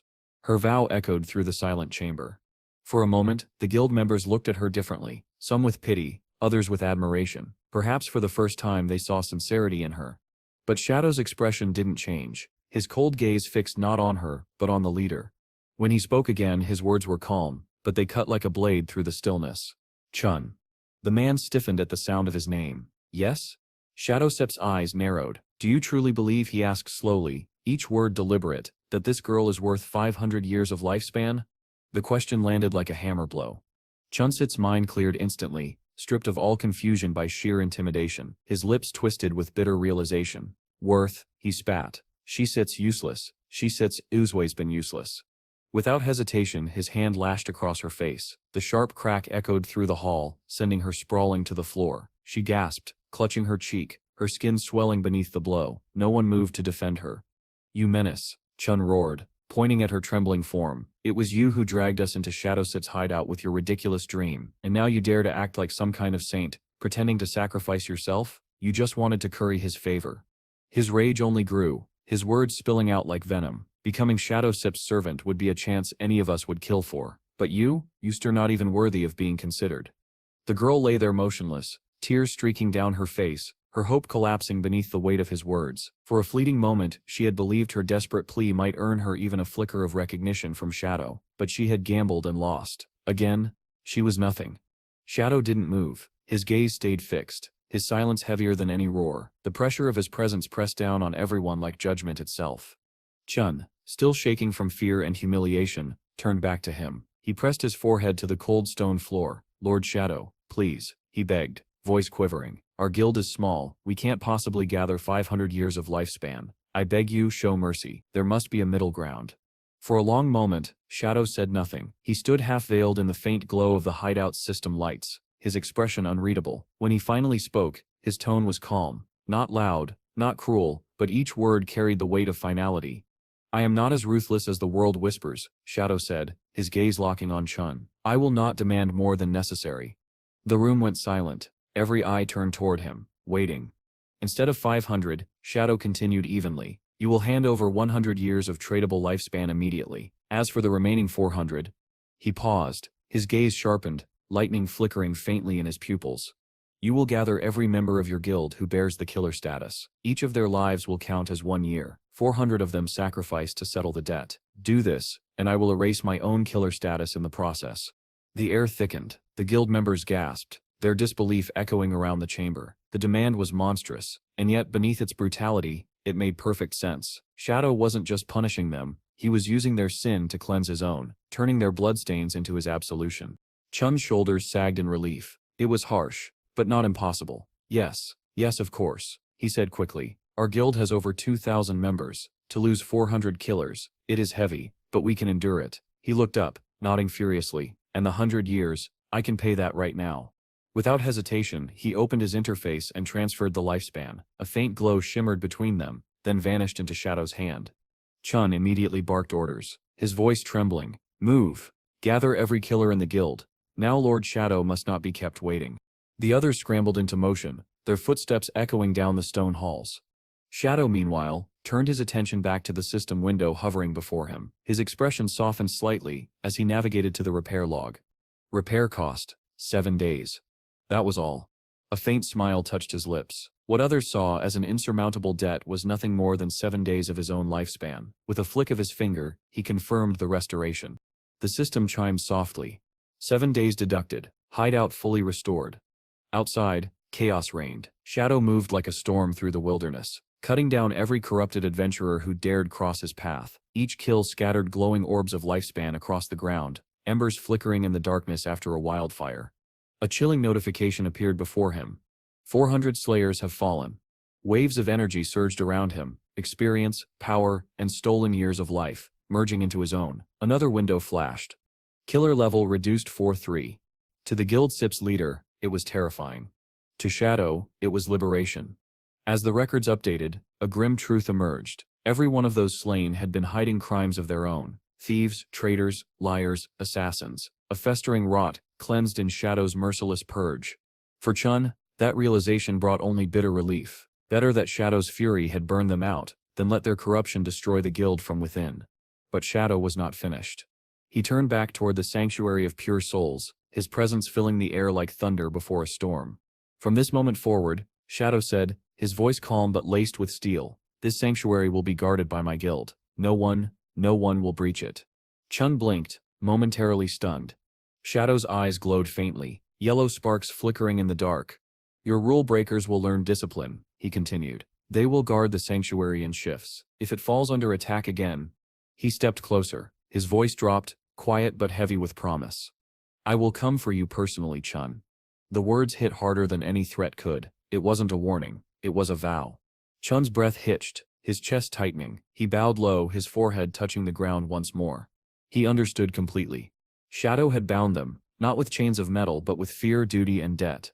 From that moment on, the Knights Templar Guild was no longer free. They were guardians, servants of the sanctuary, and prisoners of Shadow Sit's will. Before the tension could fade, a sharp chime pierced the air. A system notification flared before Shadow's eyes, its words cold and precise. Warning: Shadow Sit's hideout is under attack. Location: Evil Spirits Academy. Attacker: Yuna. Barrier durability: 99.8% and falling. Another prompt followed immediately. Word transmission available. Usable once every 24 hours. Activate. Shadow frowned. The phrasing was odd.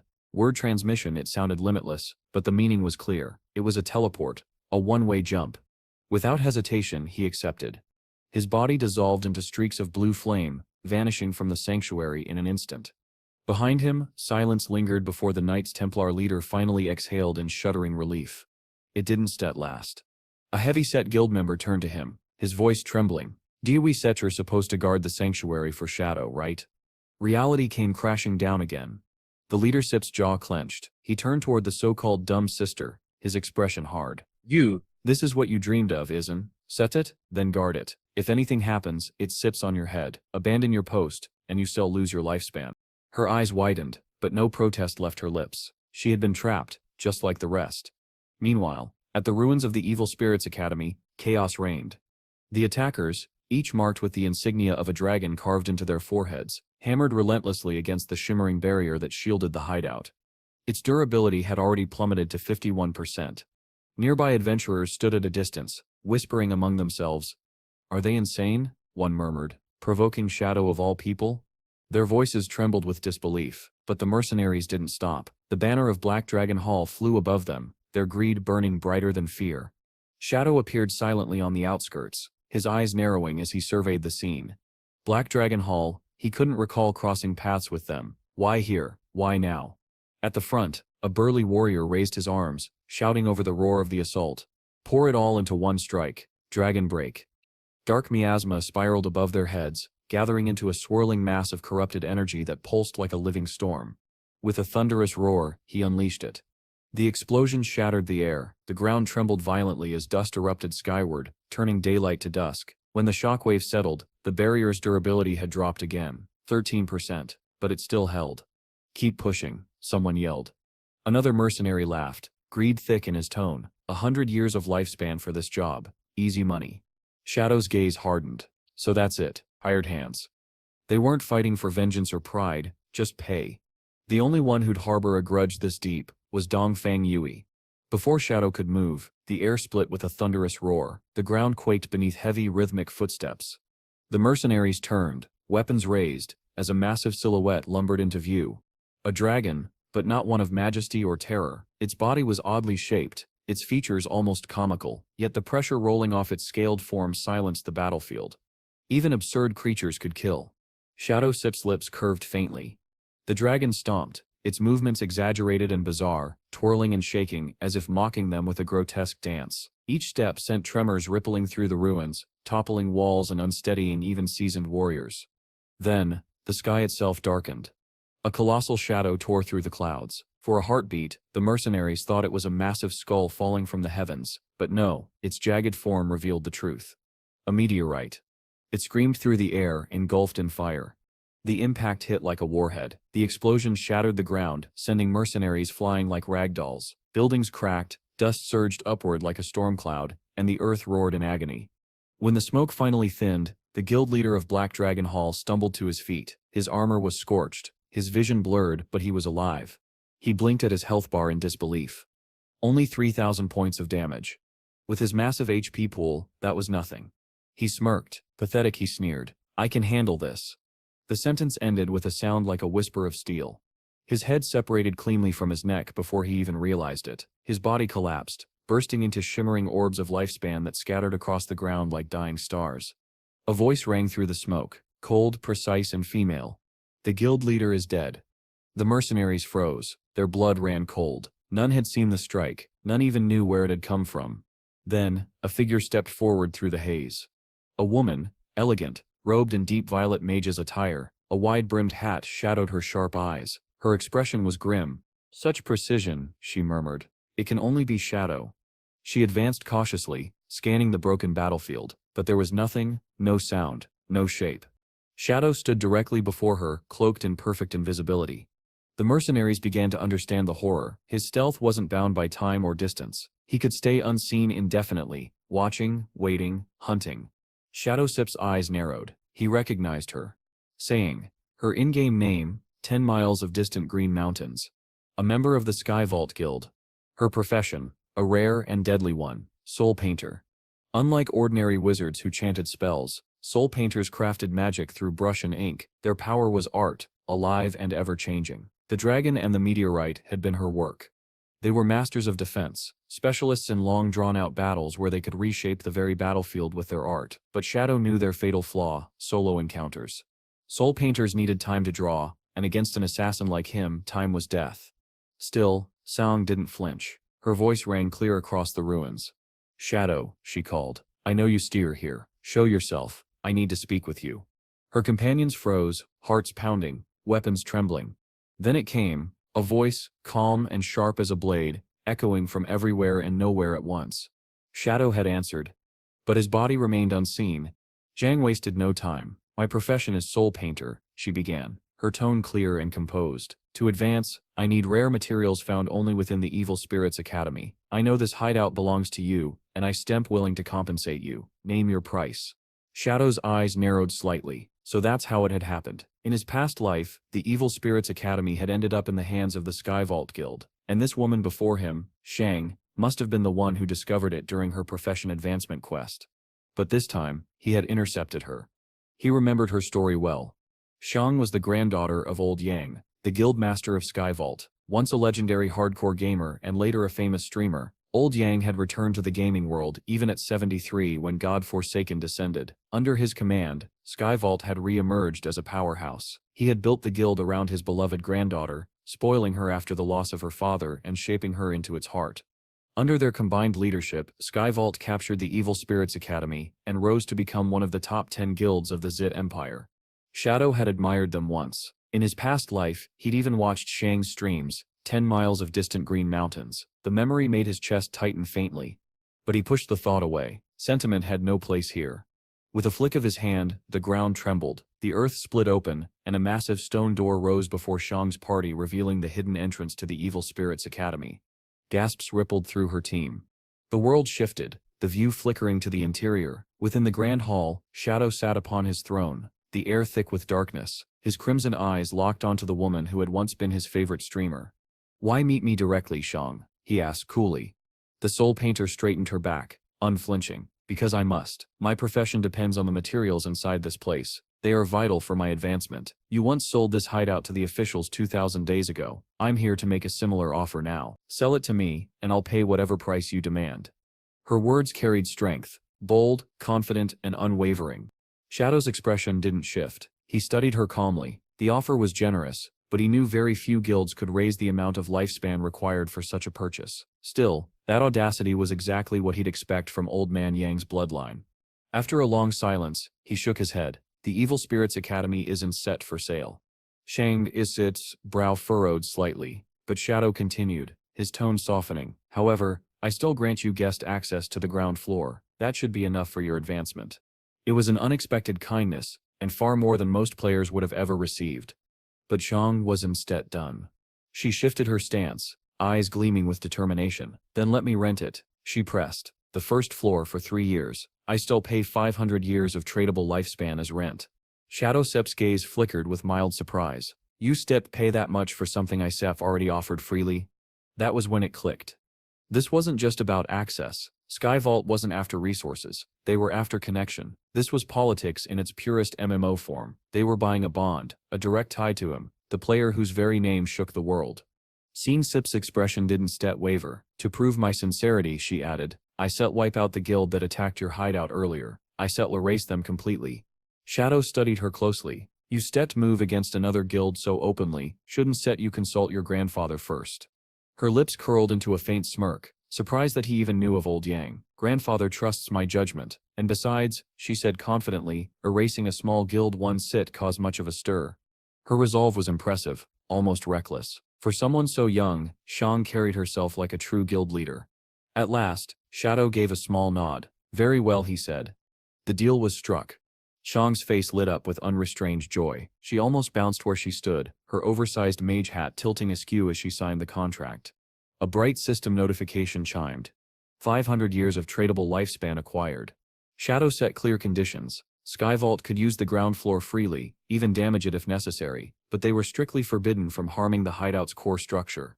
Shang grinned, declaring victory with the same bright energy that had once captivated millions on her streams. Pleasure doing business, Lord Shadow, she said with a playful salute before disappearing into the portal. The moment she was gone, Shadow exhaled softly, his composure finally cracking. His face burned red. Meeting my favorite streamer face to face, it feels unreal. She was even livelier than he remembered, sharper, brighter, but he forced the warmth away, returning to his cold, calculated focus. He had no time for awe. The cooldown for equivalent exchange had ended. It was time to gamble. Opening his system interface, Shadow selected the option. The rules were simple. Sacrifice one item to gain another of equal rarity for his class. He placed his intelligence training book into the exchange window. A shimmer of light enveloped the screen. When it cleared, a weapon hovered before him, an emerald-grade crimson blade. Shadow's breath caught. It was beautiful, sleek, curved, glowing with a blood-red aura that pulsed like a living heart. The weapon's core effect was devastating. The lower the enemy's HP, the stronger its blood power grows, up to plus 200% damage when the target's HP falls below 30%. Even more terrifying, every strike restored health equal to 200% of the damage dealt, and if his HP was already full, the surplus converted into a protective shield. Shadow's eyes widened. This is broken. Then he saw the final line of text. Hidden ability, limit break. When fully charged, unleash a single target strike of catastrophic power. He didn't hesitate. Using his evolution points, he pushed the Crimson Blade's rank higher from Emerald to Legendary. A crimson roar echoed through the hall as the weapon pulsed with newfound power, surging with an additional plus 9,000 blood element attack per strike. Even after the upgrade, he still had 555 evolution points remaining. Without pause, he invested 500 points into his mythic stealth skill. The system responded immediately, his stealth aura deepening until his very presence seemed to fade out of existence. When the interface dimmed, Shadow stood silent in the darkness, his new blade humming faintly at his side. The transformation was complete. In that moment, the world had no idea, but the balance of power in Forsaken by the Gods had just shifted forever. After consuming the 500 evolution points, Shadow's mythic stealth skill evolved into something terrifying. Its cooldown dropped to a single second, barely more than a blink, allowing him to vanish almost continuously. The darkness itself seemed to embrace him, amplifying his stealth level even further. A passive effect granted him a permanent +3 stealth level boost, while his break spell strike now inflicted an additional 300 flat damage. But the most horrifying change was in its cost. His lifespan consumption while in stealth had been reduced by 90%, effectively meaning he could now remain invisible indefinitely. Standing at level 17, Shadow began equipping his newly acquired Emerald tier gear. He activated the ASP Veil of Emerald Glass, a shimmering cloak that refracted light around him, increasing his headshot accuracy by an absurd 133% for 30 seconds. He slipped on a pair of fragile white gloves, sacrificing 12% of his maximum health in exchange for a 30% boost to base attack, while also raising his physical defense to 75 and elemental resistance to 60. The translucent phantom socks came next, sliding silently over his feet. They added 2 additional levels to his stealth, raised movement speed by 27%, and for 3 precious seconds allowed him to phase through solid matter. Their cooldown was 27 seconds, a perfect number, he thought. Lastly, he wore an odd resistance charm, a trinket that shifted its properties based on his emotional state, sometimes defensive, sometimes offensive, sometimes both, completely unpredictable, but powerful. When he finally looked at himself, he grimaced. Altogether, his gleaming emerald gear made him look less like an assassin and more like a neon breakdancer about to perform under club lights. With a sigh, he toggled his appearance concealment, reverting to his familiar black silhouette, the living embodiment of shadow and death. The story shifted out of the digital realm and into reality. A jeep rumbled along the cracked roads leading to the suburbs of Magic City, its tires crunching over gravel before stopping in front of a sprawling mansion. 4 figures stepped out. The first was a burly man covered in scars, grumbling under his breath about not being allowed to sit inside. The second was a goofy-looking man in black-rimmed glasses, his demeanor so harmless it almost felt fake. The third was a serious-faced man whose patience seemed already near its breaking point. And the fourth, a small, silent girl, whose mere presence carried a chilling, unnatural weight. They gazed up at the mansion, muttering among themselves about its owner. "Arrogant woman," the scarred man growled. "She thinks we sip her beneath her because we sip her broke." The serious man clicked his tongue, restless. "Forget it. Let Seps find another buyer." A nearby soldier standing guard smirked faintly, his expression unreadable. "You'll regret saying that," he muttered under his breath. Moments later, Dongfang Yui herself appeared. Her steps were sharp and deliberate, her expression cold as winter steel. Beside her walked a young man with a psychotic grin, his eyes twitching with barely contained madness. Without so much as a greeting or even the pretense of negotiation, she spoke. "Convert your lifespan into orbs," she ordered, her voice slicing through the air. "Drop them on the ground." The demand hung heavy in the silence that followed. The scarred man blinked, then scoffed, his tone dripping with disbelief. "You want us to give up our lifespan without payment? You Stev lost your mind." Her eyes turned colder, sharper. "Hand over your lifespan," she repeated, "or die here." At her signal, soldiers poured out from the mansion, rifles raised, surrounding the 4 strangers. The air thickened with tension. That was when the goofy man dropped his mask. His smile vanished, his posture shifted. And then he moved. Faster than the eye could follow, he tore through the nearest soldiers, ripping their bodies apart like paper. Blood splattered the courtyard tiles. The soldiers screamed, realizing too late what they were dealing with. He wasn't set harmless. He wasn't set even human. He was a hidden class user, a bug manipulator.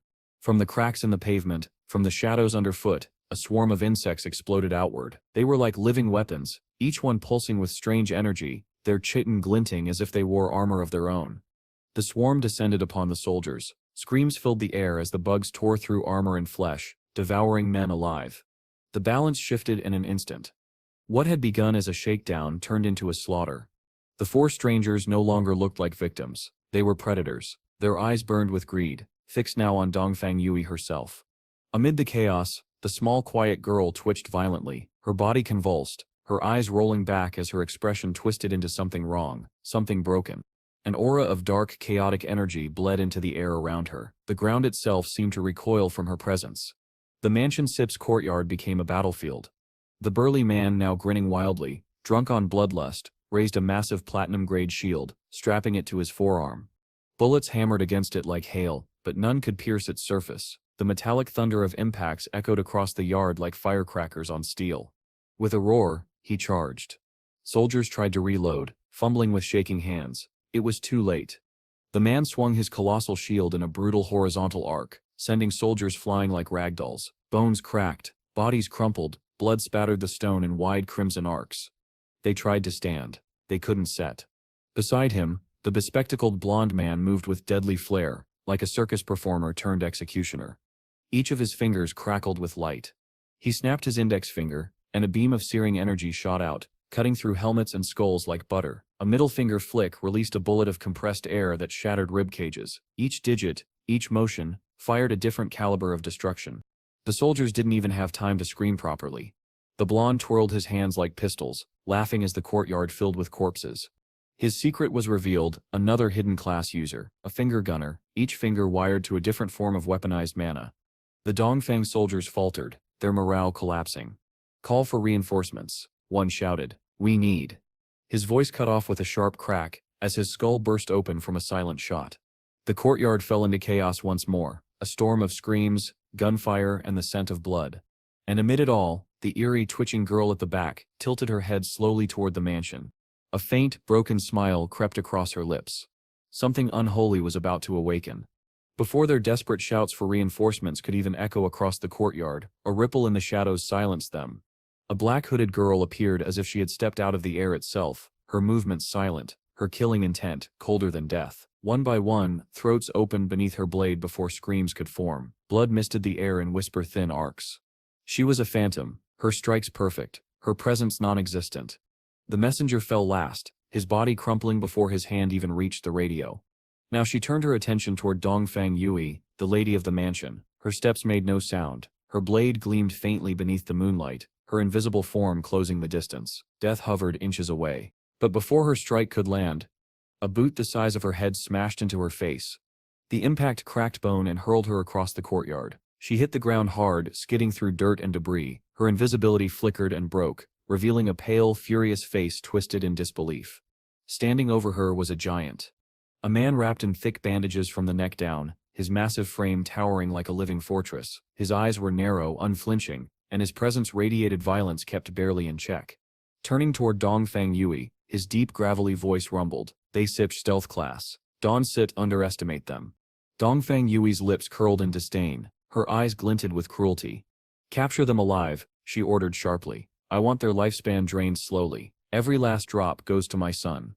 The bodyguard gave a small nod, unmoved by her tone. His gaze swept across the battlefield with cool precision. Beneath the chaos, he analyzed their strength with terrifying calm. Inwardly he estimated their odds, 50% chance of success, at best. Even so, he stepped forward. Each step was deliberate, steady, unhurried. His sheer confidence bent the air around him. The burly shield-bearer tightened his grip instinctively, his instincts screaming that this man was no ordinary guard. The bodyguard met his gaze. His voice was low but carried the weight of command. "That one-hit kill equipment of yours," he said evenly, nodding toward the shield. "It seps not just for defense, is it? You scavengers, always chasing the rich, taking from those who worked harder than you. Pathetic." He flexed his arms slowly, the sound of creaking muscle audible beneath the bandages. "But if you sep actually trained, if you sep actually earned your power, then maybe you shall be worth killing properly." The four misfits exchanged uncertain glances. Moments ago, they had been tearing through soldiers like weeds. Now all of that momentum drained away. The man before them wasn't a guard. He was a monster, the kind that broke worlds and smiled doing it. Then in a tone like a whip cracking through the night, the giant growled, "Arrogant brats." The insult snapped something inside the bug controller. His body convulsed, twisting grotesquely. A scream tore from his throat as his skin split into wings and mandibles. In the blink of an eye, his form dissolved into a storm of buzzing insects. The swarm surged forward, a black wave of chitin and teeth. But the bodyguard didn't set flinch. With inhuman reflexes, he pivoted and caught the swarm mid-charge. His legs clamped shut like an iron vice, snaring the bug controller's central body. The swarm writhed and shrieked, wings slicing the air in a frenzy, but his grip only tightened. Then came the impact. The giant slammed him down with enough force to crater the ground. The body hit once, then flipped completely over from the momentum, crashing again. The others froze, speechless. That speed, nearly 200 kilometers per hour in swarm form, was impossible for any human eye to track, yet this man had caught him. As the bug controller's limbs twitched and stilled, a heavy, unnatural stench filled the air. A thick purple mist began to pour from the bodyguard's frame, curling around him in slow, deliberate waves. The misfits gagged, their lungs burned. It wasn't Set just poison, it was him. The realization hit all at once. His hidden class, Poison Gas Master. The mist wasn't a skill, it was part of his body. Every exhale, every movement, every breath turned the battlefield into a suffocating trap. Within that haze he could sense everything. The way the grass bent, the air moved, even how their hearts raced. They weren't Set fighting a man. They were caught in the domain of a predator. The bodyguard's eyes gleamed faintly through the fog. His bandaged mouth shifted, cracking upward in what might have been a grin. The misfits realized too late that they hadn't been battling Dongfang Yui's protector. They had been playing in a monster's killing field. The tension snapped like wire. The bodyguard's massive form exploded upward, launching himself high into the air, propelled not by magic, but by a violent burst of compressed toxic gas. For a split second, the night was filled with the thunder of propulsion, raw, guttural, and horrifying. The giant spread his legs mid-air, building pressure between them until the ground below him shuddered. Then, release. A devastating shock burst tore through the air. The concussive force struck the burly man's platinum-grade shield head-on. Metal shrieked, twisted, then shattered like cheap glass. The explosion hurled the shield-bearer backward, his body folding as bones snapped under the impact. He hit the ground limp. The weapon he'd trusted most lay in pieces beside him. The gunman shouted in panic, his hands glowing as energy gathered at his fingertips. "Get back, I still handle this freak." He unleashed a storm of lasers, beams streaking through the sky in blinding arcs. The bodyguard twisted through the barrage, unnatural, fluid, his movements guided by the rhythm of the poison mist itself. Each dodge came with a burst of gas, propelling him unpredictably through the air. To the gunman, it looked reckless. He smirked coldly. "Flying into the air against a gunner, you just signed your own death sentence." He steadied his aim, confidence surging. But then he saw it. The giant's body contracted midair, muscles swelling beneath the bandages, the air pressure thickened around him like a storm about to break. And then, with terrifying calm, he released it. The shockwave ripped outward in a concussive blast, a combination of gas, sound, and sheer force. The sonic boom tore through the courtyard, rattling windows, shattering stone. The gunman's glasses exploded off his face, blood poured from his ears. His scream cut short as his vocal cords ruptured under the force. He collapsed. Dead.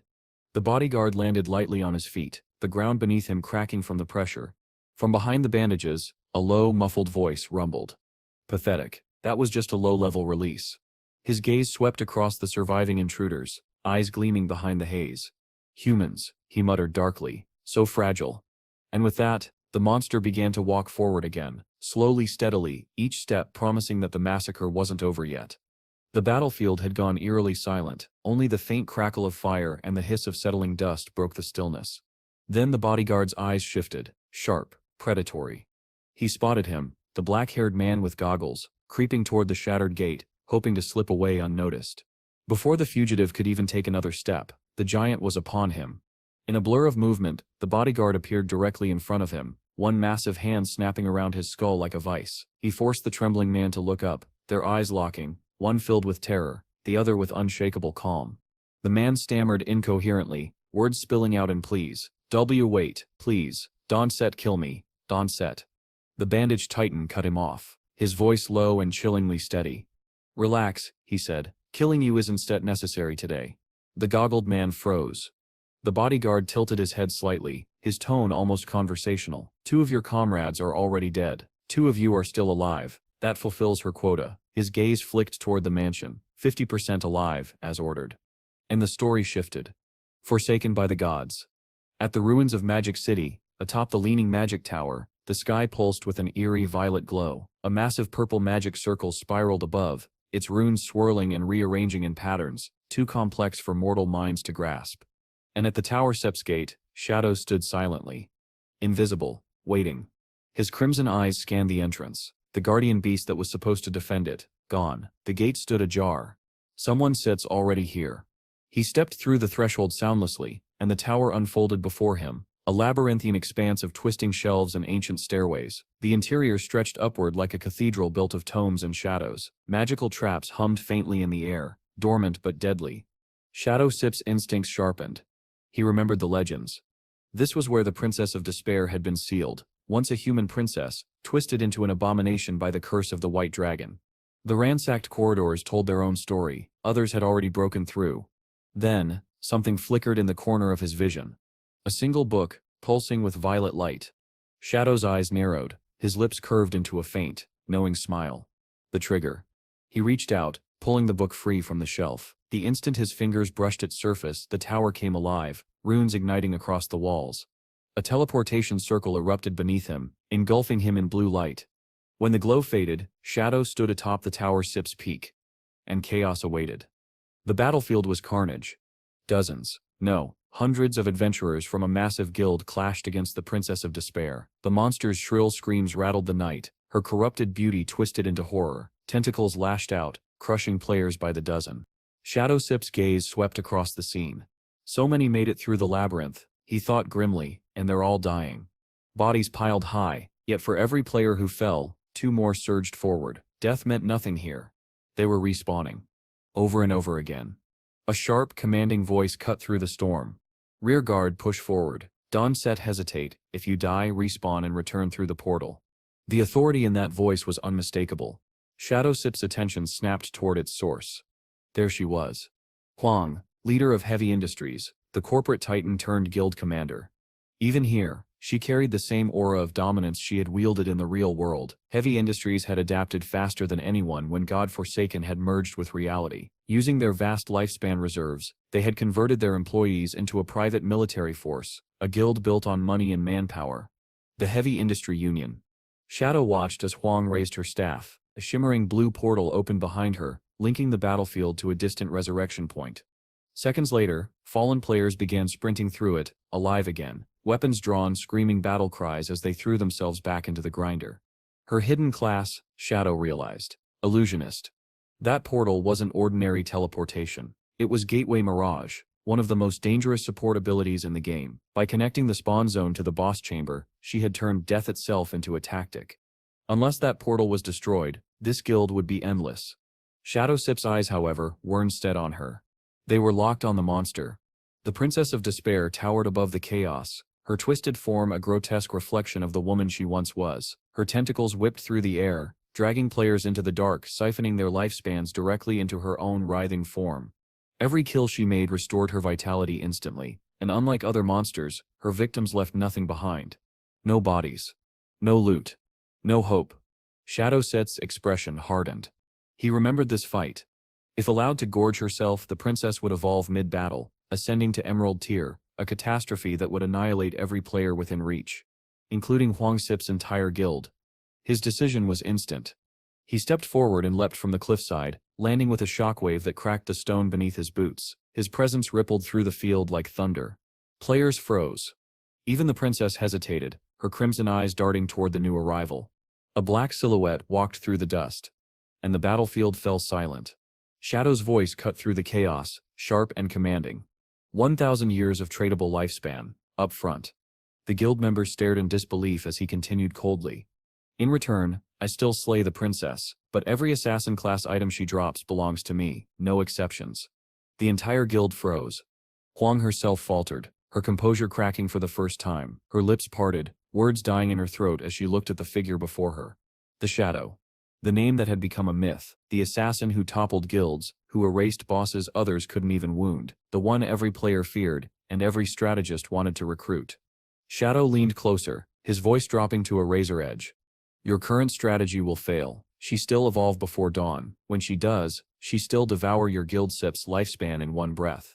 His crimson gaze pierced through her. You need me, he said, more than I need you. The words hung in the air, heavy as a death sentence.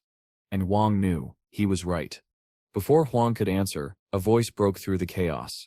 One of her adventurers, a young man with a crimson-marked cloak, stormed forward, face red with anger. Who do you think you are? He shouted. You barge in here, act like some savior, and tell us our guild can set win. You think Heavy Industries needs your charity? His words rang out across the battlefield, the clamor of combat stilled, heads turning toward him in disbelief. Shadow didn't move, his crimson eyes narrowed just slightly, a gleam of quiet danger flickering within them. The temperature seemed to drop. The adventurer, emboldened by the silence, pressed on. 1,000 years of lifespan, for what? Empty words. You stir just another assassin chasing glory. If you stir got nothing better to offer, shut your mouth and get out of. He didn't finish the sentence. Shadow's hand shot out like a whip, clamping around the man's chest plate. In a single motion, he hurled him toward the glowing blue portal that connected the battlefield to the respawn point. Gasps erupted. And then Shadowsip's fingers twitched. The portal collapsed, half a second too soon. A sickening tear split the air. Half the man's body vanished into the teleportation field. The other half hit the ground, twitching. For an instant, both halves tried to scream, then silence. Huang froze. Her face went pale as her son's mangled remains fell before her feet. She had known the boy's arrogance might provoke Shadow, but not like this. Struggling for composure, she forced herself to meet Shadowsip's gaze. If your intent was only to teach him a lesson, she said, voice trembling despite her effort, you didn't have to destroy the portal. Shadow's head tilted slightly. His smirk was unseen behind the mask, but his tone carried the blade's edge of amusement.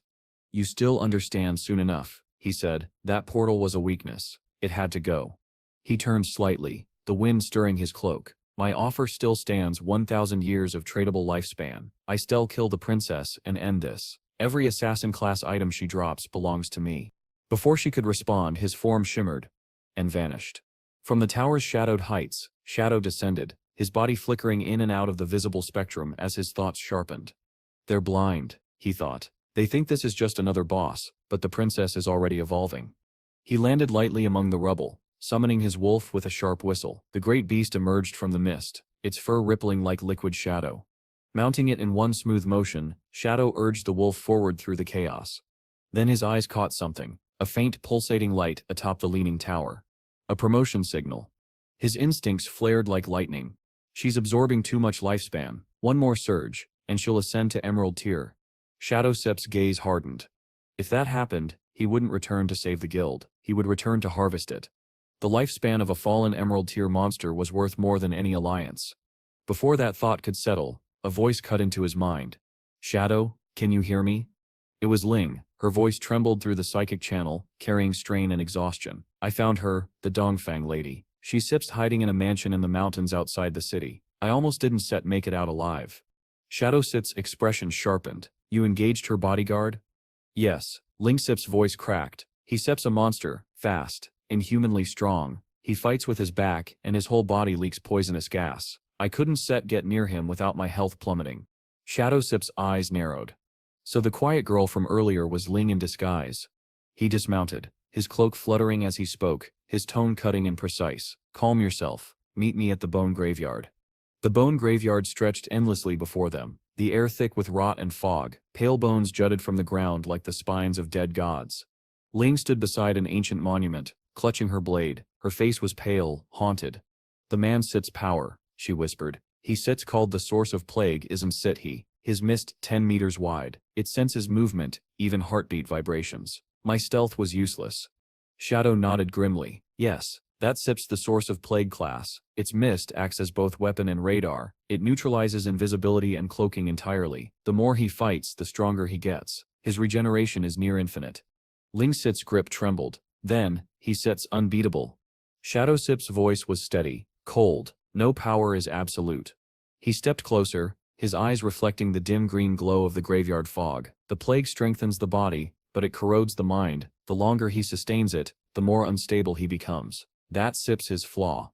Ling stared at him, disbelief and hope warring in her eyes. Shadow Sip's gaze softened slightly, and he added, and you Ling, you have what it takes to exploit it. Her breath caught. The blade of the underworld, he continued. Your hidden class is close to its next evolution. When it ascends to Tier 2, it will awaken the essence of the underworld demon itself.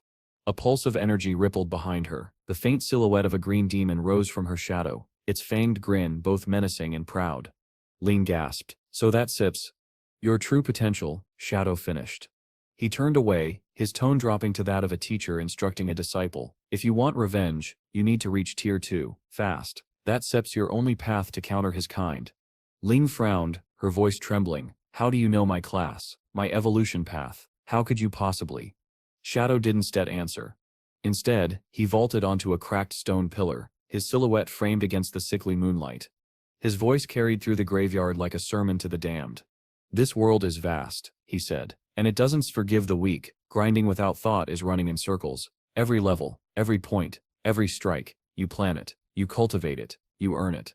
He pointed toward the far edge of the graveyard where skeletal beasts prowled between the mist.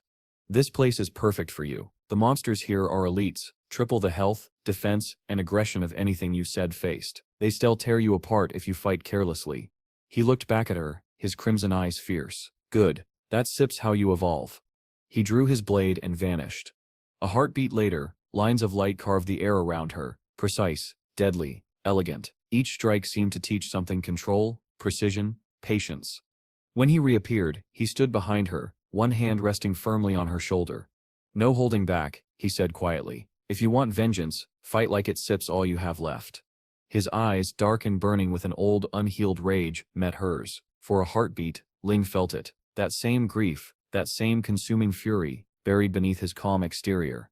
And then he was gone. Only silence remained.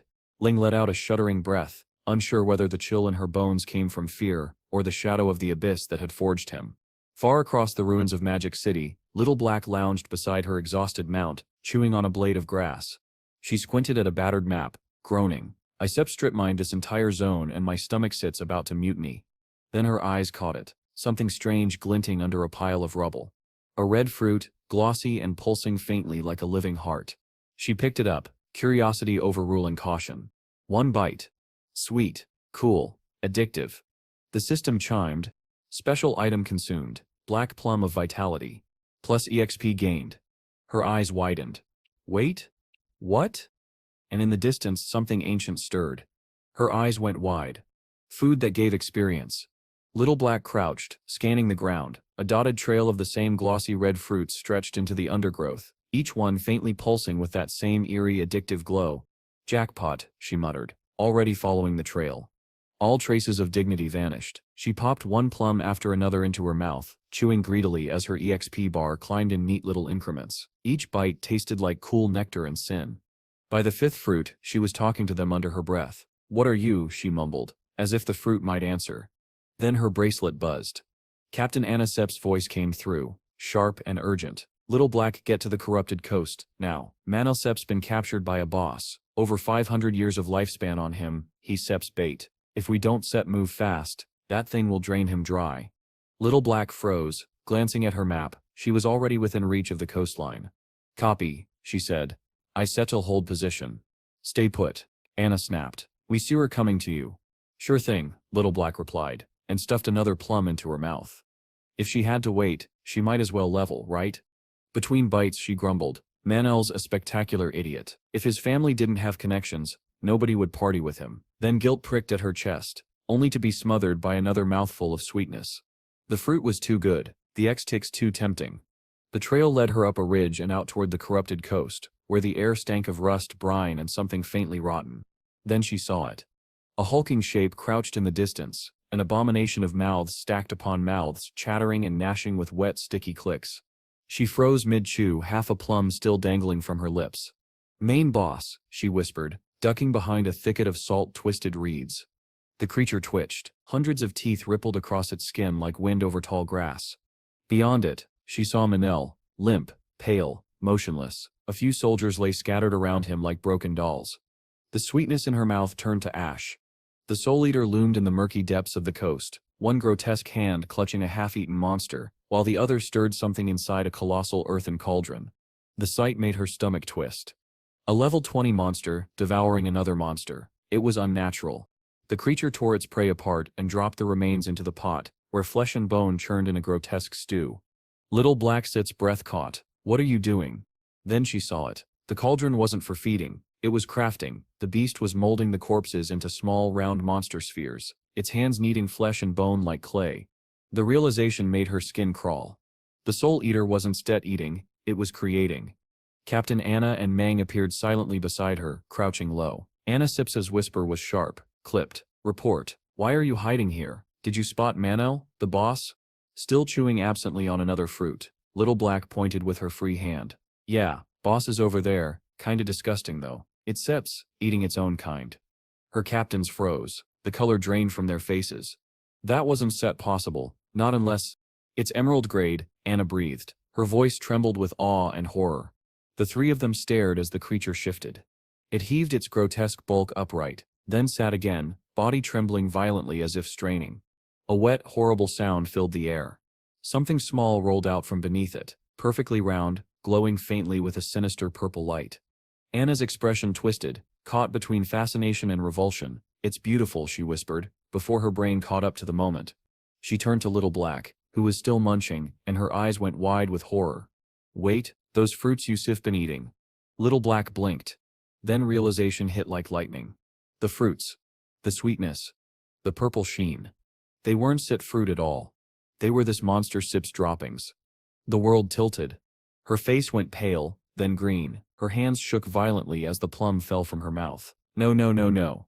Her scream tore through the silence, raw and strangled. She gagged, clutching her throat, as if she could rip the filth from her stomach. "No amount of EXP," she shrieked, retching. "No amount." Anna hissed, "Shut up, you idiot." Too late. The Soul Eater's massive head snapped toward them, its dozens of mouths split into jagged grins. And then it laughed. The sound was a chorus of choking giggles and wet slaps, vibrating through the air until the ground itself trembled. It had heard her. The creature roared. A wave of invisible force rippled outward, a sonic quake that split the rocks beneath their feet. Anna and Mang staggered back, clutching their heads as something unseen invaded their minds. The monster's aura wasn't just power, it was corruption. Their pupils dilated, their breathing turned ragged. Then came the hunger. Both captains convulsed, Bodies jerking as if pulled by puppet strings, their eyes shone with manic hunger as they turned toward the bubbling cauldron. "Stop!" Little Black screamed, but they didn't hear. They lunged forward, shoving their hands into the pot, shoveling the monster's stew into their mouths. The sound was wet and frantic. "Stop it!" she screamed again, tears streaming down her face. But it was no use. The corruption had devoured their reason. Even Manel stirred from his stupor, his eyes blank, his face slack. Without hesitation he joined them, scooping handfuls of filth into his mouth, chewing with mechanical hunger. Little Black watched in horror as her captains, hunters she had respected, ate like beasts. Their bodies swelled grotesquely, skin stretching, veins blackening. The Soul Eater Sip's trap. It fed them, fattening its prey before the feast. The abomination's many hands reached out. One seized Manel by the torso.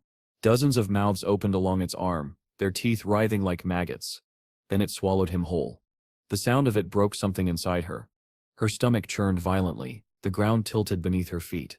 The monster didn't kill instantly, it bred its food. It grew them, fed them filth, let them ripen, then devoured them at their fattest. The reality shattered her. Tears blurred her vision. "Please," she whispered, voice cracking. "Someone please help us." Her scream carried into the night, desperate and broken. "Shadow," she cried, "please save us." Far away, in the blackened fields near the ruins of Magic City, Shadow was mid-hunt, cutting through monsters like mist. Then, her voice sliced through his mind. The system transmission pulsed across his vision, her panic bleeding through every word. Shadow froze, his blade halted mid-swing. "Little Black," he murmured, eyes narrowing. The world around him seemed to still.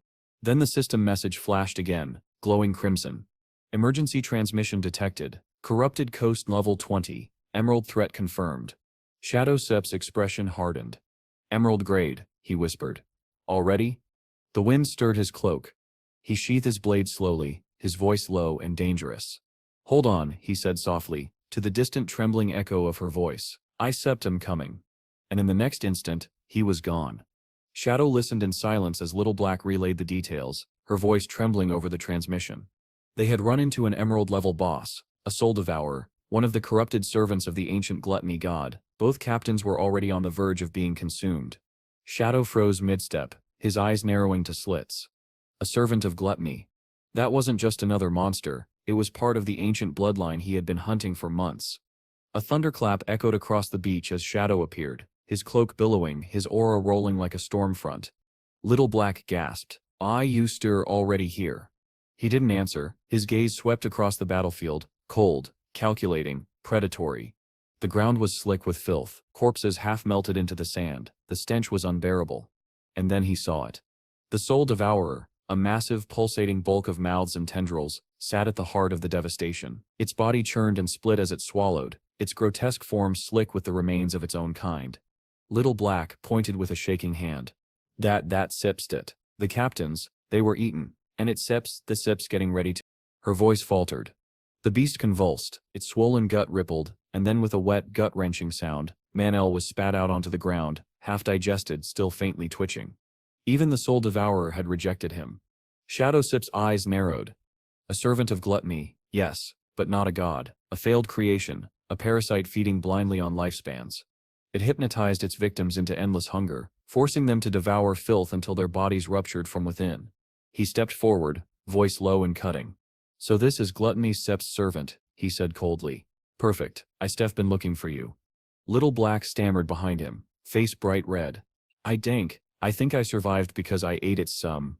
Shadow didn't turn. "I know." Her face went crimson. "Can we please never talk about this again?" "Agreed," he replied dryly. "Now get back." In one smooth motion, Shadow snatched up the foul, half-melted mass that had once been Manel. With perfect precision, he hurled it straight into the Soul Devourer's distended gut. The impact detonated like a cannon strike. The beast shrieked, its many mouths screaming in dissonance as it convulsed violently. A second later, it vomited. Two limp forms burst free, slick but breathing, Captain Mang and Captain Anna. Alive. The Soul Devourer staggered, reeling from its own sickness. Shadow moved. His eyes glowed crimson, his aura snapping like thunder. He activated his gift of liberation. Power surged from him like a shockwave, the ground cracking beneath his feet. Then he struck.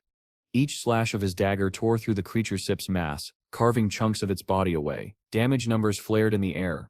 52,000. 64,500. 58,200. Shadow's attacks blurred into streaks of black and crimson. His shadow slash multiplied his reach, each movement weaving into the next like the rhythm of a storm. The boss howled. His ultimate gauge filled to capacity. Shadow gripped the crimson dagger, channeling all his power into one final strike. End of gluttony, he whispered. He slashed downward. The dagger exploded in blood-red light. The air split open. The blade cut through the monster and into the earth beneath it. 1,014,820. Critical damage. The soul devourer split apart from head to stomach, its hundreds of mouths screaming in one final deafening wail before dissolving into mist. Silence fell. Then, world announcement. Shadow has achieved the world's first kill of the Emerald-grade gluttony boss. Plus 30 global reputation points. Little Black stood frozen, her mouth hanging open. You hit for over 1 million. Shadow wiped the blade clean, saying nothing. Across the world, adventurers gaped at the broadcast. Some cheered, others cursed in envy. But none denied it. Shadow had ascended beyond human. The system flooded him with notifications. Plus 50, 000 EXP. Plus 60 evolution points. Total 696 evolution points. 5 pieces of equipment dropped. 6 new skill tomes. But then, something rarer. A message he hadn't seen in years. Bloodline acquired, soul devour. Would you like to activate it? His grin was slow, feral. Activate. The world pulsed. Power flooded him, rewriting his very core. Every point of strength converted into triple special attack. Every point of physique became 50 health, 5 defense, and nearly 30% more speed in movement and casting. His mental stats tripled in elemental power and resistance. New skills ignited within him. Soul Devour passive. Consume lesser skills to permanently increase power. Appetite plus 200%. Resistance all plus 20%. Crimson Jaw active. Absorb enemy projectiles. Convert damage into health. Cooldown 27 seconds. The synergy was obscene. He realized instantly, this was a broken system. With Devour, he could feed on other skills, stacking attribute conversions infinitely, compounding his power until it surpassed logic itself. Among the loot sat a Poison Blade skill tome, low tier, unimpressive. He devoured it. Skill consumed, Poison Blade's attributes converted 3.3 attack per strength. Still not enough. He poured in 242 evolution points. The tome glowed green, then burst into gold. Skill upgraded, Legendary Poison Blade. New conversion rate, sync attack per strength. Satisfaction flickered in his eyes. Now the path was clear. Devour and evolve, consume endlessly, grow without limit. The Soul Devourer had fallen, and Shadow had stolen its bloodline. Unstoppable was no longer an ambition. It was becoming reality. As the corrupted wind howled across the coast, Shadow stood among the ruins, silent, watching the mist fade where the monster had died. Behind him, Little Black whispered weakly, "You're not human, are you?" Shadow didn't answer. His gaze lingered on the horizon where new lights began to stir. Signals of others drawn by the world announcement. A faint smirk touched his lips. "They shall come," he murmured, hungry for fame, for bloodlines, for me. He turned toward the dark sea, crimson eyes gleaming. Let them. Shadow stood amid the ruins of the corrupted coast, the air still heavy with the fading echoes of battle. Leader Wong, trembling from the ordeal, looked up at him. Gratitude filled his voice as he bowed deeply, thanking the mysterious assassin for saving them from certain death. Even Captain Anna, proud and steady even in crisis, spoke with rare sincerity. She admitted that without Shadow's sudden intervention, none of them would have survived the gluttony beast's rampage. "We would have ended up just like Fatty," she muttered. "Or worse, swallowed whole." Before the weight of that truth could settle, Little Black bounded over to Anna, her tone suddenly bright and playful, as if the battle minutes earlier had never happened. "Captain," she chirped, "even if you gained a little weight, you still look cute. You don't even need makeup." Anna blinked, stunned that of all possible moments, Little Black had chosen this one for flattery. She sighed, thinking that surviving a near-death battle was one thing, but surviving Little Black's mouth was an entirely different challenge. Pushing past the interruption, Anna turned back to Shadow, regaining her composure. "Right now none of us have any lifespan left," she admitted, "so we can reward you for this rescue." Shadowcep's reply was calm and unwavering, almost indifferent. "Forget it, just help me find some assassin skill books when you can." He didn't wait for further thanks. His form blurred, melting into the surrounding darkness until he vanished completely, leaving behind only a faint ripple in the air. Anna straightened, command returning to her voice. "Mission complete. she declared. We stare heading back. Her gaze snapped to Little Black, who was still smiling nervously. And remember, no one mentions what happened here, not to anyone. She grabbed the girl by the collar and leaned closer. Especially you, I know how fast your tongue runs. A few steps behind them, Fatty lay sprawled on the ground, barely conscious. His arm twitched weakly as he whispered, "You forgot me again," but the squad was already walking away, their silhouettes fading into the mist. The story shifted back to moments earlier, inside the Leaning Tower of Magic. Right after Shadow leapt from its edge, the platinum-ranked princess boss had been on the verge of collapse, her health bar flickering at 1/3. The president's commanding voice cut through the chamber. "Activate the divine tree, now." Her student obeyed instantly. A radiant green beam burst from her staff, and a colossal tree of life erupted from the ground. Golden-veined roots spread across the battlefield, its healing light sweeping over the adventurers. Their fading health bars surged back to full strength. "Excellent work," the president shouted, relief flooding her voice. "Even without the portal, we can win this. Dawnstedt, stop attacking. Full output."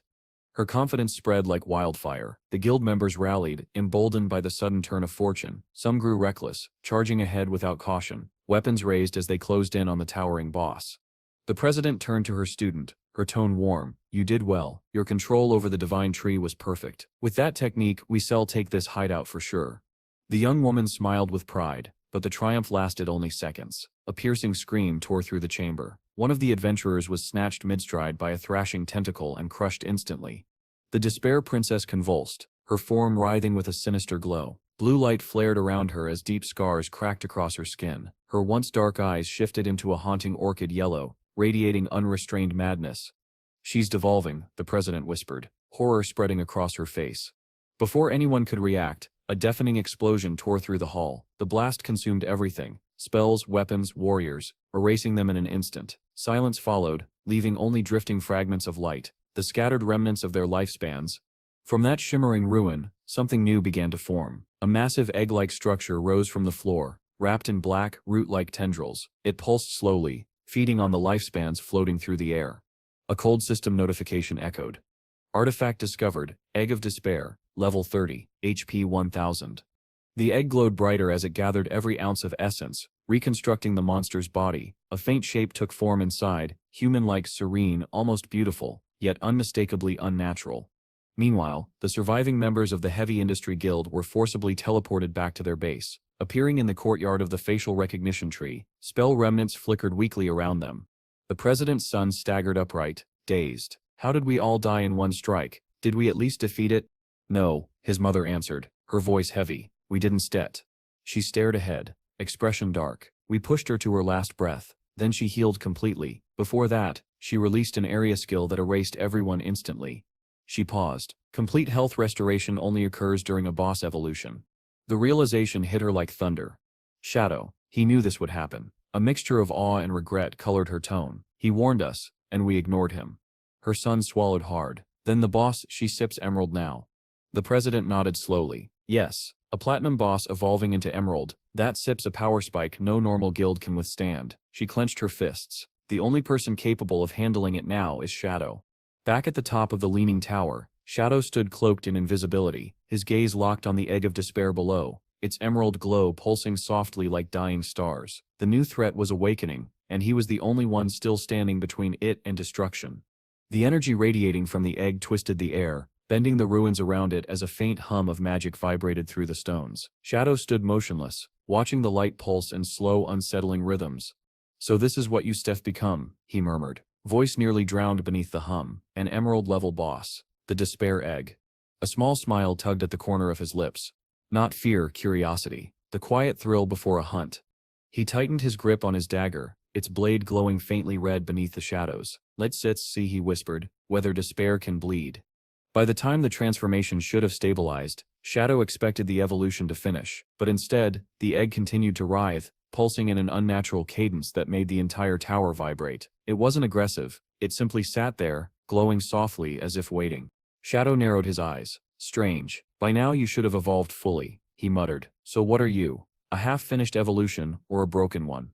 To test it, he raised his hand and summoned his dark blade. Shadowy energy dripped from its edges, shimmering like liquid night. With a flick of his wrist, he hurled it straight into the egg. The blow struck deep. A thunderous echo rolled through the tower as glowing numbers flashed. 28,000 damage. His brows drew together. Epic boss durability, he assessed. But the egg was anything but normal. Even after taking the hit, it didn't react. It simply continued glowing, continuing to heal, continuing to hatch. So you can take a hit and keep evolving, Shadow whispered, intrigued, but you were blind, no stealth perception, you can even sense me. He knew what had to be done. Drawing in his aura, he activated his red blade. Crimson light flared across its surface. His first strike came down like a falling star. 100,000 damage. A critical hit. Cracks rippled across the egg's surface. Still the creature inside refused to stop. Persistent little thing, he muttered, tone calm but movements ruthless. Again and again he struck, unleashing crimson hell. Each slash shook the tower. 150,000. 180,000. 200,000 damage. Cracks spread like wildfire until, at last, the final thunderous blow landed. The egg exploded, fragments scattering like dying embers across the stone. Shadow exhaled, lowering his dagger as silence settled over the ruins. No matter how much health you got, he said, voice quiet but sharp, killing is always just a matter of time. Then he stopped. There, curled amid the glowing shards, was a girl. Her skin was pale as snow, long silver hair spilled across the floor. She looked human, fragile, barely breathing. A system prompt appeared. Target identified, Princess of Despair, Level 1, HP 10. Shadow blinked. The once terrifying platinum-ranked monster was now a trembling, childlike girl. Her breaths were soft, shallow, almost peaceful. He remembered the whispers, tales of a princess cursed by the white dragon, doomed to become a creature born from grief. Could this be her? His fingers tightened around his dagger. One strike would end her instantly. But as he angled the blade downward, the air changed. Heavy, electric, ancient. Outside, the sky twisted violently. Thunder cracked. A purple portal ripped open above the tower, expanding like the eye of a storm. Winds howled through the ruins, making the ancient stones groan. Then came the roar, deep, primal, world-shaking. Through the shimmering violet rift descended a colossal dragon. Its scales were pure white, gleaming like carved marble, and its eyes burned with an ancient fury. Each flap of its wings made the very air shudder. System warning, cursed white dragon. Level 100. Mythical grade monster.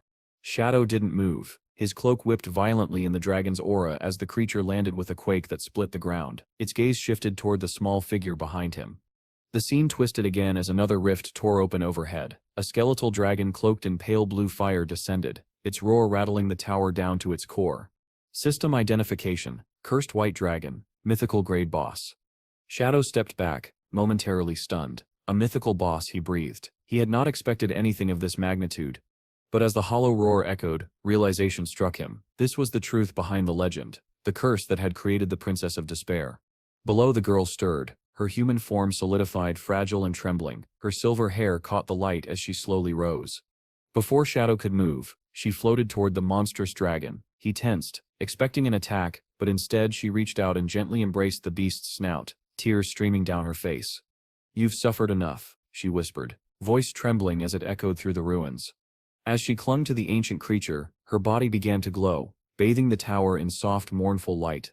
Flames rose from the princess's chest, spreading outward until her entire form dissolved into fire. In moments, nothing remained of her body except a bright red heart suspended in the light, beating with a slow, mournful rhythm. The cursed dragon shuddered as that same glow crawled across its skeletal frame. Bone cracked, blue fire sputtered. Then the creature collapsed into dust, vanishing with her in a single sweep of radiance. When the light faded, only the heart remained, pulsing gently before Shadow. The system chimed. "You have prevented the resurrection of the ancient god Cthulhu. Item acquired, part of the curse." Two choices appeared before him. Use it to become Cthulhu's servant, gaining unimaginable power at the cost of his own free will. Destroy it and receive a mythical grade item. Shadow stared at the beating heart. The temptation was real, power beyond reason, beyond rank, beyond mortality itself, all within reach. "A servant to a god," he muttered. "No thanks, I carve my own fate." He crushed the heart in his hand. It burst into blinding light that washed over the entire tower. When the radiance dimmed, Shadow was no longer in the ruins. The tower stood whole, pristine, glowing as though untouched by time. He looked down and saw black armor covering his hands. Horns curled from his head. This was not his body.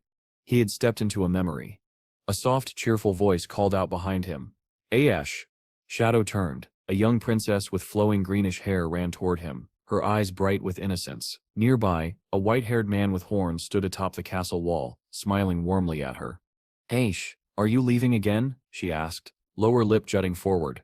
He nodded with a gentle smile. A monster appeared near the harbor. "I must protect the kingdom." "You liar," she snapped. "You promised to teach me how to ride the wind today. The harbor is 7 days away. You one stet come back." Her voice cracked. "You stetra just like father. All men are liars." Aesh laughed awkwardly. "Where did you learn that?" He reached into his armor and pulled out a shimmering silver scale. "This is the scale of promise. Anyone who breaks their word while it witnesses them will lose their wings and never fly again." Her anger melted into fear. "Then I don't want it. I don't want you to lose your wings." Smiling gently, he unfolded his magnificent white wings. They shimmered under the sun like the feathers of a divine bird. "Then trust me, I still be back for dinner." Her eyes sparkled. "You always look so cool when you do that." Ash gestured toward 3 shadowy guards. "They stay to keep you company." The princess nodded eagerly. "Then I still make your favorite food." With a warm laugh, Ash launched into the sky, wings beating as he vanished beyond the horizon. The princess watched him go, determination lighting her face. "If he Seps working hard, I can set fall behind. Come on, let Seps prepare a feast." Shadow observed silently as the day flowed by. The princess laughed with the shadow guards, picked mushrooms, fished by the lake, and played beneath the sun. In the distance, the leaning tower of magic stood tall and proud, a monument to an age of peace. By dusk she returned home with her ingredients and proudly prepared a bizarre yet heartfelt meal: steamed rock, volcanic ash pizza, lava stew.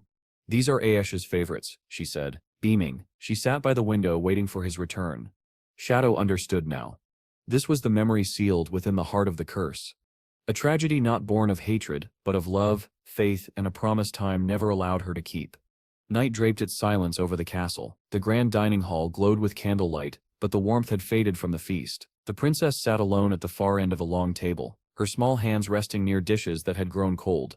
At last, the heavy doors creaked open. Scholar Luen, elderly and weary, entered quietly. He paused at the sight of her slumped form, then placed a gentle hand on her shoulder. "Your Highness," he said softly, voice tinged with affection and sorrow, "it is very late, you should rest. The food will not stay warm forever." The princess stirred, startled awake. "Late?" Her eyes widened in panic, as she leapt to her feet. "Where is Aesh? Why hasn't Set he returned?" Luen Sit's expression darkened. "Word has arrived from the front lines. The battle is not going well." She shook her head immediately. "Impossible. Ash is the guardian of the kingdom, the strongest of all. The enemy wouldn't Set dare stand before him." Her voice trembled, half faith, half fear. The scholar hesitated before speaking. "The enemy nation performed a terrible ritual. They sacrificed tens of thousands to summon a creature from the depths, a horror the size of a city, with countless eyes and tentacles. They say even a single glance drives soldiers mad." The words struck her like a blade. "No, even Ashe." She didn't Set finish. A sharp crack split the air. She looked down and gasped. The scale of promise in her hand had fractured down the middle. "The scale," she whispered, voice turning to panic. "It broke. That means Aesh. He broke his promise. If he doesn't Set return by midnight, he Set lose his wings forever." She grabbed Lewonstan's arm desperately. "Take me to father." Now he truly understood how the curse had formed. "Your Highness, please calm yourself," Scholar Luan pleaded. But the princess was already sprinting, dragging the frail old man down the marble corridors. Her slippers slapped against the floor as her panicked cries echoed through the empty halls. "If Aesh loses his wings mid-battle, he'll fall," she sobbed. At the end of the corridor she burst into the great hall and froze. Standing beneath the golden chandeliers was Aesh, unharmed, calm, smiling. "Ash," she whispered, disbelief choking her voice. He tilted his head, still wearing that gentle smile she adored. "Why such panic, princess?" Tears welled in her eyes as she threw herself into his arms. "You store back. You store safe." He laughed softly, holding her close. "I told you, didn't said I? A promise is a promise." Still sniffling, she looked up at him. "But they said the battle was terrible. I was so scared." Scholar Luan, breathing heavily from the chase, bowed deeply. "General Aesh, may I ask, how fares the front?" Ash glanced at him with a calm smile. "Troublesome, I settle admit, but the threat has been handled. The soldiers are cleaning up now." Luen exhaled in relief, as expected of our kingdom Sit's guardian. Aesh's gaze drifted toward the dining table. He chuckled.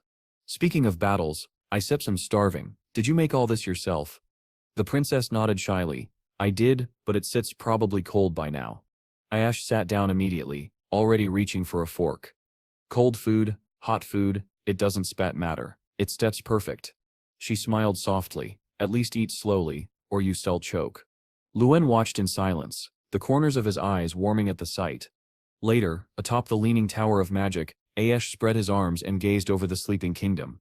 Well, princess, he said with a teasing grin, a promise is a promise. Time to learn how to ride the wind. She rubbed her eyes, but I sips tired. Can set we do it tomorrow. He chuckled. You worked hard today, I still give you that. But tomorrow, who knows where duty will call me. Her eyes widened instantly. She clung to his leg. Then take me now. You came home late, and I waited all day. Ass sighed in defeat. All right, but you can set tell your father. If he finds out I still never hear the end of it. Her face lit up. Deal. Closing his eyes, Ayash summoned his power. Blue light spiraled around him, crackling like a storm. The air thickened, and in a blinding flash, his form expanded. Before her stood a magnificent white dragon. His scales shimmered like moonlit crystal, his wings unfurled wide enough to blot out the stars. The princess stared, overwhelmed by awe. You are incredible. A soft green aura enveloped her, lifting her into the air and placing her gently atop his head. Hold on tight, he warned, his voice now a rumbling thunder. With a single mighty beat of his wings, Ayash launched into the sky, tearing through the clouds. Below, Scholar Luan and a shadow guard watched from the tower, their silhouettes small against the night as the pair vanished into the horizon. The princess clung to Ayesha's mane, laughter trailing behind her like a ribbon in the wind. So this is what you see from above. Aesh chuckled. It is beautiful, isn't said it. Super beautiful, she breathed. They glided past a tall bell tower, its chimes echoing softly through the night. Will you protect this place forever? She asked. Ash hesitated only a moment before answering, solemn and sure. I will. As long as these skies exist, I still protect them. Satisfied, she rested her head against his scales and drifted into sleep. The memory shifted. Ash now gently tucked the sleeping princess into her bed, placing a small teddy bear beside her. His fierce eyes softened as he pulled the blanket up to her chin. For a moment, he simply watched her peaceful face before turning away, closing the door with quiet care. Later that night, he stood before the king. Moonlight from stained glass cast blue streaks across the marble floor. The king's expression was grave, his focus lingering on Ash's battered armor. You stare wounded, he said. Was the monster truly that powerful? Ayesh, bloodstained, weary, but still steady, smiled faintly. I sep had worse, your majesty. It seps nothing fatal. The creature sep's ashes are scattered across the sea. But the king sep's frown deepened. Ash, I fear this was no ordinary battle. My scouts report strange magic, an ancient ritual. Something is stirring across the continent. Even you of the dragon race may not escape what sep's coming. Ayesh turned toward the window, storm clouds reflecting in his silver eyes. Then I still stand where I must, your majesty. Whatever comes, I will protect this land. The king nodded solemnly, though unease shadowed his gaze. The scene darkened. The next image was grim, the leaning tower of magic beneath a storm-ridden sky. Shattered armor fragments lay strewn across the marble floor, slick with blood. Aish knelt at the center of the wreckage, gasping for breath, his armor torn open as though ripped apart by claws. Embedded in his chest pulsed a crimson living object, a heart of corruption. Black veins crawled outward from it, like roots of despair spreading across his skin as thunder boomed overhead. The memory darkened. The scene shifted forward 5 years. The once golden kingdom had become a field of nightmares. Smoke poured endlessly into a red sky. The cries of the dying trembled through the air. Through the burning streets came an army not of men, but of monsters. Skinless red beasts tore through walls and soldiers alike. Their roars drowned the screams of the fleeing civilians. From the highest balcony of the citadel, the king watched the horror unfold. His crown, once radiant, now looked dull beneath the glow of fire. The Moraga Empire, he whispered, disbelief twisting his voice. They've gone completely mad. As he watched the black flag of Moraga rise above the battlefield, his gaze grew heavy. They dragged the whole world into destruction with them. In the chaos below, the princess ran through the burning streets. Her silken gown was torn, her throat raw from shouting. Aish, Aish, she screamed, stumbling through the smoke. At last, she saw him. Ayesh sat silently atop a high wall, his 2 shadow guards standing motionless beside him. He looked calm, too calm, as he watched the blood-soaked city below. The princess rushed toward him. Ayesh, why are you just sitting here? The enemy Sep's army is full of monsters. Our soldiers can fight them. They Sept were being slaughtered. Ash turned slowly, his voice quiet and steady. I was just about to find you. Go to the Leaning Tower of Magic. It's Sept's safe there. Don't Sept leave it, no matter what happens. She blinked, stunned. Safe? What are you talking about? You stir the guardian of this kingdom. You stir supposed to protect everyone, not just me. Her voice trembled with rage as she pointed toward the battlefield. Look at them. The city Sept's burning. Our people are dying. The capital will fall if you do nothing. She gestured frantically at the monsters rampaging below. You have to transform into your dragon form, burn those things to ash like you always do. I still be fine with the shadow guards, you don't instead have to stay here. But Aish lowered his head, silent for a long moment. When he finally spoke, his tone was heavy with a sorrow she'd never heard before.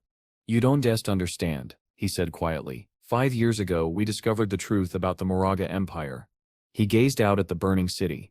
They've been performing an ancient curse known as Forsaken by the Gods. Through this ritual, anyone can sacrifice their lifespan to summon monsters, inhuman creatures like the ones you see now. The greater the lifespan offered, the more terrifying the monster becomes. The Princess Sexer's anger wavered. They are sacrificing their lives for monsters? Aish nodded grimly.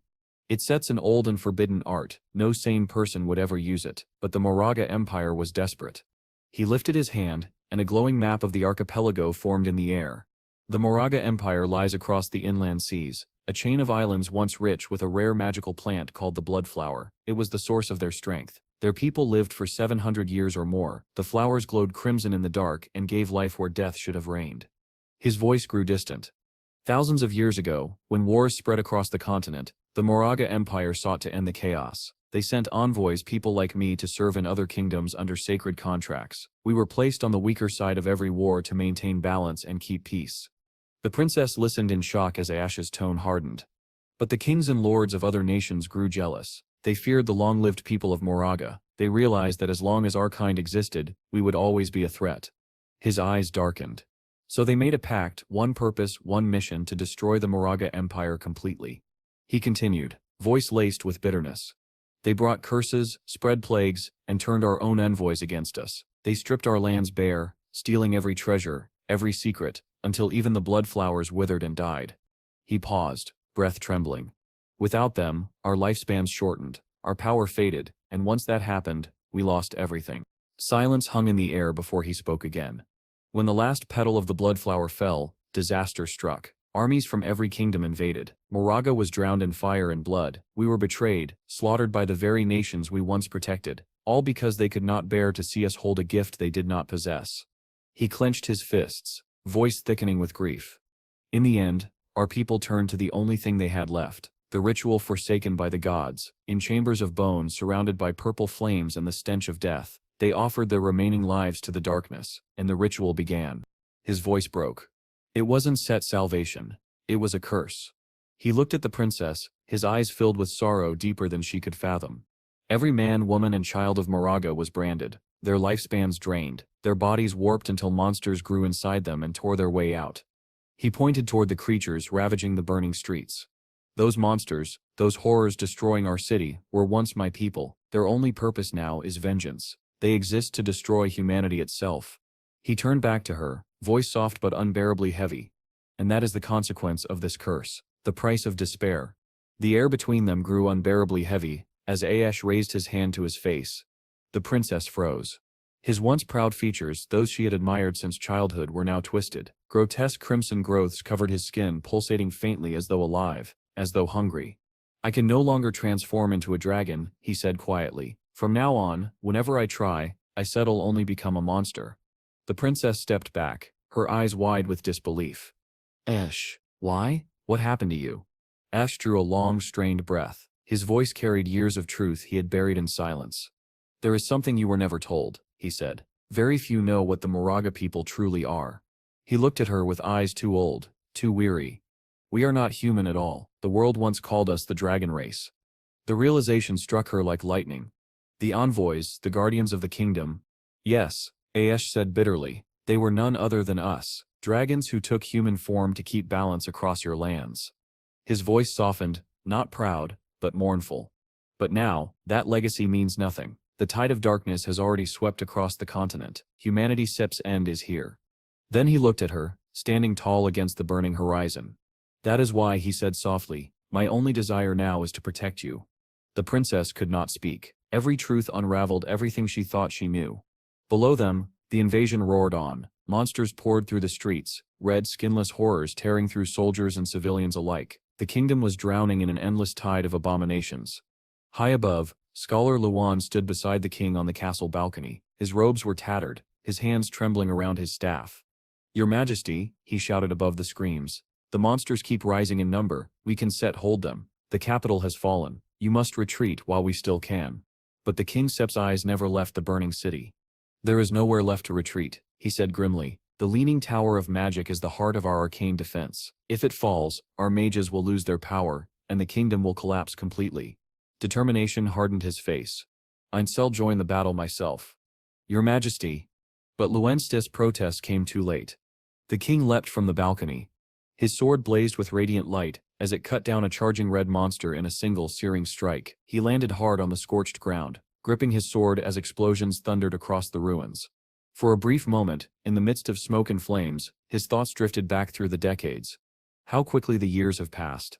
He remembered the day he first met Ayash. They had looked the same age then, though Ayash was nearly a century old. To the dragon race 100 years was nothing, barely the beginning of adulthood.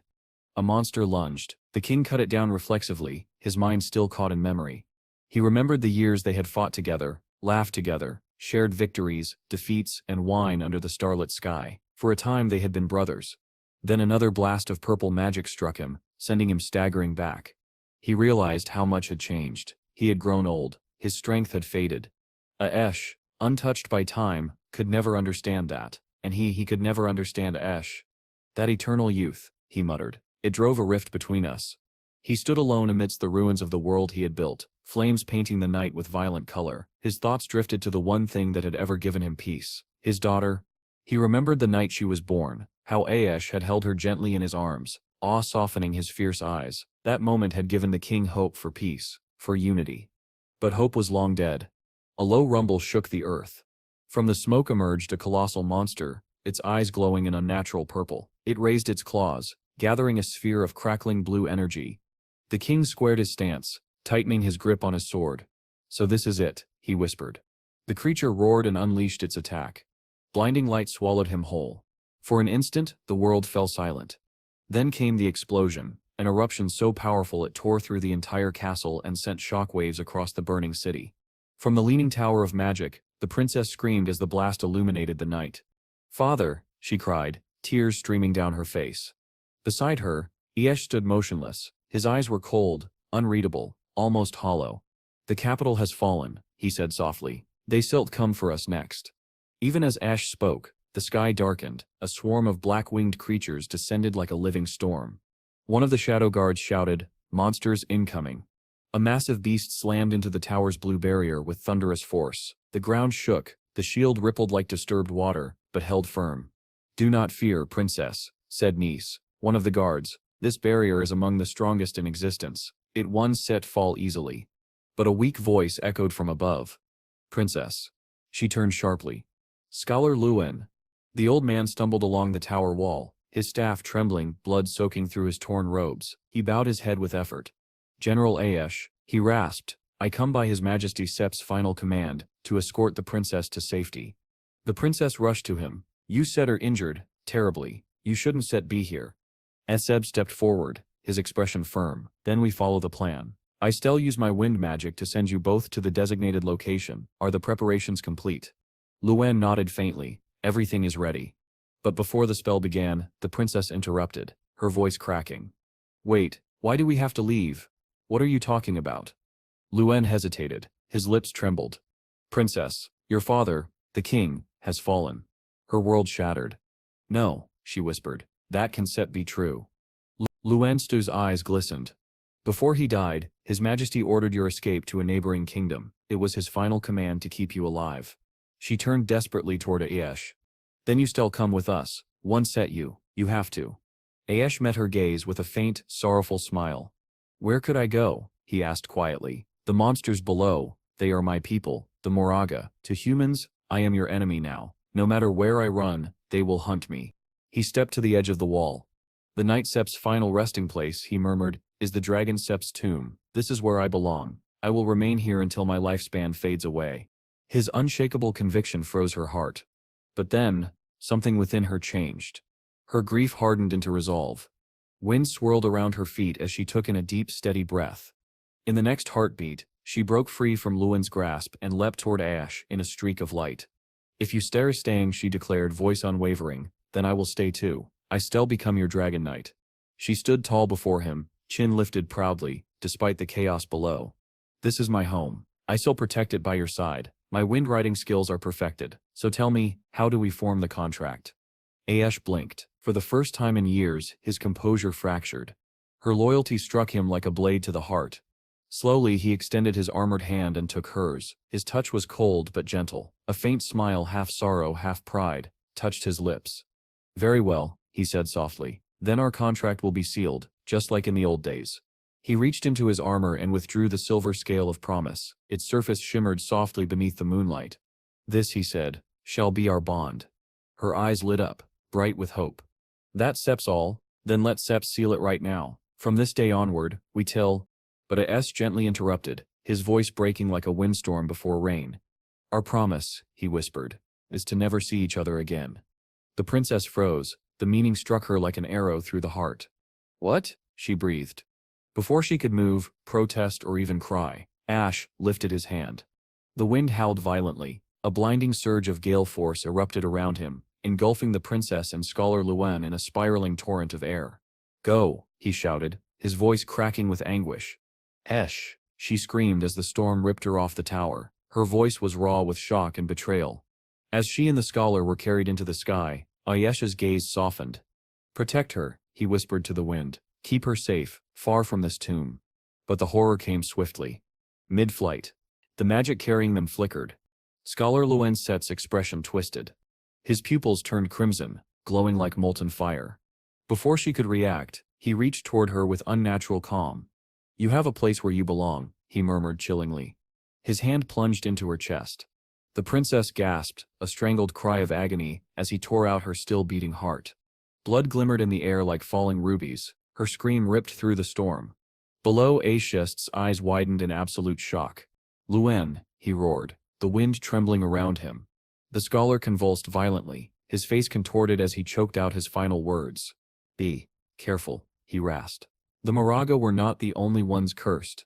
Dark veins spread across his skin. His features twisted grotesquely as something inside him tore through.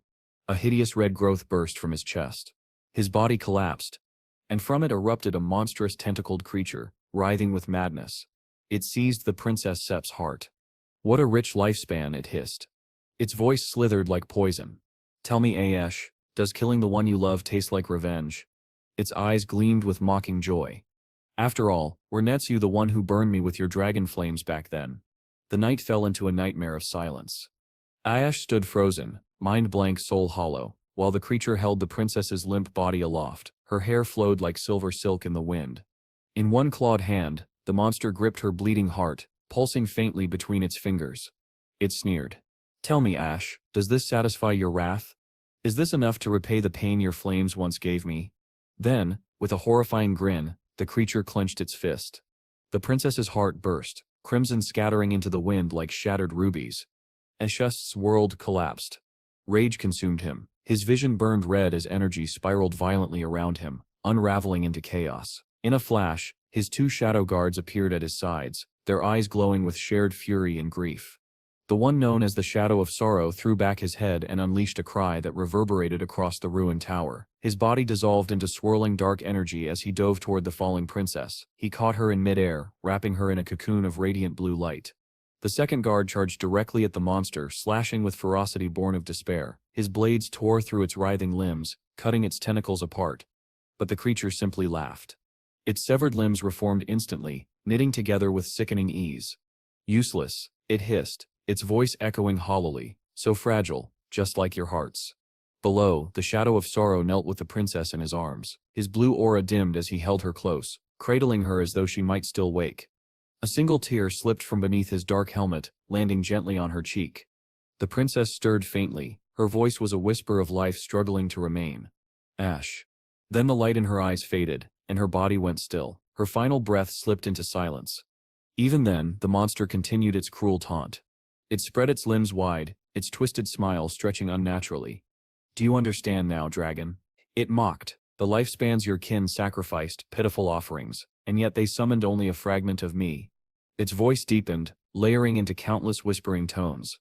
"You've seen just a sliver of my essence. The rest lies scattered across this world, hiding, waiting. Every host, every body, each carries my seed, ready to burst forth, just as your dear scholar did." Set's eyes widened with dawning horror. The scholar, the monsters, the ritual, all fragments of one abomination. The creature's laughter warped into a guttural roar. "I am Cthulhu," it declared, voice shaking the heavens, "forsaken by the gods, and your precious Moraga people were the ones who resurrected me." Then its voice softened, an imitation of gentleness far more terrifying than its rage. "You know this feeling, don't you? The rage, the despair, the hatred burning in your chest," it whispered, almost lovingly. "Such beautiful emotions, Ayesh. You carry them so well." Ayesh trembled, fists clenched so tightly blood dripped from his palms. The creature sip's eyes glowed brighter. "Let me end your suffering," it coaxed. "I can change everything for you. I can give you back what you lost. I can even bring her back." Ayesh Sep's head snapped upward. "Yes," Cthulhu continued, its tone becoming intoxicatingly melodic. "I can help you destroy every monster that plagues your world. I can return your beloved princess to life. You can be together again, forever." It paused. Then, with chilling calm, "My price is your heart." Aesh stood alone on the crumbling tower wall, storm winds cutting across his skin. Above him, the swarm of winged monsters circled like vultures awaiting a corpse. His chest heaved. Cthulhu's words pulsed through his mind. Two choices lay before him. Let the princess remain dead, lost in this tower of despair. Or give himself to Cthulhu, binding his fate to the very god that had destroyed his people. "Time is slipping away," hissed Cthulhu Sips, fading host. "My vessel one sitch hold longer. Decide, dragon, save her or lose her forever." Aesh looked to the princess's motionless body, still cradled by the shadow of sorrow. His hardened expression cracked, his eyes softened, breaking beneath the weight of love and agony. His decision was made. With a trembling breath he whispered, "Forgive me." Then, in a moment that silenced the heavens, Aesh drove his hand into his own chest. Blood erupted. He tore free his still-beating heart, glowing violently in his palm. His shadow guard screamed his name in horror, but he did not falter. Cthulhu Sip's laughter rolled across the skies. "Magnificent," it roared. "You've made the right choice." The heart began to rise, floating upward as it glowed brighter and brighter. "I shall bless it," Cthulhu declared. "Your heart will beat for eternity." A surge of divine eldritch energy shot upward, painting the tower in violent violet light. "Your beloved will awaken with its power," the god continued. "You will not die, you will not go mad, you will become her guardian, forever." The light struck the princess's body. Asha's guardian spirit descended, merging with the heart's sacred power. Her chest rose with a shudder as her eyes fluttered open. At the same moment, Ayesh screamed. His body convulsed as Cthulhu's power invaded him, twisting bone and flesh. His wings shattered, reforming into skeletal spines engulfed in blue fire. His armor melted away, replaced by living bone. His veins glowed with cursed flame. A pillar of purple light erupted into the storm clouds above, shaking the tower. Aesh was no longer mortal. He had become a guardian dragon cursed by Cthulhu, bound in agony, power, and eternal servitude. His roar shook the world, rage, sorrow, love, and despair merging into a sound that cracked the skies. Then he leapt from the tower. Blue fire exploded from his wings as he soared into the storm. Below, the battlefield ignited in chaos. His dragon fire rained down like the wrath of a furious god, obliterating monsters, soldiers, innocent civilians, everything. Above the carnage, Cthulhu's laughter echoed endlessly. Its influence spread across the scorched skies like a storm devouring the stars. And the once golden capital burned. A sea of fire beneath the shadow of despair. Ash, no longer man nor dragon, but something cursed between, unleashed his fury across the burning kingdom. His skeletal wings beat against the smoke-choked sky, hurling torrents of blue flame downward. The once golden capital burned bright and terrible beneath him, its final cries smothered beneath the roaring storm of his devastation. Above him, Cthulhu's voice oozed through the inferno, each word dripping with venomous mockery. And thus, it hissed, "Our bargain reaches its truth." Purple lightning split the clouds, bolts hammered into the scorched leaning tower of magic, as though striking the world's last heartbeat. "All that you've slain," Cthulhu whispered, All that you Stev burned, every lifespan taken in these flames, flows to one place. The revelation struck like a blade. Back on the tower, the resurrected princess screamed. Her body convulsed violently, dark energy tore from her chest as the cursed heart Aesh had given her pulsed with toxic life. Shadows crawled across her skin like veins of night, monstrous tendrils erupted from the darkness around her. "Stop, please," she gasped, her voice breaking. Then she was gone, swallowed whole by the shadows. In her place rose a towering tentacled abomination, pulsing with vile purple light, the princess at its living core, twisted into despair's final form. Cthulhu Sip's laughter shook the heavens. "Magnificent," it declared. "All the lifespans you harvested now belong to me." Its tone lowered into oily contemplation. "Still, my power is incomplete. I cannot yet parasitize the true dragon race. Not while this form remains weak. A human host is merely a stepping stone." But the god sounded unconcerned. "No matter. The dragon will serve his purpose. In time he will gather the lifespan I need." On the tower, the monstrous princess lifted her gaze. Her glowing eyes swept across the crimson horizon. Above her, the skeletal dragon circled silently. His blue flames sputtered, dimming like dying stars. She tilted her head, confusion flickering through the madness. "Why hasn't Seti returned?" she whispered. "The kingdom is gone. The enemies are gone." Then two faintly glowing objects floated before her. Silver scales, shimmering defiantly. Cthulhu Sip's many eyes widened. "The scales of promise," it growled. "The vows of the white dragon." The first scale pulsed with cold silver light. The vow never to see the princess again. The second glowed faintly blue. The vow to guard the kingdom's tower for eternity. Realization crashed down like poison. A violent tremor tore through the air as Cthulhu roared. "You fool, you bound yourself to the tower." For the first time, true fury twisted its voice. Ash had foreseen everything. In his final act of defiance, he had turned his vows into a self-imposed prison, sealing himself within the tower's eternal guardianship, forever barred from approaching the one he loved. "You chose death over servitude." Cthulhu Sip's rage shattered the sky. "You turned yourself into a mindless shell rather than serve me." Lightning ravaged the clouds as the god screamed. "Very well, dragon. If this tower is your cage, then it shall become my nest. I will feast on every soul that approaches. Their lifespans will nourish me, and when the time comes, I will rise again." As its final words faded, the kingdom below dissolved into dust. Only the magical leaning tower remained, a black monument standing alone against the endless march of time. Ages passed. Civilizations rose and fell. The tower endured. The vision dissolved. Shadow gasped as reality snapped back into place. He stood once more atop the ruined rooftop of the leaning tower. The night was silent. Only faint traces of purple energy drifted around his hand. His breathing was unsteady. His mind reeled. Was that truly a vision? Or had he witnessed history itself? The fall of the Moraga Empire. The curse of the Dragon Guardian. The birth of this damned tower. It felt too vivid, too tragic, too real to be mere lore. Before he could gather his thoughts, the air shimmered. Dark violet energy swirled around him, pooling like gathering mist. A system window appeared. "Congratulations. You have obtained a new mythical grade skill, Shadow of Sorrow." Shadow Sip's heart pounded as he read the description. "Creates 3 shadow clones for 7 seconds, each capable of mimicking your skills, and dealing 100% of your total damage." Below it, a single line pulsed faintly. These shadows were born from the will of the white dragon Aesh, who sustained them with his own mind for 15 years. To protect what he loved. Shadow stared at his hand, now wrapped in glowing violet energy. "This is his power," he whispered. He remembered the shadows that had defended the princess in the vision. For a moment, he felt the weight of Aesh's sorrow, the burden of eternal guardianship, settle over his heart. "So this is what a mythical skill feels like," he murmured. Terrifying. More notifications appeared in rapid succession. Trial completed successfully. Key to the Leaning Tower Sips, hidden area acquired.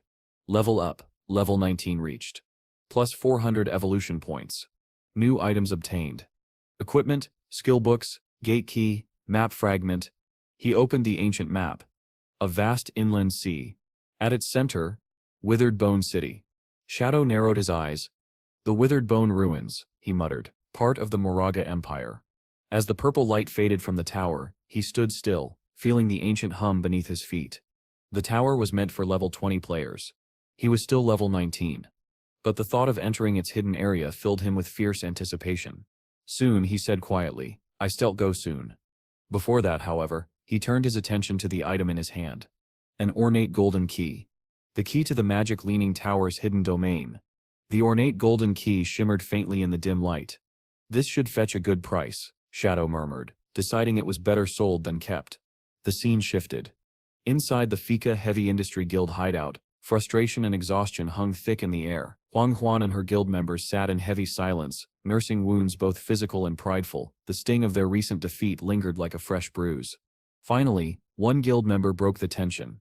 Leader, what should we do now? We can defeat that new Jade-grade boss. It's Sep's too strong. Maybe we should ask Shadow for help. Huang Huan exhaled sharply.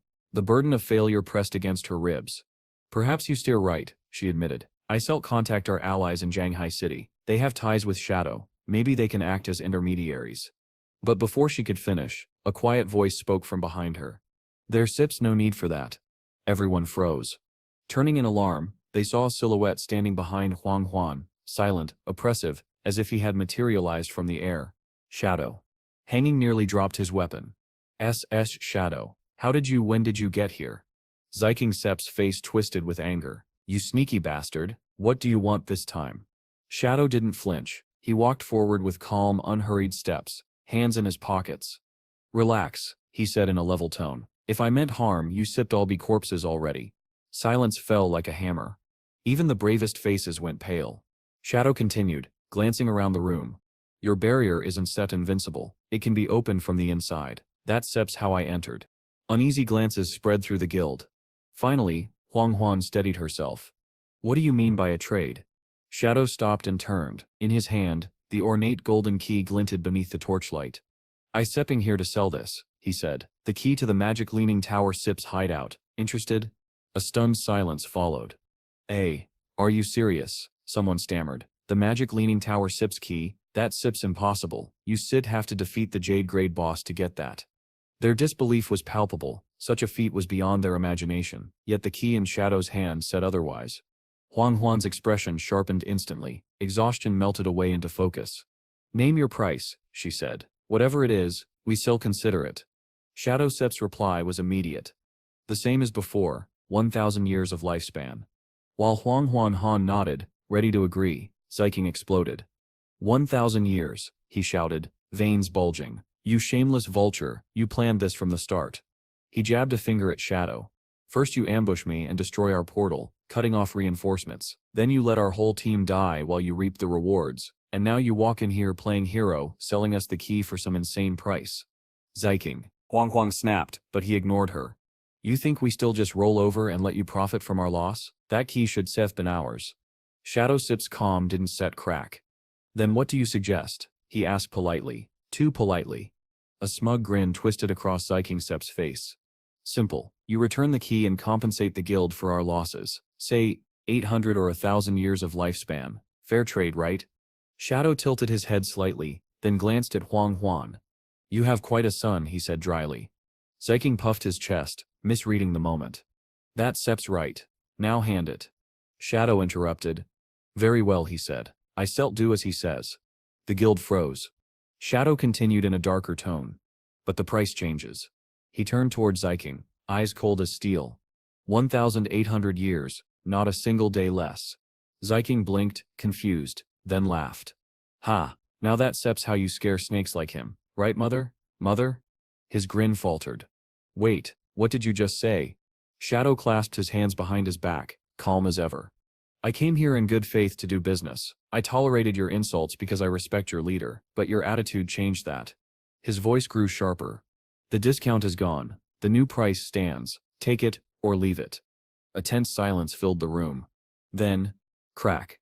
Huan slapped her son across the face with all her strength. The echo rang through the hideout. Enough, she shouted. You Sep shamed us long enough. She turned to her guild members, furious. Take him away. Make him grind levels. He does not return until I say so. Mother, no wait. I wasn't let go of me. Ziking yelled as two members dragged him away, his voice fading into the hall. When the room finally quieted, Huan inhaled deeply and composed herself. Turning to Shadow, she bowed her head. My apologies for his behavior. Perhaps we can… Shadow cut her off gently but firmly. The offer remains the same, he said. 1,800 years of lifespan. I once repeat myself. Huang Huan looked up, wariness and resolve warred in her eyes. After a long silence, she nodded. Fine, 1800 is a fair price, she said. I've heard you sold other hideouts for 2000. Her voice softened. Our guild suffered heavy losses. We can pay it all at once. Would you accept an installment? Shadow's expression didn't change, though a thoughtful glimmer passed through his eyes. Finally he nodded. 1,000 years up front, he said. I return in 10 days for the remaining 800. Relief washed through the room like fresh air after a storm. Huan Huan's shoulders eased, and she bowed slightly. Thank you, she said sincerely. A soft chime followed as the system confirmed the transaction. The key to the Magic Leaning Tower's hideout now belonged to the FICA Heavy Industry Guild. At the same moment, Shadow gained 1,000 years of lifespan. His form flickered, dissolving into fading darkness. He gave them a final nod. Do well with it. Your guild has potential. Consider this your foundation, something to build strength upon. Then, with a ripple of dark mist, he vanished. Huang Huan turned to her guild members, her tone firm once more. Listen up. The Platinum-grade hideout is now ours, but to repay our debt to Shadow, every member will contribute. Effective immediately, a 50% lifespan tax will be imposed until the debt is cleared. She pointed to the key, glowing faintly on the table. The Magic Leaning Tower will be our foundation for rising again. Work hard, and the rewards will surpass anything we lost. Cheers erupted, filling the hideout with renewed spirit. Ziking sips resentment. Outside the guild walls, the scene shifted to a forest bathed in golden sunset. Ziking walked ahead, face twisted in frustration. One of the girls walking beside him spoke gently. Ziking, don't blame your aunt. You were in the wrong this time. He scoffed. Wrong? You have no idea. Shadow humiliated me. One day he pay. Before anyone could respond, a scout froze and shouted. Silver-grade boss sighted, the human-faced spider emperor. Weapons snapped up instantly. Spells lit the air. Tension surged. Ziking, someone called. Stay back and watch for poison. Be ready with detox spells. He waved lazily. Yeah, I know. But as the team charged forward, Ziking took a single step back. Then another. And in the next breath, he turned and ran into the woods. Zicking, someone screamed, but he was already gone. Branches tore at his skin as he sprinted deeper into the forest, bitterness boiling inside. Idiots, he spat. Let them deal with that overgrown bug. He stopped at a quiet clearing, chest heaving. Far behind him, the sounds of battle grew faint. My entire guild, cowards, he muttered. They crawl through levels like frightened rats, too scared to take real risks. His eyes gleamed with feverish ambition. Shadow understands. He knows the truth. Power isn't given, it's taken. A twisted grin spread across his face. And I take mine. He reached into his inventory and summoned an item. A dark, ornate vase, etched with writhing runes. A single crimson eye blinked on its surface, staring at him. From that jade-grade chest, he whispered proudly, my treasure. The system identified it. Abyssal Vase. Allows the user to reach into the void to draw out a random powerful skill. Cooldown 48 hours. Perfect.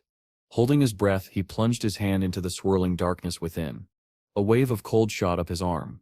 He pulled free something small and grotesque, a pulsing fleshy mass twitching in his fingers. A notification appeared. Epic grade skill acquired. Abyssal Puppet Curse. Allows the user to turn any corpse into a controllable puppet retaining its abilities. Ziking Sep's grin twisted into something unhinged. Haha, yes, this is it. This is power. He looked at the fleshy mass with wild hunger. If I kill Shadow, I can control him, make him my puppet. I shall be unstoppable. The vase pulsed again, its single eye glowing deep purple as dark energy curled around it. A final warning appeared. Warning, the abyss holds extraordinary power. But when one gazes into it, the abyss also gazes back. Night fell over the Demon City ruins. Moonlight sliced through drifting fog that coiled around towering bones and broken monuments. Deep within the boneyard came the faint clinking of metal, sharp, rhythmic, relentless. A young girl stood at the center of it all, her chain talisman glowing faintly red as it slashed through the air. Each strike shattered undead skulls into fragments. Her movements were fluid, fierce, unyielding. With every kill, her experience surged higher. Then, dang. A system notification appeared. Your weapon has advanced from silver to gold. Class advancement available. A smile flickered across her lips. It sets time, she whispered. She raised her arm. The ground trembled. A massive summoning circle burst open beneath her feet, runes spiraling outward in radiant arcs. The air hummed as her chains lifted, coiling like serpents ready to strike. Class advancement initiated. Lines of text flashed before her eyes, outlining the evolution of her power. Her chain blade, now golden, shimmered as it gained the ability to shift its form at will. Her malevolent ghost companion surged with new strength, evolving to Tier 2 and gaining Level 2 invincibility. Then, a new light ignited behind her pupils. Skill unlocked, Eye of the Underworld. A psychic illusion that traps targets in their deepest fears. The stronger their spirit, the longer they remain imprisoned. Another notification appeared before the girl. Item gained, Touch of the Underworld. Type, Hand Gauntlet. Effect tracks enemies by scent. 50% chance to deal double damage to lower-ranked targets. Inflicts dark flame burns. She clenched her fists as raw power surged through her veins. Her strikes would now be faster, sharper, crueler. A dangerous smirk curved her lips as she remembered the so-called Fart Master, whose psychic skills had once matched her own. Not anymore, she muttered. You such are nothing compared to me now. A cold determination lit her eyes. Mom, Dad, she whispered. I said I'll avenge you both. I said I'll make that disgusting man pay. She opened her system chat, her voice steady and confident. Shadow, Isef reached second stage. Isef, I'm ready to repay you for everything you taught me. The message sent, and before he could reply, she logged off. Shadow chuckled softly when the notification vanished. Still as resilient as ever, he murmured, just like before. But his smile faded as an old memory surfaced. The tragedy that had once consumed her. UN. The same girl from his previous life. He remembered her path of vengeance, how her compassion became her downfall. She had spared a dog, a pet belonging to her enemy, never realizing it carried a tracker. When the pursuers traced it back to her, mercenaries ambushed her. The battle raged for days. Official forces lost countless elites trying to save her. When it ended, Yuan Sep's body lay lifeless, her spirit consumed by exhaustion. That single death plunged the entire magic capital into months of chaos. Shadow exhaled slowly, the weight of history pressing on his chest. Even with all that potential, he thought, she's still too young, too kind. He made his decision. I need to check on her, make sure she doesn't repeat her past mistake. The digital world dissolved. Reality, outskirts of the magical city. The faint glow of lanterns lit the quiet manor grounds of Lady Dongfang. Crickets sang beneath the still night as two guards patrolled lazily along the gravel path. I swear, one grumbled, kicking a loose stone. How long do we have to guard this damn place? I stem bored out of my mind. When do we get to go down the mountain and have some fun with the ladies? His partner snorted. Forget the brothel. Lady Dongfang herself isn't sit half bad. For her age, she sits still got charm. You ever look close? She sits damn fine. The first man laughed crudely. Yeah, maybe when we sit we're strong enough, we sit'll kill that useless fart master and take the lady for ourselves. Have some real fun. But before the echo faded, the second guard stiffened. Wait, look. From the drifting mist ahead, a figure appeared. Lady Dongfang, kneeling gracefully in the lantern glow, her silken robe clinging to her like liquid moonlight. Both guards froze. Lady Dongfang, they gasped, rushing toward her. Why are you out here alone and dressed like that? She turned her head slowly, her lips curving into a sultry smile. I couldn't stand my weak, useless husband any longer, she whispered, her voice trembling with feigned longing. I need someone stronger, perhaps even two. Her robe slipped further as she leaned forward, every inch of her pose dripping seduction. Are you ready to help me? The guards exchanged eager looks, desire overpowering reason. Oh, we stare ready, one said, fumbling with his belt. Her voice snapped. Idiots. Their smiles vanished. A flash of crimson light erupted. Chains shot out like fangs from the darkness. The guards didn't even scream. Their heads were ripped clean from their shoulders, rolling across the gravel as the eerie chime of metal faded into the night. The illusion shattered like glass. Lady Dongfang disappeared. And in her place stood Yuan, tall and unyielding, her chains dripping scarlet. Her eyes glowed faintly with the cursed radiance of the underworld's eye, the power that had lured them into her illusion. She exhaled softly, her whisper carried by the wind. For my parents, for everything you took from me. The night swallowed the scene, leaving only silence and two headless corpses sprawled in the dust. Inside his dimly lit chamber, the fart master suddenly opened his eyes. The subtle ripple in his detection field, something only he could sense, had shifted. A dark scowl crept across his face. So, a little rat dares to sneak in, he muttered. Around him, an invisible mist pulsed like living vapor, saturating the room. It was his greatest pride, his odorless detection field. Within it, no movement went unnoticed. Every breath was his to sense and control. Unaware he had detected her, Yuan slipped silently through the shadows, cloaked in invisibility, steps like falling feathers. She crept closer. Closer. Then the air exploded. A blur of movement too fast for the eye. Before she could react, the fart master materialized behind her, his hands snapping around her throat. With terrifying speed, he slammed her into the floor. The impact shook the entire chamber. "Did you really think you could hide from me?" he hissed, tightening his grip. "This entire space is mine. Every breath here belongs to me. No one escapes my senses." His foul confidence radiated like poison. And Yuan, caught in his grasp, felt the danger coil around her like a noose. Yuan struggled to breathe as the man lifted her by the throat, his grin spreading with cruel delight. His voice was cold as he examined her. At first, he had mistaken her for someone else, but realizing who she truly was, the girl who had escaped him long ago, filled him with twisted satisfaction. He remarked that she had grown stronger and wondered aloud whether if he kept her alive a little longer, she might eventually become a worthy opponent. He held her effortlessly, suspended between curiosity and savagery. The veins in his arm tensed as he debated whether to prolong her suffering or end her life immediately. Madness flickered in his eyes. Then, without even realizing it, he tightened his grip. A sharp crack split the air. Yuan's body went limp. He stared at her broken form, stunned that he had killed her unintentionally. Regret, rage, and disappointment surged through him. "Idiot," he roared, slamming her lifeless body into the ground. "I wasn't set done yet." But his anger dissolved into a gasp as a stabbing pain shot through his chest. He staggered, clutching his ribs, confused. When he turned, he froze. Standing behind him, perfectly unharmed, was Yuan. Her chains floated ominously around her, and her eyes glowed with a ghostly light. The man stammered in disbelief, glancing between the body on the floor and the living figure before him. Yuan's voice was calm, icy. She revealed that everything he had seen had been nothing more than her illusion. None of it had been real.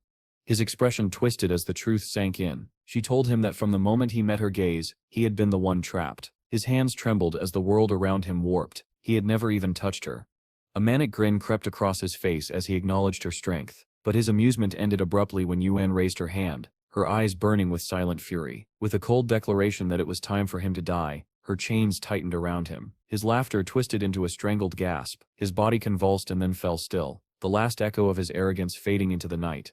Moments later, Lady Dongfang opened her window, irritated by the disturbance outside. She shouted into the courtyard, demanding to know why her guards could not keep quiet. When her eyes adjusted to the darkness, she spotted the fallen intruder and froze. Shock replaced anger. She screamed for her guards, ordering them to protect the manor.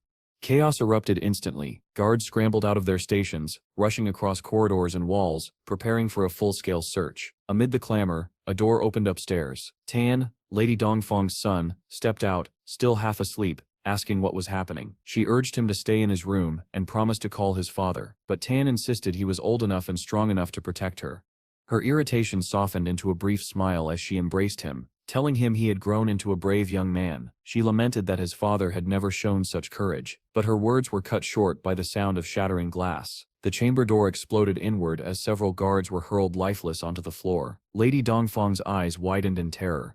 A soft blue glow drifted through the doorway, chains slithering across the floor like living spirits. Lady Dongfang stood frozen, unable to grasp how everything had fallen apart so quickly. She convinced herself that perhaps Shadow had known their intentions from the beginning, that the boy had somehow discovered their plan. Before she could piece together her thoughts, a calm voice rose behind her, questioning what plan she was referring to. Confused, Lady Dongfang spun around, sensing a presence, but seeing no one. She insisted she bore no hatred toward anyone, and could not understand why she was being targeted. The air shimmered, and Yuan appeared, lifting her invisibility with a composed yet ominous expression. Yuan asked whether Lady Dongfang truly did not recognize her. As her eyes shifted from controlled calm to burning crimson, years of grief and hatred surged forward. She stepped closer, commanding the woman to look carefully and see her for who she truly was. Recognition struck instantly. Lady Dongfang realized the girl before her was the daughter of the man she herself had murdered. Panic took hold, as she struggled to comprehend how Yuan had survived. Before she could speak, Yuan's chain talisman pierced straight through her chest. Blood splattered across the floor as Yuan's trembling voice accused her of being a demon in human form, declaring that this was the justice she deserved. Lady Dongfang's screams filled the manor. Yuan screamed back, her voice breaking under the weight of her long-carried agony. She demanded that Lady Dongfang repent for her sins, to feel the same suffering she had inflicted upon Yuan, and to die in front of her own son just as Yuan had been forced to watch her parents die. Lady Dongfang begged her to spare her son, insisting that he was innocent, but the plea only inflamed Yuan's fury. She drove the chains into her again, demanding what right she had to ask for mercy. Had she thought of innocence when she slaughtered Yuan's parents before their child? Yuan's rage filled the room, drowning out the woman's final cries. Yuan did not wait for another response. The chain talisman erupted again and again, spikes tearing through Lady Dongfang until every trace of life was crushed from her body. The woman fell silent at last, collapsing to the ground. From a short distance away, her son Tan and their dog had witnessed everything. Their expressions were unreadable. Yuan turned toward them, killing intent still burning in her eyes, but instead of attacking, she simply walked away, leaving the corpse behind. The dog's sudden barking shattered the silence. Tan began to laugh quietly to himself, his voice low and unsettling. He muttered that he was finally free of his mother's control, and thanked Yuan for doing what he had always wanted to do. Turning to his pet, he added softly that tonight would be a night of enjoyment. Before Yuan could fully react, figures emerged around her, undead bodies moving with unnatural precision. They surrounded her swiftly. Understanding struck her in an instant. Tan was a user of the undead lich profession, one capable of reviving corpses as combat undead, allowing them to retain their original strength and skills. Even the corpse of his own mother had been raised, now staggering forward under his command. Tan ordered his undead to capture Yuan alive, stating plainly that he intended to take his time with her. The undead launched forward, and their combined force struck Yuan like a collapsing wall. She crashed through glass and stone, hitting the ground hard. Blood spilled from her lips as more undead rushed her, their blows shaking the mansion as marble cracked and walls shattered. Just as they were about to strike again, their bodies suddenly collapsed. The psychic control animating them had vanished. Through the drifting dust, a hand emerged, steady and unhurried. A familiar voice followed, telling Yuan that showing mercy to one's enemies only invited cruelty upon oneself. As the dust settled, she saw him clearly, Feng, in his true form within reality. He had already executed Tan and the dog, ending the threat before it could escalate further. Yuan stared, her breath uneven. As realization washed over her, she was no longer alone. The scene shifted. The ghostly form of Yuan lay motionless on the ground, the remnants of battle still humming faintly in the air. Through the shattered window above, she saw a figure standing in the silver wash of moonlight. Weak and disoriented, she asked who he was. From the shadows, Qin Feng's calm yet firm voice echoed downward. He repeated that mercy toward one's enemies was cruelty toward oneself. Raising his hand, he invoked his blooming curse. From the decapitated corpse of Nanshan, blood-red spider lilies sprouted, unfolding as crimson mist drifted across the ruined courtyard. Realization struck Yuan. This mysterious man was the one who had saved her and given her the chance to avenge her parents. Blushing faintly beneath the moonlight, she bowed her head and thanked him, addressing him as master. The crimson field of spider lilies stretched endlessly around them, each bloom a reminder of vengeance fulfilled at last. Overwhelmed, Yuan's composure crumbled. Tears streamed down her face as she cried that her parents had finally been avenged. The red flowers drank in the fading life force, and a system notification appeared before them. 788 years of tradable lifespan had been absorbed. Qin Feng stepped closer, his expression calm but stern. He asked her what she intended to do now that her revenge was complete. Yuan's voice trembled as she admitted she did not know. With her purpose gone, she whispered that perhaps she should simply die and reunite with her parents.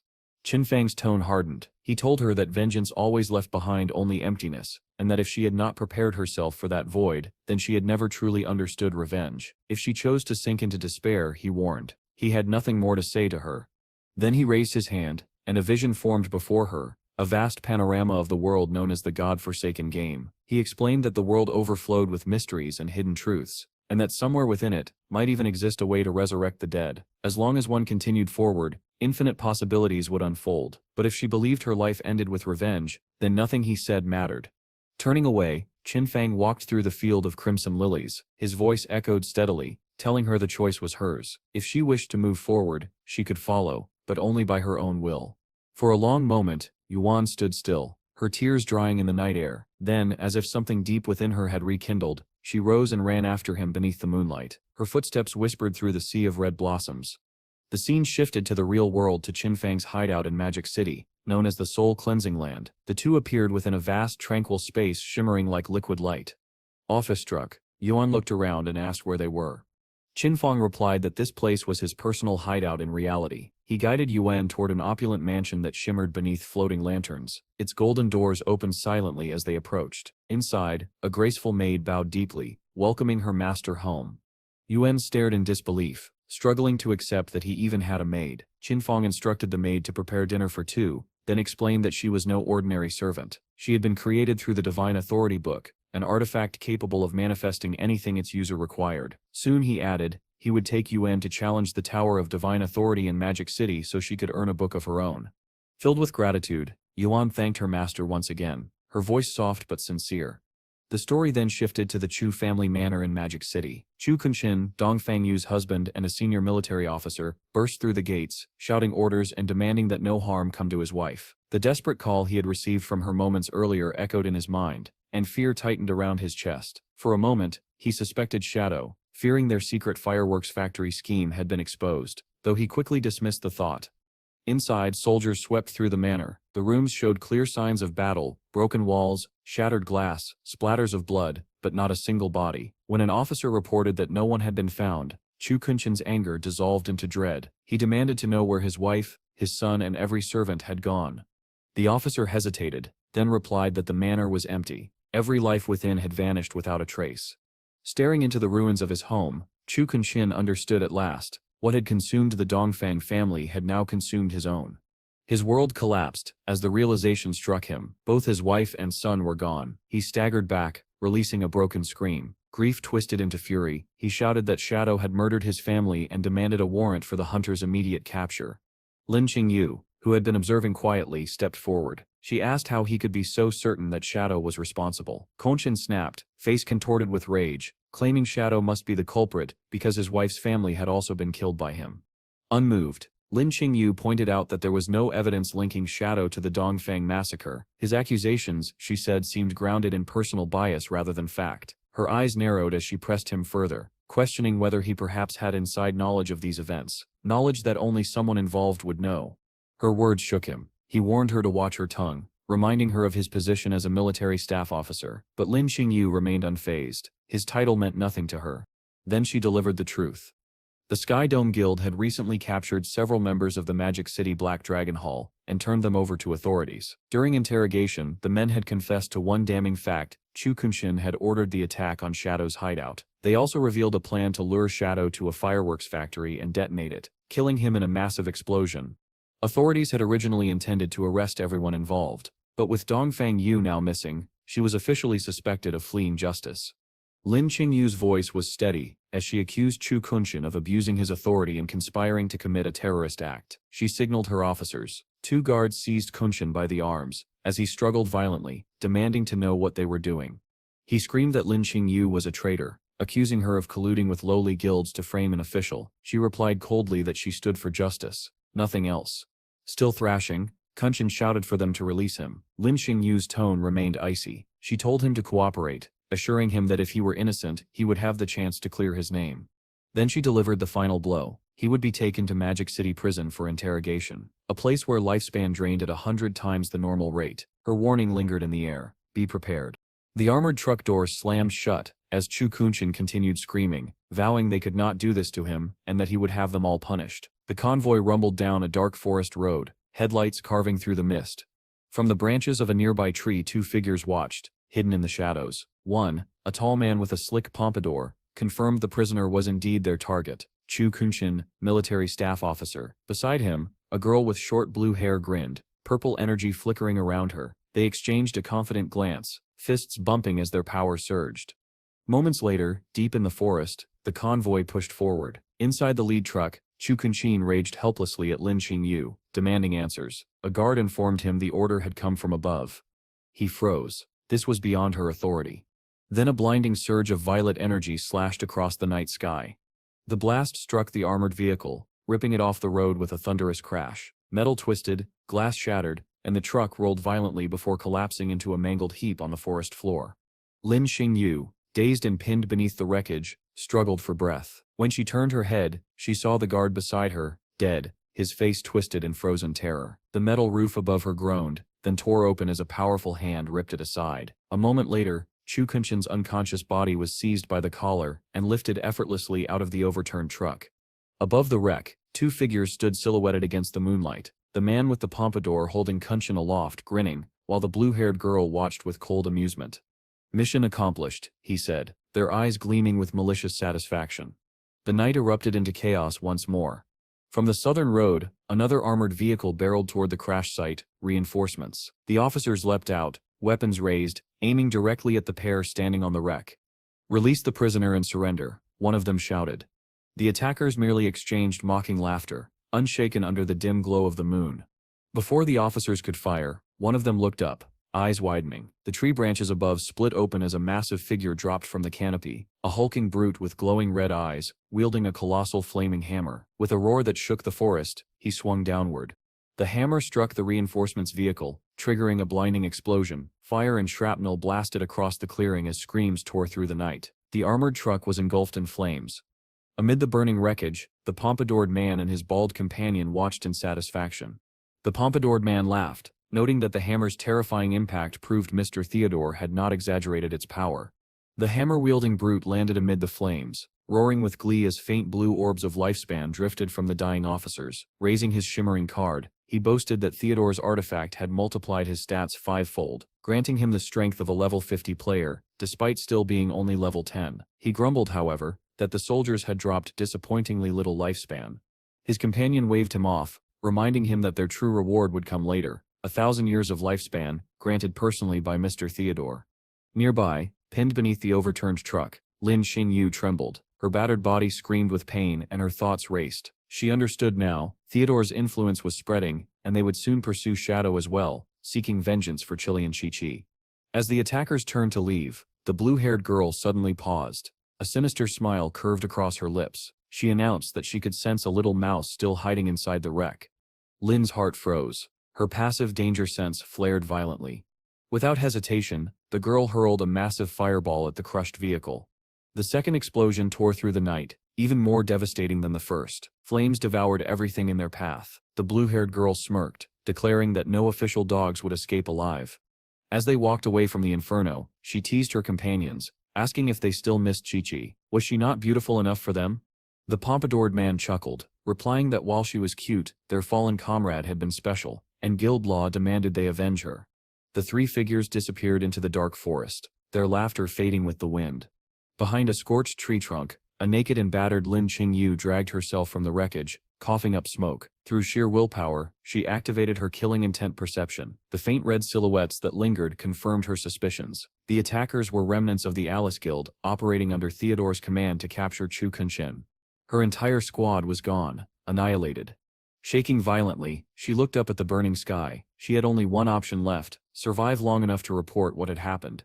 Meanwhile, in another realm entirely, Shadow returned from the real world, bringing Ghost Spirit with him to the Tower of Divine Authority. Standing before the ruins of Magic City, he explained to the astonished Yuan that the tower's guardian was known simply as Old Mom, a being said to hold the secrets of divine creation. Inside the mist-lit ruins, Shadow revealed the truth about her.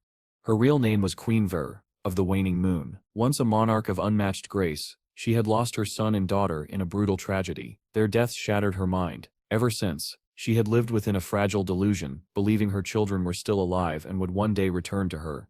As they approached the tower, Shadow explained that most players failed her trials because she issued impossible quests shaped by her madness. Yet there was a way to use her delusion to one's advantage. If a young man and woman entered together, Queen Ver would mistake them for her lost children. That illusion softened her, making the trials easier and the rewards far greater. Ghost Spirit stared at him, horrified by the manipulation. Shadow calmly instructed that once they entered, she must call the Queen Mom. That was why other players called her Old Mom. Reluctantly, Ghost nodded. Together they stepped toward the radiant golden gates. The doors parted, swallowing them in a sea of light. Inside, a path of shimmering starlight stretched endlessly forward. At its end stood Queen Ver draped in silver robes, her face serene yet haunted, her eyes glowing like pale moons. When she saw them, her expression broke into trembling joy. "My children, you've come back," she whispered, tears shining. "Have you returned for the Divine Authority book?" Ghost Spirit took a breath and prepared to play along. Shadow bowed slightly and addressed Queen Ver as Mom, confirming that they had indeed come for the Divine Authority book. Beside him, Ghost Spirit's composure crumbled. Something in Ver's gentle trembling voice pierced straight through her. Tears streamed down her cheeks as she told the queen how much she had missed her, her voice breaking as she confessed that she too had lost a parent. Queen Ver's smile softened with aching tenderness. She told them she wished to give them the book, but was forbidden by divine law until they completed her challenge. Lifting her hand, she summoned her avatar, a colossal spectral being, a level 20 J-tier entity overflowing with lunar energy. Defeat her, Ver said gently. Prove your worth. A system prompt appeared. Mother Set's blessing activated. All stats plus 20%. Ghost Spirit barely had time to react before the ground darkened. 3 shadowy figures erupted into existence, swirling like living storms around the boss. They were the clones born from Shadow's mythical skill, Shadow of Sorrow. In perfect synchrony, the clones struck. A blinding rain of blows crashed down upon the avatar, each slash carrying the full devastation of Shadow's power. Hundreds of thousands of damage numbers exploded across the air. Before Ghost Spirit could even blink, the towering avatar shattered into fragments of silver light. The system chimed. Challenge complete. Victory achieved. Ghost Spirit stood frozen, speechless, staring at the empty space where the monstrous guardian had stood. She tried to comprehend what she had witnessed, how something so powerful had been erased in seconds, and how 3 identical shadows had appeared and vanished like phantoms.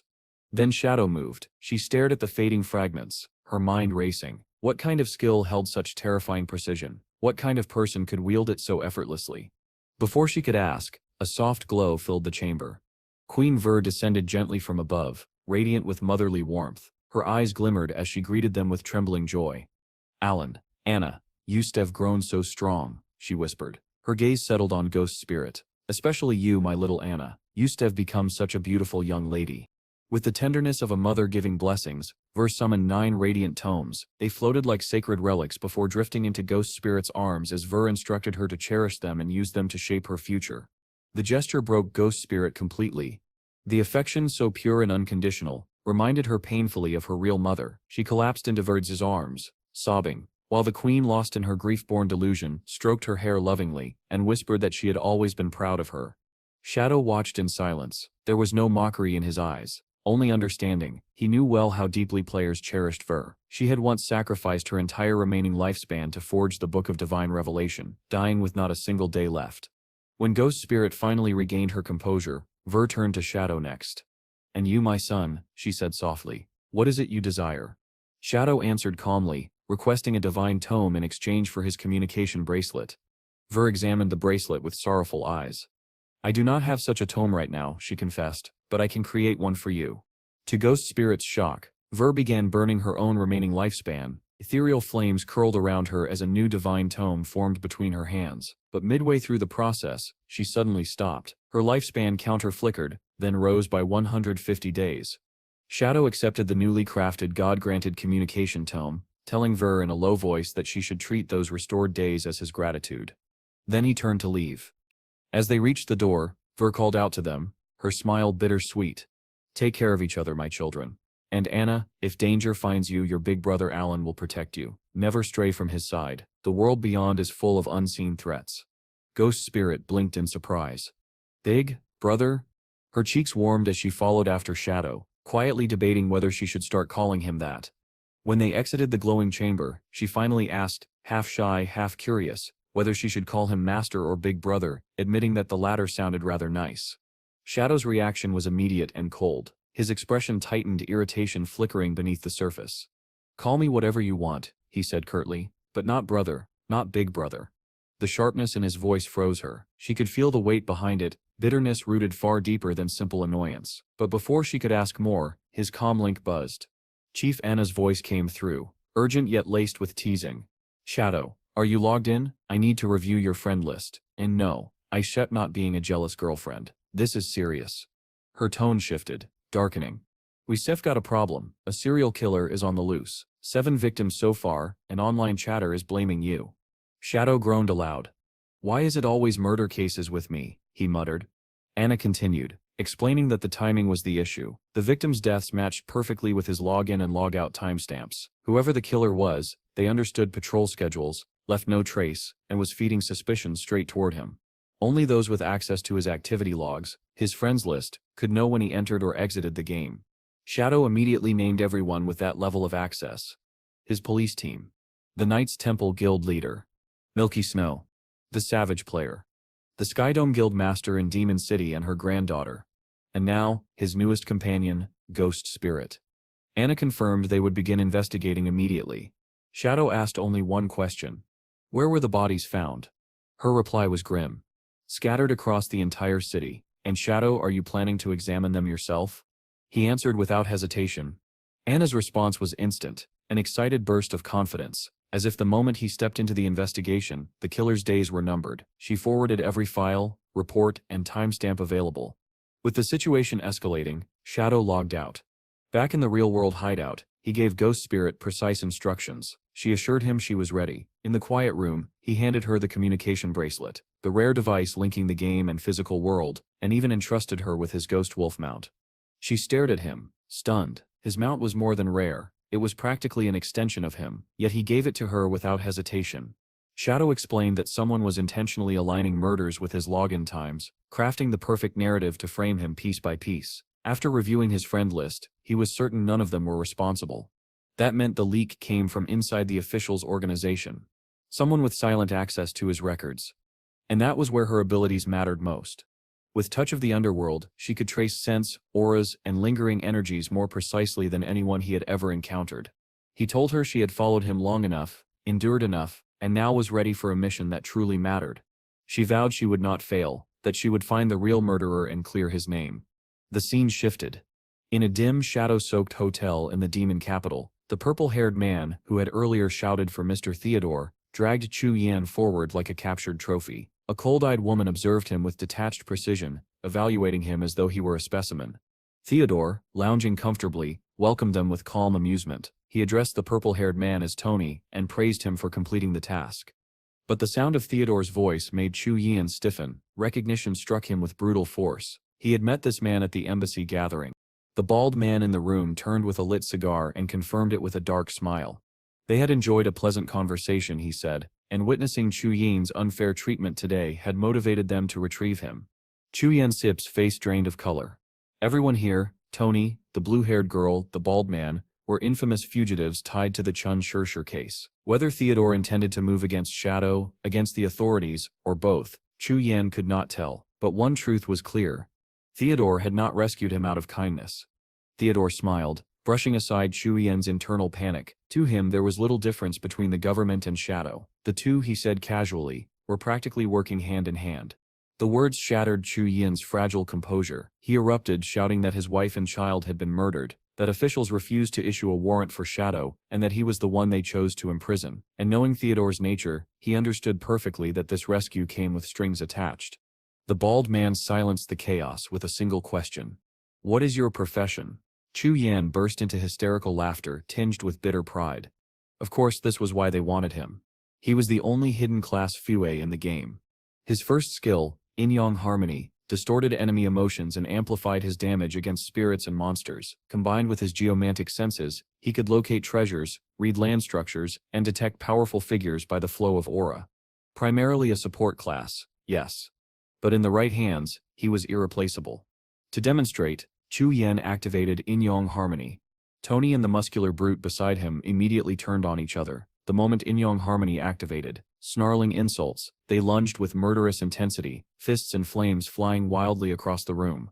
Chu Yan watched smugly and explained that they would remain in that frenzied state until one of them collapsed, although he added, there were limits. His ability could not affect enemies more than 5 levels above him. Theodore applauded lightly, clearly pleased. Before the fight could escalate further, the bald man flicked a burning card between his fingers. When he gave a single command, stop, the crescent mark on the card flashed. The emotional distortion shattered instantly. Tony and the brute collapsed to the floor, battered and gasping for breath. Nearby, the bodysuit-clad woman laughed, remarking that the damage they had inflicted on each other was impressive. Theodore addressed her as Miss Jiang, and instructed her to treat their wounds. Praising the pair for their effort, she walked away with a wicked grin, clearly enjoying every moment. Meanwhile, Chu Yan stared in disbelief. His technique wasn't supposed to be neutralized by ordinary purification magic, but one look at the bald man's faint, knowing smile explained everything. He was a hidden class fortune teller, a user of enchanted divination cards, capable of enhancement, purification, teleportation, and countless other effects, each one flawless upon activation. Back in the real world, Ghost Spirit raced across the city atop Shadow's Ghost Wolf Mount. With touch of the underworld, she traced lingering spiritual imprints through alleys, rooftops, and quiet backstreets. Slowly, the scattered trails converged. The path became clear. She and the wolf surged forward, cutting through the night like a streak of silver lightning as she closed in on the serial killer's escape route. The scene shifted to Qin Feng's old apartment complex. Dim corridor lights flickered softly along narrow hallways. A sudden knock echoed through the quiet. Feng's clueless sister hurried to the door with her usual unguarded excitement. The moment she swung it open and saw Yin Yin, she brightened instantly, waving her friend inside with childlike enthusiasm. Yin Yin greeted her warmly, but before she could say anything, the sister launched into her latest scheme, selling her brother's house to make quick cash. She bragged that Yin Yin had already found a buyer. Except the buyer was actually the strange, quietly smiling man standing behind Yin Yin. Yin Yin quickly corrected her. He wasn't a buyer at all, but a fortune teller who had agreed to help locate her missing brother. The man stepped forward with practiced grace, introducing himself as Ren. His posture was polished, his voice smooth enough to disarm almost anyone. But Feng's sister remained completely unfazed by the seriousness of the situation. She dismissed her brother's disappearance with a careless wave, insisting he always vanished for days, and would eventually wander back. Yin Yin exhaled, trying once again to reason with her. She explained that she herself would be moving out soon. The guild's promotion to platinum rank required all members to relocate to the sanctuary, a fortified hideout. If Feng was not found soon, the sister would be left alone with no one to rely on. The sister responded dramatically, wailing as if the universe had betrayed her. She begged to know why Yin Yin was abandoning her, flinging her arms as though performing on stage. Patient as ever, Yin Yin reminded her she had no choice. It was mandatory, and she reassured her that Master Ren's divination was incredibly accurate. With his ability, finding Feng was only a matter of time. Then Yin Yin suggested one final thing. If she simply reached out to Feng politely, he would certainly return to help her. He was after all her real brother. Unlike Shadow, whom she only occasionally saw outside the hideout gate, and had begun fantasizing as a replacement sibling. The sister immediately rejected the idea. With absurd confidence, she insisted Shadow's guild would surely recruit her soon. Once they did, she would finally gain protection and avenge herself for whatever petty grudges she imagined. Yin Yin sighed. She gave her one last chance to be reasonable, then left with a look that silently said she had done all she could. After her departure, Ren turned toward the sister with polite curiosity. He asked whether there was anything her brother used frequently, something that might help his divination lock onto Feng's location. She stubbornly declared that she didn't need any fortune-telling at all. Ren ignored her completely and stepped inside the apartment. When he learned the siblings had shared the same living space, he nodded in satisfaction. "That alone is enough," he said. She blinked in confusion, asking why he wasn't listening to her protests, but Ren was already drawing a glowing divination card. Cheerfully, he announced that he would tell her fortune for free, and whether she liked the outcome didn't matter. She could witness it for herself. The card floated upward, shimmering with faint starlight. Then a chilling omen materialized upon it. The star god Stis, sign. Ren translated the omen without hesitation. A man in black lay silently at the bottom of the sea. Feng Sip's sister stared blankly, unable to process the meaning. Ren sighed softly, almost pitying her confusion, and explained it plainly. According to the omen, her brother had burned to death, and his body had been cast into the ocean. Somewhere far away, completely oblivious, Qin Feng sneezed 3 times, unaware that fate itself was announcing his death. Back in the apartment, the sister shook her head violently. She refused to accept it. She declared that her brother would never die, not before apologizing to her properly.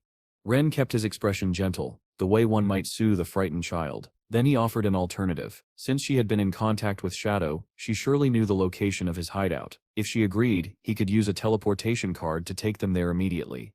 Even if her real brother was dead, he implied, she could still treat Shadow as her new brother. Too naive, too greedy, too desperate for fantasy to sense the danger, she agreed instantly. Ren activated the teleportation card. The world distorted. The walls stretched and twisted into pale ribbons of light. The floor vanished beneath her feet. In her mind, she was already imagining herself joining Shadow's guild, receiving protection, prestige, and perhaps even a new life. She even convinced herself that working as a servant in his hideout would be worth it. But when the light dissolved, she realized she had walked directly into her own trap.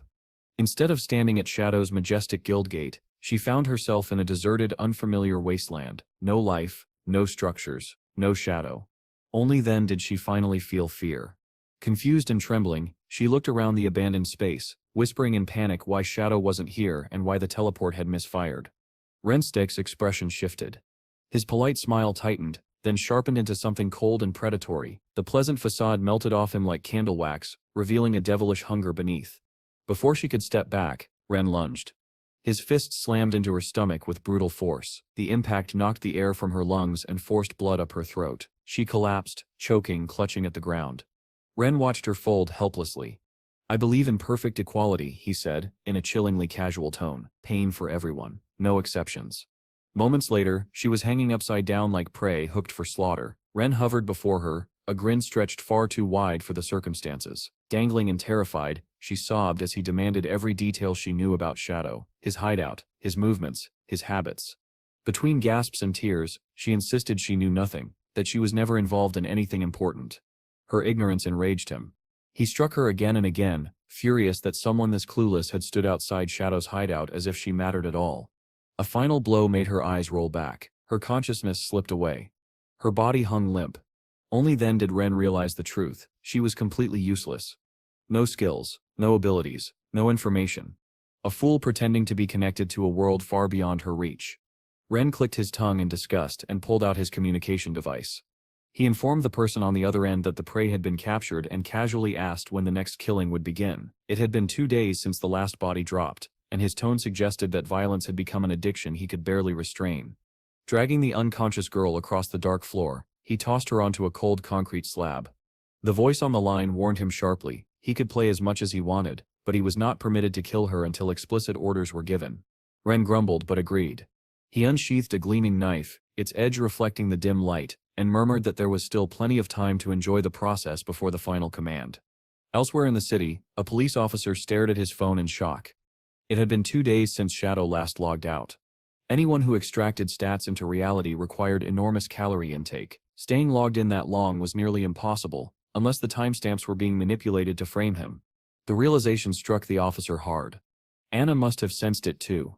But instead of concern, the officer smirked. He was the same man Shadow had once humiliated, and now? Everything was falling perfectly into place. Soon the public would believe Shadow was a serial killer hiding behind his reputation. Panic would spread, pressure would rise, and eventually the authorities would be forced to arrest him. He reveled in the fantasy, convinced vengeance would soon be his. Far from that corruption, Ghost Spirit rode Shadow's ghost wolf through the night like a streak of silver-gray light. Her touch of the underworld ability followed faint, lingering auras through twisting corridors and intersections. The trail led her deeper underground to a rusted steel gate drowned in darkness. She slipped inside. The underground passages were cold and damp, echoing faintly with distant broken laughter. The deeper she went, the clearer it became. Someone down here was reveling in cruelty. When she stepped into the final chamber, the world seemed to stop. Her breath caught in her throat. Feng's sister hung from the ceiling in a mutilated state. Her legs were gone, severed entirely. Blood pooled thickly beneath her. And beneath her stood Ren.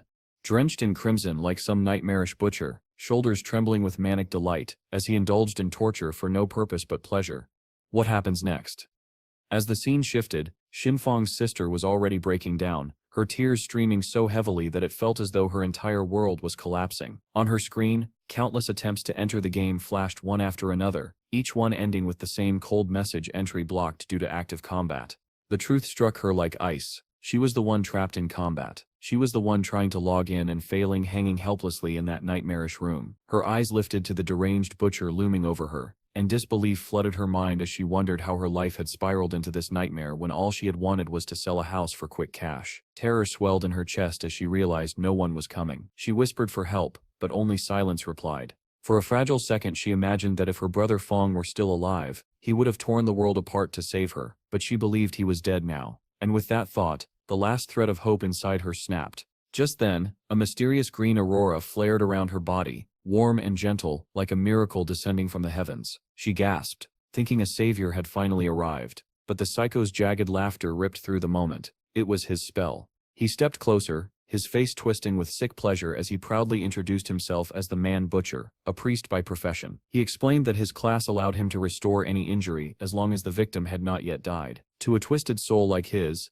that ability was nothing short of divine. He promised her that death would not come quickly. He preferred to stretch suffering until it became art, savoring every second of fear before finally ending a life. To him, prolonged torment was the most exquisite pleasure imaginable. His gaze slid to her trembling chest, and without shame he muttered what he planned to mutilate next. The horror of those words shattered what remained of her mind, and she fainted instantly, her consciousness collapsing beneath the weight of what awaited her. The butcher clicked his tongue in disappointment, calling her weak and barely worth the effort, yet he still reached for his tools with eager hands. Before he could touch her again, the air behind him rippled with killing intent. A talisman ignited in cold, ghostly light, and in the next heartbeat, the ghost lady materialized. Her blade swept down in a devastating night slash, carving into the butcher and spraying blood across the chamber. The blow barely slowed him. He shuddered, breathing harshly, and with a disturbing grin confessed that he enjoyed the pain. He was as much a masochist as he was a monster. Ignoring his twisted delight, the ghost lady demanded to know why he had slaughtered the victims and why he had framed Shadow. She sensed healing energy flaring in his hands and reacted instantly. With surgical precision, her talisman papers spiraled around him, wrapping him tight before slamming him into the ground with a cracking impact that shattered his spell. Unable to move and stripped of his regeneration, the butcher's confidence evaporated. The ghost lady crouched beside him, her voice low and sharp as she warned that if he refused to talk, she would let him experience exactly what it felt like to have one's legs severed, just like the foolish girl hanging above them. The madness in his eyes finally broke, replaced by true terror. For the first time he understood fear, and he crumbled instantly, his voice trembling as he agreed to confess everything.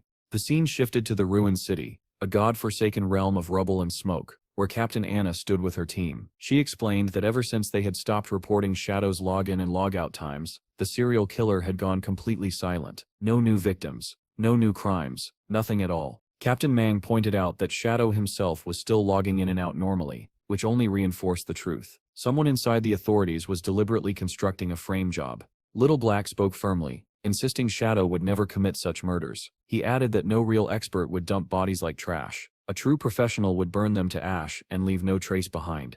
Captain Anna nodded. They all knew Shadow was innocent, but public opinion was spiraling out of control. Rumors were spreading like wildfire, and once the masses panicked, the authorities would be forced to eliminate Shadow simply to restore order, guilt or not. Captain Mang shook his head grimly. If the government was pushed into confronting Shadow, the battle would be catastrophic. The country itself would fracture before it ended. They had no choice but to clear his name quickly. Now certain the setup came from inside the system, Captain Anna narrowed her eyes. With old grudges and political tension in play, only one name fit the pattern. The scene cut instantly to the fat brat, checking his phone for what felt like the 100th time, his face twisted with impatience. There was still no update on Shadow's logout time. 2 full days had passed. The killer he hired should have still been toying with the prey.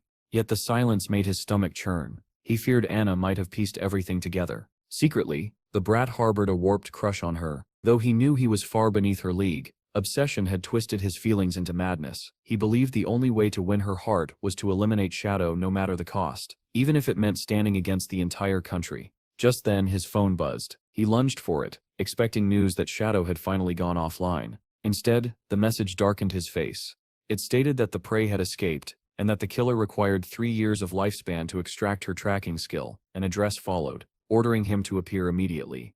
His frustration exploded. He cursed under his breath, furious that the butcher could not even control a single victim. If they were caught, everything he had planned would collapse. The next scene returned to the suffocating tunnel where death clung to the walls like mold. Lang, the pampered brat drunk on power, stepped inside while shouting impatiently for the butcher. His voice dripped with irritation as he complained about the killer's incompetence, demanding to know how a helpless prey could possibly escape. Muttering to himself, he marched deeper into the dim corridor, until his steps froze. There, hanging grotesquely from the ceiling like slaughtered livestock, were both the priest and the foolish girl. A cold realization slammed into Lang's chest. He was no longer the hunter. Before he could even scream, a talisman shot through the air and pierced his jacket, tightening instantly. Paper seals wrapped around his body like iron chains, locking him in place. From the darkness, the ghost lady emerged, her presence as sharp and cold as a winter night. She stepped forward and asked in a voice laced with fury whether he was the one who dared to harm her master. Panic flooded Lang's face as he tried to hide behind his family's power. He shouted for her to release him at once, boasting about his connections within the authorities and warning that crossing him would ruin her life. But the ghost lady had already heard the priest's confession. She recited his crimes back to him with terrifying calm. His full name, Lang, the mayor's son, the orders he had issued to slaughter innocent people, the way bodies were disposed of during Shadow's offline hours, the elaborate frame jobs crafted from the shadows. He was the puppet master behind the entire nightmare. Her voice hardened as she turned toward the butcher. Since he had fulfilled his part of the deal, she would now grant him the reward he desired most. He was free to kill Lang however he pleased. The psycho priest's face twisted into manic delight, gratitude spilling from his eyes at the chance to indulge again. Lang screamed for him to stop, but the butcher only laughed, savoring the thrill of fresh prey. Just as he lunged forward, Lang activated something hidden, a desperate technique prepared in advance. The ground exploded beneath the priest, throwing him off balance, and in the same instant, a violent blast detonated in front of the ghost lady. Fire and dust tore through the tunnel as the shockwave rippled outward. When the smoke cleared, Lang was already free from the talisman. He straightened himself, his terror replaced by venomous hatred. He sneered at the ghost lady, mocking her for thinking he would walk into a trap without preparation. He revealed that he had learned she was Shadow's apprentice. Despite her youth, her power was monstrous, but now revenge consumed him. He swore he would kill her first, then wipe out Shadow and every follower he had. Energy surged through his body as a blazing aura wrapped around him. Enchantments flared to life, forcing his stats to unnatural heights. He kicked off the ground and unleashed flaming arrows that detonated in explosions the moment they struck stone. But the ghost lady moved like a shadow. She slipped through the blasts of fire, vanishing so completely that dread flooded Lang's eyes. He realized too late that she was an assassin. A talisman shot from behind him, wrapping his torso with ruthless precision before driving straight through his chest. Lang screamed as the binding locked him in place. The ghost lady approached slowly, her expression cold and merciless. She told him he was pathetically weak, unworthy of such advanced skills. Then she demanded the truth. Who was helping him? Writhing in agony, Lang begged her to stop. He promised to talk if she spared him. The talisman tightened, its edge hovering near his heart, and he broke instantly. Foreigners were working with Shur. One of them had discovered him and recruited him to help destroy Shadow. They were the ones who had given him the card. There were 10 people involved in total, and he swore he knew nothing more. Desperate to live, he cried that his father, the mayor, would grant her anything if she saved him. But the moment he mentioned parents, something dark and wounded stirred in the ghost lady's eyes. Without hesitation, she unleashed her blood-piercing technique, driving violent power through every vessel in his body.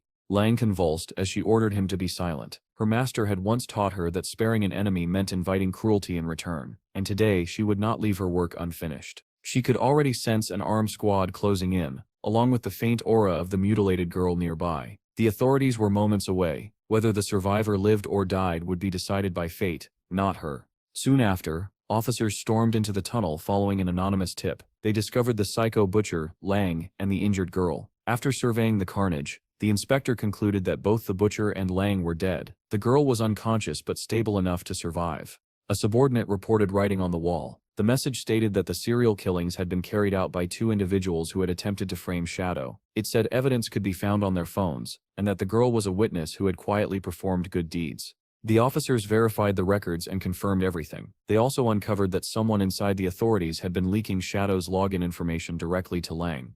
An immediate order was issued. The traitor had to be captured without delay.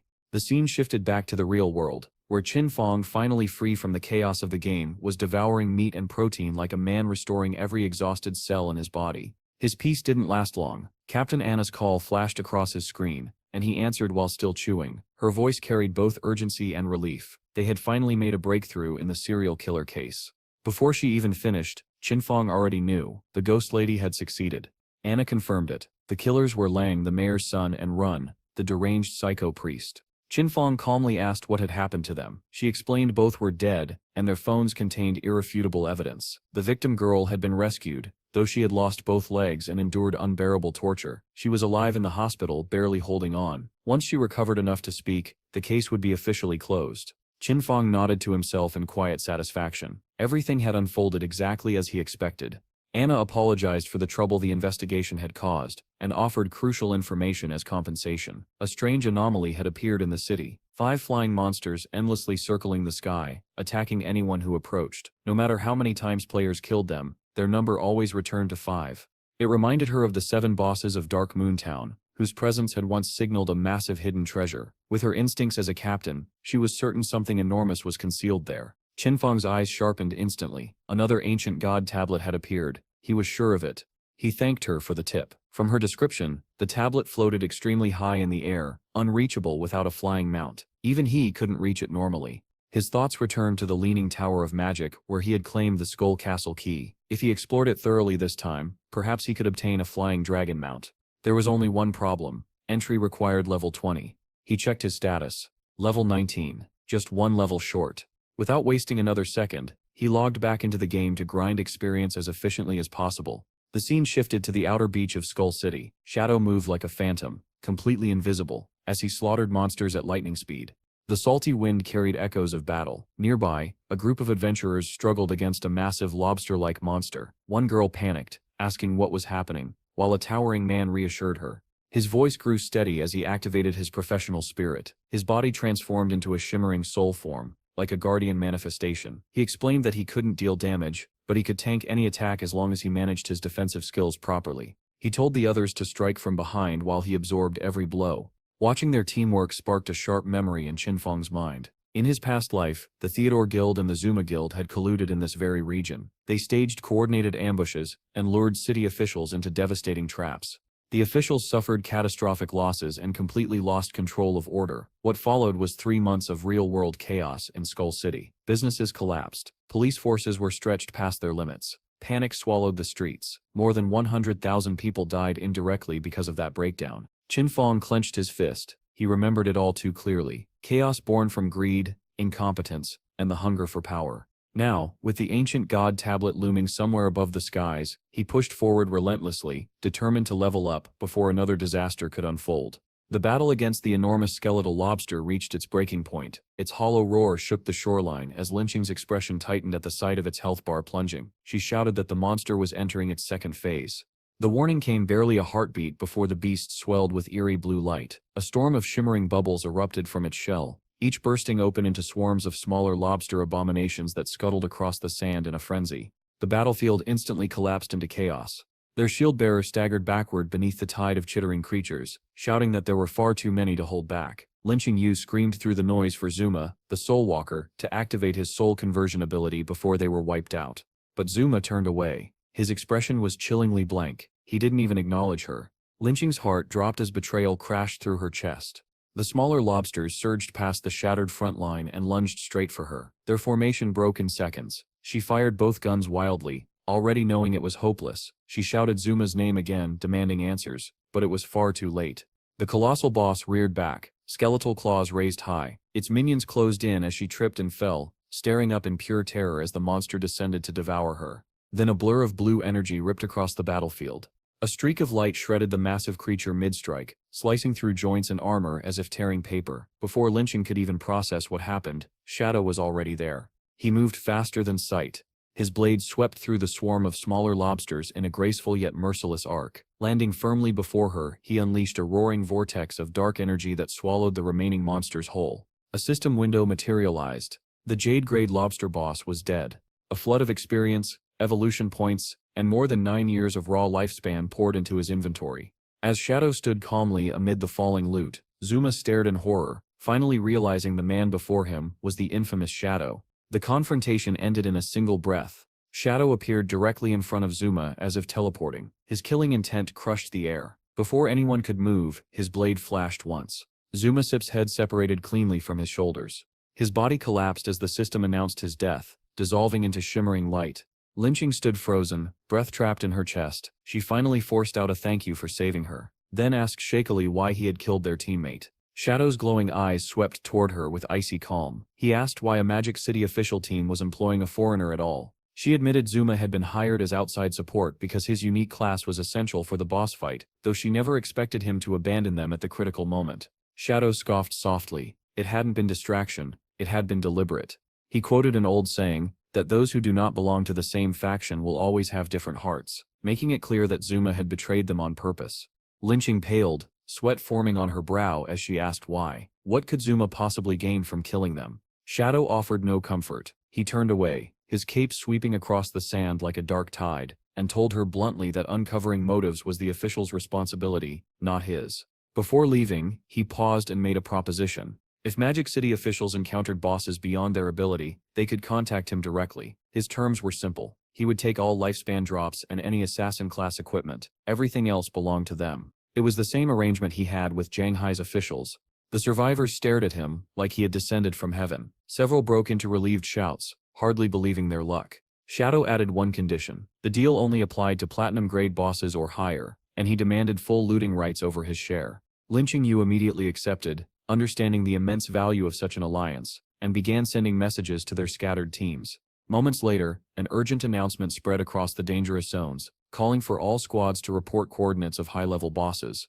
When the news broke that Shadow had agreed to help, players fighting on the edge of death cried out in relief. Hope flooded the battlefield like the return of dawn. For the first time since entering Magic City's wilderness, people believed they might survive. They dreamed of better equipment, of progress, of a future where stepping into a boss zone wasn't a death sentence. Back on the cliffside, Lynching struggled to keep up with the flood of incoming coordinates. She called out that several platinum-grade bosses had been located nearby. Shadow raised an eyebrow in mild surprise at the speed of the reports. She explained breathlessly that Shanghai's officials were already thriving because of him, while Magic City's teams had been suffering daily. The moment the announcement went out, every desperate squad sent their locations at once. Shadow activated his flight skill. Dark wings unfurled with a soft hum of energy. He told her to forward the nearest coordinates, then leapt skyward, cutting through the clouds like a streak of blue light.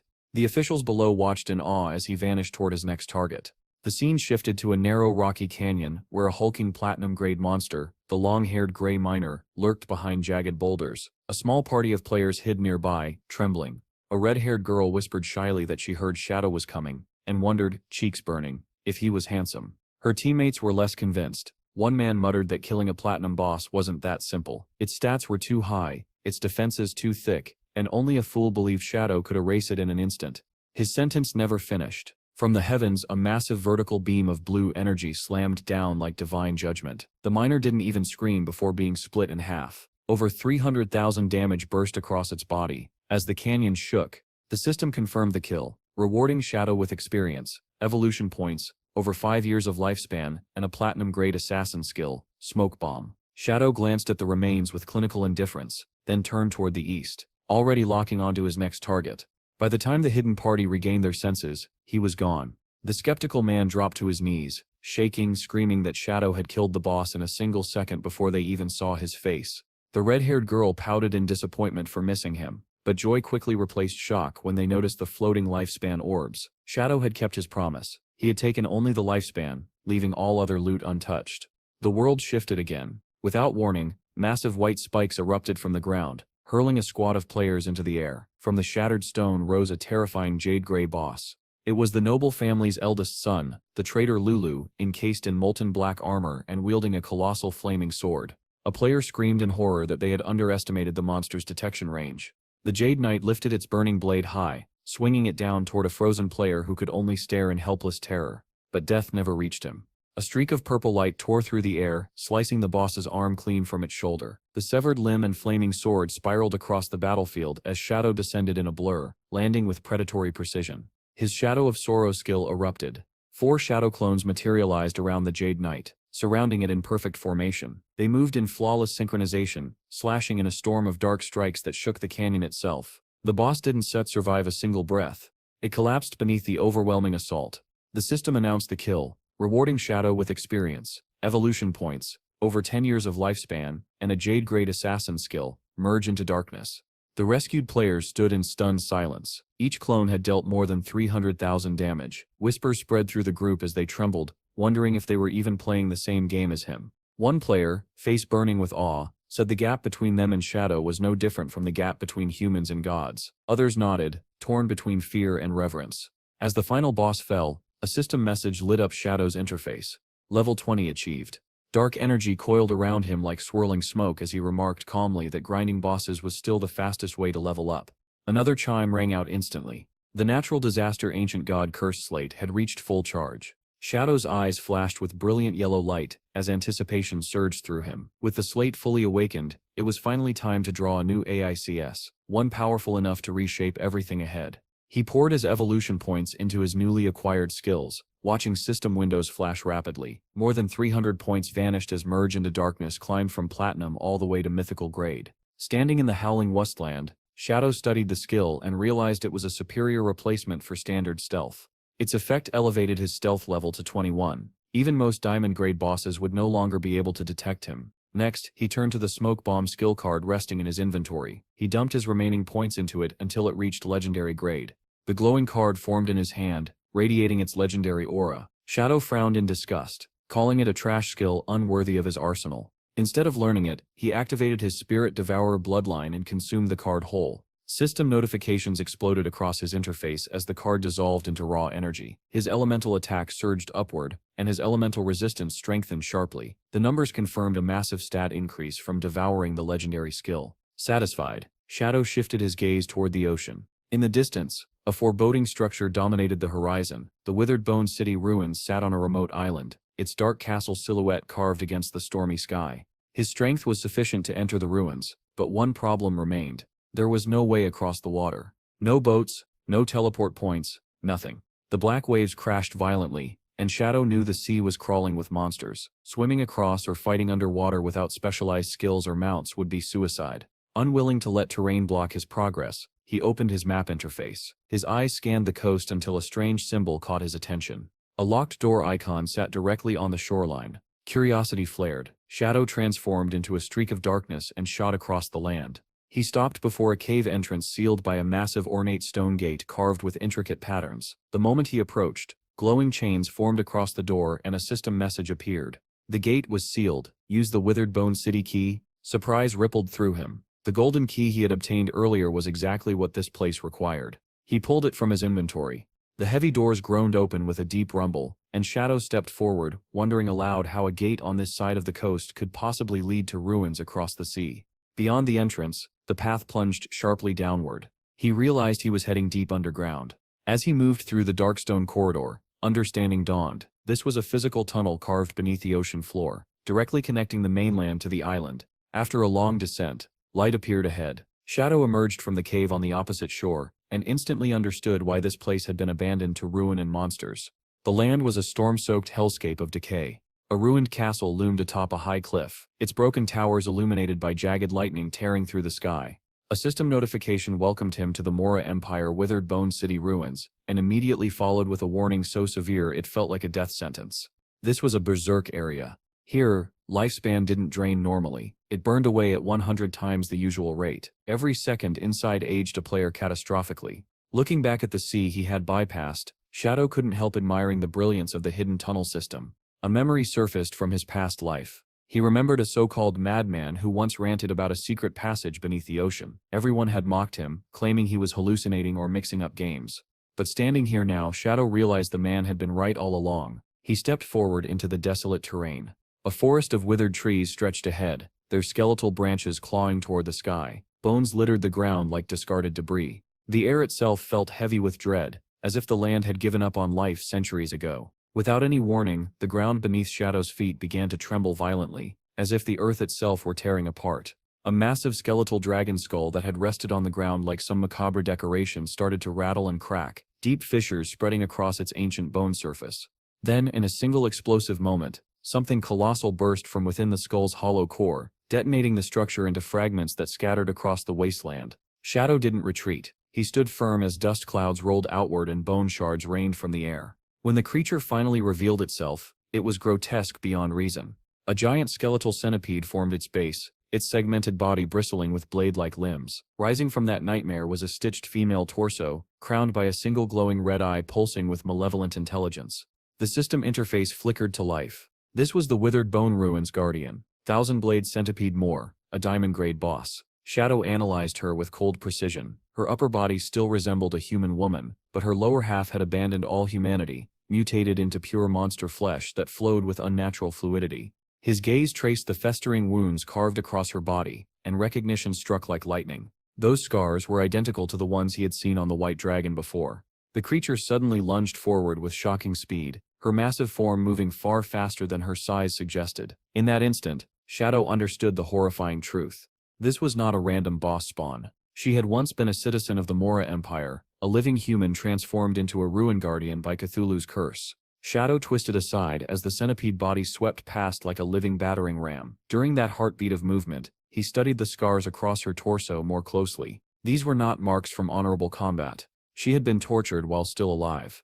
The time for defense ended. Shadow launched his counterattack. Shadow clones burst into existence around him, perfect replicas ready to execute his will. He activated Blessing of Release, and destructive power surged through every strike. In a blinding flash of purple light, Shadow and his clones became a single force, unleashing a synchronized shadow flash slash. 4 strikes landed in the same instant.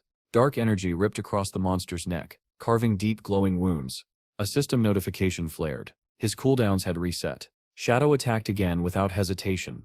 Blessing of Release erupted once more, crimson chaos exploding outward as the 4 shadows closed in from every direction. Beams of purple destruction tore through flesh and bone simultaneously. Morsit's monstrous body was shredded apart. The diamond-grade guardian detonated in a storm of magical fire, bathing the ruins in blood-red light. Shadow landed smoothly as burning fragments drifted down like hellish snow. The system confirmed the kill. Thousand-blade centipede more had fallen. Rewards surged into his interface. Massive experience gains, towering stacks of evolution points, over 10 years of tradable lifespan, and rare items flooding his inventory. For a brief moment, the curse loosened its grip. The spirit of the woman Moore had once been appeared, her true form restored in her final seconds. She smiled softly, peaceful at last, freed from the nightmare that had consumed her existence. Shadow moved deeper into the dead wasteland, lifting his gaze toward the lightning-wrapped castle perched atop the cliffs, its silhouette like a corrupted fortress ripped from a nightmare raid. Without slowing, he unleashed a long-range strike. A wave of dark energy tore through the gloom and impaled a spider-shaped monster lurking in the shadows. Its upper body was still human and female, while its lower half twisted into a monstrous spider form. It shrieked as the attack punched straight through it. The system confirmed the kill. Cursed Spider Moly was eliminated, rewarding Shadow with heavy experience, evolution points, and exactly 10 years of tradable lifespan. Standing among the floating loot, Shadow absorbed the grim truth of this land.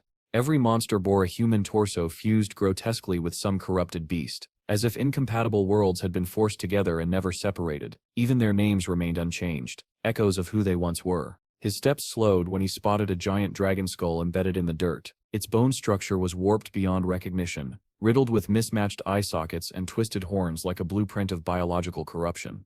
The conclusion solidified in his mind. The entire withered bone ruins was a massive experiment gone wrong. A memory from ancient lore resurfaced.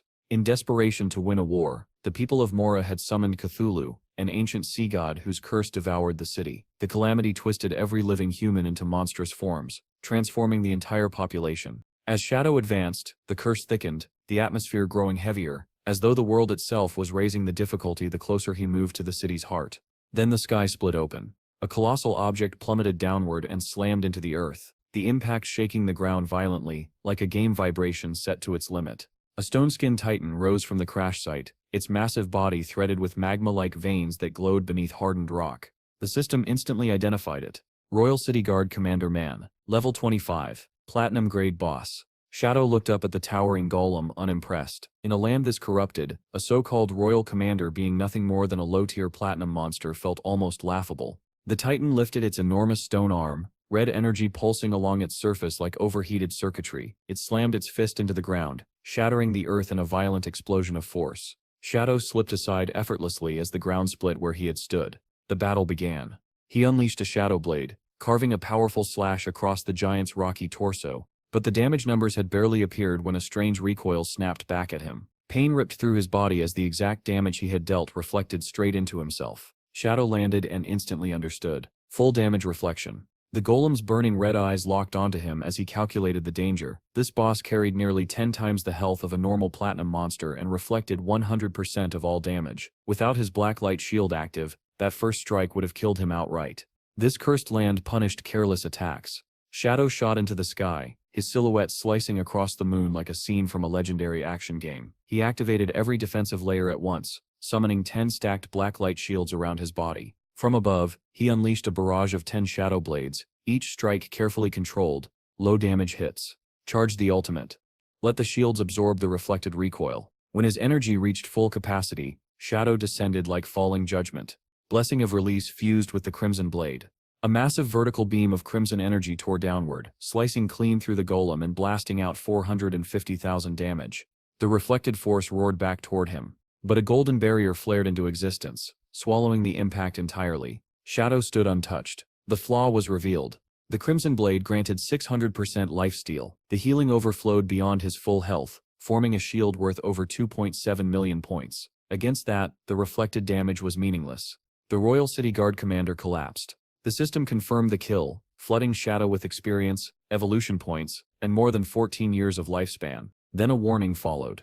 The commander's death had alerted every guard in the city. Shadow froze as the atmosphere twisted sharply. High on the cliffs, a monstrous sentry lifted a massive horn and blew with all its strength. Sickly green sound waves rippled outward, spreading the alarm across the ruins. The dead land stirred. Misshapen silhouettes poured down from every ridge. Winged horrors, spider hybrids, warped beasts of every shape swarmed toward him, their glowing eyes locking on like predators sensing blood. A colossal fur-covered foot slammed into the ground beside him. The plateau shook violently. Within moments, the entire area was encircled. Towering bears, centipede monstrosities, and endless corrupted creatures formed a crushing ring around Shadow. A system notification appeared. Monster Horde event activated. Objective: eliminate all enemies. Shadow raised his head, staring into the sea of red eyes. Instead of fear, excitement flared in his gaze. A low laugh escaped him. This felt absurdly exhilarating, like one of those impossible challenges players bragged about surviving online. The monsters hesitated, confused by their prey's lack of terror.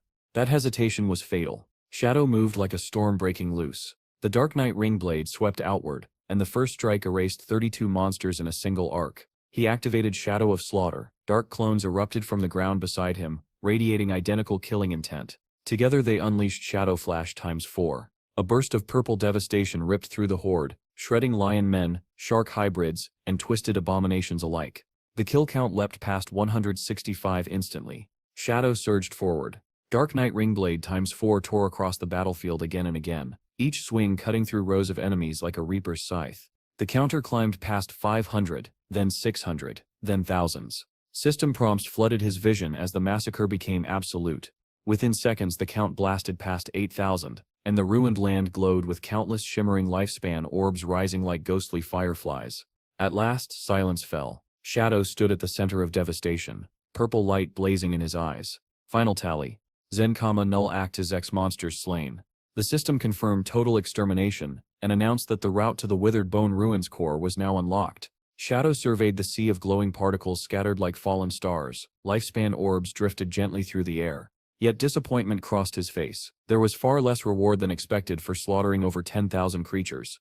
Then he realized why. The curse had been constantly draining the citizens' life force, even after they transformed into monsters, leaving barely anything behind. Suddenly the floating orbs began swirling together, weaving into a brilliant structure of light. The energy shot across the vast chasm ahead, forming a radiant bridge that stretched toward the ominous castle in the distance. Shadow stepped onto the bridge born from the light of the dead. And without warning, a golden aura engulfed his entire body. The sudden phenomenon made him tense in surprise. A system window appeared, informing Shadow that he had received the blessing of the Withered Bone citizens. The cursed souls, grateful for their release from eternal torment, had granted him a powerful buff that provided a chance to obtain dragon power while fighting within the city. Shadow studied his glowing hand and remarked that the power was quite interesting. He quickly deduced that the source of the curse had to be somewhere within the city itself. The victims' souls were clearly guiding him forward, hoping he would shatter the curse once and for all. He continued across the Bridge of Light until he reached a massive dark pit that looked like a maw of flesh and shadow, pulsing with unnatural life. Without hesitation, Shadow leaped into the abyss. As he descended through the fleshy tunnel that seemed to close in around him, a warning flashed across his interface. He had entered the Withered Bone Curse Great Hollow. Lifespan drain rate 1,000 times normal. Shadow landed with a heavy splash into a pool of red liquid that rippled outward. Pulsating organic walls surrounded him, breathing in grotesque rhythm. He straightened calmly, ready for whatever corruption awaited within. Deep within the fleshy chamber, a man with long red hair and a thick beard hung suspended like a grotesque ornament, his body pierced by massive spikes that pinned him to the wall. The moment Shadow stepped closer, the man's eyes snapped open. A system notification flickered as the presence within the hollow sensed the intruder. Oppressive killing intent flooded the chamber. A purple flame ignited across Shadow's chest as he met the gaze of the suspended figure. The man began muttering strange syllables that echoed unnaturally through the hollow. Shadowsip's eyes narrowed. This was the ancient god language. He translated it instantly and felt a chill crawl through him. The man was repeating a single name over and over. More. Madness and grief erupted together as the man roared the name with earth-shaking fury. He tore himself free from the spikes, ripping flesh and shattering bone in the process. His body twisted violently, undergoing a horrifying transformation. In moments, he became a gigantic armored skeletal beast. The system identified him as the final guardian of Withered Bone City. Arcos. Level 20. Emerald Grade Boss. Shadow instantly activated Merge into Darkness, dissolving into pure shadow and vanishing completely. Yet shock ripped through him as Arcos swung a massive claw straight at his hidden position, bypassing stealth entirely. Shadow barely escaped as the strike smashed into the ground, cracking the flesh-like floor apart. He leaped backward, creating distance as confusion surged through his thoughts. How could this enemy see him? His stealth level should have made him untouchable. As Arcos charged again, screaming Moore's name in endless grief, realization struck. Shadow had absorbed Morset's lifespan. The Guardian was tracking the lingering trace of her soul within him like a beacon. Shadow's eyes narrowed at the spikes covering Arcos's armor. They were identical to the ones worn by the Royal City Guard commander earlier. He raised his shadow dagger and tested his theory with a precise strike. The damage instantly reflected back at him, only to be absorbed by his golden shield. Full damage reflection. Just like before, Arcos unleashed a thunderous roar, purple energy surging through his monstrous frame as he summoned reinforcements. The fleshy ground exploded outward, and enormous blue eggs burst from beneath the surface, forming a tight circle around Shadow with no openings. He studied them carefully, damage reflection again. And if they hatched, elite monsters would emerge. Shadow hurled a dagger into one egg, shattering it after several hits, but the reflected damage consumed layers of his blacklight shield rapidly. He calculated instantly. There was no time to destroy them all. The only choice was to let them hatch. Shadow leaped high into the air, preparing for the storm. His ultimate skill had fully charged. As he descended toward Arcos, he unleashed the Crimson Blade. A massive beam of red destruction crashed down, dealing 450,000 damage and shaking the entire hollow. Golden light flared around Shadow, forming an enormous lifesteal shield that left him untouched. The eggs burst open in response. From each shell erupted monstrous claws, followed by cursed young dragons that soared into the air, screeching with bloodlust. Level 20 Emerald-grade monsters. They rushed toward him in formation. Shadow landed in the crimson pool below, and immediately unleashed the Dark Knight Ring Blade. A swirling vortex of dark energy ripped through the swarm, dealing nearly 30,000 damage to each dragon. The fight ended in a single devastating flash. 9 dragons were annihilated instantly. Shadow remained calmly inside his golden barrier, remarking that their reflection ability was meaningless now. As the dragons died, their bodies dissolved into glowing lifespan orbs. But instead of flowing into Shadow, the orbs gathered above, swirling violently into a blazing mass of light. A voice echoed from within, speaking in the ancient god language declaring that Shadow had no right to be here. The energy reshaped itself. Arcos reformed. The system updated his form. Flesh Curse Arcos. Blue Scale. The mutated Guardian smiled with cold certainty, declaring that Shadow would never succeed in destroying their race. The battle exploded into a new phase. Arcos lunged forward with terrifying speed, driving a massive energy-infused punch straight at Shadow. Shadow's eyes flashed neon blue as he countered with an instant Shadow Slash, striking from multiple angles in a blur. But to his disbelief, immunity notifications erupted across Arcos's body. Not a single attack dealt damage. The monster stood completely unaffected. Shadow stood frozen in disbelief. Not a single one of his attacks had dealt damage. Arcos seized the opening without hesitation. His massive fist slammed into Shadow like a falling mountain. The impact hurled Shadow backward through the air, dealing nearly 30,000 damage as a violent explosion tore through the hollow. Mid-flight, Shadow felt his golden blood shield shatter into fragments of light. As he stabilized himself, he translated the monster's guttural roar and finally understood its meaning. Arcos declared that as long as his bloodline and soul remained intact, his home would never fall to invaders. Withered Bone City would never be conquered. Confusion washed over Shadow. Normally, only epic-grade monsters or higher possessed intelligence and the ability to speak. Yet this Emerald-grade Guardian retained full consciousness and emotion. Ignoring Shadow completely, Arcos gathered dark energy into a compressed sphere, chanting about protecting his city, his empire, and his people. Then he unleashed the Demon Dragon Cannon.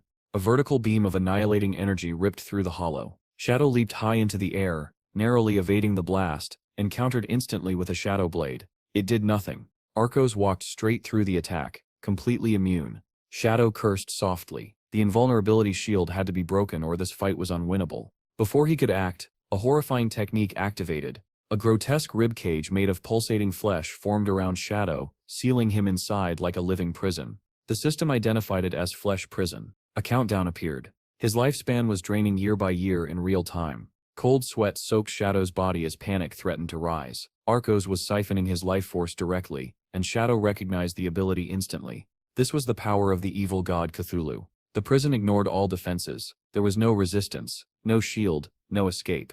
A fleshy tendril connected Arcos to Shadow, draining him relentlessly. At this rate, his entire lifespan would be devoured. Just as death closed in, crimson energy erupted violently from Shadow's body. A system notification flashed. Dragon power triggered. The system detected his latent compatibility with Ease's skill, Shadow of Slaughter, unlocking a new buff, Ease Sepst Flame of Nirvana. The description made Shadow Sip's heart race. White flame that ignored all defenses and burned directly through the enemy's soul. Unblockable. Unresistible. Shadow's eyes ignited with blazing orange dragon fire. This was the true destructive might of the dragon race. He struck back instantly. Dragon Shadow of Slaughter activated. Flame-wreathed clones burst into existence around him, descending upon Arcos from every angle like burning specters. Shadow followed with a dragon instant shadow slash, his movement tearing through the air in streaks of fire. The invulnerability shattered like fragile glass. Damage numbers exploded across the battlefield, tens of thousands per strike. A powerful burning status tore through Arcos's body, consuming flesh and soul alike. The Guardian screamed in unbearable agony as white flames devoured him from within. In desperation, Arcos cried out to Cthulhu for more strength, begging not to die, claiming he still had to preserve the dragon race from extinction. Shadow stood calmly as the spirit of Ease manifested behind him like a phantom warrior. His voice was cold. This was not protection. By summoning Cthulhu and embracing cursed power, Arcos had condemned his people to eternal suffering. There was no salvation in what he had done. Shadow told him to feel the flame of Nirvana cleanse every sin. Then he ended it. Dragon Crimson Blade. A colossal beam of red destruction engulfed the hollow, dealing nearly 500,000 damage in one catastrophic strike. The last Guardian was reduced to ash. The system confirmed the kill. 1 million experience points. 120 evolution points. Nearly 40 years of lifespan absorbed. Shadow descended slowly as victory notifications shimmered around him. Additional rewards followed. 60 more evolution points. Nearly 40 more years of lifespan. A diamond-grade item, Bone Spike, materialized in his inventory. As the dragon power faded, Shadow examined the results carefully. The massive experience confirmed his suspicion. The city's monsters had been funneling their accumulated strength directly into Arcos to empower him. But the lifespan reward was far lower than expected. Only 39.8 years. Considering the scale of the battle, it should have been far more. Shadow narrowed his eyes. Most of the lifespan had likely already been stolen and consumed by the evil god Cthulhu, long before he arrived. Suddenly, a grotesque chest rose slowly from the pool of red liquid, as if pushed upward from beneath the ground itself. A system message flashed across Shadow's vision, informing him that activating dragon power had unlocked a hidden reward chest. With a low creak, the chest opened, revealing 2 glowing golden items inside. A withered bone rune, and an epic-grade mount bell. Shadow lifted the rune first, studying its intricate carvings. It was a key to the tomb of the withered bone god. Collecting 3 of these runes would grant access to a secret ruin hidden somewhere in the world. Next, he picked up the golden bell. Curiosity flared instantly. Without hesitation, he activated it. Brilliant light erupted outward, and a massive winged skeletal dragon materialized in a surge of ancient power. Its enormous bones gleamed with otherworldly energy as it spread its wings. The system identified it immediately. King of Scavengers, Osiris. Level 20. Epic grade. Soul bound permanently to Shadow. Osiris was a former guardian from ancient times, now functioning as both a flying mount and combat pet, with the ability to summon smaller bone dragons into battle. To Shadow Sip's genuine surprise, the dragon spoke. Its glowing eyes fixed on him as it asked in shock whether Shadow was truly the one who had purged the city and killed Arcos. Shadow calmly confirmed it, and asked if Osiris knew the truth behind this cursed land and what had truly happened here. The dragon's voice grew heavy with sorrow as he began to recount the tragedy. He explained that he had once been a guardian who died long ago in battle, only to be forcibly resurrected through dark necromancy during the brutal war between the Mora Empire and the continent. As defeat became inevitable, the city lord Arcos made a desperate decision. He summoned the evil god Cthulhu in exchange for power, but the summoning required a horrific price. Arcos had to sacrifice the person he loved most in the world, his daughter Mora. At the final moment, Arcos couldn't do it. He saved Moira from the altar. Instead, in absolute desperation, he made an even more catastrophic choice. He sacrificed the entire population of Withered Bone City, including himself, as payment to the evil god. The results were devastating. The citizens were granted overwhelming supernatural strength and crushed their enemies, winning the war against impossible odds. But the curse twisted them into monsters, stripping away their humanity forever.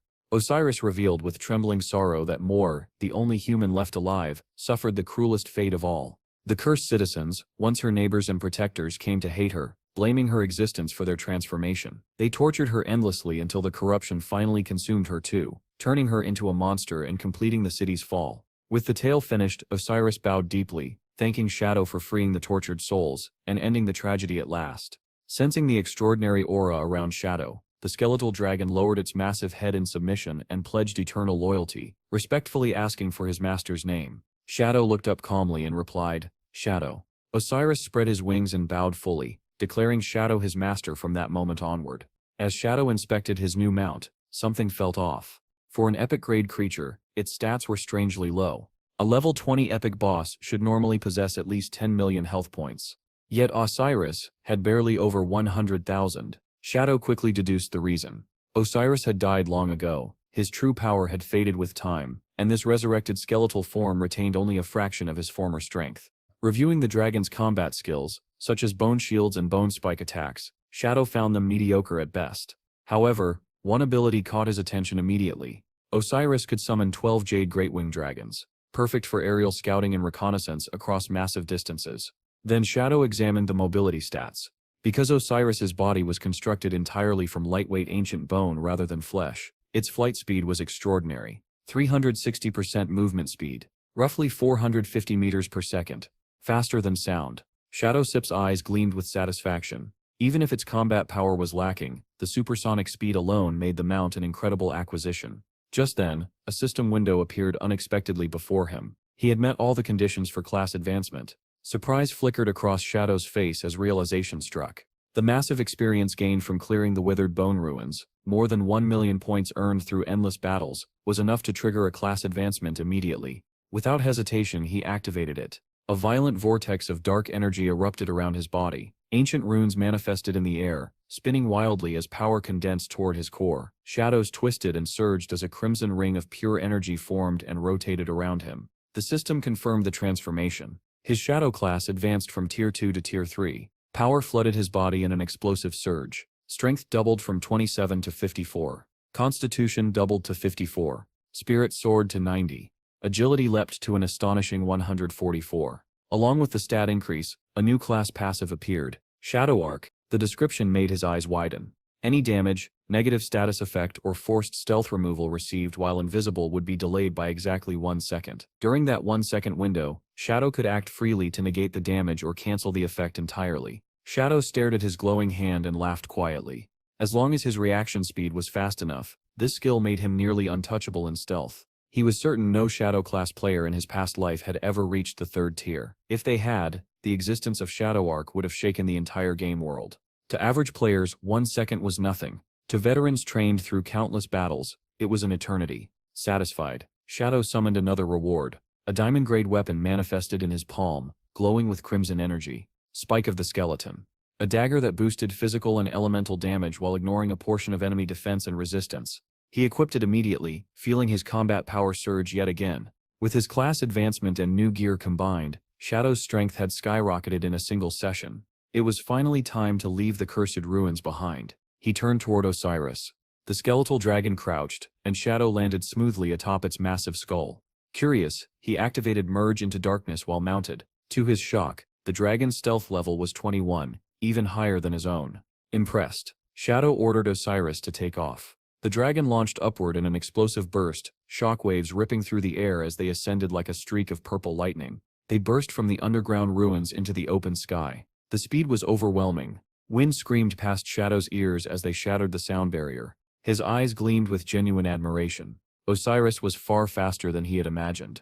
Once satisfied with the test flight, Shadow turned toward his next objective. Captain Anna's report about a flying monster and another ancient god slate resurfaced in his mind. He decided to head for the Magic City ruins first, then teleport to Lucky Town from there. What had once taken him hours on foot, now took only 10 minutes of flight. Far below, in a dense forest, a party of adventurers was battling a massive black bear monster. A swordsman held the front line.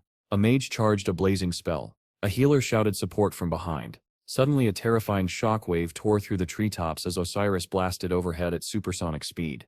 The displaced air flattened everything below. The entire party and the monster were flung across the ground in chaotic spirals. When the dust settled, the mage stared around in confusion, while the swordsman realized in shock that the bear had been hurled straight onto his blade and killed instantly by the impact. Shadow never noticed. He continued flying calmly, appreciating the absurd efficiency of his new mount. Soon, the desolate streets of Magic City appeared below. A strange scene unfolded between a couple standing alone among the ruins.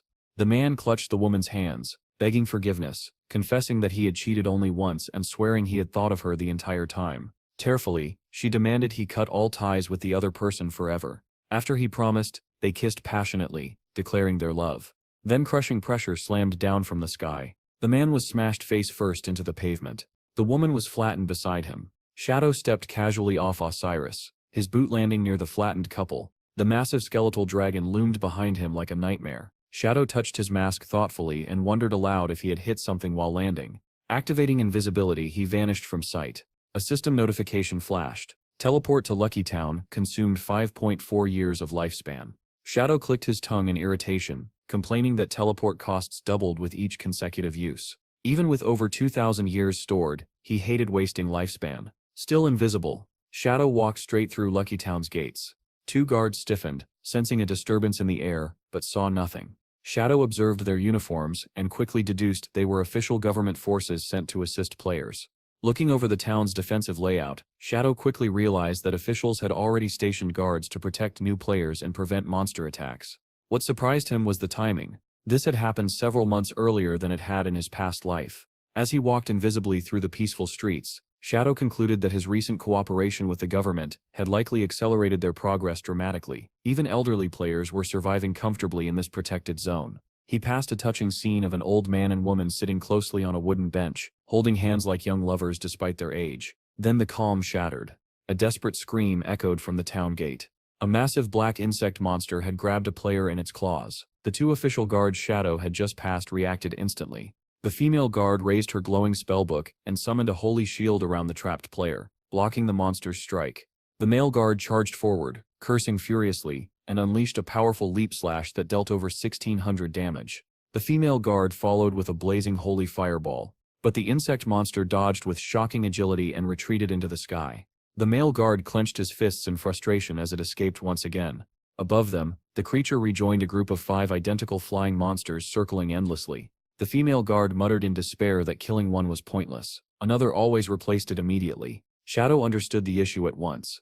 The monsters weren't especially strong, but every time the guards gained the advantage, the flying bosses simply retreated beyond reach, leaving ground troops powerless. On the ground, the male guard rushed to check on the rescued player. The old man knelt in the dirt, shaking in terror. Then his fear twisted into rage. He began screaming at the guards, calling them useless and incompetent. He complained that the monsters had blocked the town entrance for days, preventing anyone from going out to hunt. He accused the officials of neglecting elderly players and threatened to file formal complaints. The female guard tried to soothe him, explaining that Shadow would arrive soon to handle the problem. The male guard, already strained, told him sharply to show some gratitude. The mention of Shadow's name only inflamed the growing crowd. People began shouting, demanding where Shadow was now. They mocked him, claiming powerful players were always too busy to help ordinary folks. A bald old man yelled that his son was waiting to farm lifespan for him, and Shadow was wasting their precious time. The female guard pleaded for patience, assuring everyone Shadow would come soon. She suggested that those who couldn't wait should log off and return later. But the male guard knew reasoning was useless, and urged her to leave before things worsened. The crowd blocked their way instantly. They accused the officials of running away and wasting public funds. Shouts of incompetence filled the air. Finally, the male guard snapped. He reminded them loudly that the officials had power leveled every single one of them to level 3 for free.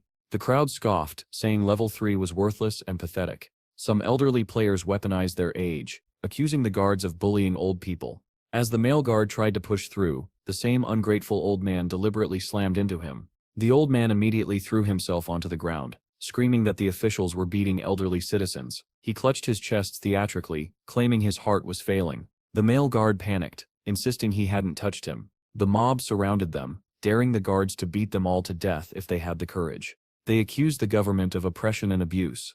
In the chaos, a disgusting old man reached out and groped the female guard's chest. She froze in shock. Then instinct took over. She slapped him with full force. The result was horrifying. The massive stat gap sent the man flying like a ragdoll. His body disintegrated into golden lifespan orbs before he even hit the ground. Silence fell for a split second. Then hysteria erupted. The crowd screamed that the government was murdering elderly citizens. The female guard tried desperately to explain she had acted in self-defense, but her words were swallowed by the roar of the mob.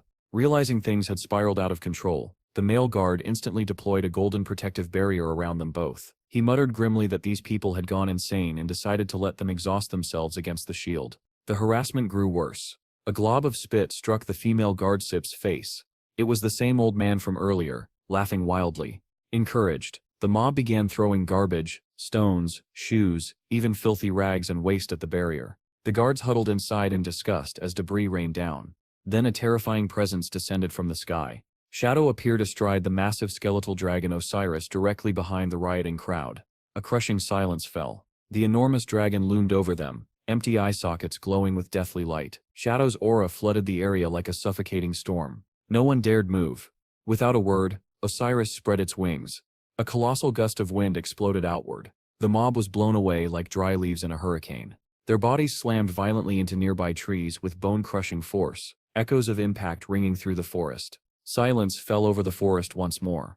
The two guards stood safely within their golden barrier, staring in disbelief at what had just happened. Where the raging mob had stood moments earlier, only dozens of glowing lifespan orbs floated gently in the air. Shadow had wiped them out instantly with a single gust of wind. High above the town, Shadow and his skeletal dragon Osiris soared upward into a swirling orange vortex. Shadowcep's gaze locked onto his true targets. 5 winged insect monsters flew in tight formation, bound together by glowing chains of energy connected to a floating stone slate. Recognizing the ancient god slate immediately, Shadow ordered Osiris to give chase. From the ground, the two guards watched in absolute awe as the massive dragon streaked across the crimson sky like a falling star beneath the eclipse-like sun. Dark purple energy surged around Shadow as he prepared his aerial strike. The insects flapped frantically, trying to escape with the slate, but they were helpless against Osiris's supersonic speed. In a single blur of motion, the dragon twisted through the air and unleashed a razor-sharp slash. All 5 gold-grade insect bosses were sliced cleanly in half at once. The guard sets' mouths fell open in shock. Back on the ground, the absurdity continued. The elderly players Shadow had just blown away had already respawned and marched straight back, screaming once again that the guards were abusing old people. They surrounded the exhausted male guard, demanding compensation for the lifespan they had lost. He looked like he might collapse from frustration.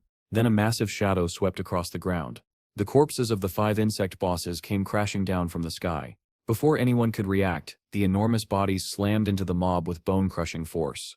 The elderly players were flattened instantly, killed for the second time in moments and transformed back into glowing lifespan orbs. The stone slate landed upright in the dirt, surrounded by shimmering light.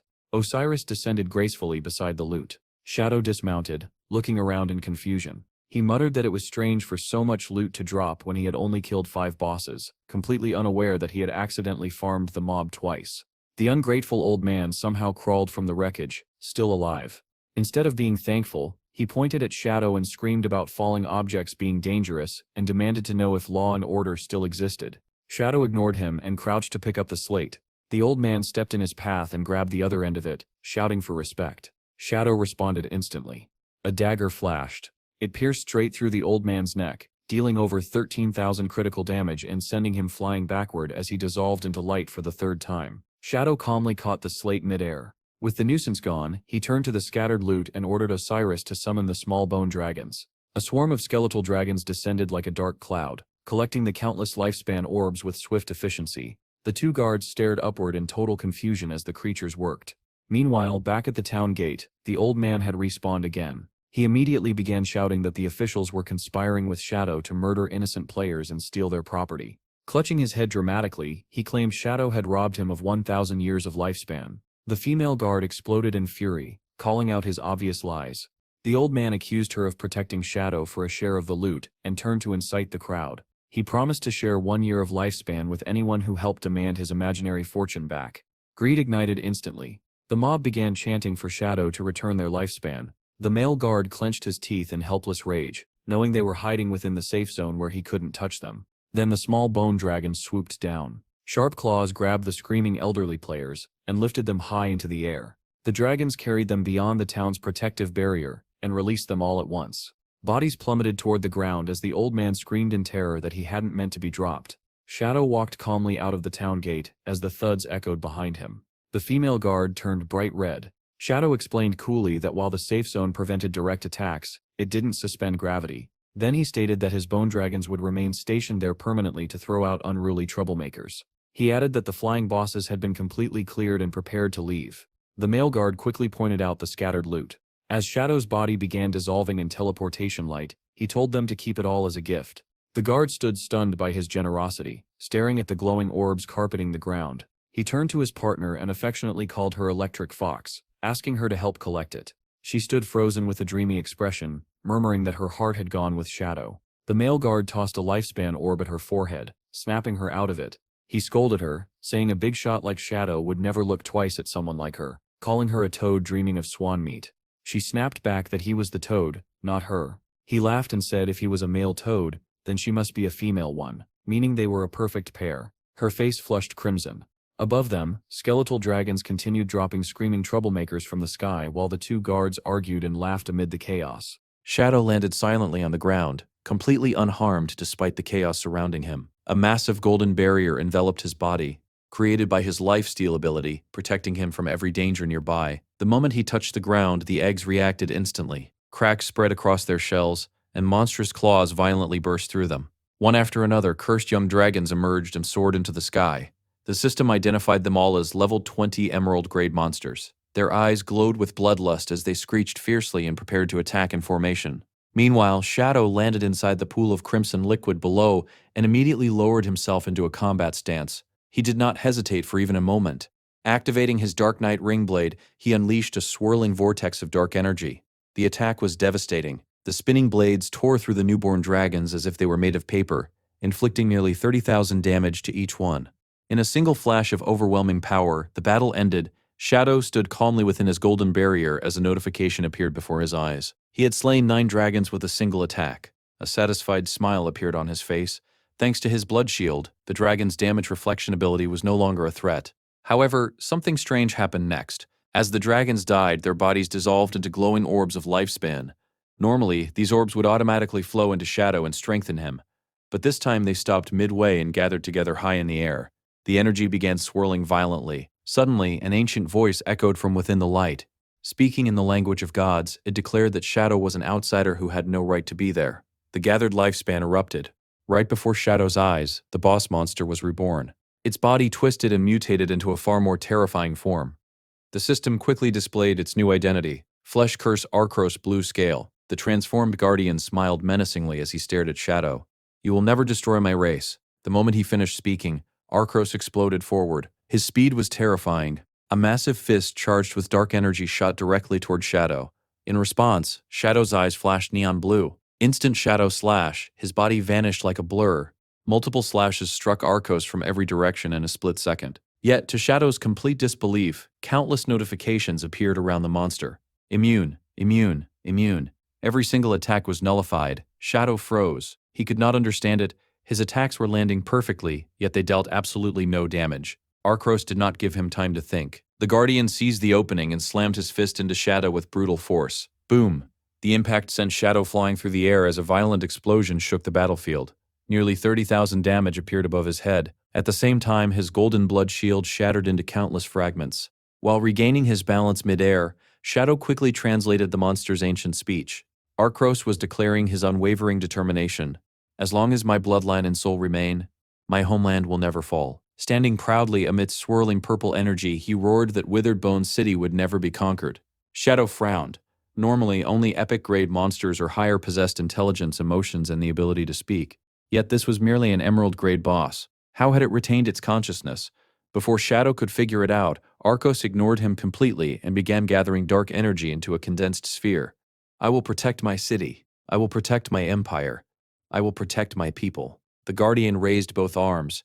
Demon Dragon Cannon, a gigantic beam of destructive energy erupted vertically, tearing apart the very space around it. Shadow reacted instantly. He leaped high into the sky, narrowly dodging the devastating blast. The moment he landed, he swung his Shadow Blade and launched a counterattack. But the result remained the same: immune. Arcros simply walked through the energy without taking any damage.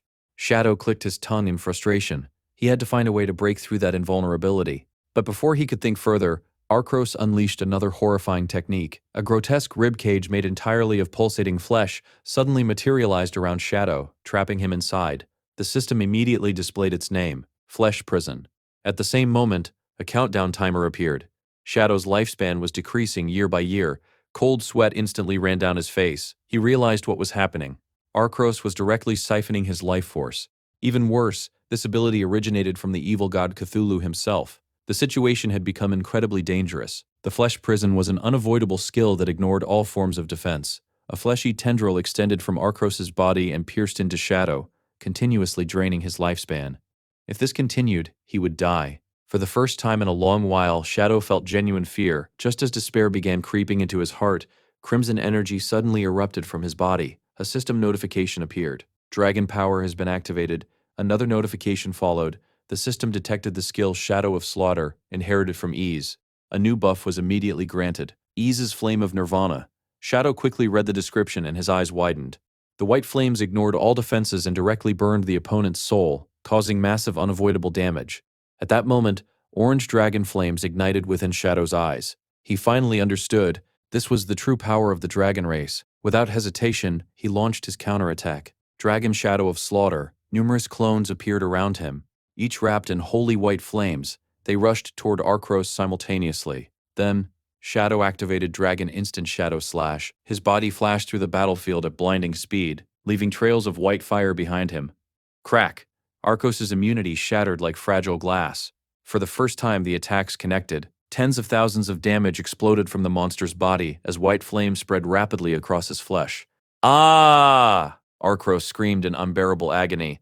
The flame of Nirvana burned not only his body, but also his soul. In his final moments, he desperately cried out to Cthulhu, "Give me more power. I cannot die here. I still have to save the dragon race from extinction." Shadow slowly approached the dying guardian. Behind him appeared the spiritual image of Ease, standing like a ghostly warrior. Looking directly into Arcros' eyes, Shadow spoke coldly. "You call this protection? By summoning Cthulhu and accepting his cursed power, you doomed your own people." His gaze showed no mercy. "You are not their savior. You are the reason they suffer." Shadow raised his weapon as the white flames continued consuming Arcros from within. "Feel the flame of Nirvana. Let it burn away your sins." With those final words, Shadow unleashed his ultimate attack. Dragon Crimson Blade. A colossal beam of crimson energy erupted forward, engulfing everything in its path. The battlefield trembled violently. Nearly 500,000 damage exploded from Arcros' body as the devastating strike swallowed him whole. The last guardian was completely incinerated, leaving nothing behind except drifting ashes. A system window immediately appeared before Shadow's eyes. Boss defeated. Rewards obtained. 1 million experience points, 120 evolution points, 39.8 years of lifespan. Shadow slowly descended to the ground as countless glowing notifications floated around him like stars celebrating his victory. Moments later, more rewards arrived. The system granted him another 60 evolution points, nearly 40 additional years of lifespan, and a diamond-grade item known as the Bone Spike, which instantly appeared inside his inventory. As the dragon power buff gradually faded from his body, Shadow calmly reviewed everything he had obtained. The 1 million experience points immediately caught his attention. This amount was far too high for an ordinary boss. After a brief moment of thought, Shadow arrived at a conclusion. The monsters throughout the city had likely been sacrificing their own resources and feeding them directly to Arcros, allowing him to grow stronger over time. However, the lifespan reward was suspiciously small, only 39.8 years. For defeating the ruler of an entire cursed city, the reward should have been much greater. Shadow narrowed his eyes. He suspected that most of the lifespan gathered by the city had already been stolen by the evil god Cthulhu long before he arrived. Suddenly, the red liquid covering the ground began to ripple violently. A grotesque chest slowly emerged from beneath the surface, as if something deep underground had pushed it upward. At the same time, another system message appeared. Hidden reward unlocked. Condition met. Dragon power activated. Shadow raised an eyebrow. So there was a hidden reward. The chest creaked open slowly. Inside rested 2 glowing golden treasures. The first was a withered bone rune. The second was an epic grade mount bell. Shadow picked up the rune first and carefully examined its intricate patterns. Soon, its information appeared before him. This rune was the key to the tomb of the withered bone god, and according to the description, collecting 3 such runes would grant access to a secret ruin hidden somewhere in this world. Shadow stored the rune away and shifted his attention to the second item, an epic grade mount. His curiosity was immediately piqued. Without hesitation, he activated the golden bell. Ring. A brilliant light erupted from the bell and spread throughout the chamber. The ground trembled violently. A massive figure slowly emerged from the light. Huge skeletal wings unfolded. Ancient bones gleamed with eerie silver radiance. A gigantic dragon materialized before Shadow. The system quickly displayed its information. King of Scavengers. Osiris. Level 20. Epic grade. Soulbound. Shadow stared at the creature with interest. Osiris had once been an ancient guardian that perished long ago. Now it served as both a flying mount and combat companion. Not only that, but it also possessed the ability to summon smaller bone dragons to assist in battle. Just as Shadow was examining its abilities, the giant skeletal dragon suddenly lowered its head. Its glowing eyes widened in disbelief. "You?" Its deep voice echoed throughout the area. "Are you truly the one who purified this city and defeated Arcros?" Shadow nodded calmly. "I am." Then he looked directly into the dragon's eyes. "If that's true, then you should know what happened here. What exactly destroyed the city?" Hearing the question, Osiris fell silent. A deep sadness appeared within its glowing eyes. After a long pause, the dragon finally began speaking. "I was once the guardian of this city. I died long ago. Yet through dark necromancy I was dragged back from death and forced to participate in the war between the Mora Empire and the rest of the continent." Its voice grew heavier with every word. Back then, the Mora Empire was losing badly. Defeat was inevitable. In desperation, the city lord Arcros made a catastrophic choice. He decided to summon the evil god Cthulhu. But the ritual required a terrible sacrifice. Arcros had to offer the person he loved most, his daughter. Moyer.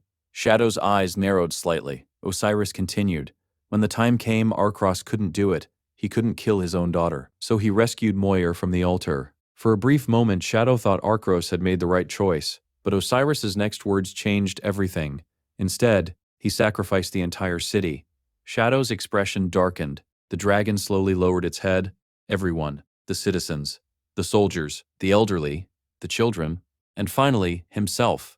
The entire population of Withered Bone City was offered to Cthulhu as a substitute sacrifice. The consequences were horrifying. The citizens received unimaginable power. With their newfound strength, they crushed their enemies and won the war. But victory came at an unbearable cost. Every single one of them was cursed. Their bodies twisted into monsters. Their minds deteriorated. Their humanity disappeared forever. Shadow remained silent as Osiris continued. But the cruelest fate belonged to one person, Moyer, the only human left alive. The monsters who had once been her neighbors and friends began to hate her. They blamed her existence for everything. Every day they tortured her. Every day they cursed her name. Until eventually, even she succumbed to the curse. The last human in Withered Bone City became a monster. And with that, the city's tragedy was complete. Silence filled the ruins. Even Shadow remained quiet for a moment. Finally, Osiris spoke again. "Thank you." Its voice trembled with emotion. "You freed them. You ended their suffering." The giant slowly lowered its head all the way to the ground. Feeling the overwhelming aura radiating from Shadow, Osiris knew he was standing before someone extraordinary. "I pledge my loyalty to you forever. Please tell me your name, my master." Shadow looked up at the ancient dragon. His eyes glowed faintly beneath the darkness. A small smile appeared on his face. "My name is Shadow." Osiris immediately spread its massive wings and bowed once again. "From this moment onward, I shall serve you faithfully." Shadow nodded before opening the dragon's status window. However, the moment he saw its attributes, he frowned. Something was wrong. This was an epic grade level 20 mount. Normally, creatures of this level possessed at least 10 million health points. Yet Osiris had barely over 100,000. The difference was absurd. After thinking for a moment, Shadow quickly figured out the reason. Osiris had died thousands of years ago. Its original power had faded with time. The skeletal body before him was only a resurrected shell that retained a tiny fraction of its former strength. Shadow continued reviewing its abilities: Bone Shield, Bone Spike Barrage. Both skills were decent but nothing exceptional. However, one ability immediately caught his attention. Summon 12 Jade Greatwing Dragons. Shadow's eyes lit up. These smaller dragons would provide excellent reconnaissance and aerial surveillance over vast distances.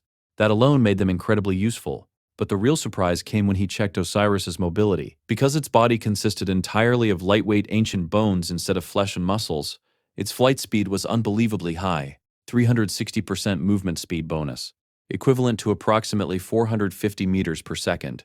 It could actually break the sound barrier. Shadow looked at the giant skeletal dragon with satisfaction. Its combat power might be disappointing, but its speed alone made this one of the most valuable mounts he had ever obtained. And for the first time since entering the Cursed City, Shadow felt that the rewards had truly been worth all the trouble. Just as Shadow was preparing to leave the Withered Bone ruins, a system window suddenly materialized before his eyes. "Congratulations, all conditions for class advancement have been fulfilled." Shadow froze for a moment before a smile slowly spread across his face. He finally understood. The enormous amount of experience he had earned throughout the ruins, more than 1 million points accumulated from countless battles, was enough to trigger the next advancement immediately. Without the slightest hesitation, Shadow selected the option: Advance. The moment he confirmed it, a violent vortex of dark energy exploded around him. Ancient runes appeared one after another, floating through the air as black shadows swirled wildly. The surrounding mana became unstable as an overwhelming aura burst from Shadow's body. He stood calmly at the center of the storm. His eyes glowed brightly, and a crimson ring of pure energy formed around his waist, rotating faster and faster. A few seconds later, the system delivered the result. Class advancement successful. Shadow Class, Tier 2 to Tier 3. A powerful surge of energy rushed through his body. His attributes skyrocketed, strength doubled from 27 to 54, spirit increased from 45 to 90, agility rose dramatically to 144. Shadow clenched his fists as immense power flowed through every muscle. But that wasn't all. A brand new passive skill appeared in his skill list. Shadow Arc. Curious, Shadow immediately opened the description. The more he read, the brighter his eyes became. While remaining invisible, any damage he received, any negative status effect inflicted upon him, or even attempts to forcibly reveal his stealth would all be delayed by exactly 1 second. That single second was enough. Within that tiny window, Shadow could take actions to avoid the attack entirely or remove the status effect before it took effect. After reading the description twice, Shadow burst into laughter. This is absurd. He looked down at his glowing hand and shook his head in disbelief.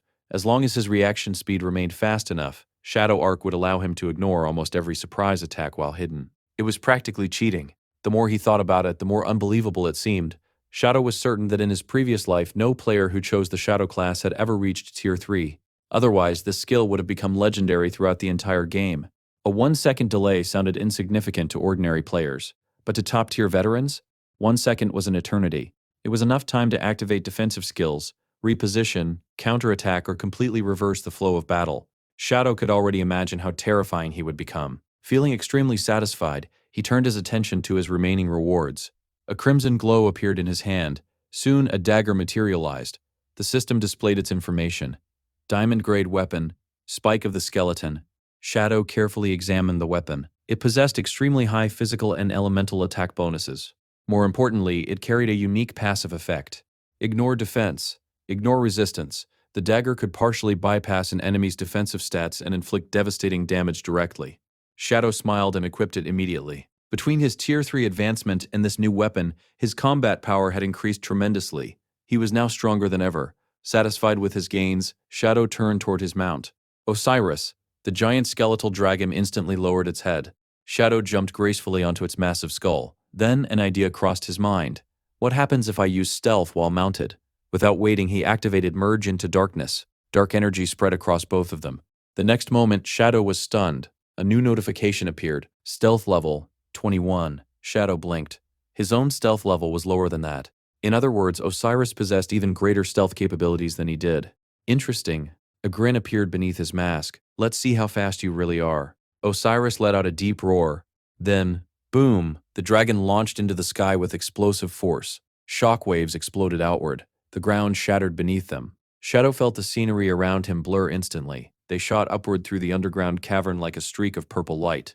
Faster, faster, even faster. The ruined ceiling exploded apart as Osiris burst into the open sky. The wind screamed past Shadow's ears. Clouds shattered before them. Then, boom, they broke through the sound barrier. A sonic explosion echoed across the sky. Even Shadow was speechless. He had ridden many mounts in his previous life, but none of them came close to this speed. The giant skeletal dragon cut through the air effortlessly. For the first time, Shadow admitted something honestly. You're insanely fast. Osiris proudly raised its head. The dragon's speed exceeded all his expectations.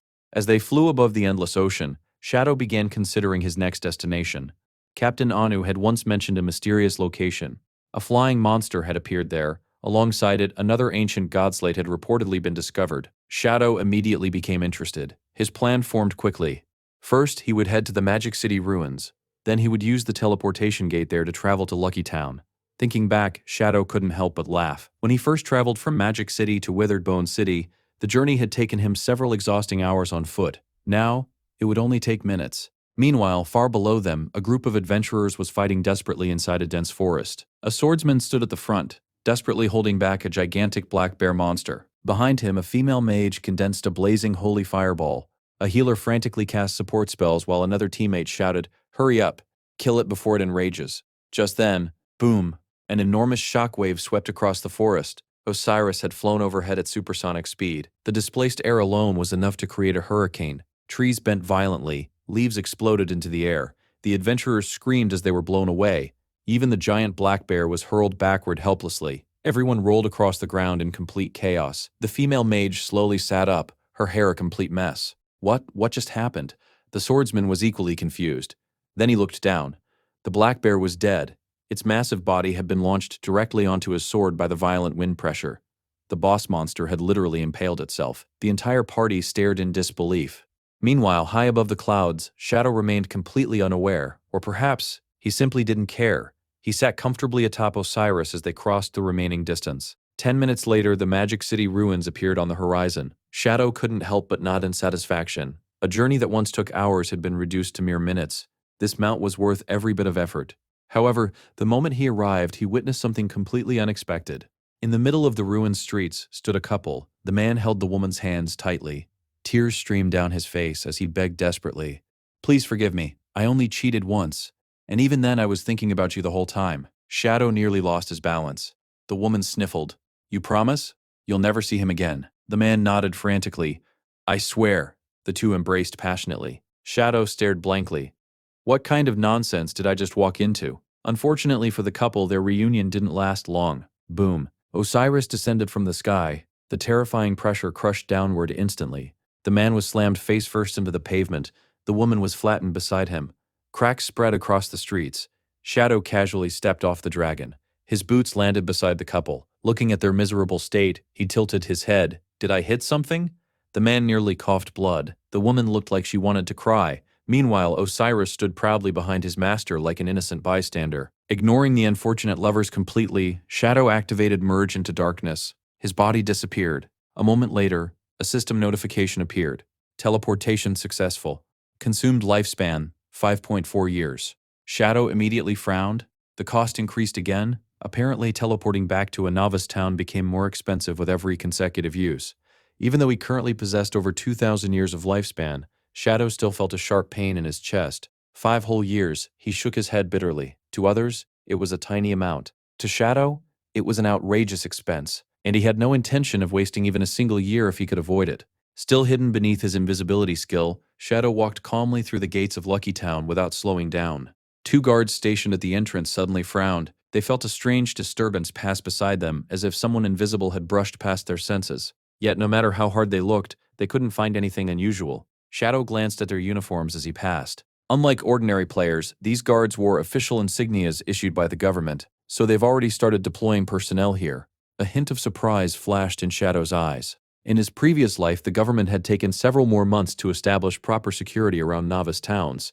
Yet now, guards were already stationed here to protect new players and defend against monster attacks. Shadow quickly understood why. His cooperation with the government had accelerated many of their plans.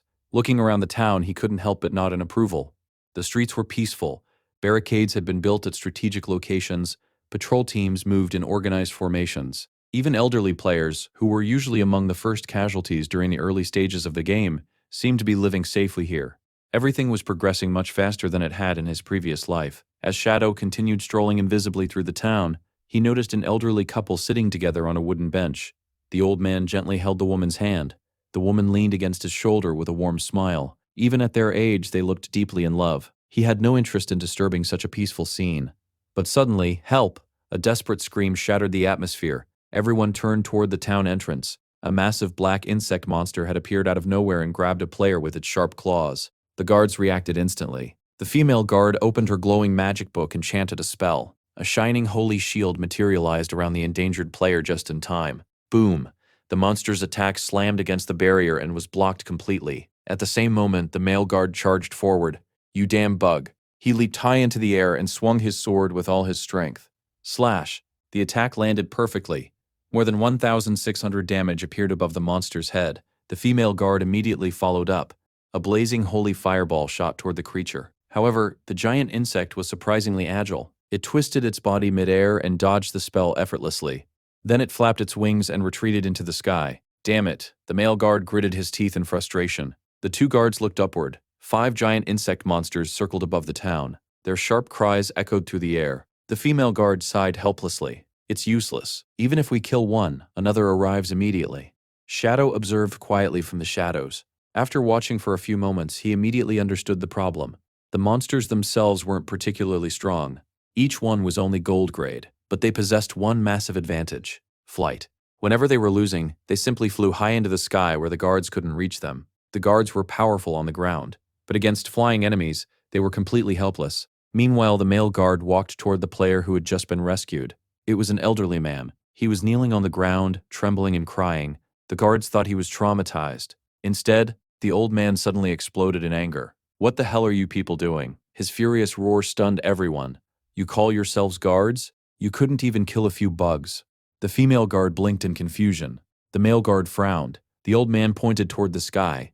"Those monsters have been blocking the entrance for days. Nobody can leave the town to hunt. What exactly are we paying you people for?" The crowd slowly began gathering. The old man grew increasingly agitated.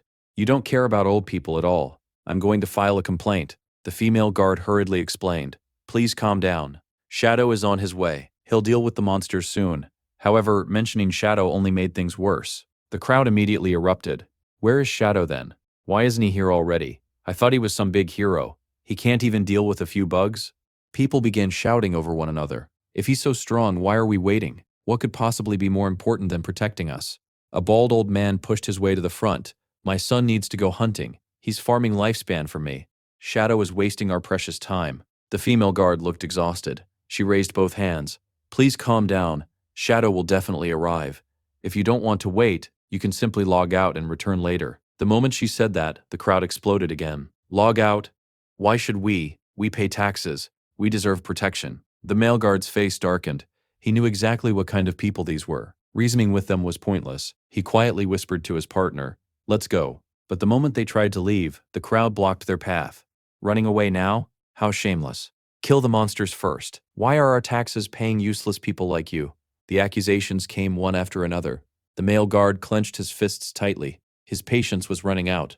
Finally, he snapped, "Do you know how much we've already done for you people?" His angry voice echoed through the square. "We power leveled every single one of you to level 3 for free. What else do you want from us?" The crowd sneered. "Level 3? What a joke. That's useless." The old man crossed his arms. "So what if you helped? Isn't that your job?" The male guard nearly coughed blood. The crowd continued mocking him relentlessly. Some elderly players even shamelessly used their age as a shield. "What? You want to hit old people? You young officials are all the same." The male guard gritted his teeth and tried to push through. Unfortunately, the old man suddenly bumped into him intentionally. Then, in an absolutely shameless move, he threw himself onto the ground. "Ah!" He clutched his chest dramatically. "The officials are beating me. My heart disease is acting up. I'm dying." The male guard froze. "What? I didn't even touch you," but nobody cared. The crowd immediately surrounded the two guards. They pointed accusing fingers. Everyone saw it. "You assaulted an elderly man. What kind of government is this? Go ahead. If you're so brave, beat us all to death. We old people are worthless anyway." The male guard's face turned pale. The female guard looked completely overwhelmed. Meanwhile, hidden nearby beneath his invisibility skill, Shadow silently watched the entire scene. His expression slowly became strange. He had fought cursed dragons. He had killed ancient bosses. He had faced the evil god Cthulhu. Yet somehow, watching this crowd of shameless old people bully two innocent guards was giving him an even bigger headache. For the first time in a while, Shadow genuinely didn't know whether to laugh or sigh. The situation at the town gate was already chaotic, but somehow it managed to become even worse. Amid the shouting crowd, one shameless old man suddenly grinned wickedly as he stared at the female guard. Taking advantage of the confusion, he stretched out his hand and shamelessly reached toward her chest. The female guard froze. Her mind went blank. Before she could even think, her body reacted instinctively. Smack. A loud slap echoed through the square. And then, everyone's eyes widened. The old man flew backward like a cannonball. Because of the massive difference in their stats, the female guard's slap carried terrifying force. The old man's body spun wildly through the air. Then, poof, before he even hit the ground, his body exploded into countless golden lifespan orbs. Dead. Killed instantly by a single slap. The entire crowd fell silent. The female guard slowly looked at her hand, then at the floating lifespan orbs. Her face instantly turned pale. I killed him." A second later, the crowd exploded. "Murder. The government killed an old man. They're murdering elderly citizens." The female guard panicked. "Nenno, he touched me first. He groped me. It was self-defense." Unfortunately, nobody was listening. The crowd's emotions had already spiraled out of control. "Fight back. Down with tyranny. How dare they bully old people? The male guard's expression darkened. Without hesitation, he raised his hand. A golden barrier instantly expanded, protecting both of them. Looking at the furious crowd outside, he sighed heavily. These people are insane. He wasn't afraid. Their attacks were far too weak to break his barrier, so he simply planned to wait until they exhausted themselves. Unfortunately, he underestimated how shameless people could be. P2. A glob of spit landed directly on the female guard's cheek. She froze again. Outside the barrier stood the same old man from earlier, except he had already respawned. The old man laughed proudly. You deserve it. The female guard trembled in anger. Soon, the crowd followed his example. Spit, garbage, rotten fruit, shoes, stones. Someone even threw women's underwear, and somehow actual feces. The golden barrier was bombarded relentlessly. The male guard stared blankly at the disgusting mess sliding down the shield. His soul was leaving his body. The female guard looked like she was about to cry. Just then, a terrifying pressure descended from the sky. Everyone froze. The air became heavy. The crowd slowly turned around, and immediately regretted it. A gigantic skeletal dragon had appeared behind them. Its empty eye sockets burned with ghostly flames. Its enormous wings stretched across the sky. Standing atop its skull was a figure cloaked in darkness. Shadow. Neither he nor the dragon spoke a single word, yet the crowd felt their hearts stop. The atmosphere was suffocating. The old people who had been shouting just moments earlier suddenly became as quiet as chickens. Shadow looked down at them coldly. Osiris lowered his head. Then whoosh, the dragon casually flapped its wings. That single movement created a hurricane. The crowd screamed. The old men and women were blown away like dry leaves in a storm. Some crashed into trees, some slammed into walls, some disappeared into the forest. Crack, crack, bones shattered. A moment later, silence, complete silence. The two guards slowly lowered their barrier. Their mouths hung open. The noisy mob that had been causing chaos just seconds ago was gone. Only dozens of floating golden lifespan orbs remained.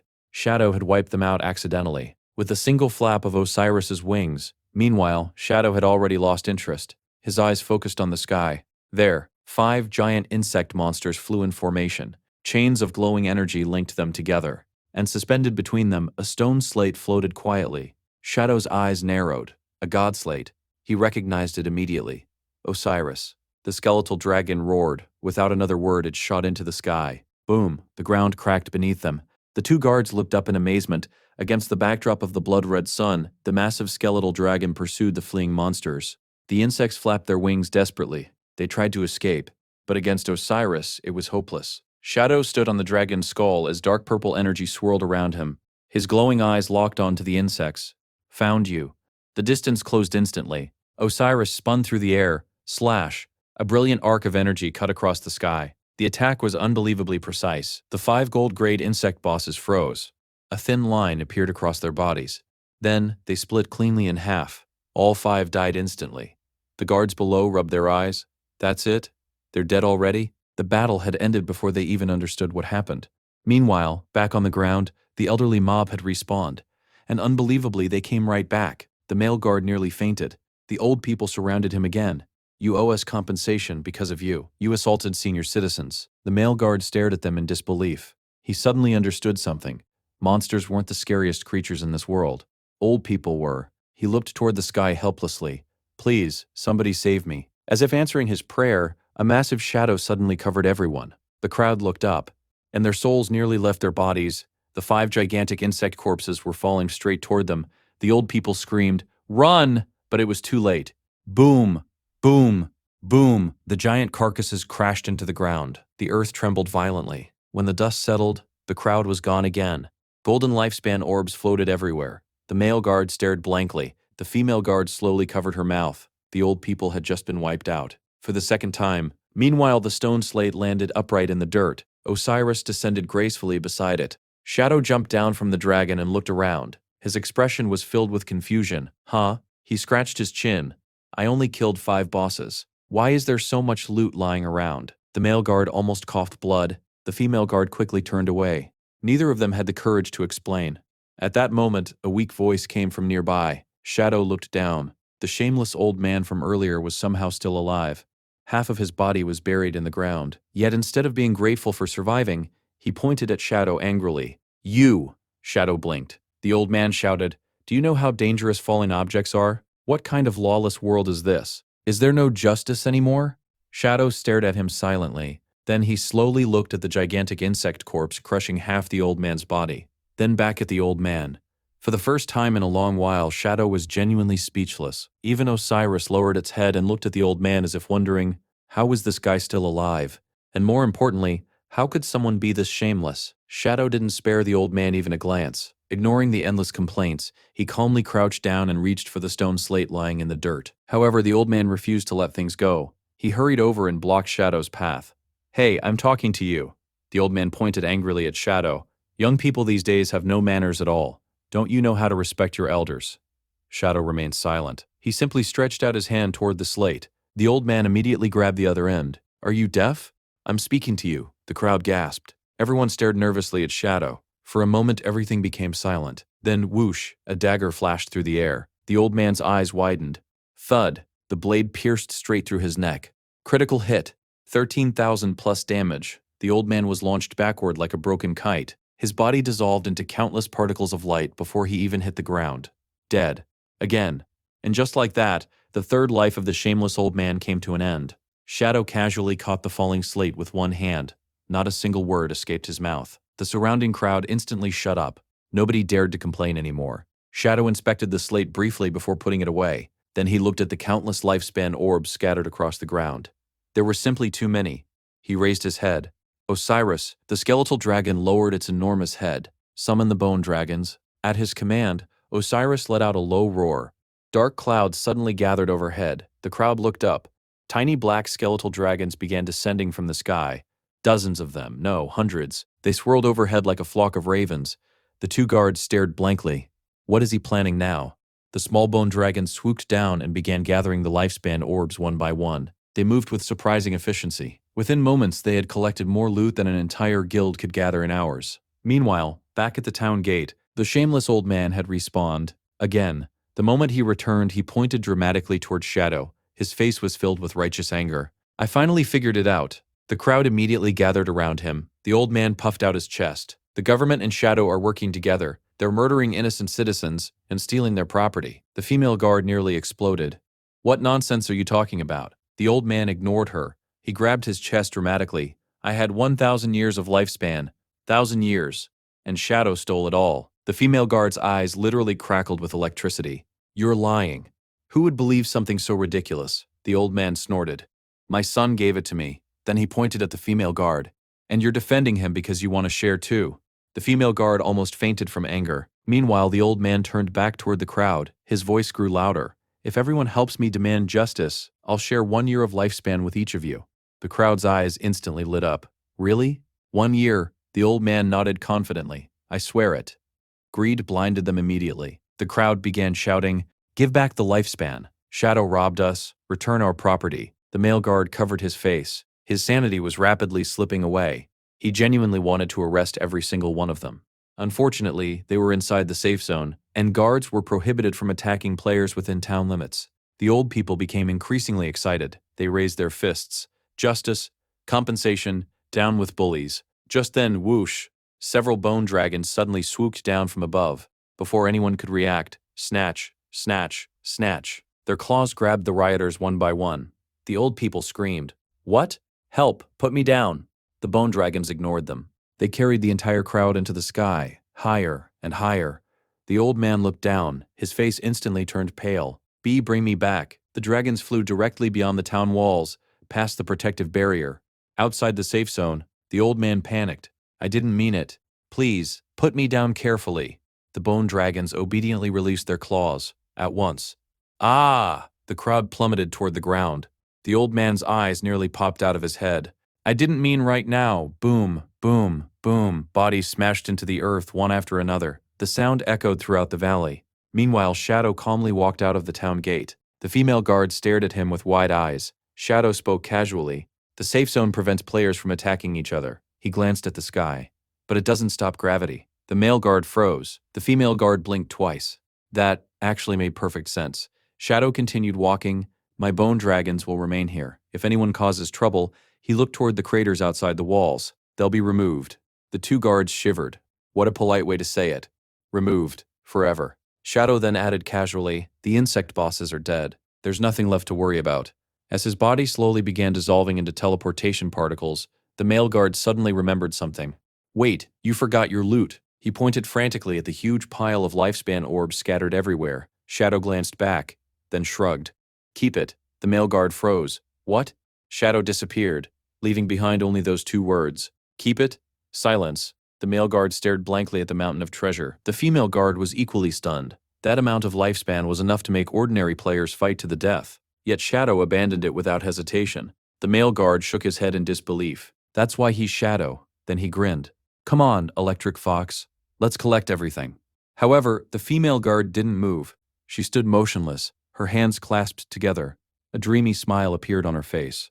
Her eyes sparkled. My heart, it left with him. The male guard nearly vomited. He grabbed a lifespan orb and threw it. Bonk! The orb hit her squarely on the forehead. Ouch! The female guard grabbed her head angrily. What was that for? The male guard rolled his eyes. Stop daydreaming. He pointed toward the spot where Shadow disappeared. A big shot like him would never look twice at you. You're like a toad dreaming of eating swan meat. The female guard instantly exploded. What did you say? She pointed back furiously. You're the toad.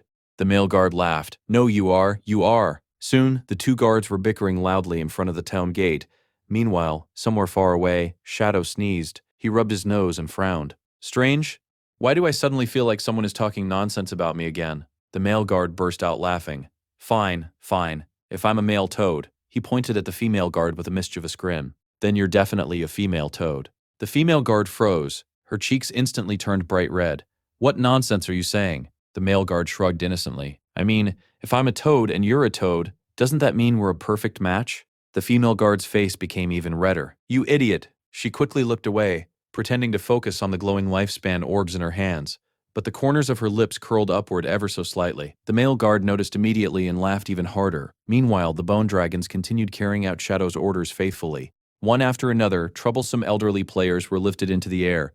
Put me down. I'll never complain again. Please. Unfortunately for them, the dragons had no interest in listening.